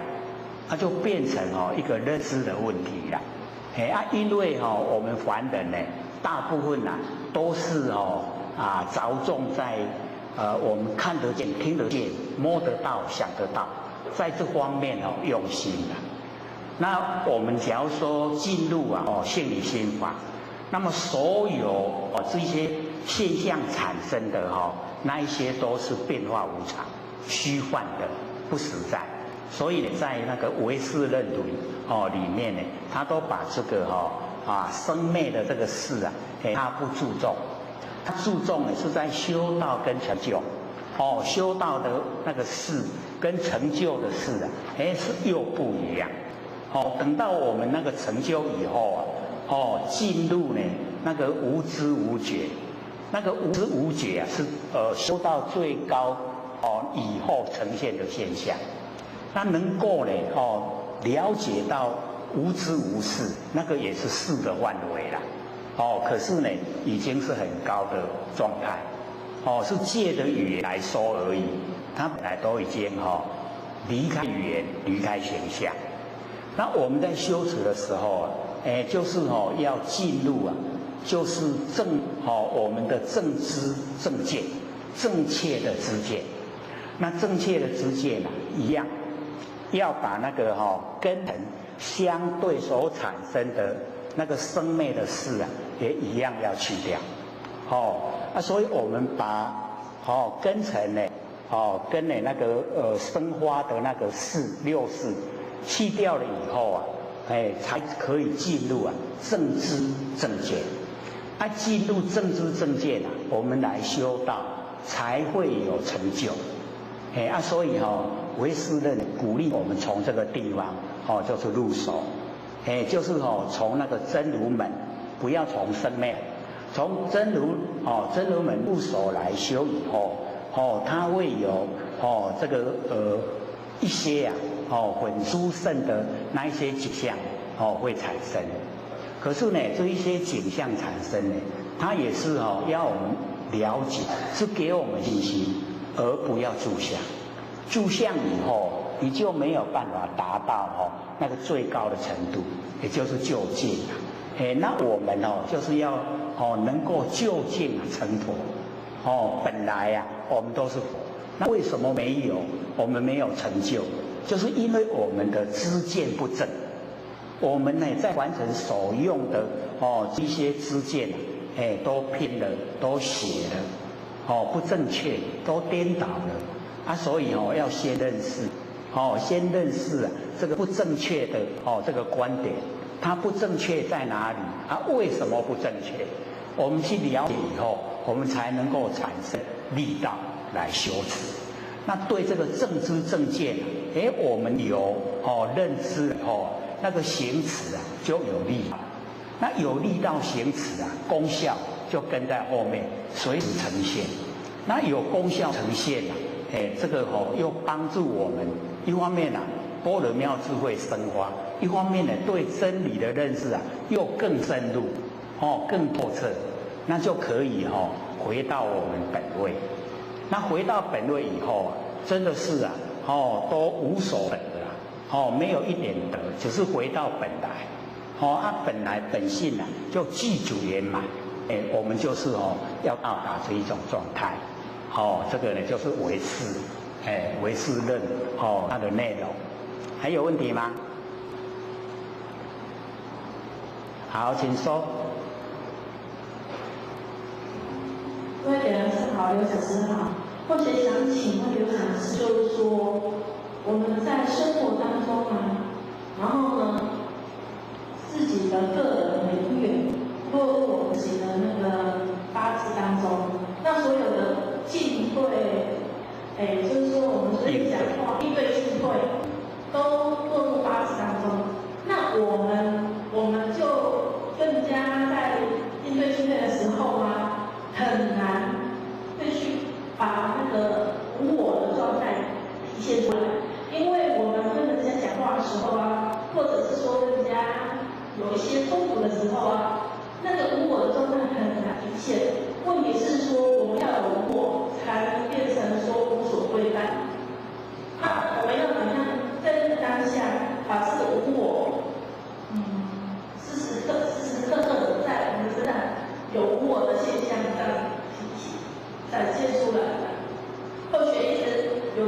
点。好，请说。这个是很努力这个想修，它重点呢就是那个把那个我太注重，一直时时刻刻提醒自己要无我无我，这个样子就是时时刻刻在提醒自己要执着我，要执着我，变成一个相反的方向。那所以或许借着这个讲这个无我来说呢一个故事就是有一个呢这个修持的对一个比较这个修持久的他在这个问这个问题啦说呢这个我们整个等于是说我们上次有讲过那个风铃记风铃记风铃，我们这边有讲过吗？没有我是都讲呢，就是浑身四口挂虚空，不问东西南北风，平等为他说般若，滴叮咚滴叮滴咚，风铃风铃知道吗？风铃它浑身四口好像都是嘴巴挂在虚空我们都会挂在虚空。不问东西南北风东西南北风一吹它都会响，叮当叮当，对不对？所以平等为他说般若，平等的在讲那个般若，般若就妙智慧嘛，滴叮咚滴叮滴咚，就是呢一直都在讲，说我们这个凡尘之中呢，都时时刻刻在讲这个般若法门啦。那么这一个呢，比较适宜弟子的，就问这个师父说：“那墙壁有没有在说法？”各位前人，墙壁有没有在说法？墙壁有没有在说法？那个师父说有，然后他就问我怎么没有听见？那个师父跟他讲：“因为你有我，所以听不见。”然后那个弟子就问说：“那师父你没有我听得见吗？”师父讲：“有你有我，所以听不见。”然后弟子就问说：“那没有我没有你听得见吗？”那师父就讲：“没有你没有我，谁要听？”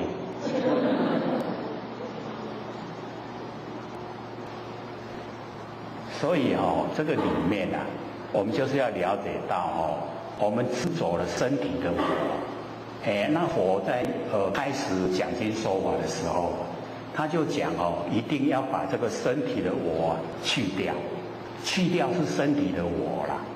然后到涅槃的时候那个弟子就向释迦牟尼佛这个表白说：“你教我们做的，我们都努力做了，就是我们已经都无我了。”然后释迦牟尼佛讲：“无我就是生死，我就是如来。”这样懂意思吗？我就是如来，无我就是生死，没有我的话就落入生死了。有我，那个我就是如来。这样了解意思吗？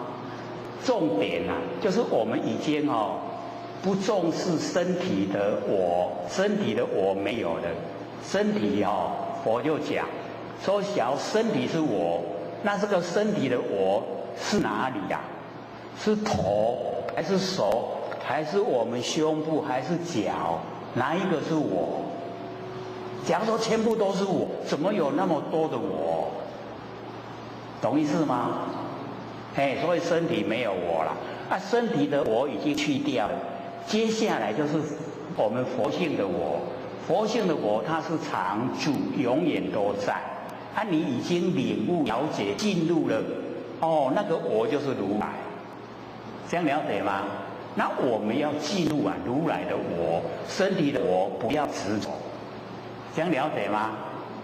了不了解？所以你在心中不要有那个身体的我的观念就可以。那我们应对进退该怎么做有一个刚好的角度。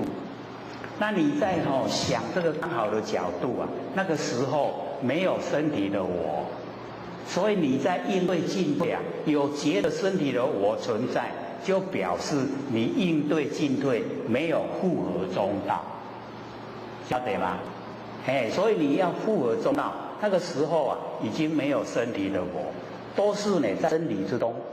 这个刚好一个角度，事情到来刚好一个角度去做那个复合真理，剩下呢不复合真理的不要。这个时候你的心啊，就出来，没有身体的我，这样了解吗？还有2分钟，还没有问的？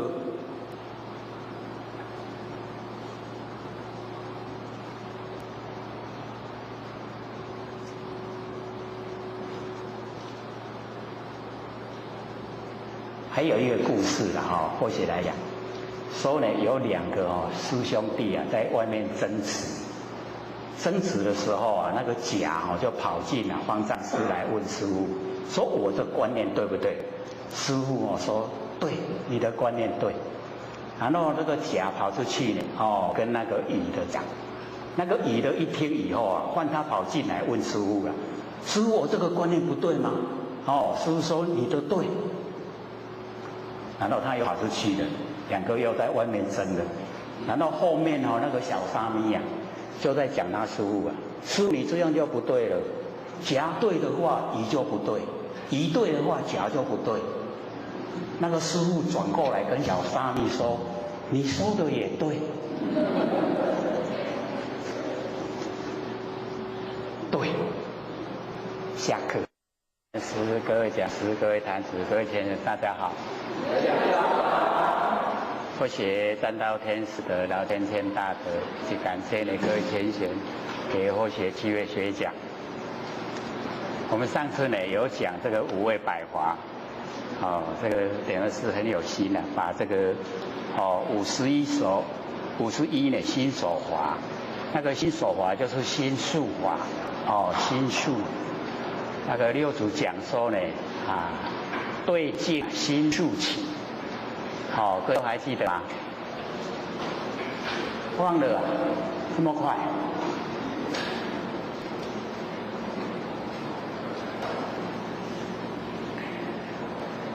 ？5味百华是大圣的法相中呢他所说的，把凡尘的万法都归纳进入这个5味。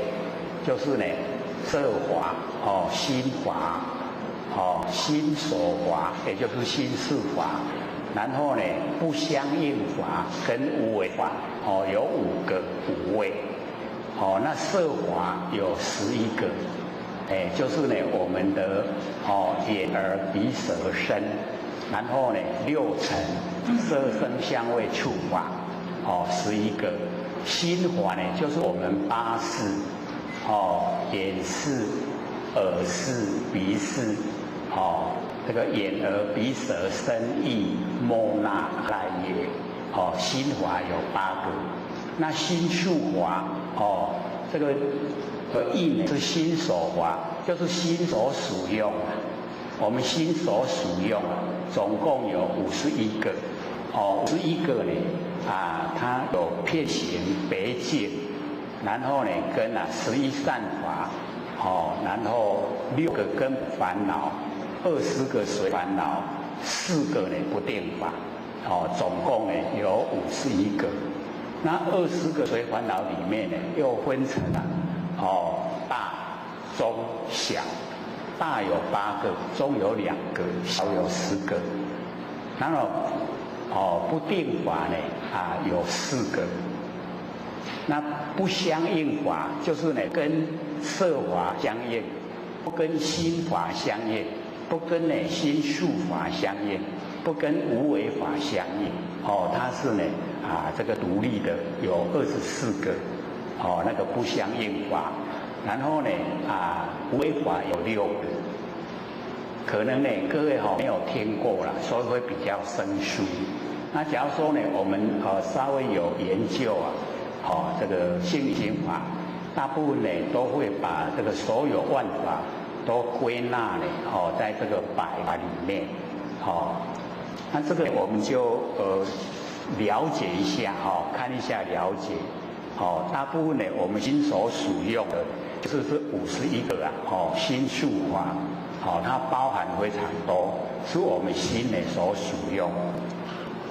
那或许呢在这个讲前就是想先说一个或许这个上次回去然后听这个车上浅显在讨论说呢我们在生活之中呢有这个观念的问题，然后呢跟家里的人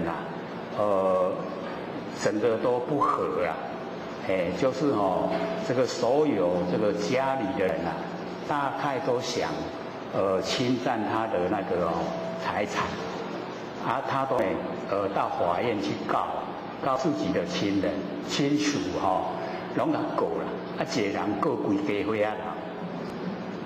那或许在想说纵然你能够把所有的这个家产都占据是自己拥有，那又怎么样？你又能够活多久？一口气不来你再怎么多的财产也都是别人的啦。那干嘛要做那一种很愚蠢的事在生活之中你各处的人处的以什么眼光来看你？什么眼光？是不是大家都很这个不和谐的？所以那样的生活我们不追求，我们要了解到我们在凡尘有的吃有穿，可以遮风避雨，这样就好了不用刻意去追求那一些财产，那个都是虚幻不实在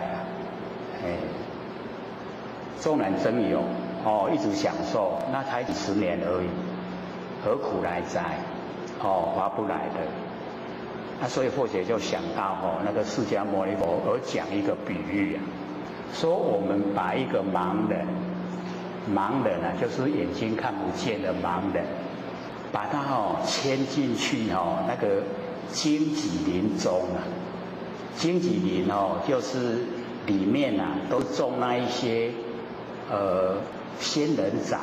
各位有看过仙人掌吗？它是不是全部都是刺？它很高那个差不多有一个超过我们身高的高那个仙人掌。那我们把一个盲人切进去那个仙人掌的那个园区然后我们就把它放着，让它自己出来。各位浅显，它要怎么出来？它要怎么出来？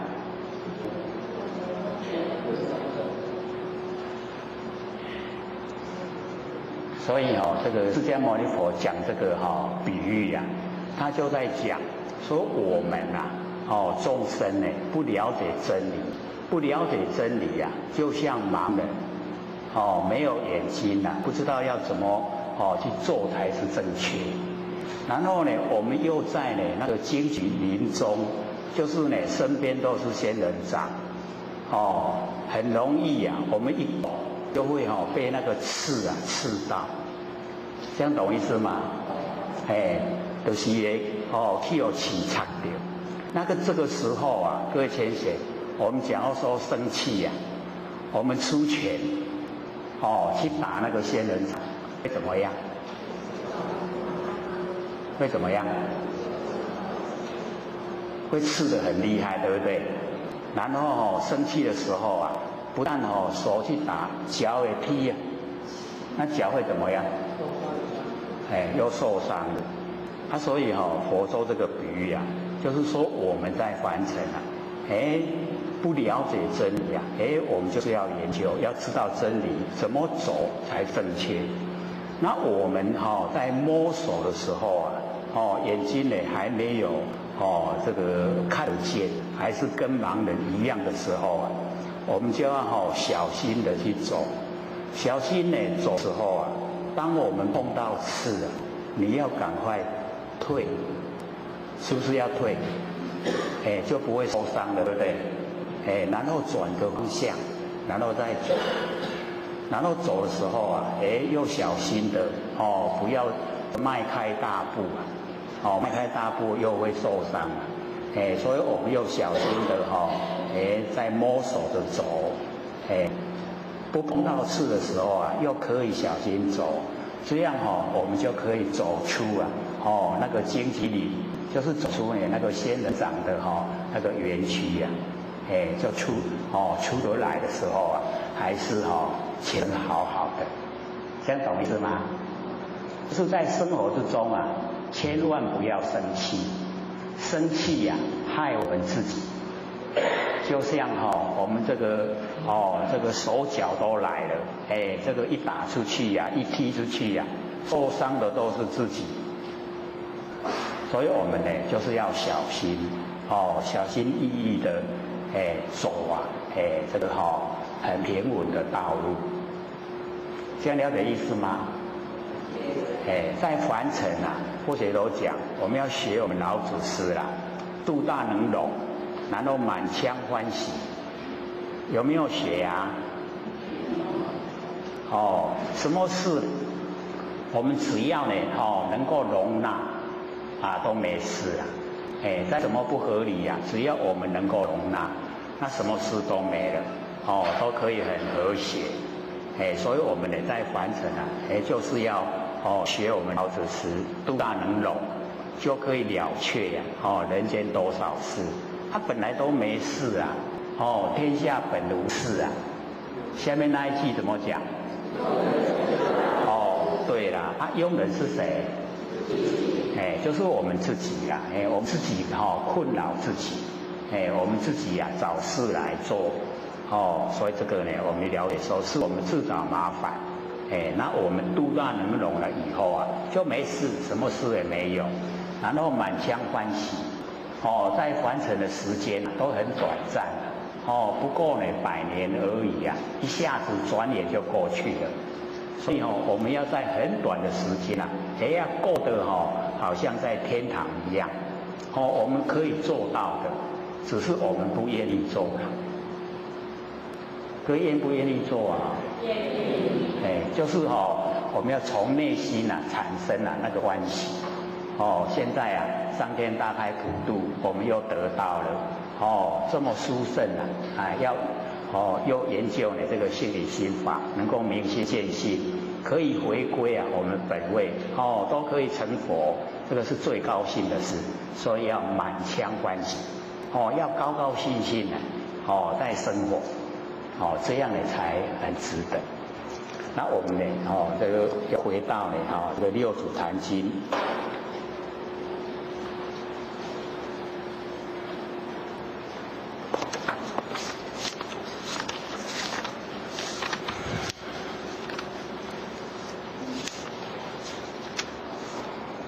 敦鉴品，对不对？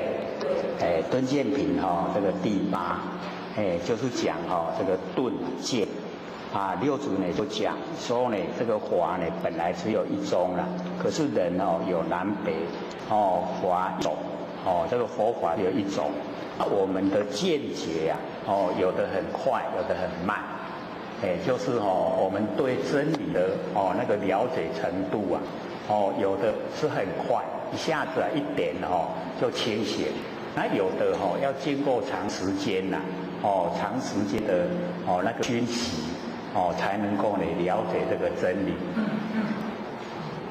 或者都一直很赞叹我们这边这个研究半年就能够进入状况是很理想。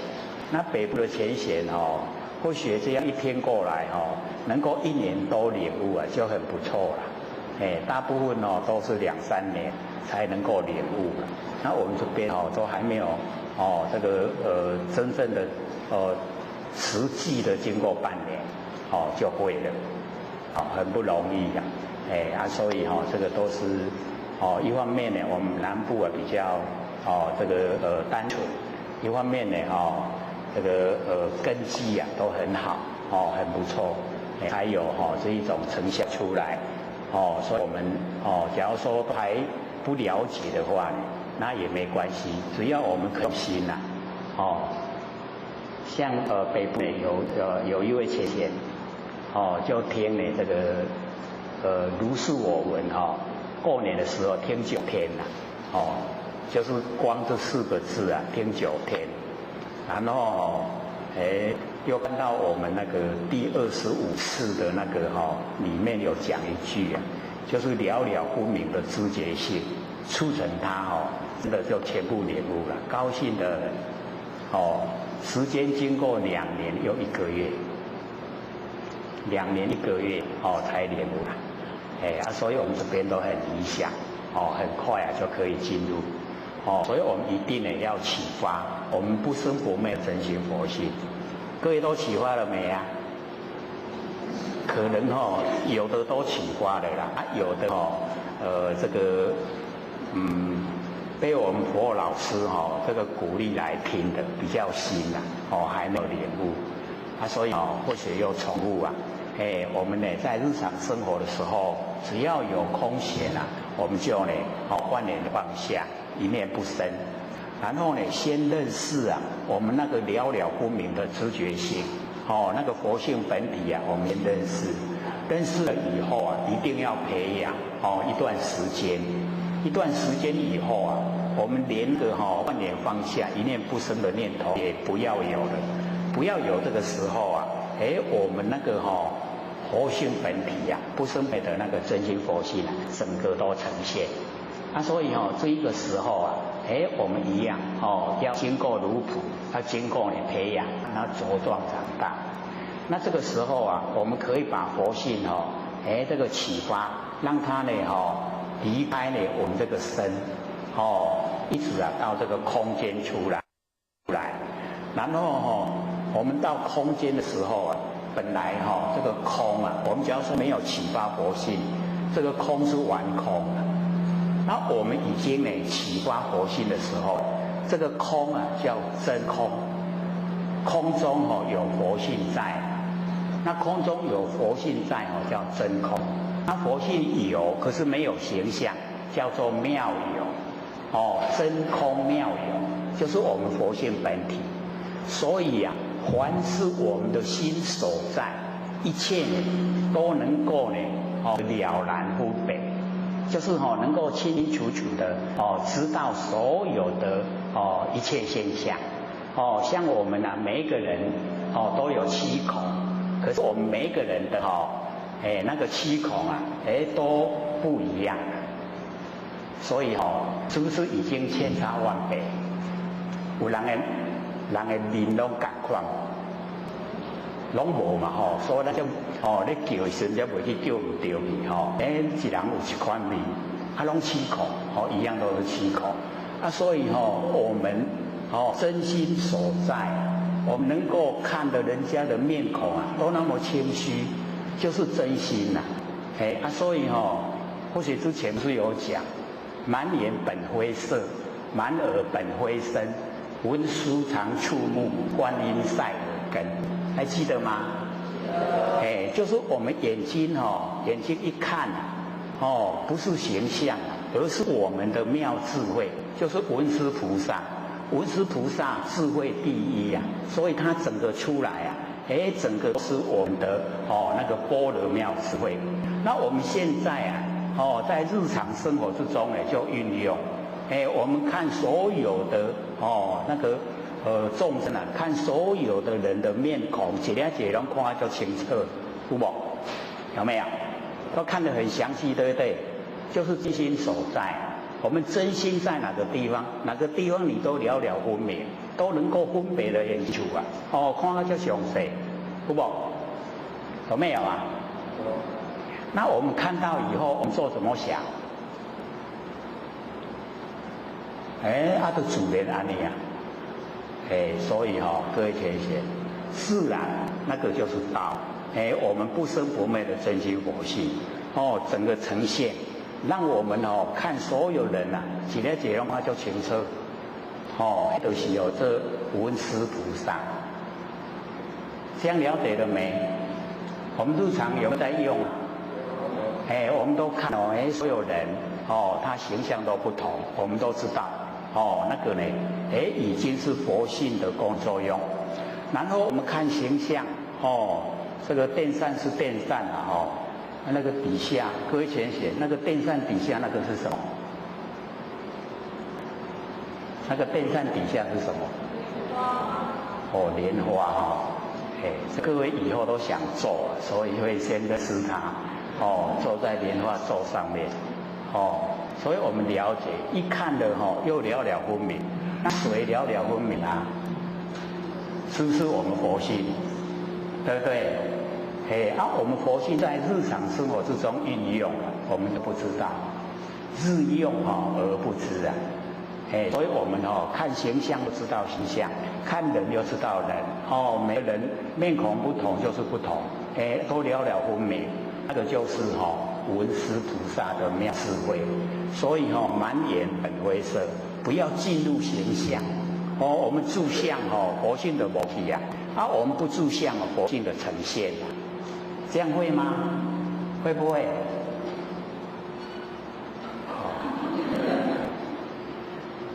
我又想我们这边人又不少嘞竟然没一个印呢。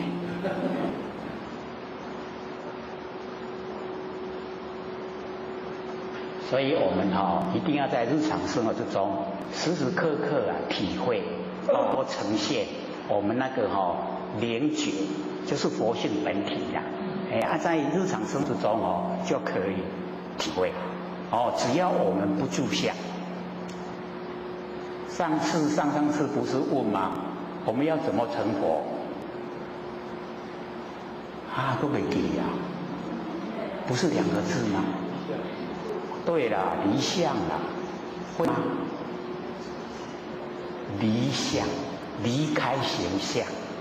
不管是有形有相，还是语言相，都离开，就是佛了啦。这样会吗？会不会？会离相了不住相，只要离相，就是佛了。这样成佛简不简单？很简单只要不住相就是佛了，只要我们住相就是众生。我们为什么有烦恼？就是住相，住相才有烦恼，所以离相就没有烦恼。离开形象，形象都离开了，就是佛了，简不简单？所以以后烦恼的时候就马上告诉自己离相。他就已经是佛了，当下都是佛了，所以不管是事情的相、语言的相、形象的相，全部都是假的，虚幻不实在。那我们在生活之中呢，都可以离开形象，然后呢，事来则应事去则静，心中呢完全都没有的事在，没有物在。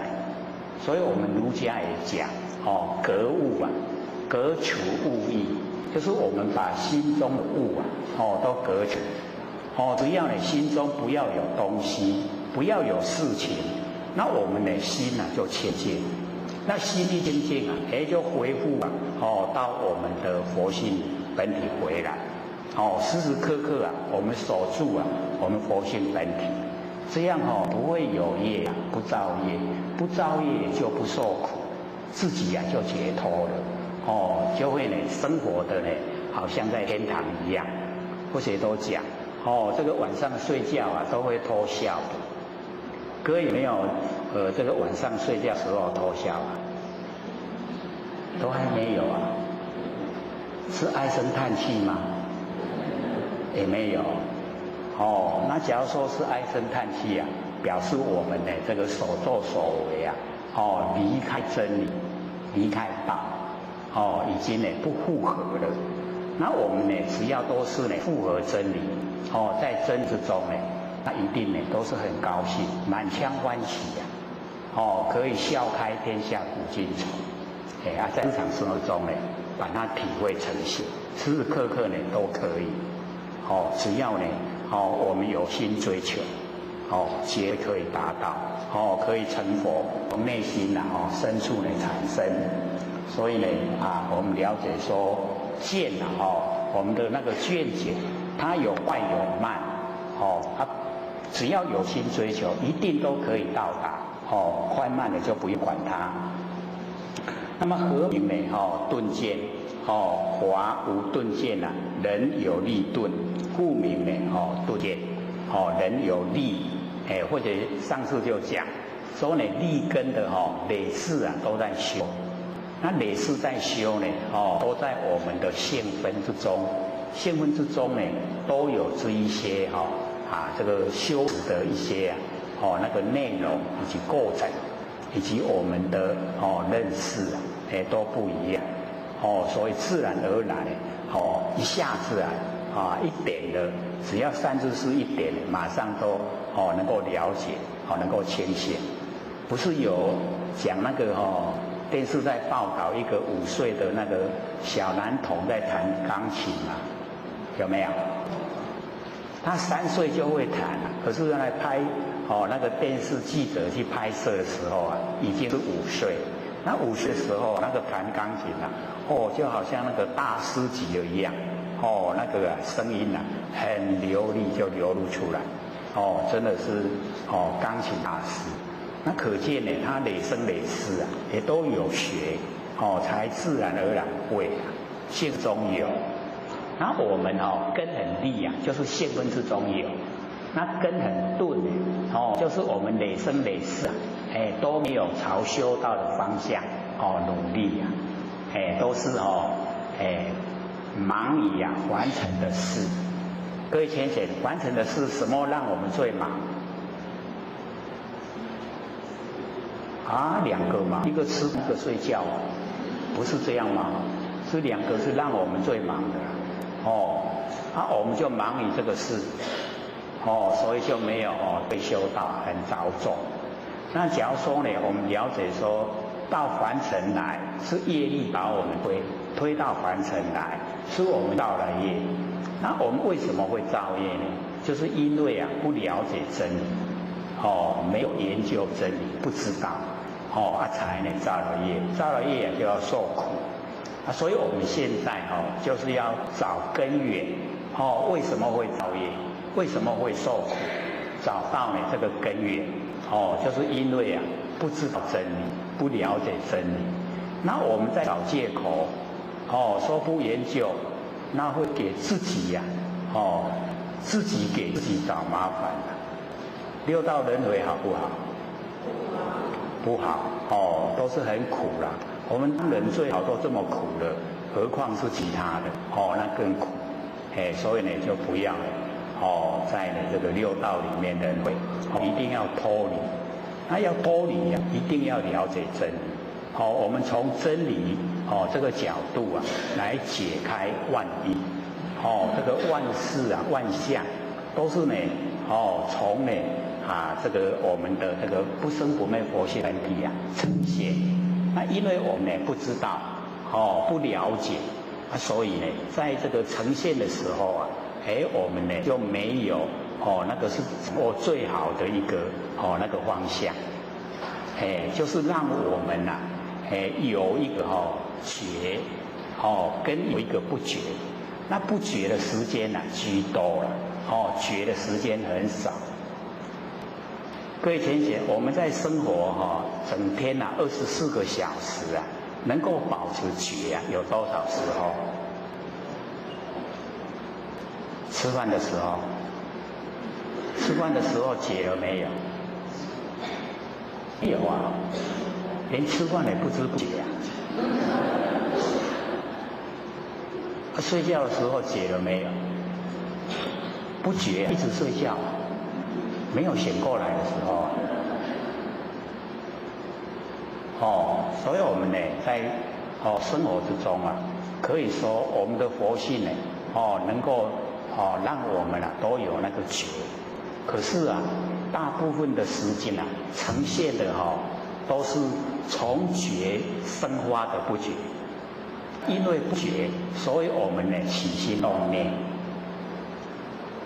各位浅显，有没有去思索我们为什么起心动念？有没有？咱是安怎起念头哪来？念头怎么来的？好像很自然哦，它都按那种生出来。哦，所以呢，我们要知道说，我们的六根啊，然后面对六尘，然后就产生了，就起心动念。然后起心动念以后，我们就会落入行为，有行为啊，然后行为一形成了，业已经造成了。所以最细啊，就是从起心动念，念头就是业啦。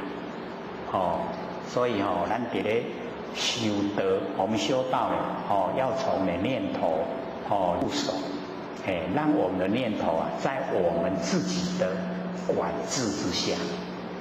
所以先生，家己有法度家己控制家己念头哦，有没有？有办法吗？有没有？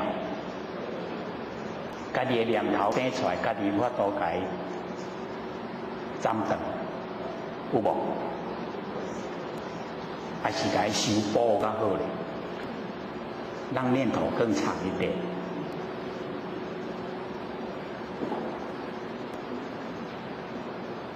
当我们起心动念的时候啊，想不想把它遏制它？想的话表示我们已经知道那个真理所在，才会想这个断掉我们的那个胡思乱想。所以这个修道很重要。或者都讲我们年岁一大了以后，都会生活在过去的那一些现象。过去的那个遭遇，都会活在过去，都是生活在过去。所以遭遇到很坎坷的时候，他会怨天尤人，他会讲说：“我都没有做坏事啊，又没有杀人放火，为什么我这么坎坷，生活都不如意？”各位知道原因吗？知不知道原因？就是念头太多了啦，念头太多，把我们以往累生累世所造的业，把它拉来。所以我们只要呢日常生活，万念都放下，一念都不生。那所有累生累世的那个所造的业，它没有缘呐，有因没有缘，它不会现象，我们就不用去接受。这样了解吗？了不了解？可是我们都不知道说念头有这么厉害各位了解了没有？念头很厉害，厉不厉害？很厉害哦。我们为什么看到社会新闻有那个杀人，是不是也是念头？从念头来，对不对？从念头来会跟人打架，从念头来会杀人。从念头来会做善事，是不是都从念头来？所以念头很重要。那我们呢就是要聊到那个《大乘信论》呢，就有讲我们起心动念就是业，就是已经造业。所以在日常生活尽量不要起心动念，要起心动念要在我们自己的灵觉之下。就是了了分明，咱的起心动念，然后知道念头的内容是在想什么，要知道，知道的话就不会被它蒙骗了，不知道的话我们就会按照念头去做，这样了解吗？所以从最微细的然后念头，念头呢，假如全部都不起心动念的，我们就在培养。我们人是半阴半阳嘛，一半阳一半阴呐。那我们生活之中只要有负面的念头，那个都在培阴呐，培养的阴呐。阴越多的话，各位浅浅有什么现象？昏昏沉沉各位有没有昏昏沉沉的时候？为什么会昏昏沉沉？就是阴太浓了，阳不足。阳充足的话，精神很好，不会呢昏沉，也不会想睡觉了。那我们一直想睡觉那个就是阴比较多。不过或许有时候在讲课，很多人都是入定会入定。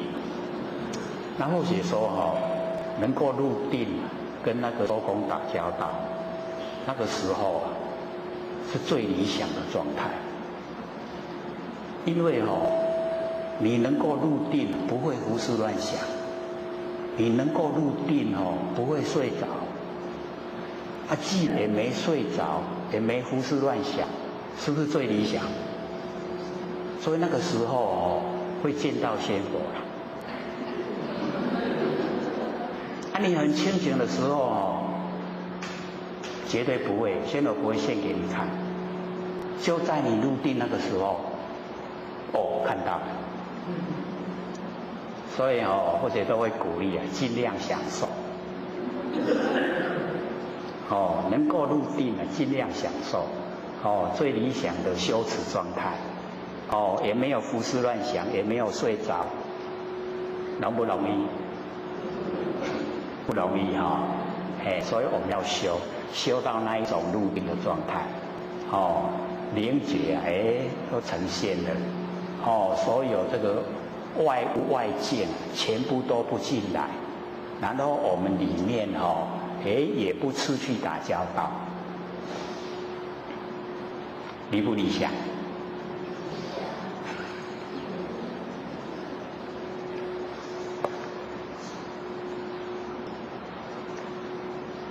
然这个修之途中就是神修的那个徒弟很多，往往讥笑南宗祖师这个神修的徒弟很多人都会嘲笑那个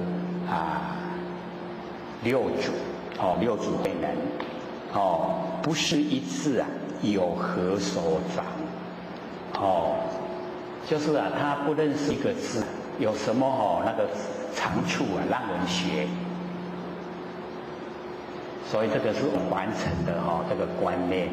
讲伊都拢字无读册，无读册字唔捌。所以我们佛老师一直鼓励说我们研究六祖坛经知道什么原因吗？就是说知佛妙理微观的文字，所以念的很多不一定说你能够了解老千在世的时候实际上讲，他说我们凡尘博士那么多你看哪一个博士成佛了？为什么？因为博士都有那一种看不见的骄傲，就是他学的比什么人都多了。有不知不觉的骄傲，这个很难去发现。所以我们就是要知道，我们假如说学的越多，知道的越多，会不会骄傲？会不知不觉骄傲，会自然而然。尤其假如说研究心理心法，有明心见性了以后也会有，会不会有？会有，那个也不知不觉，自然就会骄傲，认为说比别人知道的多了，所以那个真正的也还没有算了解，也没有明心见性，明心见性了以后就不会有这一些现象，心明了以后因果都不明媚，见性就可以成佛。那既然可以成佛了，那骄傲可以成佛吗？那绝对不行的啦！这个坐在供桌上那个终身来，这个请求哀求了要救救他，你在那边不可一世，骄傲的不得了，那这个众生会不会把你请下来？会不会？就不让你做了那个供桌上不让你做了。所以我们了解了解了以后了解真理以后是绝对都不会不会有那个骄傲。他告诉我们就是那个学识我们在这个凡尘念得很高那一些呢，那个属于文学，文学创作，跟我们这个心理心法不相同，不一样的。那再怎么样的努力呀，都没办法进入。要进入心性啊，不是从文学进入。这样了解意思吗？那个从我们那个日常生活之中，很平凡很平常、很平淡、很平实，从这个角度进入。所以那个孔老夫子他也才讲，说这个弟子啊，入则孝，出则悌，这个谨而信，患爱众，然后呢，行有余力呀，再以学文。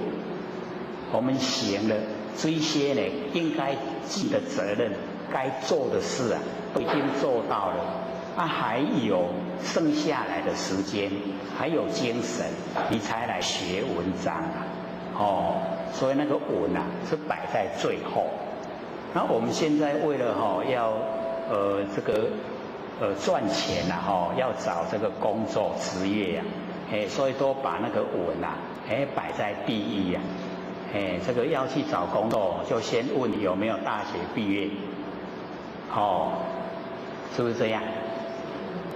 这个学得越高他的职位就可以做办公桌了。那你只要说这个高中、初中都没念了，那你就去做作业员，就是要出劳动力的，那个办公桌就没有机会做了。所以现在我们把那个文学就摆在很重要的位置。可是呢，这个是凡尘在用，凡尘才有用。我们修道呢不用，所以修道不认识字没关系。像我们这个南部一开法会啊，在这个厨房挑菜的啦、煮饭的啦、工作的，都是欧巴桑、欧伊桑，对不对？那我们怎么称呼？对，都是菩萨，很自然而然他会讲说要讲的我都袂晓，要做我会啦，要做的我会来做，所以自然的那个行为流露啊，就是要利益众生，不挑剔的。那我们一有念书了以后啊，那个分别心啊，越浓厚，修正成佛啊，就是把分别心去掉。那我们分别心很强，我们就当众生，所以我们努力的方向也是要去掉我们很强烈的分别心。在凡尘有社会地位的、有钱，那个是他的福报。那假如说没有社会地位又没有钱，那个是他累世之中啊没有利益众生，是他的一些恶报。那这一些只要报就完了，一有果报实现以后又恢复所有众生都是平等。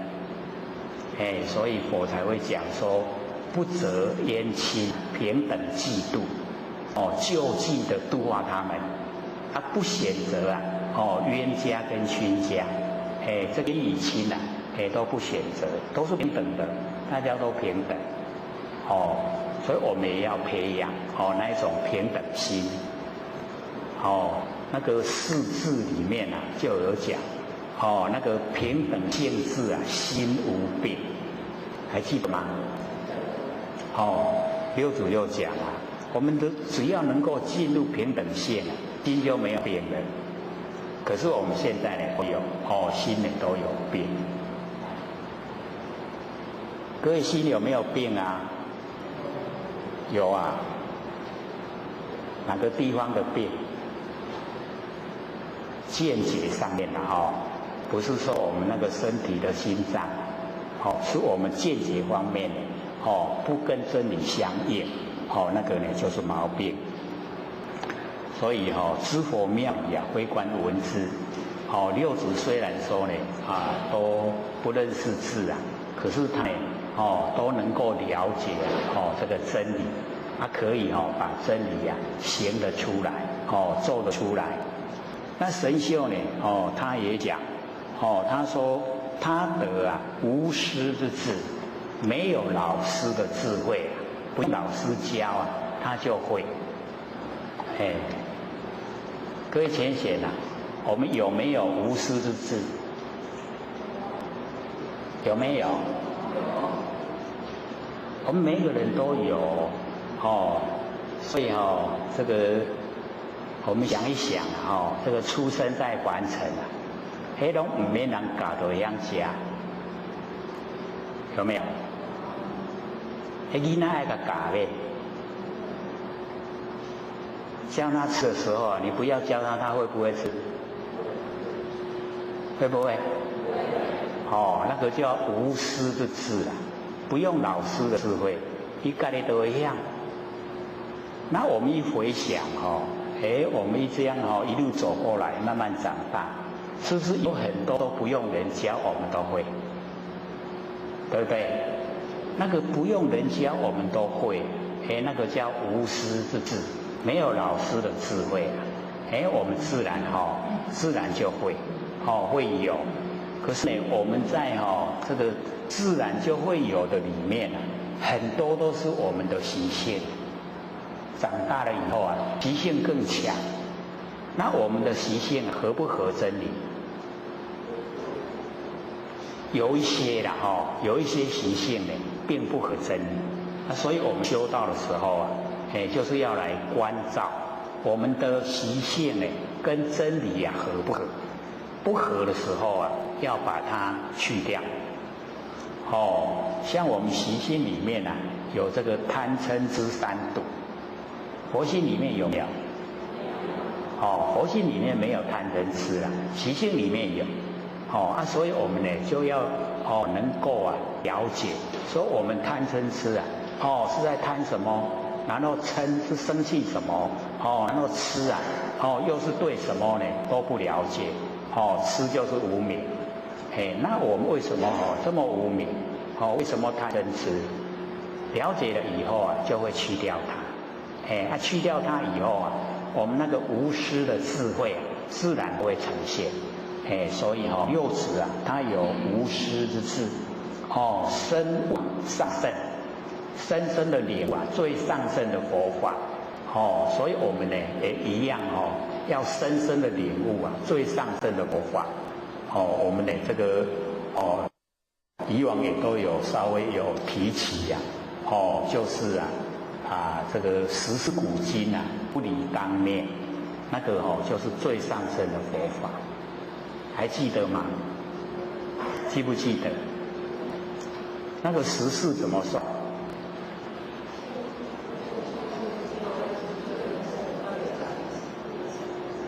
就是呢，过去它也有这个三世，然后呢，现在世啊也有三世，来世啊也有三世，加起来就九世，然后九世啊回归一念，一念一世，加起来就十世。那十世古今啊，不离当念，我们当下这个念头啊，具备了10000年。10000年前啊，我们是眼前这一念；10000年后啊，我们也是眼前这一念。所以眼前这一念呢，就具备了万年，非常久的我们只要呢，把眼前这一念都很这个深切的已经体悟，已经掌握，已经呢时时刻刻都在觉之中，这样呢就已经有万年、10000年，那么久的那个真理世界，就在我们当下，晓得吗？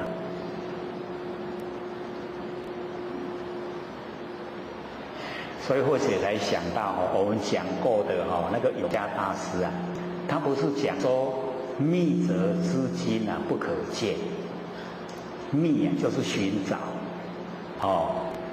密会写吗？3点，然后下面一个见，那个密，寻找的意思啊。我们要寻找我们呢，不生不灭人心佛性。你要寻找的话，那有家大师说，那你找不到。懂这个意思吗？为什么会把十四古今不离当念又加上密则之今不可见？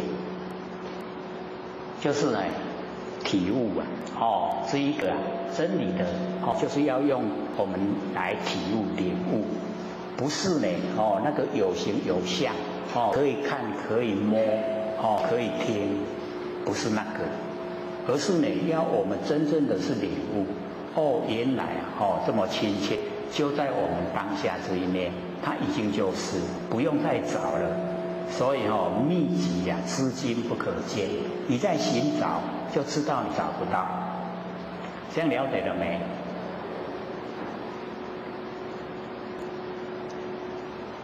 很亲切我们那个不生不灭的佛性就很亲切在我们眼前呈现不用再找，再找的话就一定找不到就已经当下都是了。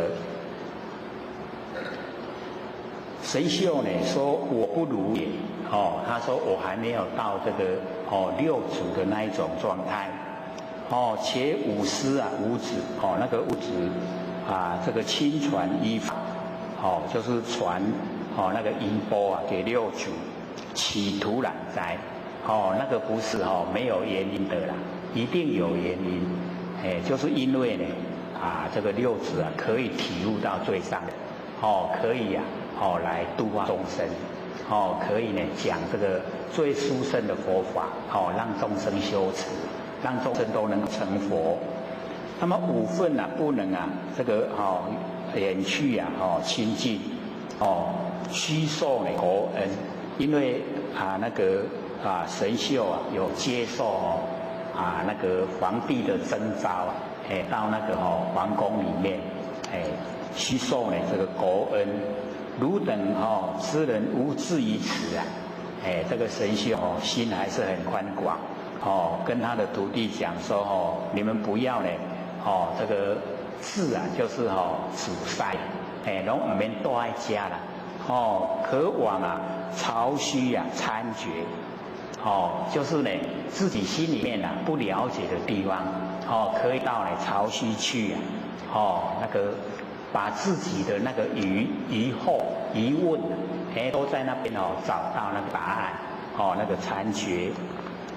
那么有一天呢这个神秀命门人智成曰，跟他的徒弟讲那个智成说汝聪明多智你比较这个聪明多智在凡尘这个呈现出来的就是这个心意识比较强聪明多智，可谓吾到潮汐呢天法所以这个神秀他也是想知道这个六祖怎么讲那个讲经说完内容是什么很喜欢知道。那么若有所闻只要在那边听这个六祖所讲的尽心呢这个记取，把它都全部都记得，然后回来还为我说回来的时候为我讲看看那个六祖是怎么说。那么自成禀命是潮汐自成呢既然说到神修呢这个神修命令他到潮汐去他就去了。那么随众参请，就随着众人一起来这个听课不言来处不说他从哪里来。那么这个时候子师呢告众曰六祖就跟大家讲说今有道法之人全在此会，说现在有道法来托道这个佛法。各位浅显，这听法跟道法有什么不同？有什么不同？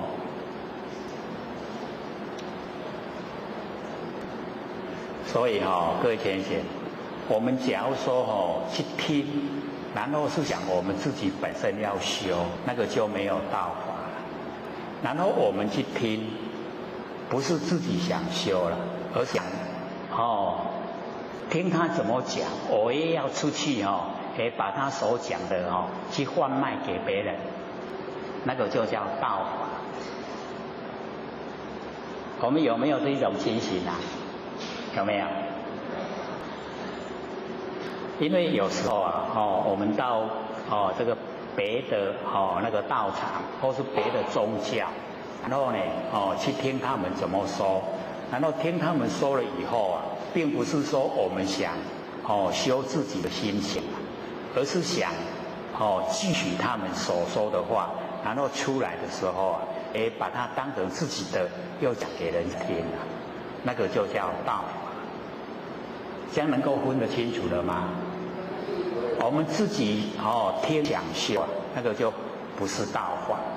可是我们只是这个道听途说啊，听了以后啊，想说要炫耀自己啊，知道的很多然后要使别人称赞，那个都叫道法。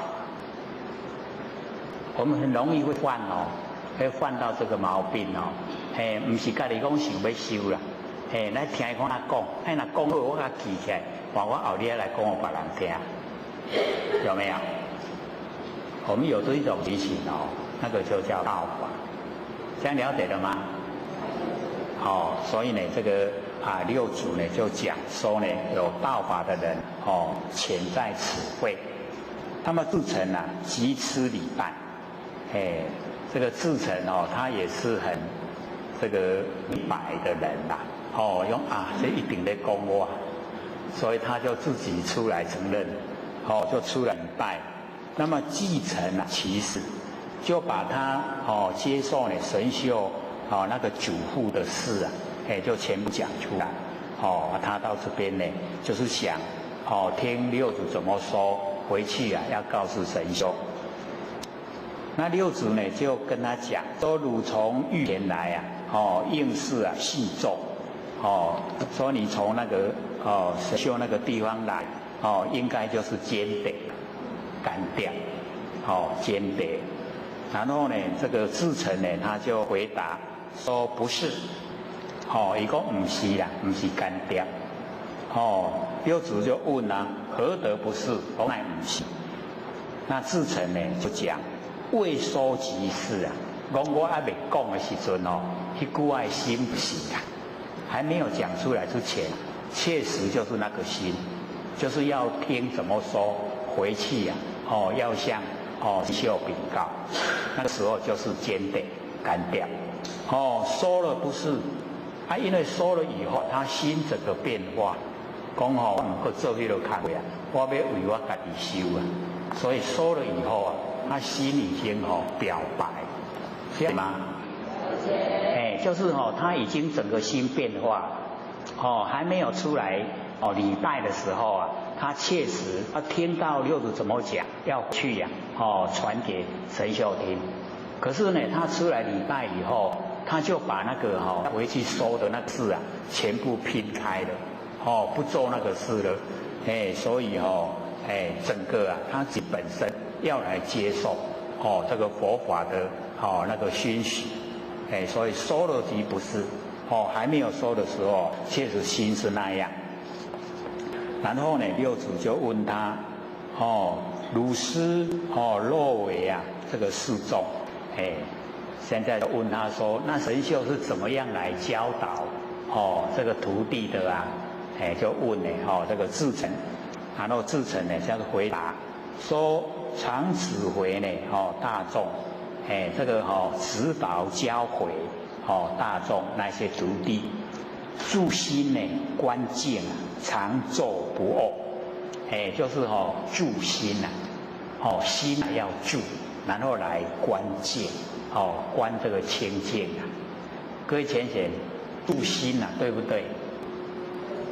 因为我们呢大部分都有稍微这个听过那个《金刚经》里面有讲说应无所住而生其心，对不对？所以我们一看到住心，那跟那无同应无所住无所住才会宽广，一有所住就很窄很狭隘，这样了解吗？我们心都无所住心就很宽广。然后呢，我们住心我们再怎么住没有办法尽虚空遍法界，只有一个角度而已所以一住心了以后啊，心就缩小了。然后呢，这个关键啊，所以我们要知道说我们呢这个本来啊心性的切见，唔免关了，我们关了以后啊，就变成束缚，所以自心关键这个已经呢跟我们的修持不符合。然后常坐啊不卧，这个倒是有人学啦，就是不倒单，不倒单就是不躺下来睡觉。各位有没有试验过坐着睡觉？没有有人提倡就是坐着睡觉，可是坐着睡跟躺着睡有什么不同？还不是睡。六祖就讲说自心关键啊，是病啊，非惨。那个住心关键，就是病，不是惨。所以我们要了解到那个禅它已经呢就是专一啊，已经呢进入我们那个佛性本体。我们上个礼拜不是有说吗？各位还记得吗？那个禅啊，有没有印象？着力摆脱啊，客观环境啊对精神世界的支配，有没有？有没有印象？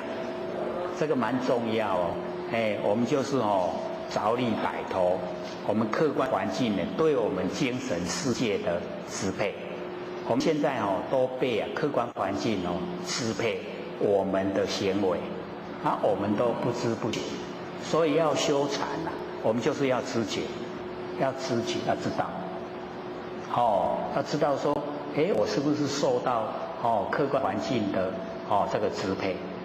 要了解，要知道，我们要主动，不要被动。所以有时候呢，就是要深入。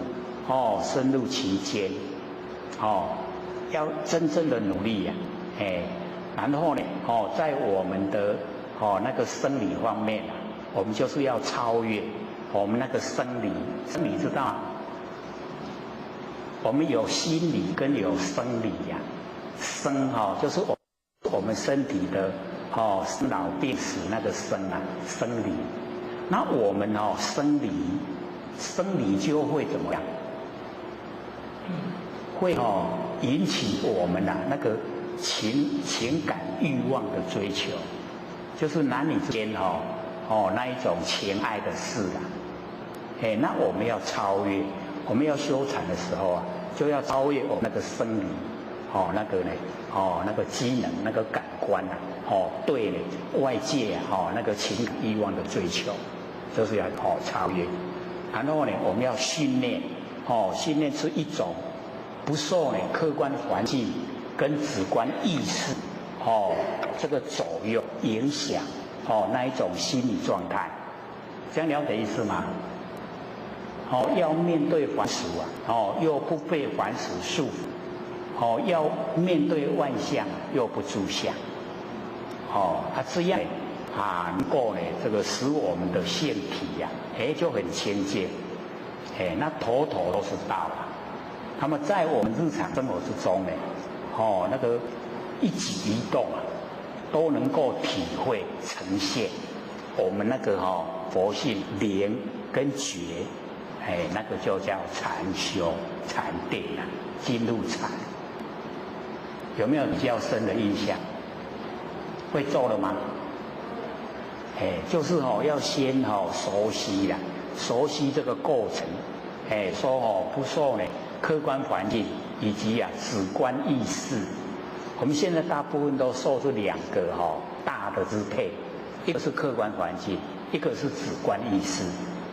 主观意识太强表示我相很强，那我相很强修道困难，就是要降服我相。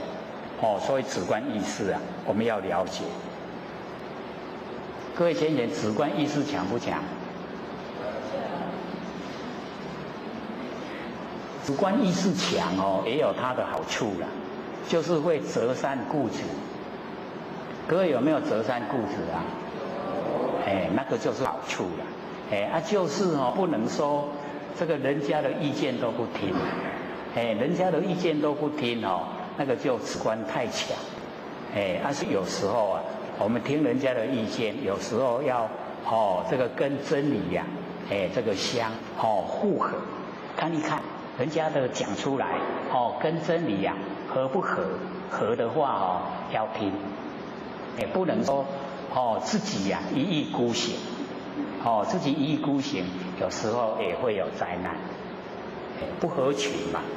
那我们现在就是要合群，跟众生呢这个都相合，相合才能够度化嘛，对不对？那假如说他先已经对你有成见了，你去度他，他会跟你走吗？绝对不会啦。所以呢，我们就是要合群，这个和人相处和为贵啦，所以还是要和。那呢，我们就是在生活里面呢，就是要朝着这个禅修这个方向这个前进，时时刻刻呢佛性都呈现所以六祖就讲说呢，这个住心关键是变，不是禅，那个是变。那么常坐机身以理合意，我们这个坐所以这个凡人的打坐也一样。你假如说要这个打坐的方式来求那个定禅定，那个也都是很困难修，很容易破坏。从我们的佛性出来的定，那个才是真的定。所以我们呢，从佛性里出来，富贵不移，贫贱不移，威武呢不屈，泰山呢分以前，高济家以后，不动声色。那我们凡人你用打坐的、用禅坐的想达到这个状态那是不可能的。那一定要从佛性出来，从佛性出来就有办法这个达到。所以六祖就讲。常坐呢，积束我们的身体以理合意，对真理没有利益，对我们佛性没有帮助。那六祖就讲听无具焉，六祖就讲这具说生来坐不卧，我们一生下来呢，就都不躺着睡觉，都是打坐，坐不卧。然后等到一死去一口气不来的时候有办法做吗？太逗了对吧？更去来更去修嘛所以死气就卧不做，就没办法做。一具臭骨头，所以我们身体就是一具的臭骨头。何为立功课？所以我们功课不能立在身体上面。要立在哪里要立在我们心性所以呢，不要立在我们这个身体上面。身体是天地的物质水火风土众缘际会借我们用不是我们能够拥有是假的，身体是假的，但是我们不生不灭的佛性是真的我们呢那个真心佛性是真的1万年前、1万年后全部都在，它不生不灭不垢不净，不增不减，不寂不散，很理想的所以一定要把它启发要培养要茁壮长大，一定要我们呢这个修持最好的方法是用耳根圆通用眼睛也可以因为你眼睛各位记得，凡心所在是我们真心所在的地方，一切均能分别明了。咱看人拢真清楚，看物件真清楚，那就是真心所在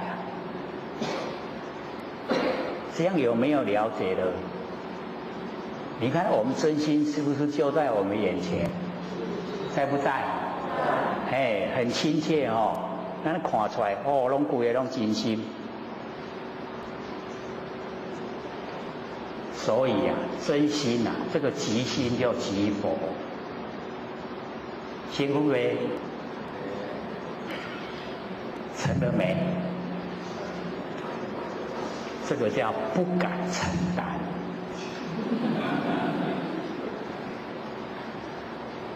都已经都是了啊，不敢承担咱的真心嘛，即心即佛，这个都是真心，因为六根对六尘产生的六识啊，不用，都是真心呈现，真心呈现啊，即心即佛，心就是佛，这样了解了没？所以那个司空山呢，本净禅师啊，就那一个一直啊很念慕啊这个修道。他说你要这个问心呢，还是要问佛？说心跟佛有不一样嘛？他说呢，假如说呢我们不用那个分成生灭的啦，那即心就即佛啦。那假如说呢我们呢要问道的话，那个无心是道。可以了解吗？无心是道，那个是司空山呢本净禅师讲的。因为呢，我们凡人在用的心啊，都不是真心，都是呢我们自己啊，有身体以后产生的，有身体以后产生的心呢，那个心啊都不对。所以司空山本净禅师呢，他就讲无心，没有这一些心没有我们凡人用的这一些心就是道，无心之道。你有看清楚不？有没有啊？因为我们在生活之中用的心都是生灭的啦，那个四心都是生灭的。那我们把这一些全部都不要。这一些生灭的心不要，就叫无心没有这一些心的，什么心都没有，那个就叫道。有清楚没？还不错了还听得能够了解到那个意思所以我们了解说，不用在身体上面立功课，我们要把功课立在明心见性。这个才是正确。假如说立在身上，那个都是生灭的。有一天要埋葬，有一天要烧掉，那去埋葬烧掉都没去对吧？可是我们真心不会，不会消失，它永远在。所以呢，我们就是要构化成什么？成神。我们人都会过去都会变化，我们生下来就是神那个神就是我们不生不灭的真佛性，所以构化成神。那么至诚在拜约他呢又问了六句，说弟子在修大师次就是这个至诚在神秀那个地方呢学到9年已经呢有9年的时间，不得呢契悟就没有办法契入真理，能够领悟真心佛性。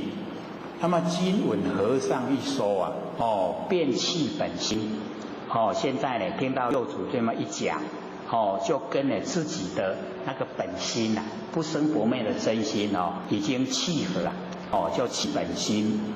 那么弟子生死事大，和尚呢大慈，更为这个教示，就希望六祖在讲这一些呢真理，说学9年的都唔知影，今嘛契机拄好讲甲互伊安尼领悟甲为迄个心性里面就了解。所以不是说他在神秀那个地方学的都没有用，还是有用。他假如说那个9年没有努力去学这个时候听六祖再怎么讲，他也不可能契悟了。这样了解吗？所以有那个故事就在讲，说一个人在吃那个饼干啊，一直吃到第10块的时候，吃饱啊，他就在想，我头前去高地拢加吃，我都吃第10地就好啊，安尼假如说前面没有吃那9块那个第10块怎么会饱，对不对？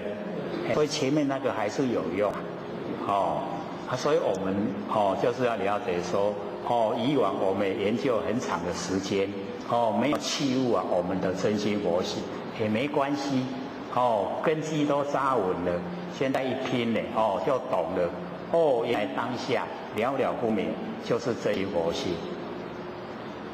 领悟了没？很理想那么六祖呢就讲说，无闻鲁师呢教示学人啊，戒定慧法未损鲁师呢说戒定慧形象如何？六祖呢就问这个智澄说呢，我有听到神秀呢在教人那戒定慧那个法门，那不知道呢你的老师神秀呢说这个戒定慧的形象他怎么样去行持，他怎么样的那个表现出来的那个形象是怎么样表示出来的那个形象，以及呢怎么样去做这一些呢说给来我听听看这个以吾收看。然后智澄呢就讲说呢，这个秀大师神秀大师讲说，知恶莫作名为戒，然后知善奉行名为慧，自净呢其意名为定戒定慧戒慧定就是呢这样说知恶莫作呢众善奉行，然后自净呢其意比说如是那个智澄就讲说神秀是这样讲。那么为神呢和尚以何法毁人那呢六祖是以什么样的法来教导大家？那六祖就讲五言有法宜人即为狂儒。所以这个就是最重要的观点。各位有没有看出他的巧妙？说五言六祖假如讲有法给人可以有法给你修即为狂儒。狂呢就是骗，狂骗讲若有法给你，就是我在骗你啦，懂意思了没？所以从一开始一开口讲的话就已经没有法执了。那假如说有法给你修，就是有法执。那有法执成不了佛的。我们在凡尘努力的方向有2个，一个去掉我执，一个去掉法执。这2个全部都不要有，就成佛了。不要有我执，不要有法执。所以在开始的时候呢，六祖就直接讲说有法宜汝无法有方法给你，那个就在骗你，直接就没有法执了。所以没有法，可以简听懂意思吗？懂不懂意思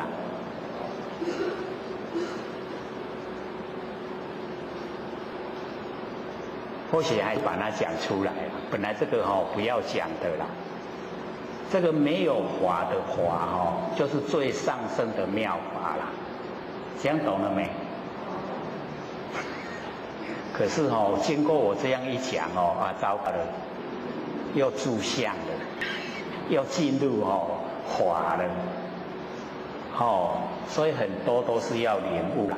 这本来是要悟不能讲，那我讲说什么法都没有，那个就叫妙法。可是我经过一讲，安尼就对，都是妙法，错了。不过讲出来比较快还要想啊，来要想要偌久。这个或许要经过30年的时间摸索。我说那个不领悟就是不领悟啦，唔知就是唔知啦，你过去讲我听就好啦。无要紧什么话都没有，那个就是妙啊！安尼我知啊。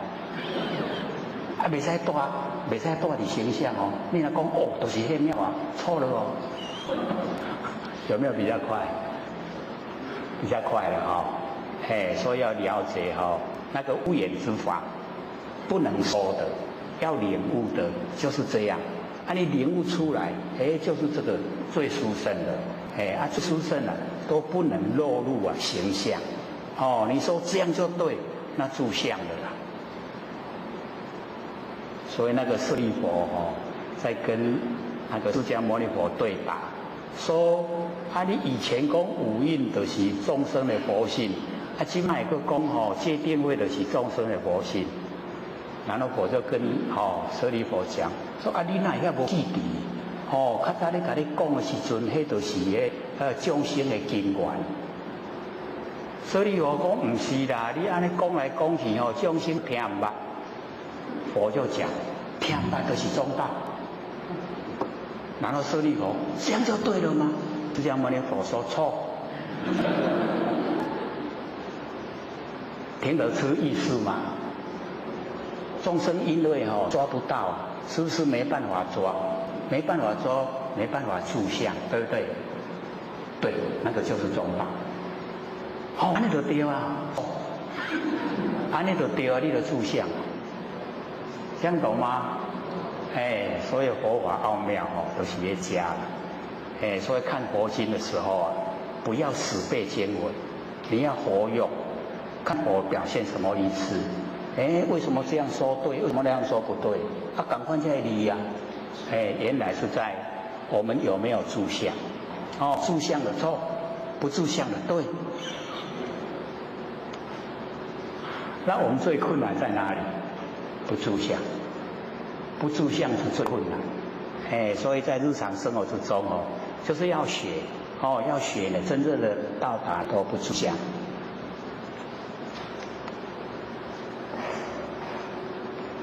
六祖呢就讲，但呢随方呢解伏啊，那个随方解伏啊，就是我们众生在哪个地方怕感，就感那个感套苦，这样了解吗？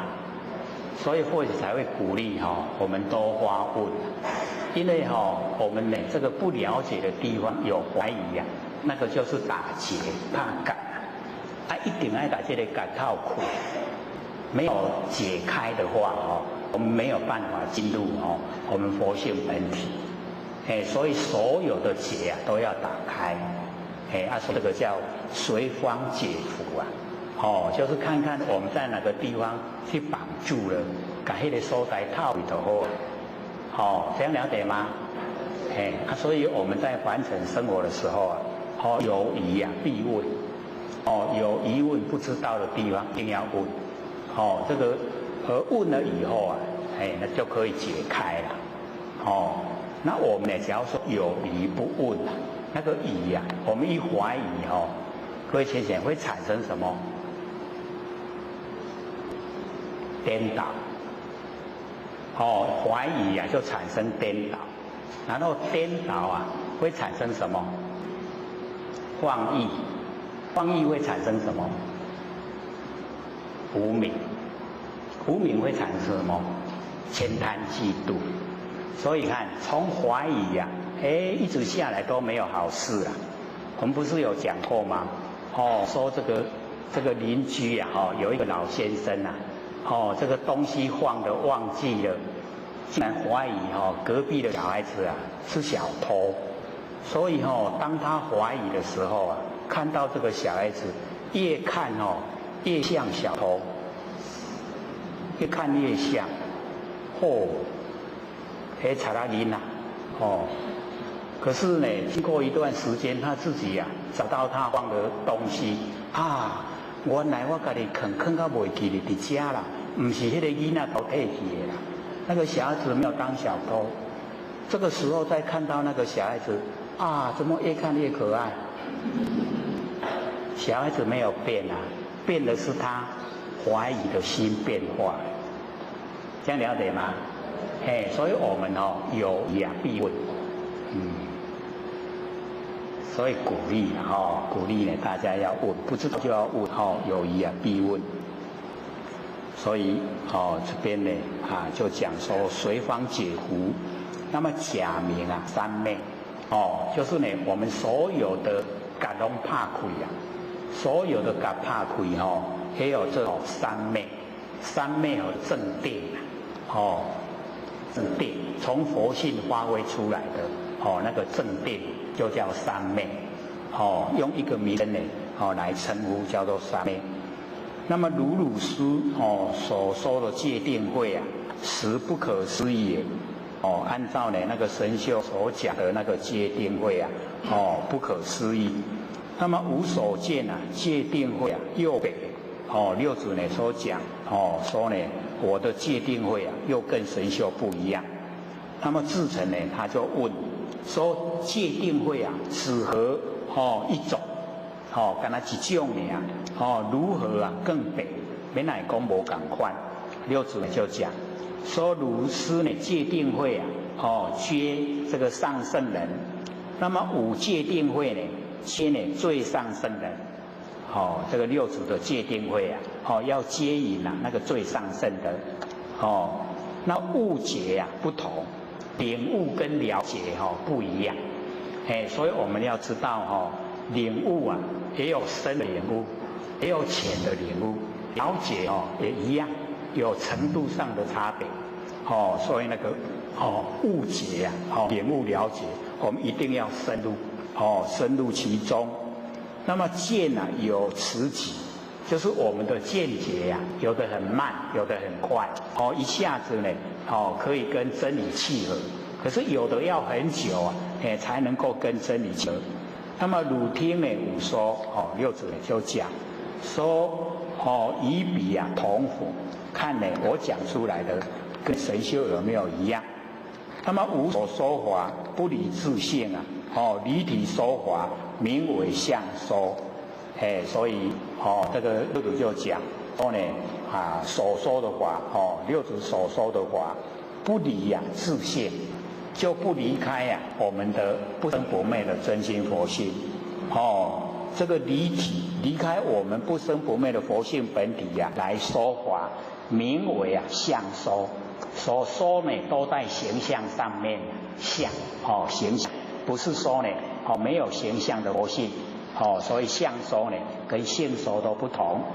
那么自性常迷假如说呢都讲在形象上面的话，那我们的自性常常都在迷昧之中，就是没有明心见性所以呢自性常迷那么悉知一切万法皆从自性起用。我们了解到一切的万法，所有凡尘一切的这个法不管是看到的听到的，所有一切呢皆从自性起用，都是从我们的自性生发包括山河大地也都是从我们自性起用没有自性就没有山河大地所有凡尘的一切都是我们自性这个又比较深一点。那我们呢只要呢时常熏习时常听呢就会慢慢了解是真呢真戒定慧法这个才叫呢真的戒定慧法。那么听五句六祖又讲句语心地无灰自性戒。我们心地没有那个负面的不对的没有没有灰呢，它自性已经戒了这个呢从我们的性分做起。那心地无痴自性慧，我们心地没有愚痴，没有那个无明，那我们自性那个智慧都呈现。心地呢无乱自性定，我们心地没有乱。所以我们了解说我们凡人大部分那个心都很散乱所以没有定。那我们呢心地无乱那个自性就有产生这个定那么不增不减是金刚。我们这个不生不灭的真心佛性啊，它不增不减，再胜不增呢，再缓不减。那我们自己自性就是金刚，我们就是金刚不坏身啊。我们那个真心即心即佛，就是金刚不坏身。我们当下就是了，生气生来本三昧。我们这个生气生来本来都在正定之中。所以我们要了解这个生气生来，我们从那个有形有相的来说了。各位浅显，我们的身从哪里来？从哪里来？从哪个地方来？从哪个地方所在来？我们死的时候去到哪个地方？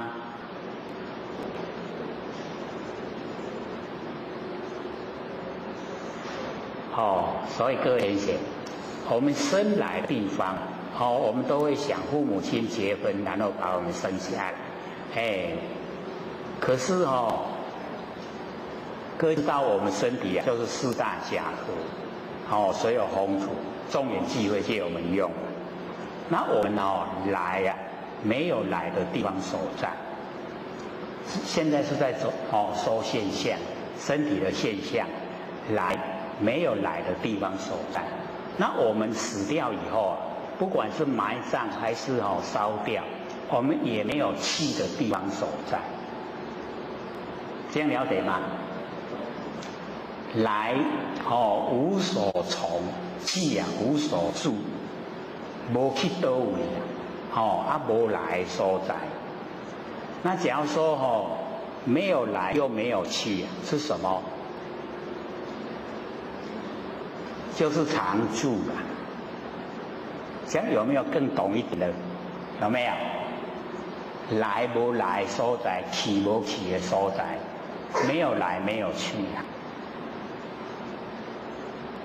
了解吗？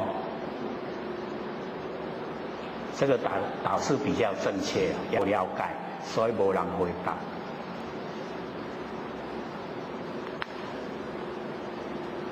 我们都会说呢，父母亲父精母血，可是呢，各位了解到，那个也都是没有来的地方，然后我们呢这个过世以后也没有去的地方，所以没有来也没有去，所以叫常住。可是我们都被假象迷惑，拢有来有去，来拢生活伫个环境，去就无去生来生去本来都在三昧，在正定之中。各位进去三昧了没有？有离于正定没？还没有啊？不是进去正定是最舒服的吗？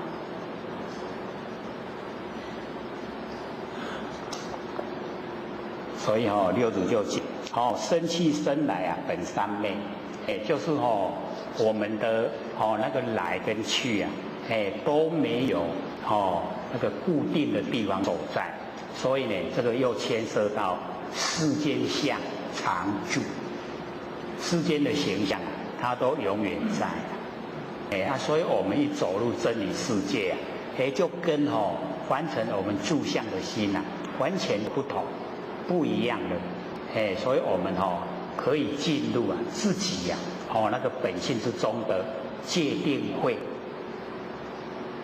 这样会了没？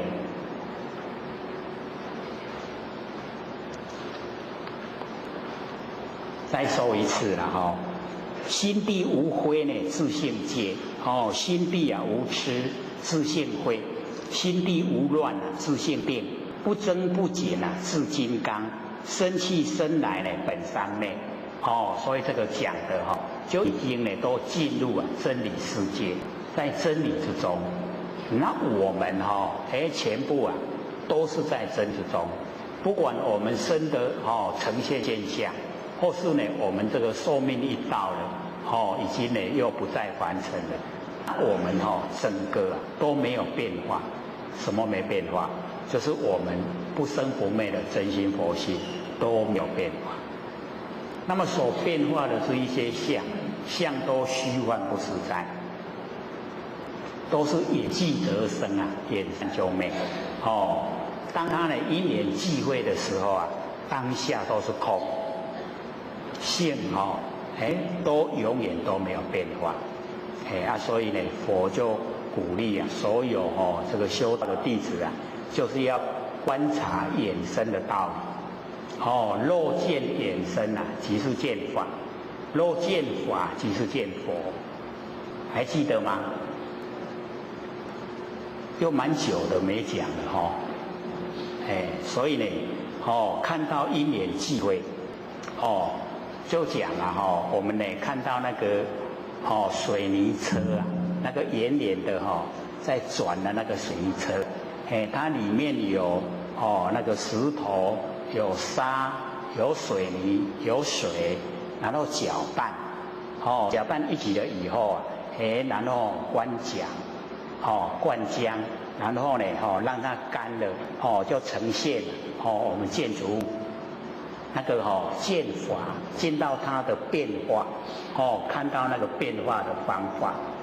见法，我们见到法，就是见到佛了。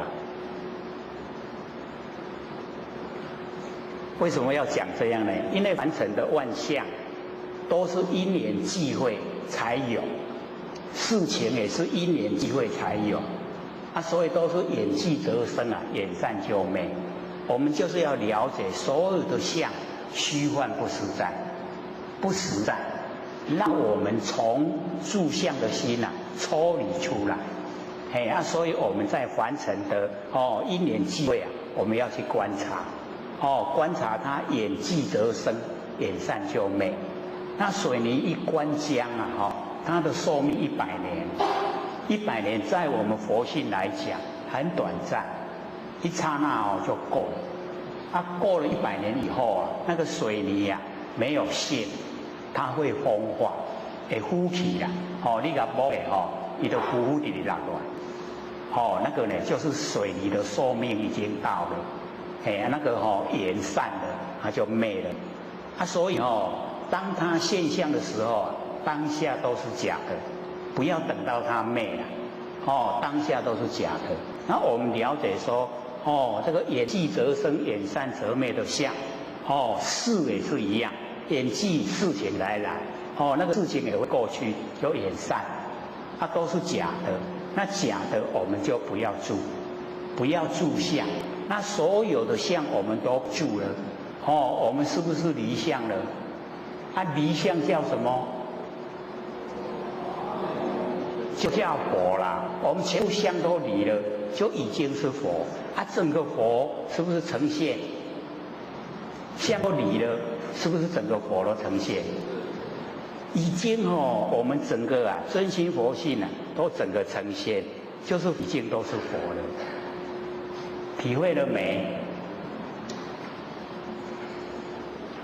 要用一点心所以我们就是一定要研究。当我们可以进入这个真理世界，然后我们进入真理世界以后，就了解到说原来佛是这样当的。我们分别心很强，对不对？当我们已经了解到万象都是假的，还要不要分别？就不用了，对不对？什么都是假的，还要分别？不用。所以都不用分别了，全部呢都是一真法界，全部都是真，都是我们真心佛心。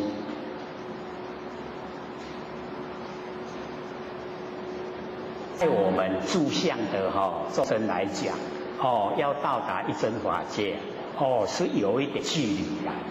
可是当我们到达一真法界，就会知道说，应该追求，我们要努力追求，要努力到达。到达了一真法界以后，像我们在凡尘，一落入现象，不是千差万别吗？这个男男女女、大大小小，也有那个美丽丑陋，都很多嘛。可是我们要了解性同体，性都是一个体，没有这么千差万别。这样了解吗？所以我们看看我们的历史啊，这个300年前啊，不是也很多人嘛？有没有？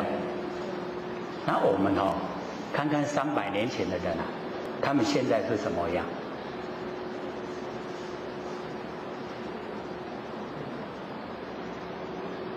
可以把它分别的出来吗？可不可以？可以啊。怎么样分别？那5大洲的人是这样子吗？所以我们要知道，经呢都归入那个灵，归入我们那个佛性，那个灵的那个本体。只要呢我们肯修正，肯修正以后啊，跟整个宇宙虚空都合成一体的时候啊，那个叫归本位。一归本位以后啊，所有的众生也都跟本位，就已经就是一真法界，就已经回到全部呢都是一体，所以没有对待。那儒家也讲所讲慎独，独一无二了。我们要谨慎，我们独一无二的佛性。那个不是说这个没有人看见的时候，不是在讲那个没有人看见，而是说呢，他没有对待，是一个独一无二的，一定要了解啊。像伦理啊，是有讲学耳，有没有？那个耳啊，就是一切啊，那一切就是我们贤观了，要学我们的贤观了。知道吗？不知道，因为我们要学我们的贤观，所以才有这个时而学而时习之啊，不亦乐乎，很快乐。学自己的佛性啊，快不快乐？然后有朋自远方来，不亦乐乎。这个有朋，这个朋友就是我们自己呀。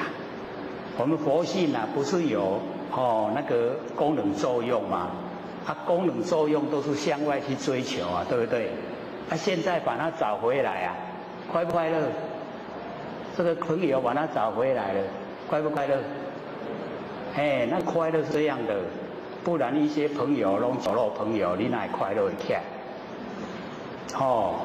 所以那个有朋自远方来，就是我们的佛性的功能作用。这个朋友都是向外去追求，不要这样回来，就很快乐回来真人这个地方，然后人不知而不愠，人家都不知道我们这个真佛性，看不见啊，又听不到，又摸不着，是不是人不知？然后我们不生气而不愠，不亦君子乎？复合不复合？圣人讲的，不然干嘛？有朋友自远方来，然后呢，这个学儿，我们这个学了很多都不快乐，完成诗太多了，越学越烦，怎么快乐？有没有？然后人不知不愠啊，人不知道什么？不知道我们佛性本体啊，然后我们不生气，就是君子，是不是不一样的？我们用这样来解读那个圣人说的话，还对我们有帮助，有没有帮助？帮助很大所以我们了解呢这个六祖讲的就是要接引这个最上圣的人，然后我们呢自己本身要进入我们那个不生不灭的那个真心佛性里面所以生气生来本三昧。那么智能稳记悔谢很后悔他以前学的都不正确他一方面要谢谢六祖能够开导，来这个成一句约他得马上做这个句语来讲，说五蕴幻身这个五蕴就是我们的身体。各位讲五蕴是什么？正确，就是呢色受想行识。色呢就是形象，受想行识就是精神，就是我们这个身体跟精神。所以五蕴幻有。我们呢在完成的时候不要酝酿这个五蕴。只要我们酝酿五蕴都会接受这个现象。所以这个五蕴的幻身，幻合就近。这个幻身体是幻，所以幻没有就近。我们不要呢在身上追求那个就近。那么回去真如还不尽。回去就是我们去向，我们呢这个回向真。所以这个跟那个卓秀才那个张卓那个卓秀才讲那个句语各位还记得吗？还记不记得？光明急照遍河沙。接着呢，完胜寒林共一家。接着呢，一念不生前底现，六根才动被云遮。一断除烦恼从真病，去向真如意识觉，随胜誓言无挂碍，生死涅槃等空华。原来各位找到笔记本，我说念得怎么那么顺？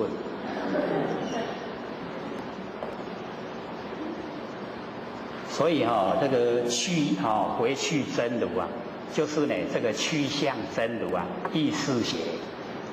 那个时候我们有解说了，我们当下呢就已经是真如，然后我们还要回去真如，去就是往向，向的意思。那我们还要去追求真如就是头上呢安头。这样了解意思吗？我们头上要不要再安一个头？不用一个头就够了。这个够指挥呢我们身体的，所以就不用再安头。所以呢回去真如还不见。要回去真的话，那表示呢我们还没有这个真的到达那个真世界还有问题。所以这个志诚呢他就讲说我们假如说要回去真如当下已经都是了，还要呢再追求真如的话，那这个法呢还不是呢很清净。那么施然之六祖说对，就是这样就是表示他已经呢这个领悟了认可的那个意思那讲到这边呢，刚好我们剩下4分钟了，就是要给各位提问，有问题吗？好，请说。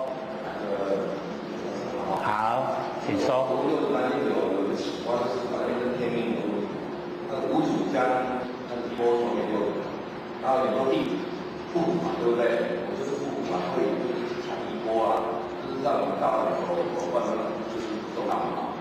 你这不听我的话，所以说是违背老师的意思嘛。那现在就是我们道场朋友也是跟你说那个天命的问题为什么2派，对不对？那好像后学觉得说，我们现在都已经求多少，都是明时之间了嘛，那我们往这样说的话，能不能比过业力现在吵得很凶，如果我们真的不办的话，不往我们再去修的话，那我们还没有办法明心见性嘛，但是是比嘛，这样能比过业力吗？这是第一个问题。第二个问题，那现在我们3体后也不是跟天命有关系嘛？那我们如果说跟这个天命，我们要说是这个天命，如果跟这个天命我给他写反的天命无关联。如果说我不办的话，那我但是我现在也是名师级的，但是我自己修。好，请坐。这个我们呢，这个中庸就明确的讲，天命呢是为性，所以天命在我们身上就是我们不生不灭的佛性。然后我们现在了解到我们所在讲的角度不在这个天命之谓性，而在像我们这个男生有当过兵就知道，我们当兵呢都有执行官。那我们现在在争的那个就是执行官的那个执行的问题呀。所以我们一条经线从东方前18代，西方28代，到后东方18代，这整个一条经线，那个是有一个时期，就像当兵的执行官他当值的时候他是要管所有的一切，他不当值的时候他是什么都管。那我们要了解到一代祖师办一段时间，那这一段时间符合一代祖师他所做的，他去做。那过了这个时候，像五子把衣钵传给六，就不再管事了，他就没有管事了。所以那个执行就过去了。那我们修道就是要了解，我们呢能够接受一代祖师打开我们的那个生命的那个之门那个很重要了。一打开了以后，我们就是要修，要明心见性。那我们有错觉，认为说呢，追求明心见性就是不办道，其实不是这样的。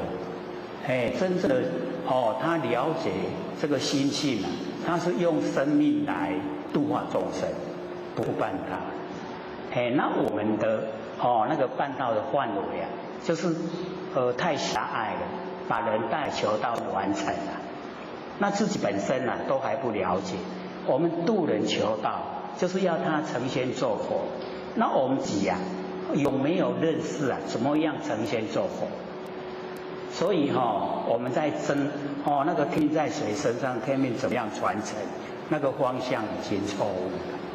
我们要争的是自己有没有明心见性，自己有没有知道怎么修，自己有没有知道怎么样可以成佛，自己有没有抓到不生不灭的佛性本体，自己有没有了解自己的本来面目，这个才是我们要争的。我们要努力的方向就在这里。我们只要能够领悟了解明心见性，我们度化的众生，我们也把他带到明心见性，要他成佛，这个才是送佛送上西天。不是说一带人来求道，一求道了，你自己行，那不负责任了。那个算什么？还讲的都不正确。什么众生心烦，就是呢，吃饱去佛堂，厝的人都免管，才会产生那么多负面的那个声音出来。老天就讲，修天道由人道做起，你人道要做的都圆满，天道才可以达到。你家人都不圆满，你怎么可以成仙做佛？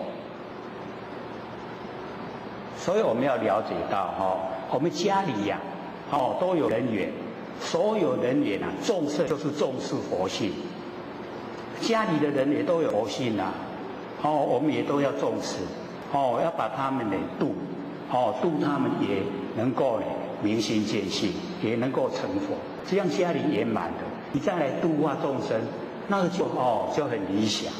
那我们做把这个正当要做的放着不做，然后去做一些争名夺利的事，正确吗？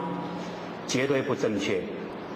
所以我们就要朝正确的方向，不是说我们研究心理心法都不办道了。各位先生是这样吗？绝对不是我们都用生命来度人，就是要所有能够求道人都明心见性，都能够证悟成佛，这个才是正确啊。那我们放的这个不做去观别人领命不领命，他领命跟不领命跟你什么关系？跟你成佛不成佛有什么关系？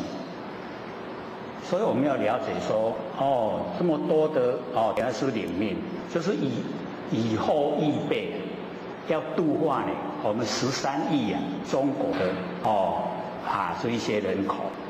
我们台湾这么小，上天不会只有眷顾我们台湾一定呢还要老水还潮，这么多的大陆人要度，也要使他们能够成仙做佛。那我们这一些人这么少不够，要多一点领命呢才够来办这个上天的大事，这样子的。那我们要了解说，我们呢要培养以后因为以往中国大陆都无神论，他不相信因果，不相信有神有鬼。那我们呢研究了以后要回去教育他们要跟他们讲因果定理，有神有鬼，我们要修持可以成就，那个都是呢我们努力的方向。我们不要自己画地为牢自己妨碍自己的脚步都不努力的充实自己那个真正的那个佛性的光明都是在那一些负面的那个不必要的那个里面在钻，那不是很可怜吗？合不合理？可以了吗？还有疑问吗？还有6分钟，还有没有人？好，请说。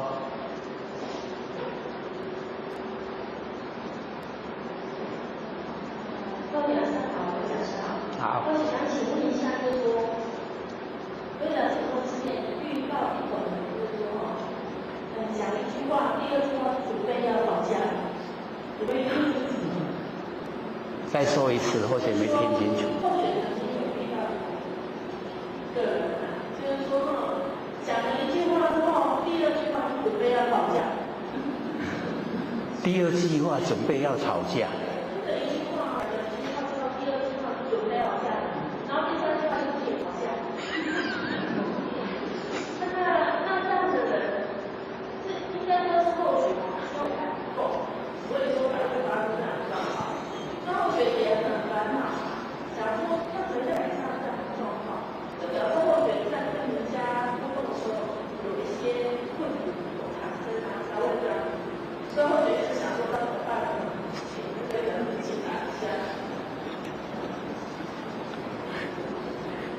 这个讲第2句话呢，就准备要吵架第3句就吵起来了。那你就连第1句也不要讲就好了。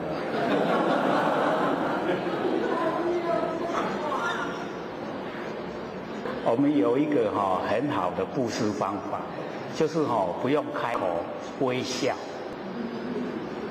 这个微笑，这个我们有一句话叫做“伸手不打笑脸人”。所以你不要讲话，微笑就好，这样会吗？就不用讲第2句也不用第3句，就连1句也不要。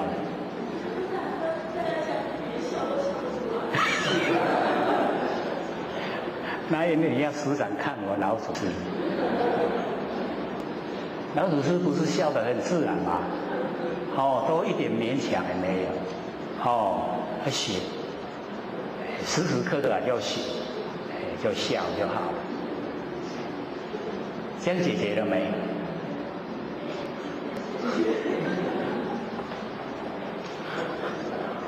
因为我们主观意识太强，所以讲出来准备要讲，修达已经要修达。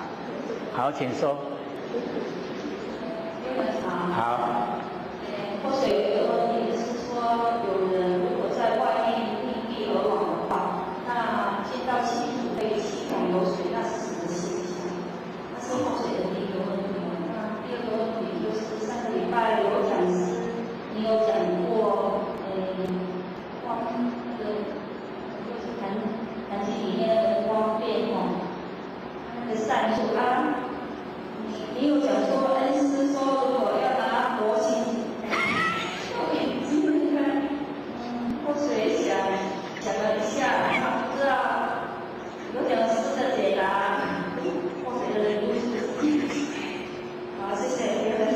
好，请坐。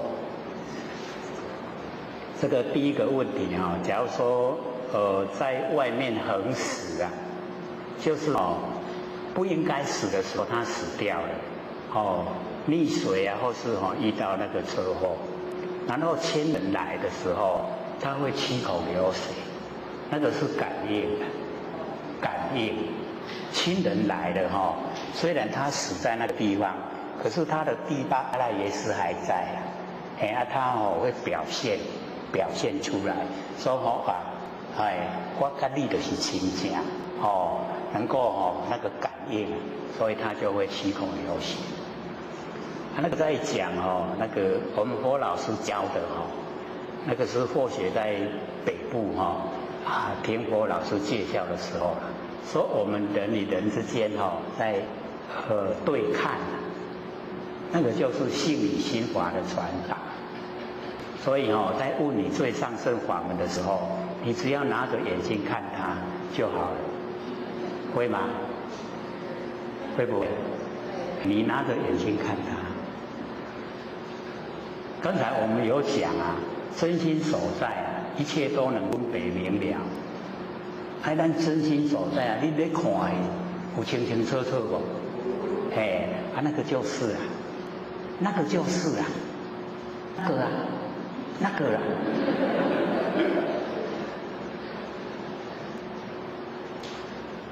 还有1分钟，有没有问好，请说。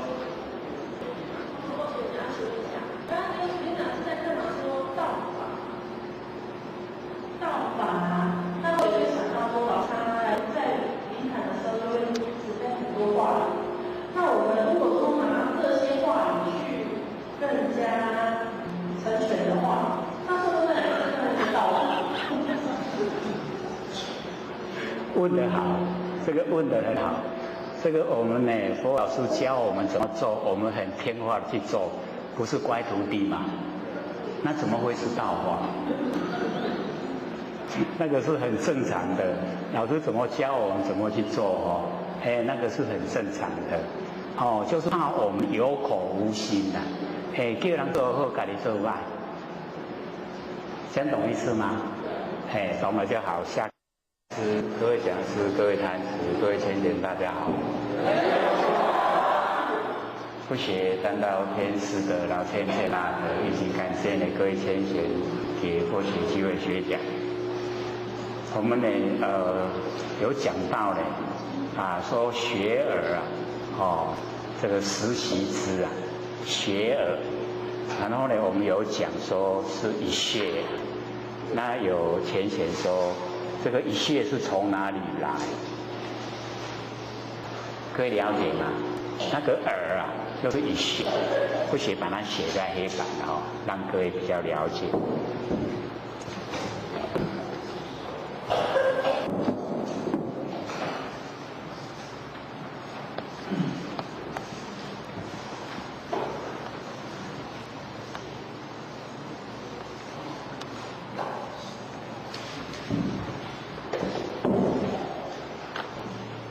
是不是一穴？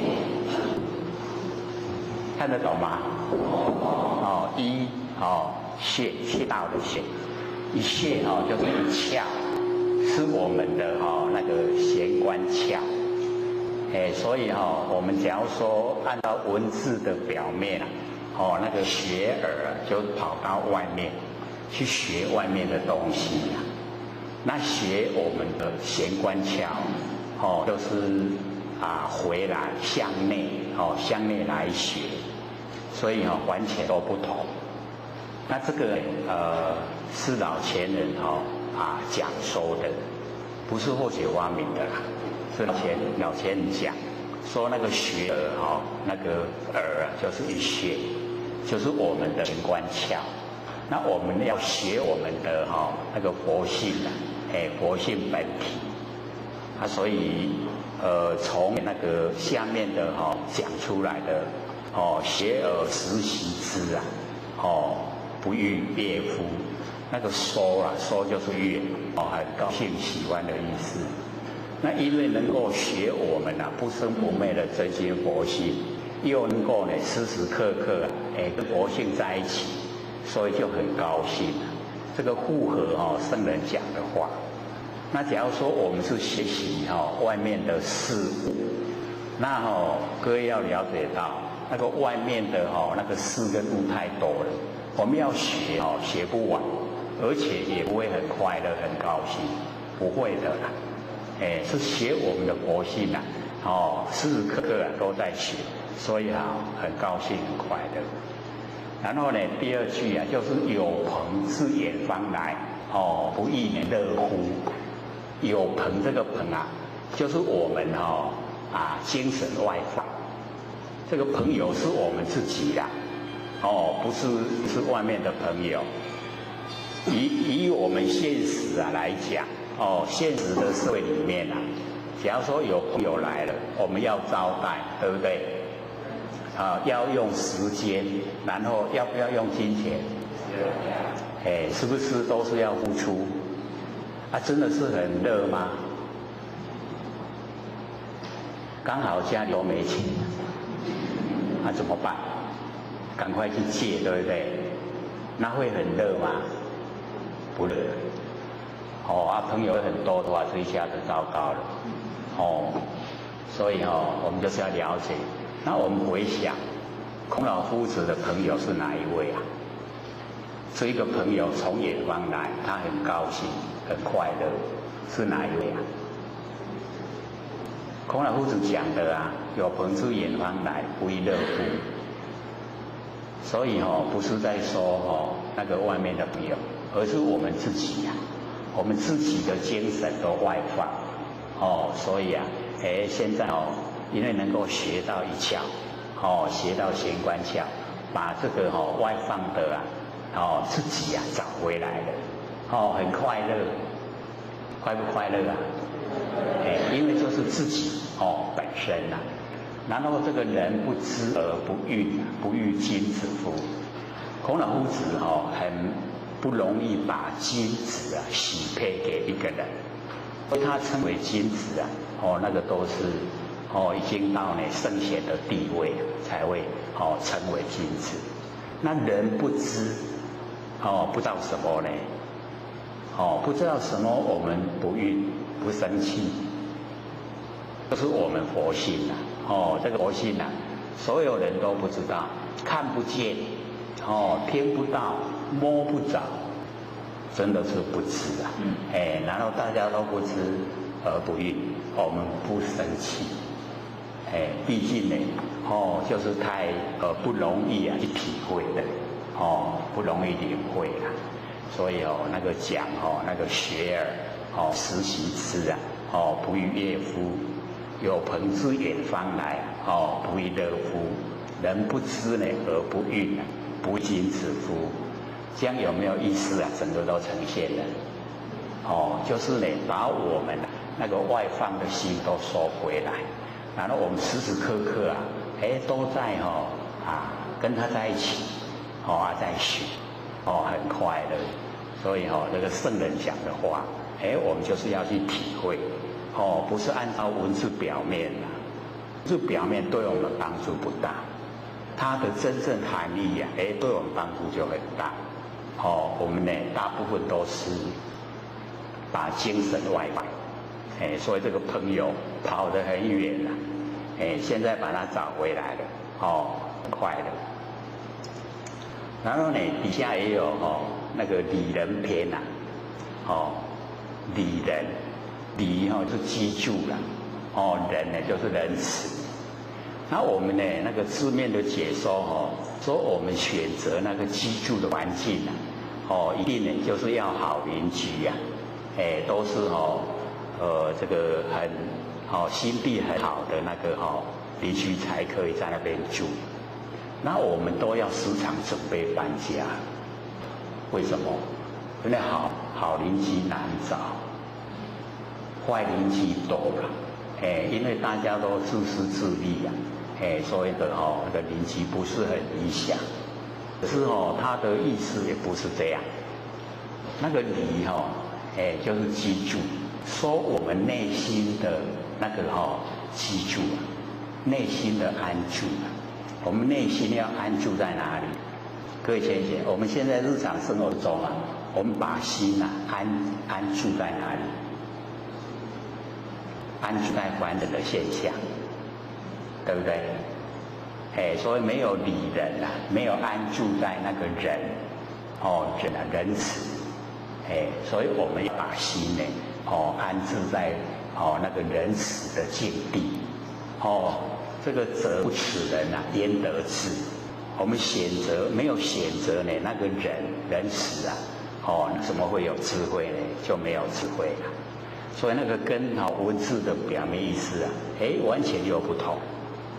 所以我们看就是要深入一点，了解啊它真正的含义。那我们回来讲这个《六祖坛经》。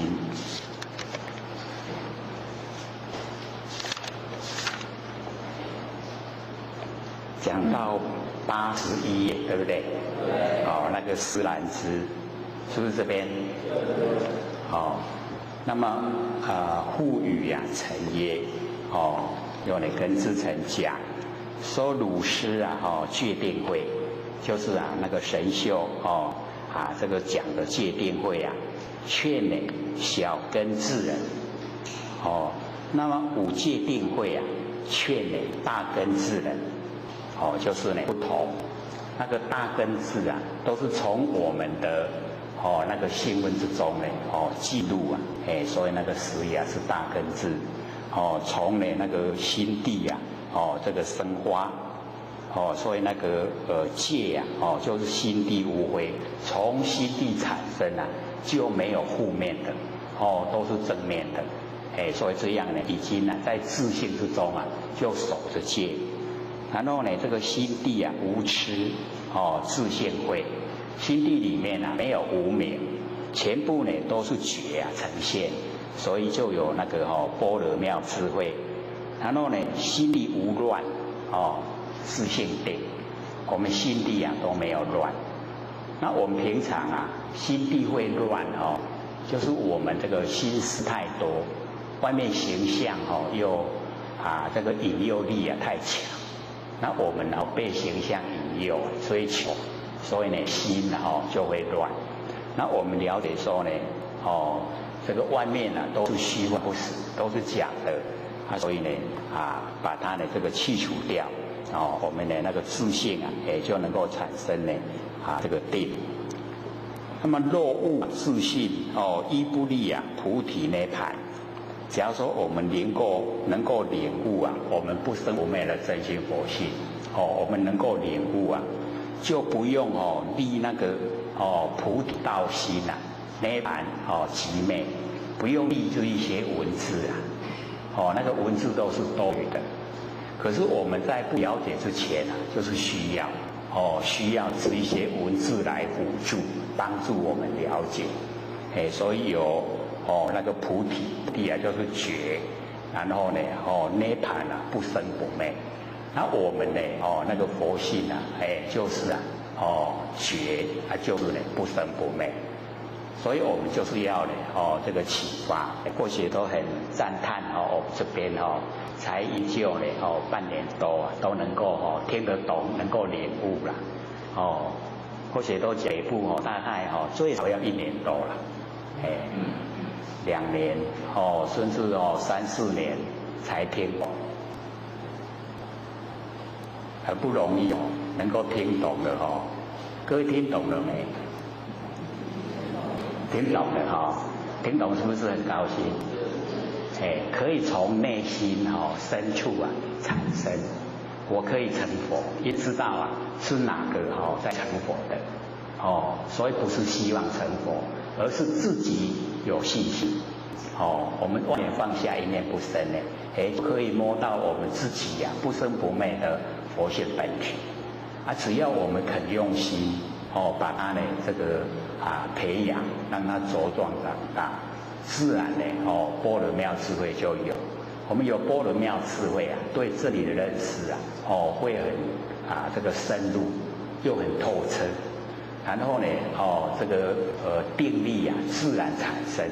从佛性本体产生定力，然后我们有智慧了，有定力了，定慧了，它本来就是一体，本来就是同体的。那我们可以在日常生活之中就可以运用。因为我们六道轮回太久，所以习性还很强。那只要我们认识真理，又肯培养我们的般若妙智慧啊，那么要辞掉我们一些呢，那一些不合真理的那个习性啊、习惯性啊，就很容易。那假如说我们是着重在凡尘现象，那凡尘的现象要去掉我们习惯性啊，就很困难，这个非常不容易啊。可也没有试着去改变自己的习惯性，容不容易？会不知不觉又回到原地啊。它很自然而然，那个习惯性已经养成。所以我们要呢这个检讨反省，看看呢哪一些习惯性是不符合真理的，不符合还要改，符合了就不用。假如说它跟真理都是符合，我们在应对进退啊，都符合真理，那就不用改。是不符合的才要。因为我们这个佛心里面它没有贪嗔痴啦，可是我们在生活之中呢，贪嗔痴都会呈现，而且又很强，强不强？有没有看到自己的贪嗔痴啊？有看到啊？这么厉害呢？能够看到自己贪嗔痴呢，那个就时时刻刻在回光返照。我们有光返照，那个改过的机会就很快。就怕我们呢不知不觉，不知不觉就是无明。那假如说我们在无明之中就很难去改变我们的习惯性。我们一定呢要时时刻刻都回光返照，这样的话呢，对我们帮助对我们修道的帮助很大。所以我们佛老师来讲，只要你来听课，绝对可以改变命运。可不可以改变命运啊？我们自己改，对不对？我们自己就改变了。我们自己本身一改变观念行为就改变。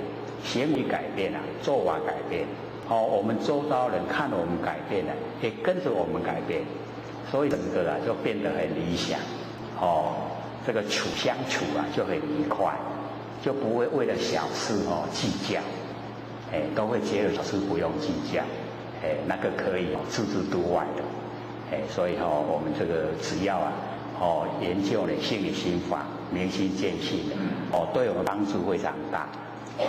所以这边六祖讲跟志诚说，领悟自性的话呢，不利这个菩提涅槃，亦不利呢这个解脱之见，不利这个解脱，也不利这知见，因为生当下就已经解脱了，然后呢这个知见我们这个万年放下一念不生那个知见就是佛知佛见。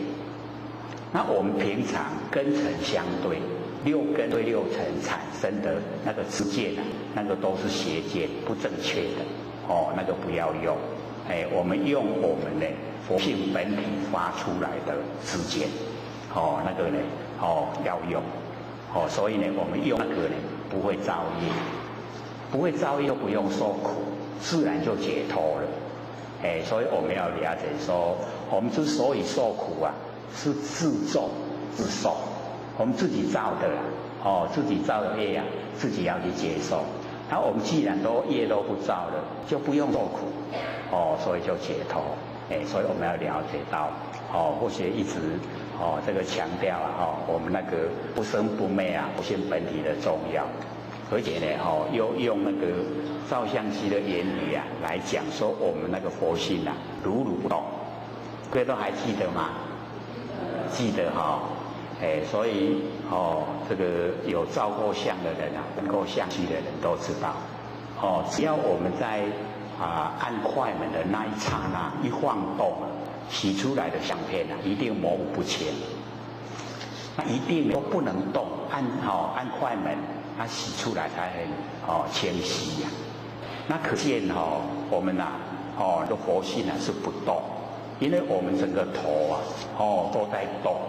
可是呢，我们动着头来看景象，虽然头在动，看到的景象又很清晰呀。那为什么？因为活性不动，活性如如不动，冲散整个宇宙虚空，非常宽广。所以我们要呢，把这个佛性呢，这个启发。那也讲说呢，我们只要启发呢，我们佛性先认识了以后，把它启发出来，跟这个虚空融汇。那整个虚空融汇以后这个虚空就变真空。我们没有启发佛性，虚空是完空。各位都还记得吗？记得像我们这样一看，这个很多人这个人写的道清，是不是这个面孔都不一样？我们都寥寥分明，对不对？所以我们这个看到寥寥分明那个就是我们的那个佛性本体。佛性本体才能够对所有万象寥寥分明。假如说不是佛性本体，就没有这功能作用。那我们已经日常在用了，所以不要说呢看到千差万别，认为说我们佛性千差万别，佛性只有一啦，形象有千差万别，佛性只有一，看出来是一个，我们呢了解说，我们看到的景象是明来就见明，暗来就见暗，明暗有变化，我们见性没有变化，见性呢都是寥寥分明，这样了解吗？所以我们在整个用的时候或许是不鼓励用眼根因为眼根容易注相，看到形象就被形象吸引，这个真水，就直直看。然后这个真歹看者就不爱看，所以被形象左右。那我们眼根它就比较理想，听到声音以后我们寥寥分明，对声音我们就了解。各位先生，现在有听到声音吗？什么声音？只有这个吗？不止吧，有很多声音，所以我们了解说我们那个闻性在眼睛呢叫见性，在耳朵叫闻性，都是呢我们性在作用。那根呢是工具借由佛性用，我们不要认为说是眼睛看见，是耳朵听到，它工具。不是它本身有那个功能，是我们佛性借着眼睛，借着耳朵，就我们六根寥寥明，全部呢都是佛性所以我们在生活之中呢，就对佛性要彻底的认识，那对身体也要认识身体是天地的物质，所有宏图呢，众缘际会皆我们用。我们都要还给天地的啦，没有一个人可以不还。有没有人可以不用还这个在100年后咱大家拢还天地去都还给天地的，我们都不在了。所以要知道呢，我们在的就是不生不灭的真心佛理，那个在，它不会死亡，它不会消失，它都在。我们要呢把它修正，修呢让它能够自己主宰自己，了解意思吗？我们这个没有修呢，没有启发佛性的话，我们的佛性没有办法主宰，没有办法主宰就被业力推，业力呢把我们推到呢这个现象来。而我们在现象之中呢，受苦，然后又造业，就这样呢恶性循环。那我们呢就是了解说现象虚幻不实，因缘际会呈现是假的，我们借假修正，把佛性修正出来，让它能够主宰来指挥啊我们身体的四听眼动。我们身体的所有一切都听佛性的指挥，这样就不会造业啊。各位浅浅听得懂吗？我们启发佛性呢，让它当家，这样会不会？会哦。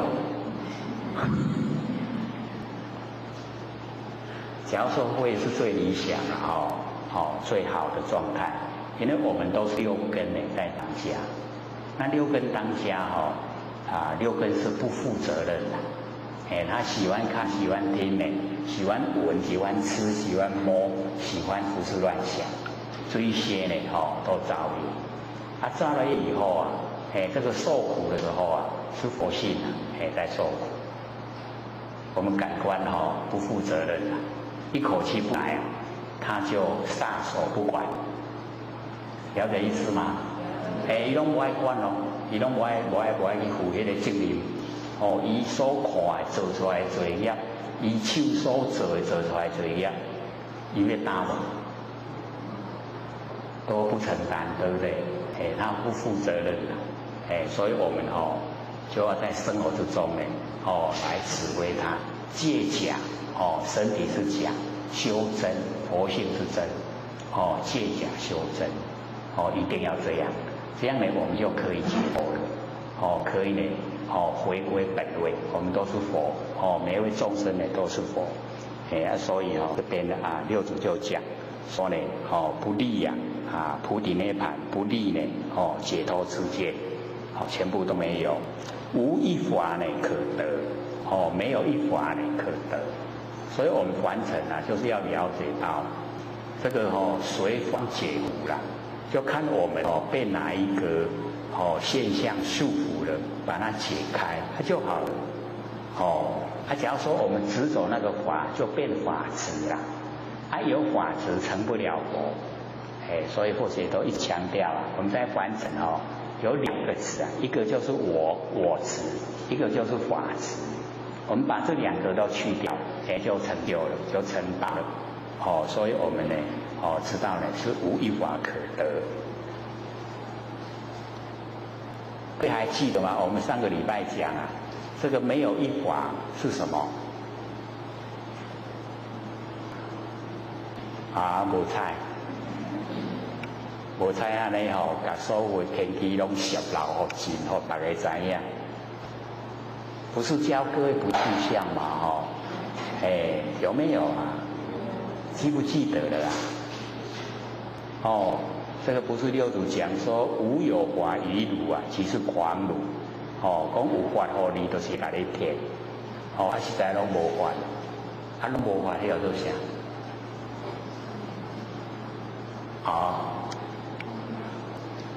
一个女字边在一个上，叫什么？就叫庙。可是我们住在庙又不行了啦，不是有说过吗？行紧呢，袂记得了。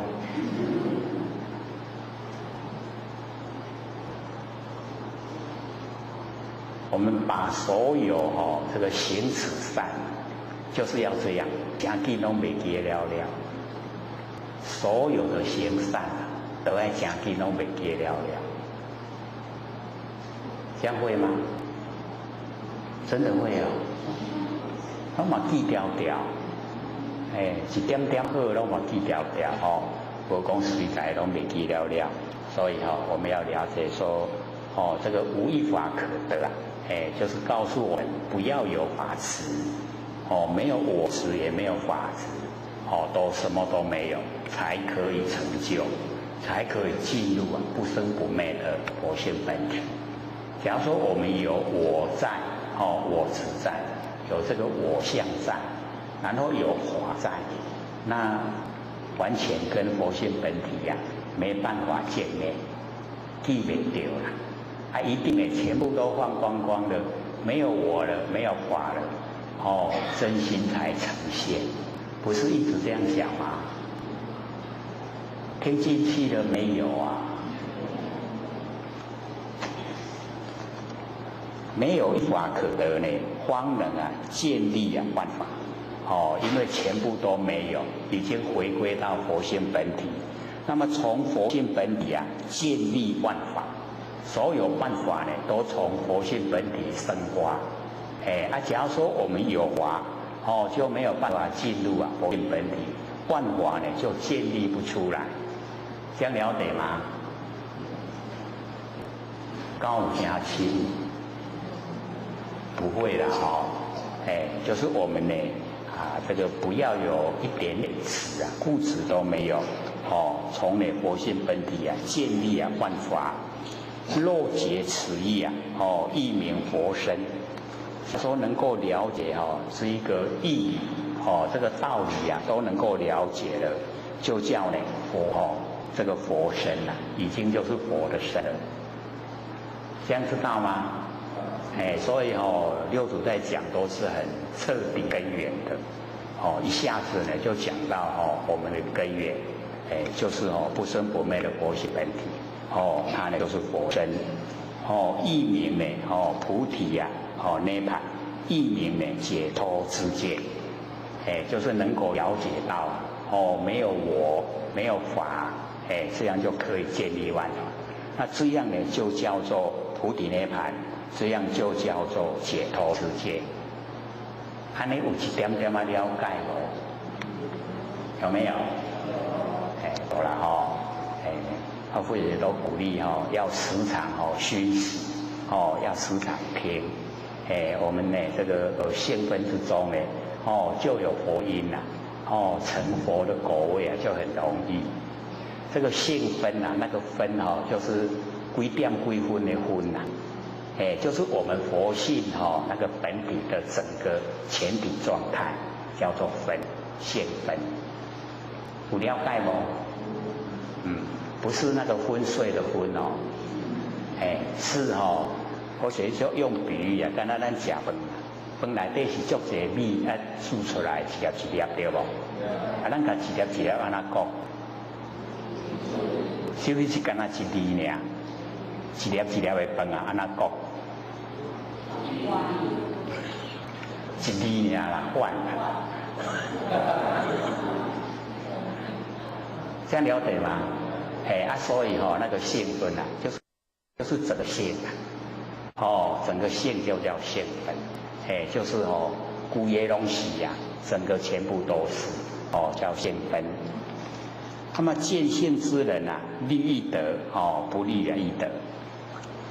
我们见到呢不生不灭的真心佛性不管是立菩提涅槃，立解脱之见，或是不立菩提涅槃，也不立解脱之见，全部都已经呢得到，就已经呢见到佛性。各位见到了没有有没有见到怎么样见到的？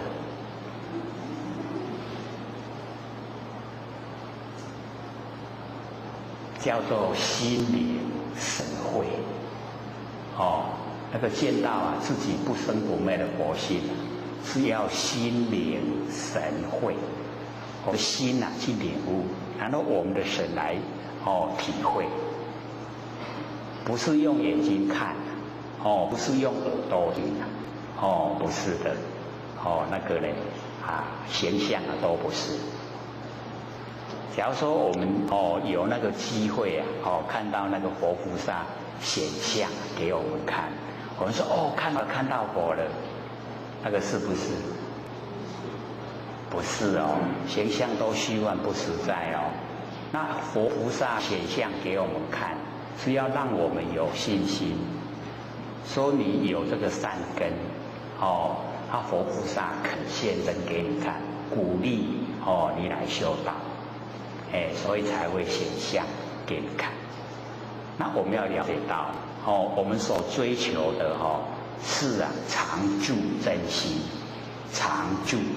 那显现的佛像，它会不会常住？这样的无去对不？它会显现那个无去还有多啥？生灭，生灭我们不追求。我们追求不生不灭，所以我了解到，我们的佛性本体就不生不灭，它没有形象，可以心领神会，这样呢，我们在生活里面整个都是佛世界，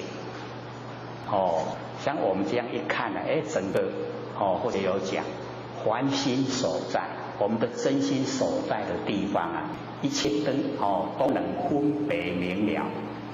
我们看有没有分别明了？这个就是我们真心所在，这样了解吗？不了解不是真心嘛？不是真心怎么能够了了分明啊？这个就是真心所以就在我们当下，懂没？所以我们有讲过时事古今不离当念。各位知当念是什么？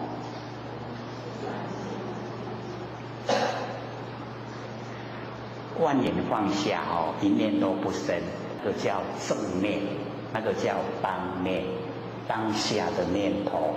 那当下这个念头它具备万年，亿万年前是这个念，亿万年后还是这个念。所以这一个就叫时事古今不离当念。那个时事就是过去式、现在式跟未来式。那三世各有三世就九世，加现前一念就是十世。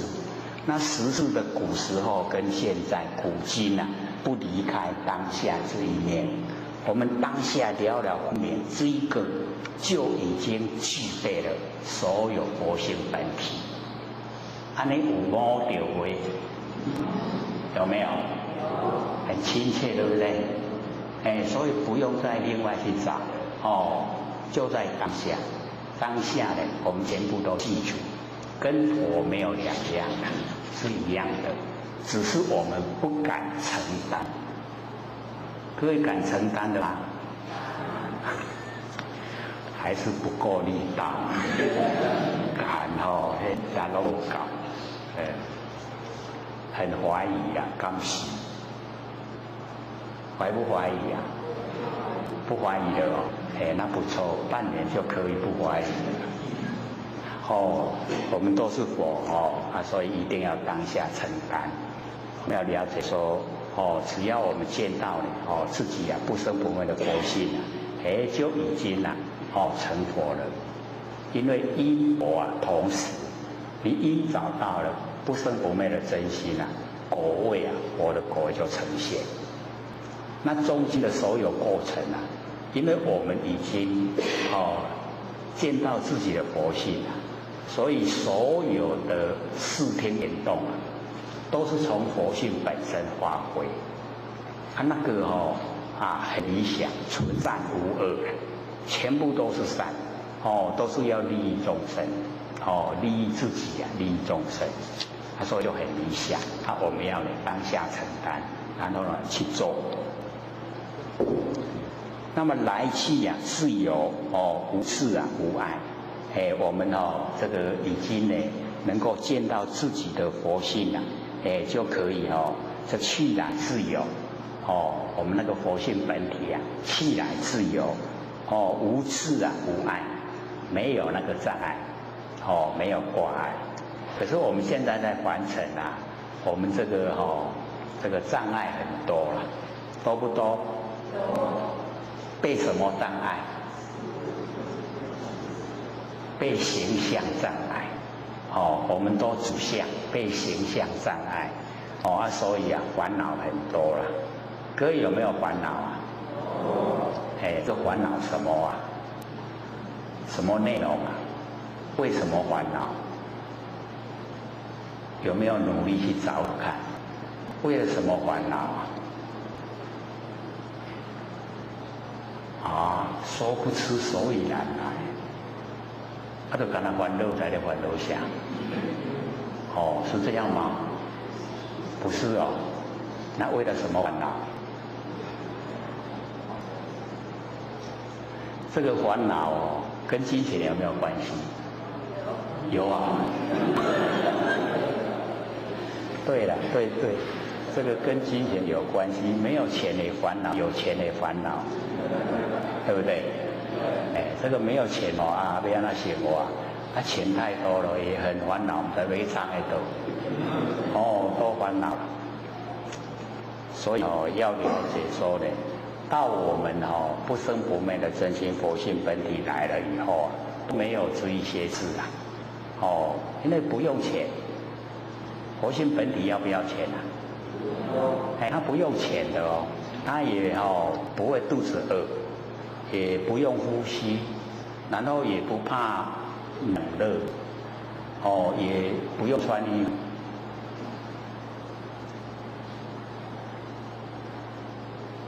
很逍遥自在，是不是气来自由？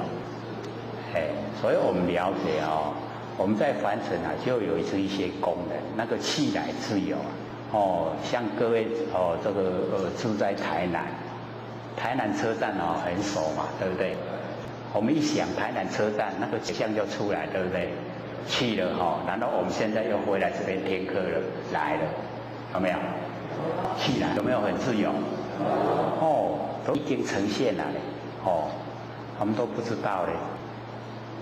而且还很快这样子马上去又马上回来，比那个坐飞机还快，所以我们了解说我们佛性本体就是这个样子，气来自由，甚至还可以超越我们整个太阳系到外太空去很快的一下子就可以去了。各位先生，西方极乐世界在哪里？东方琉璃世界呢？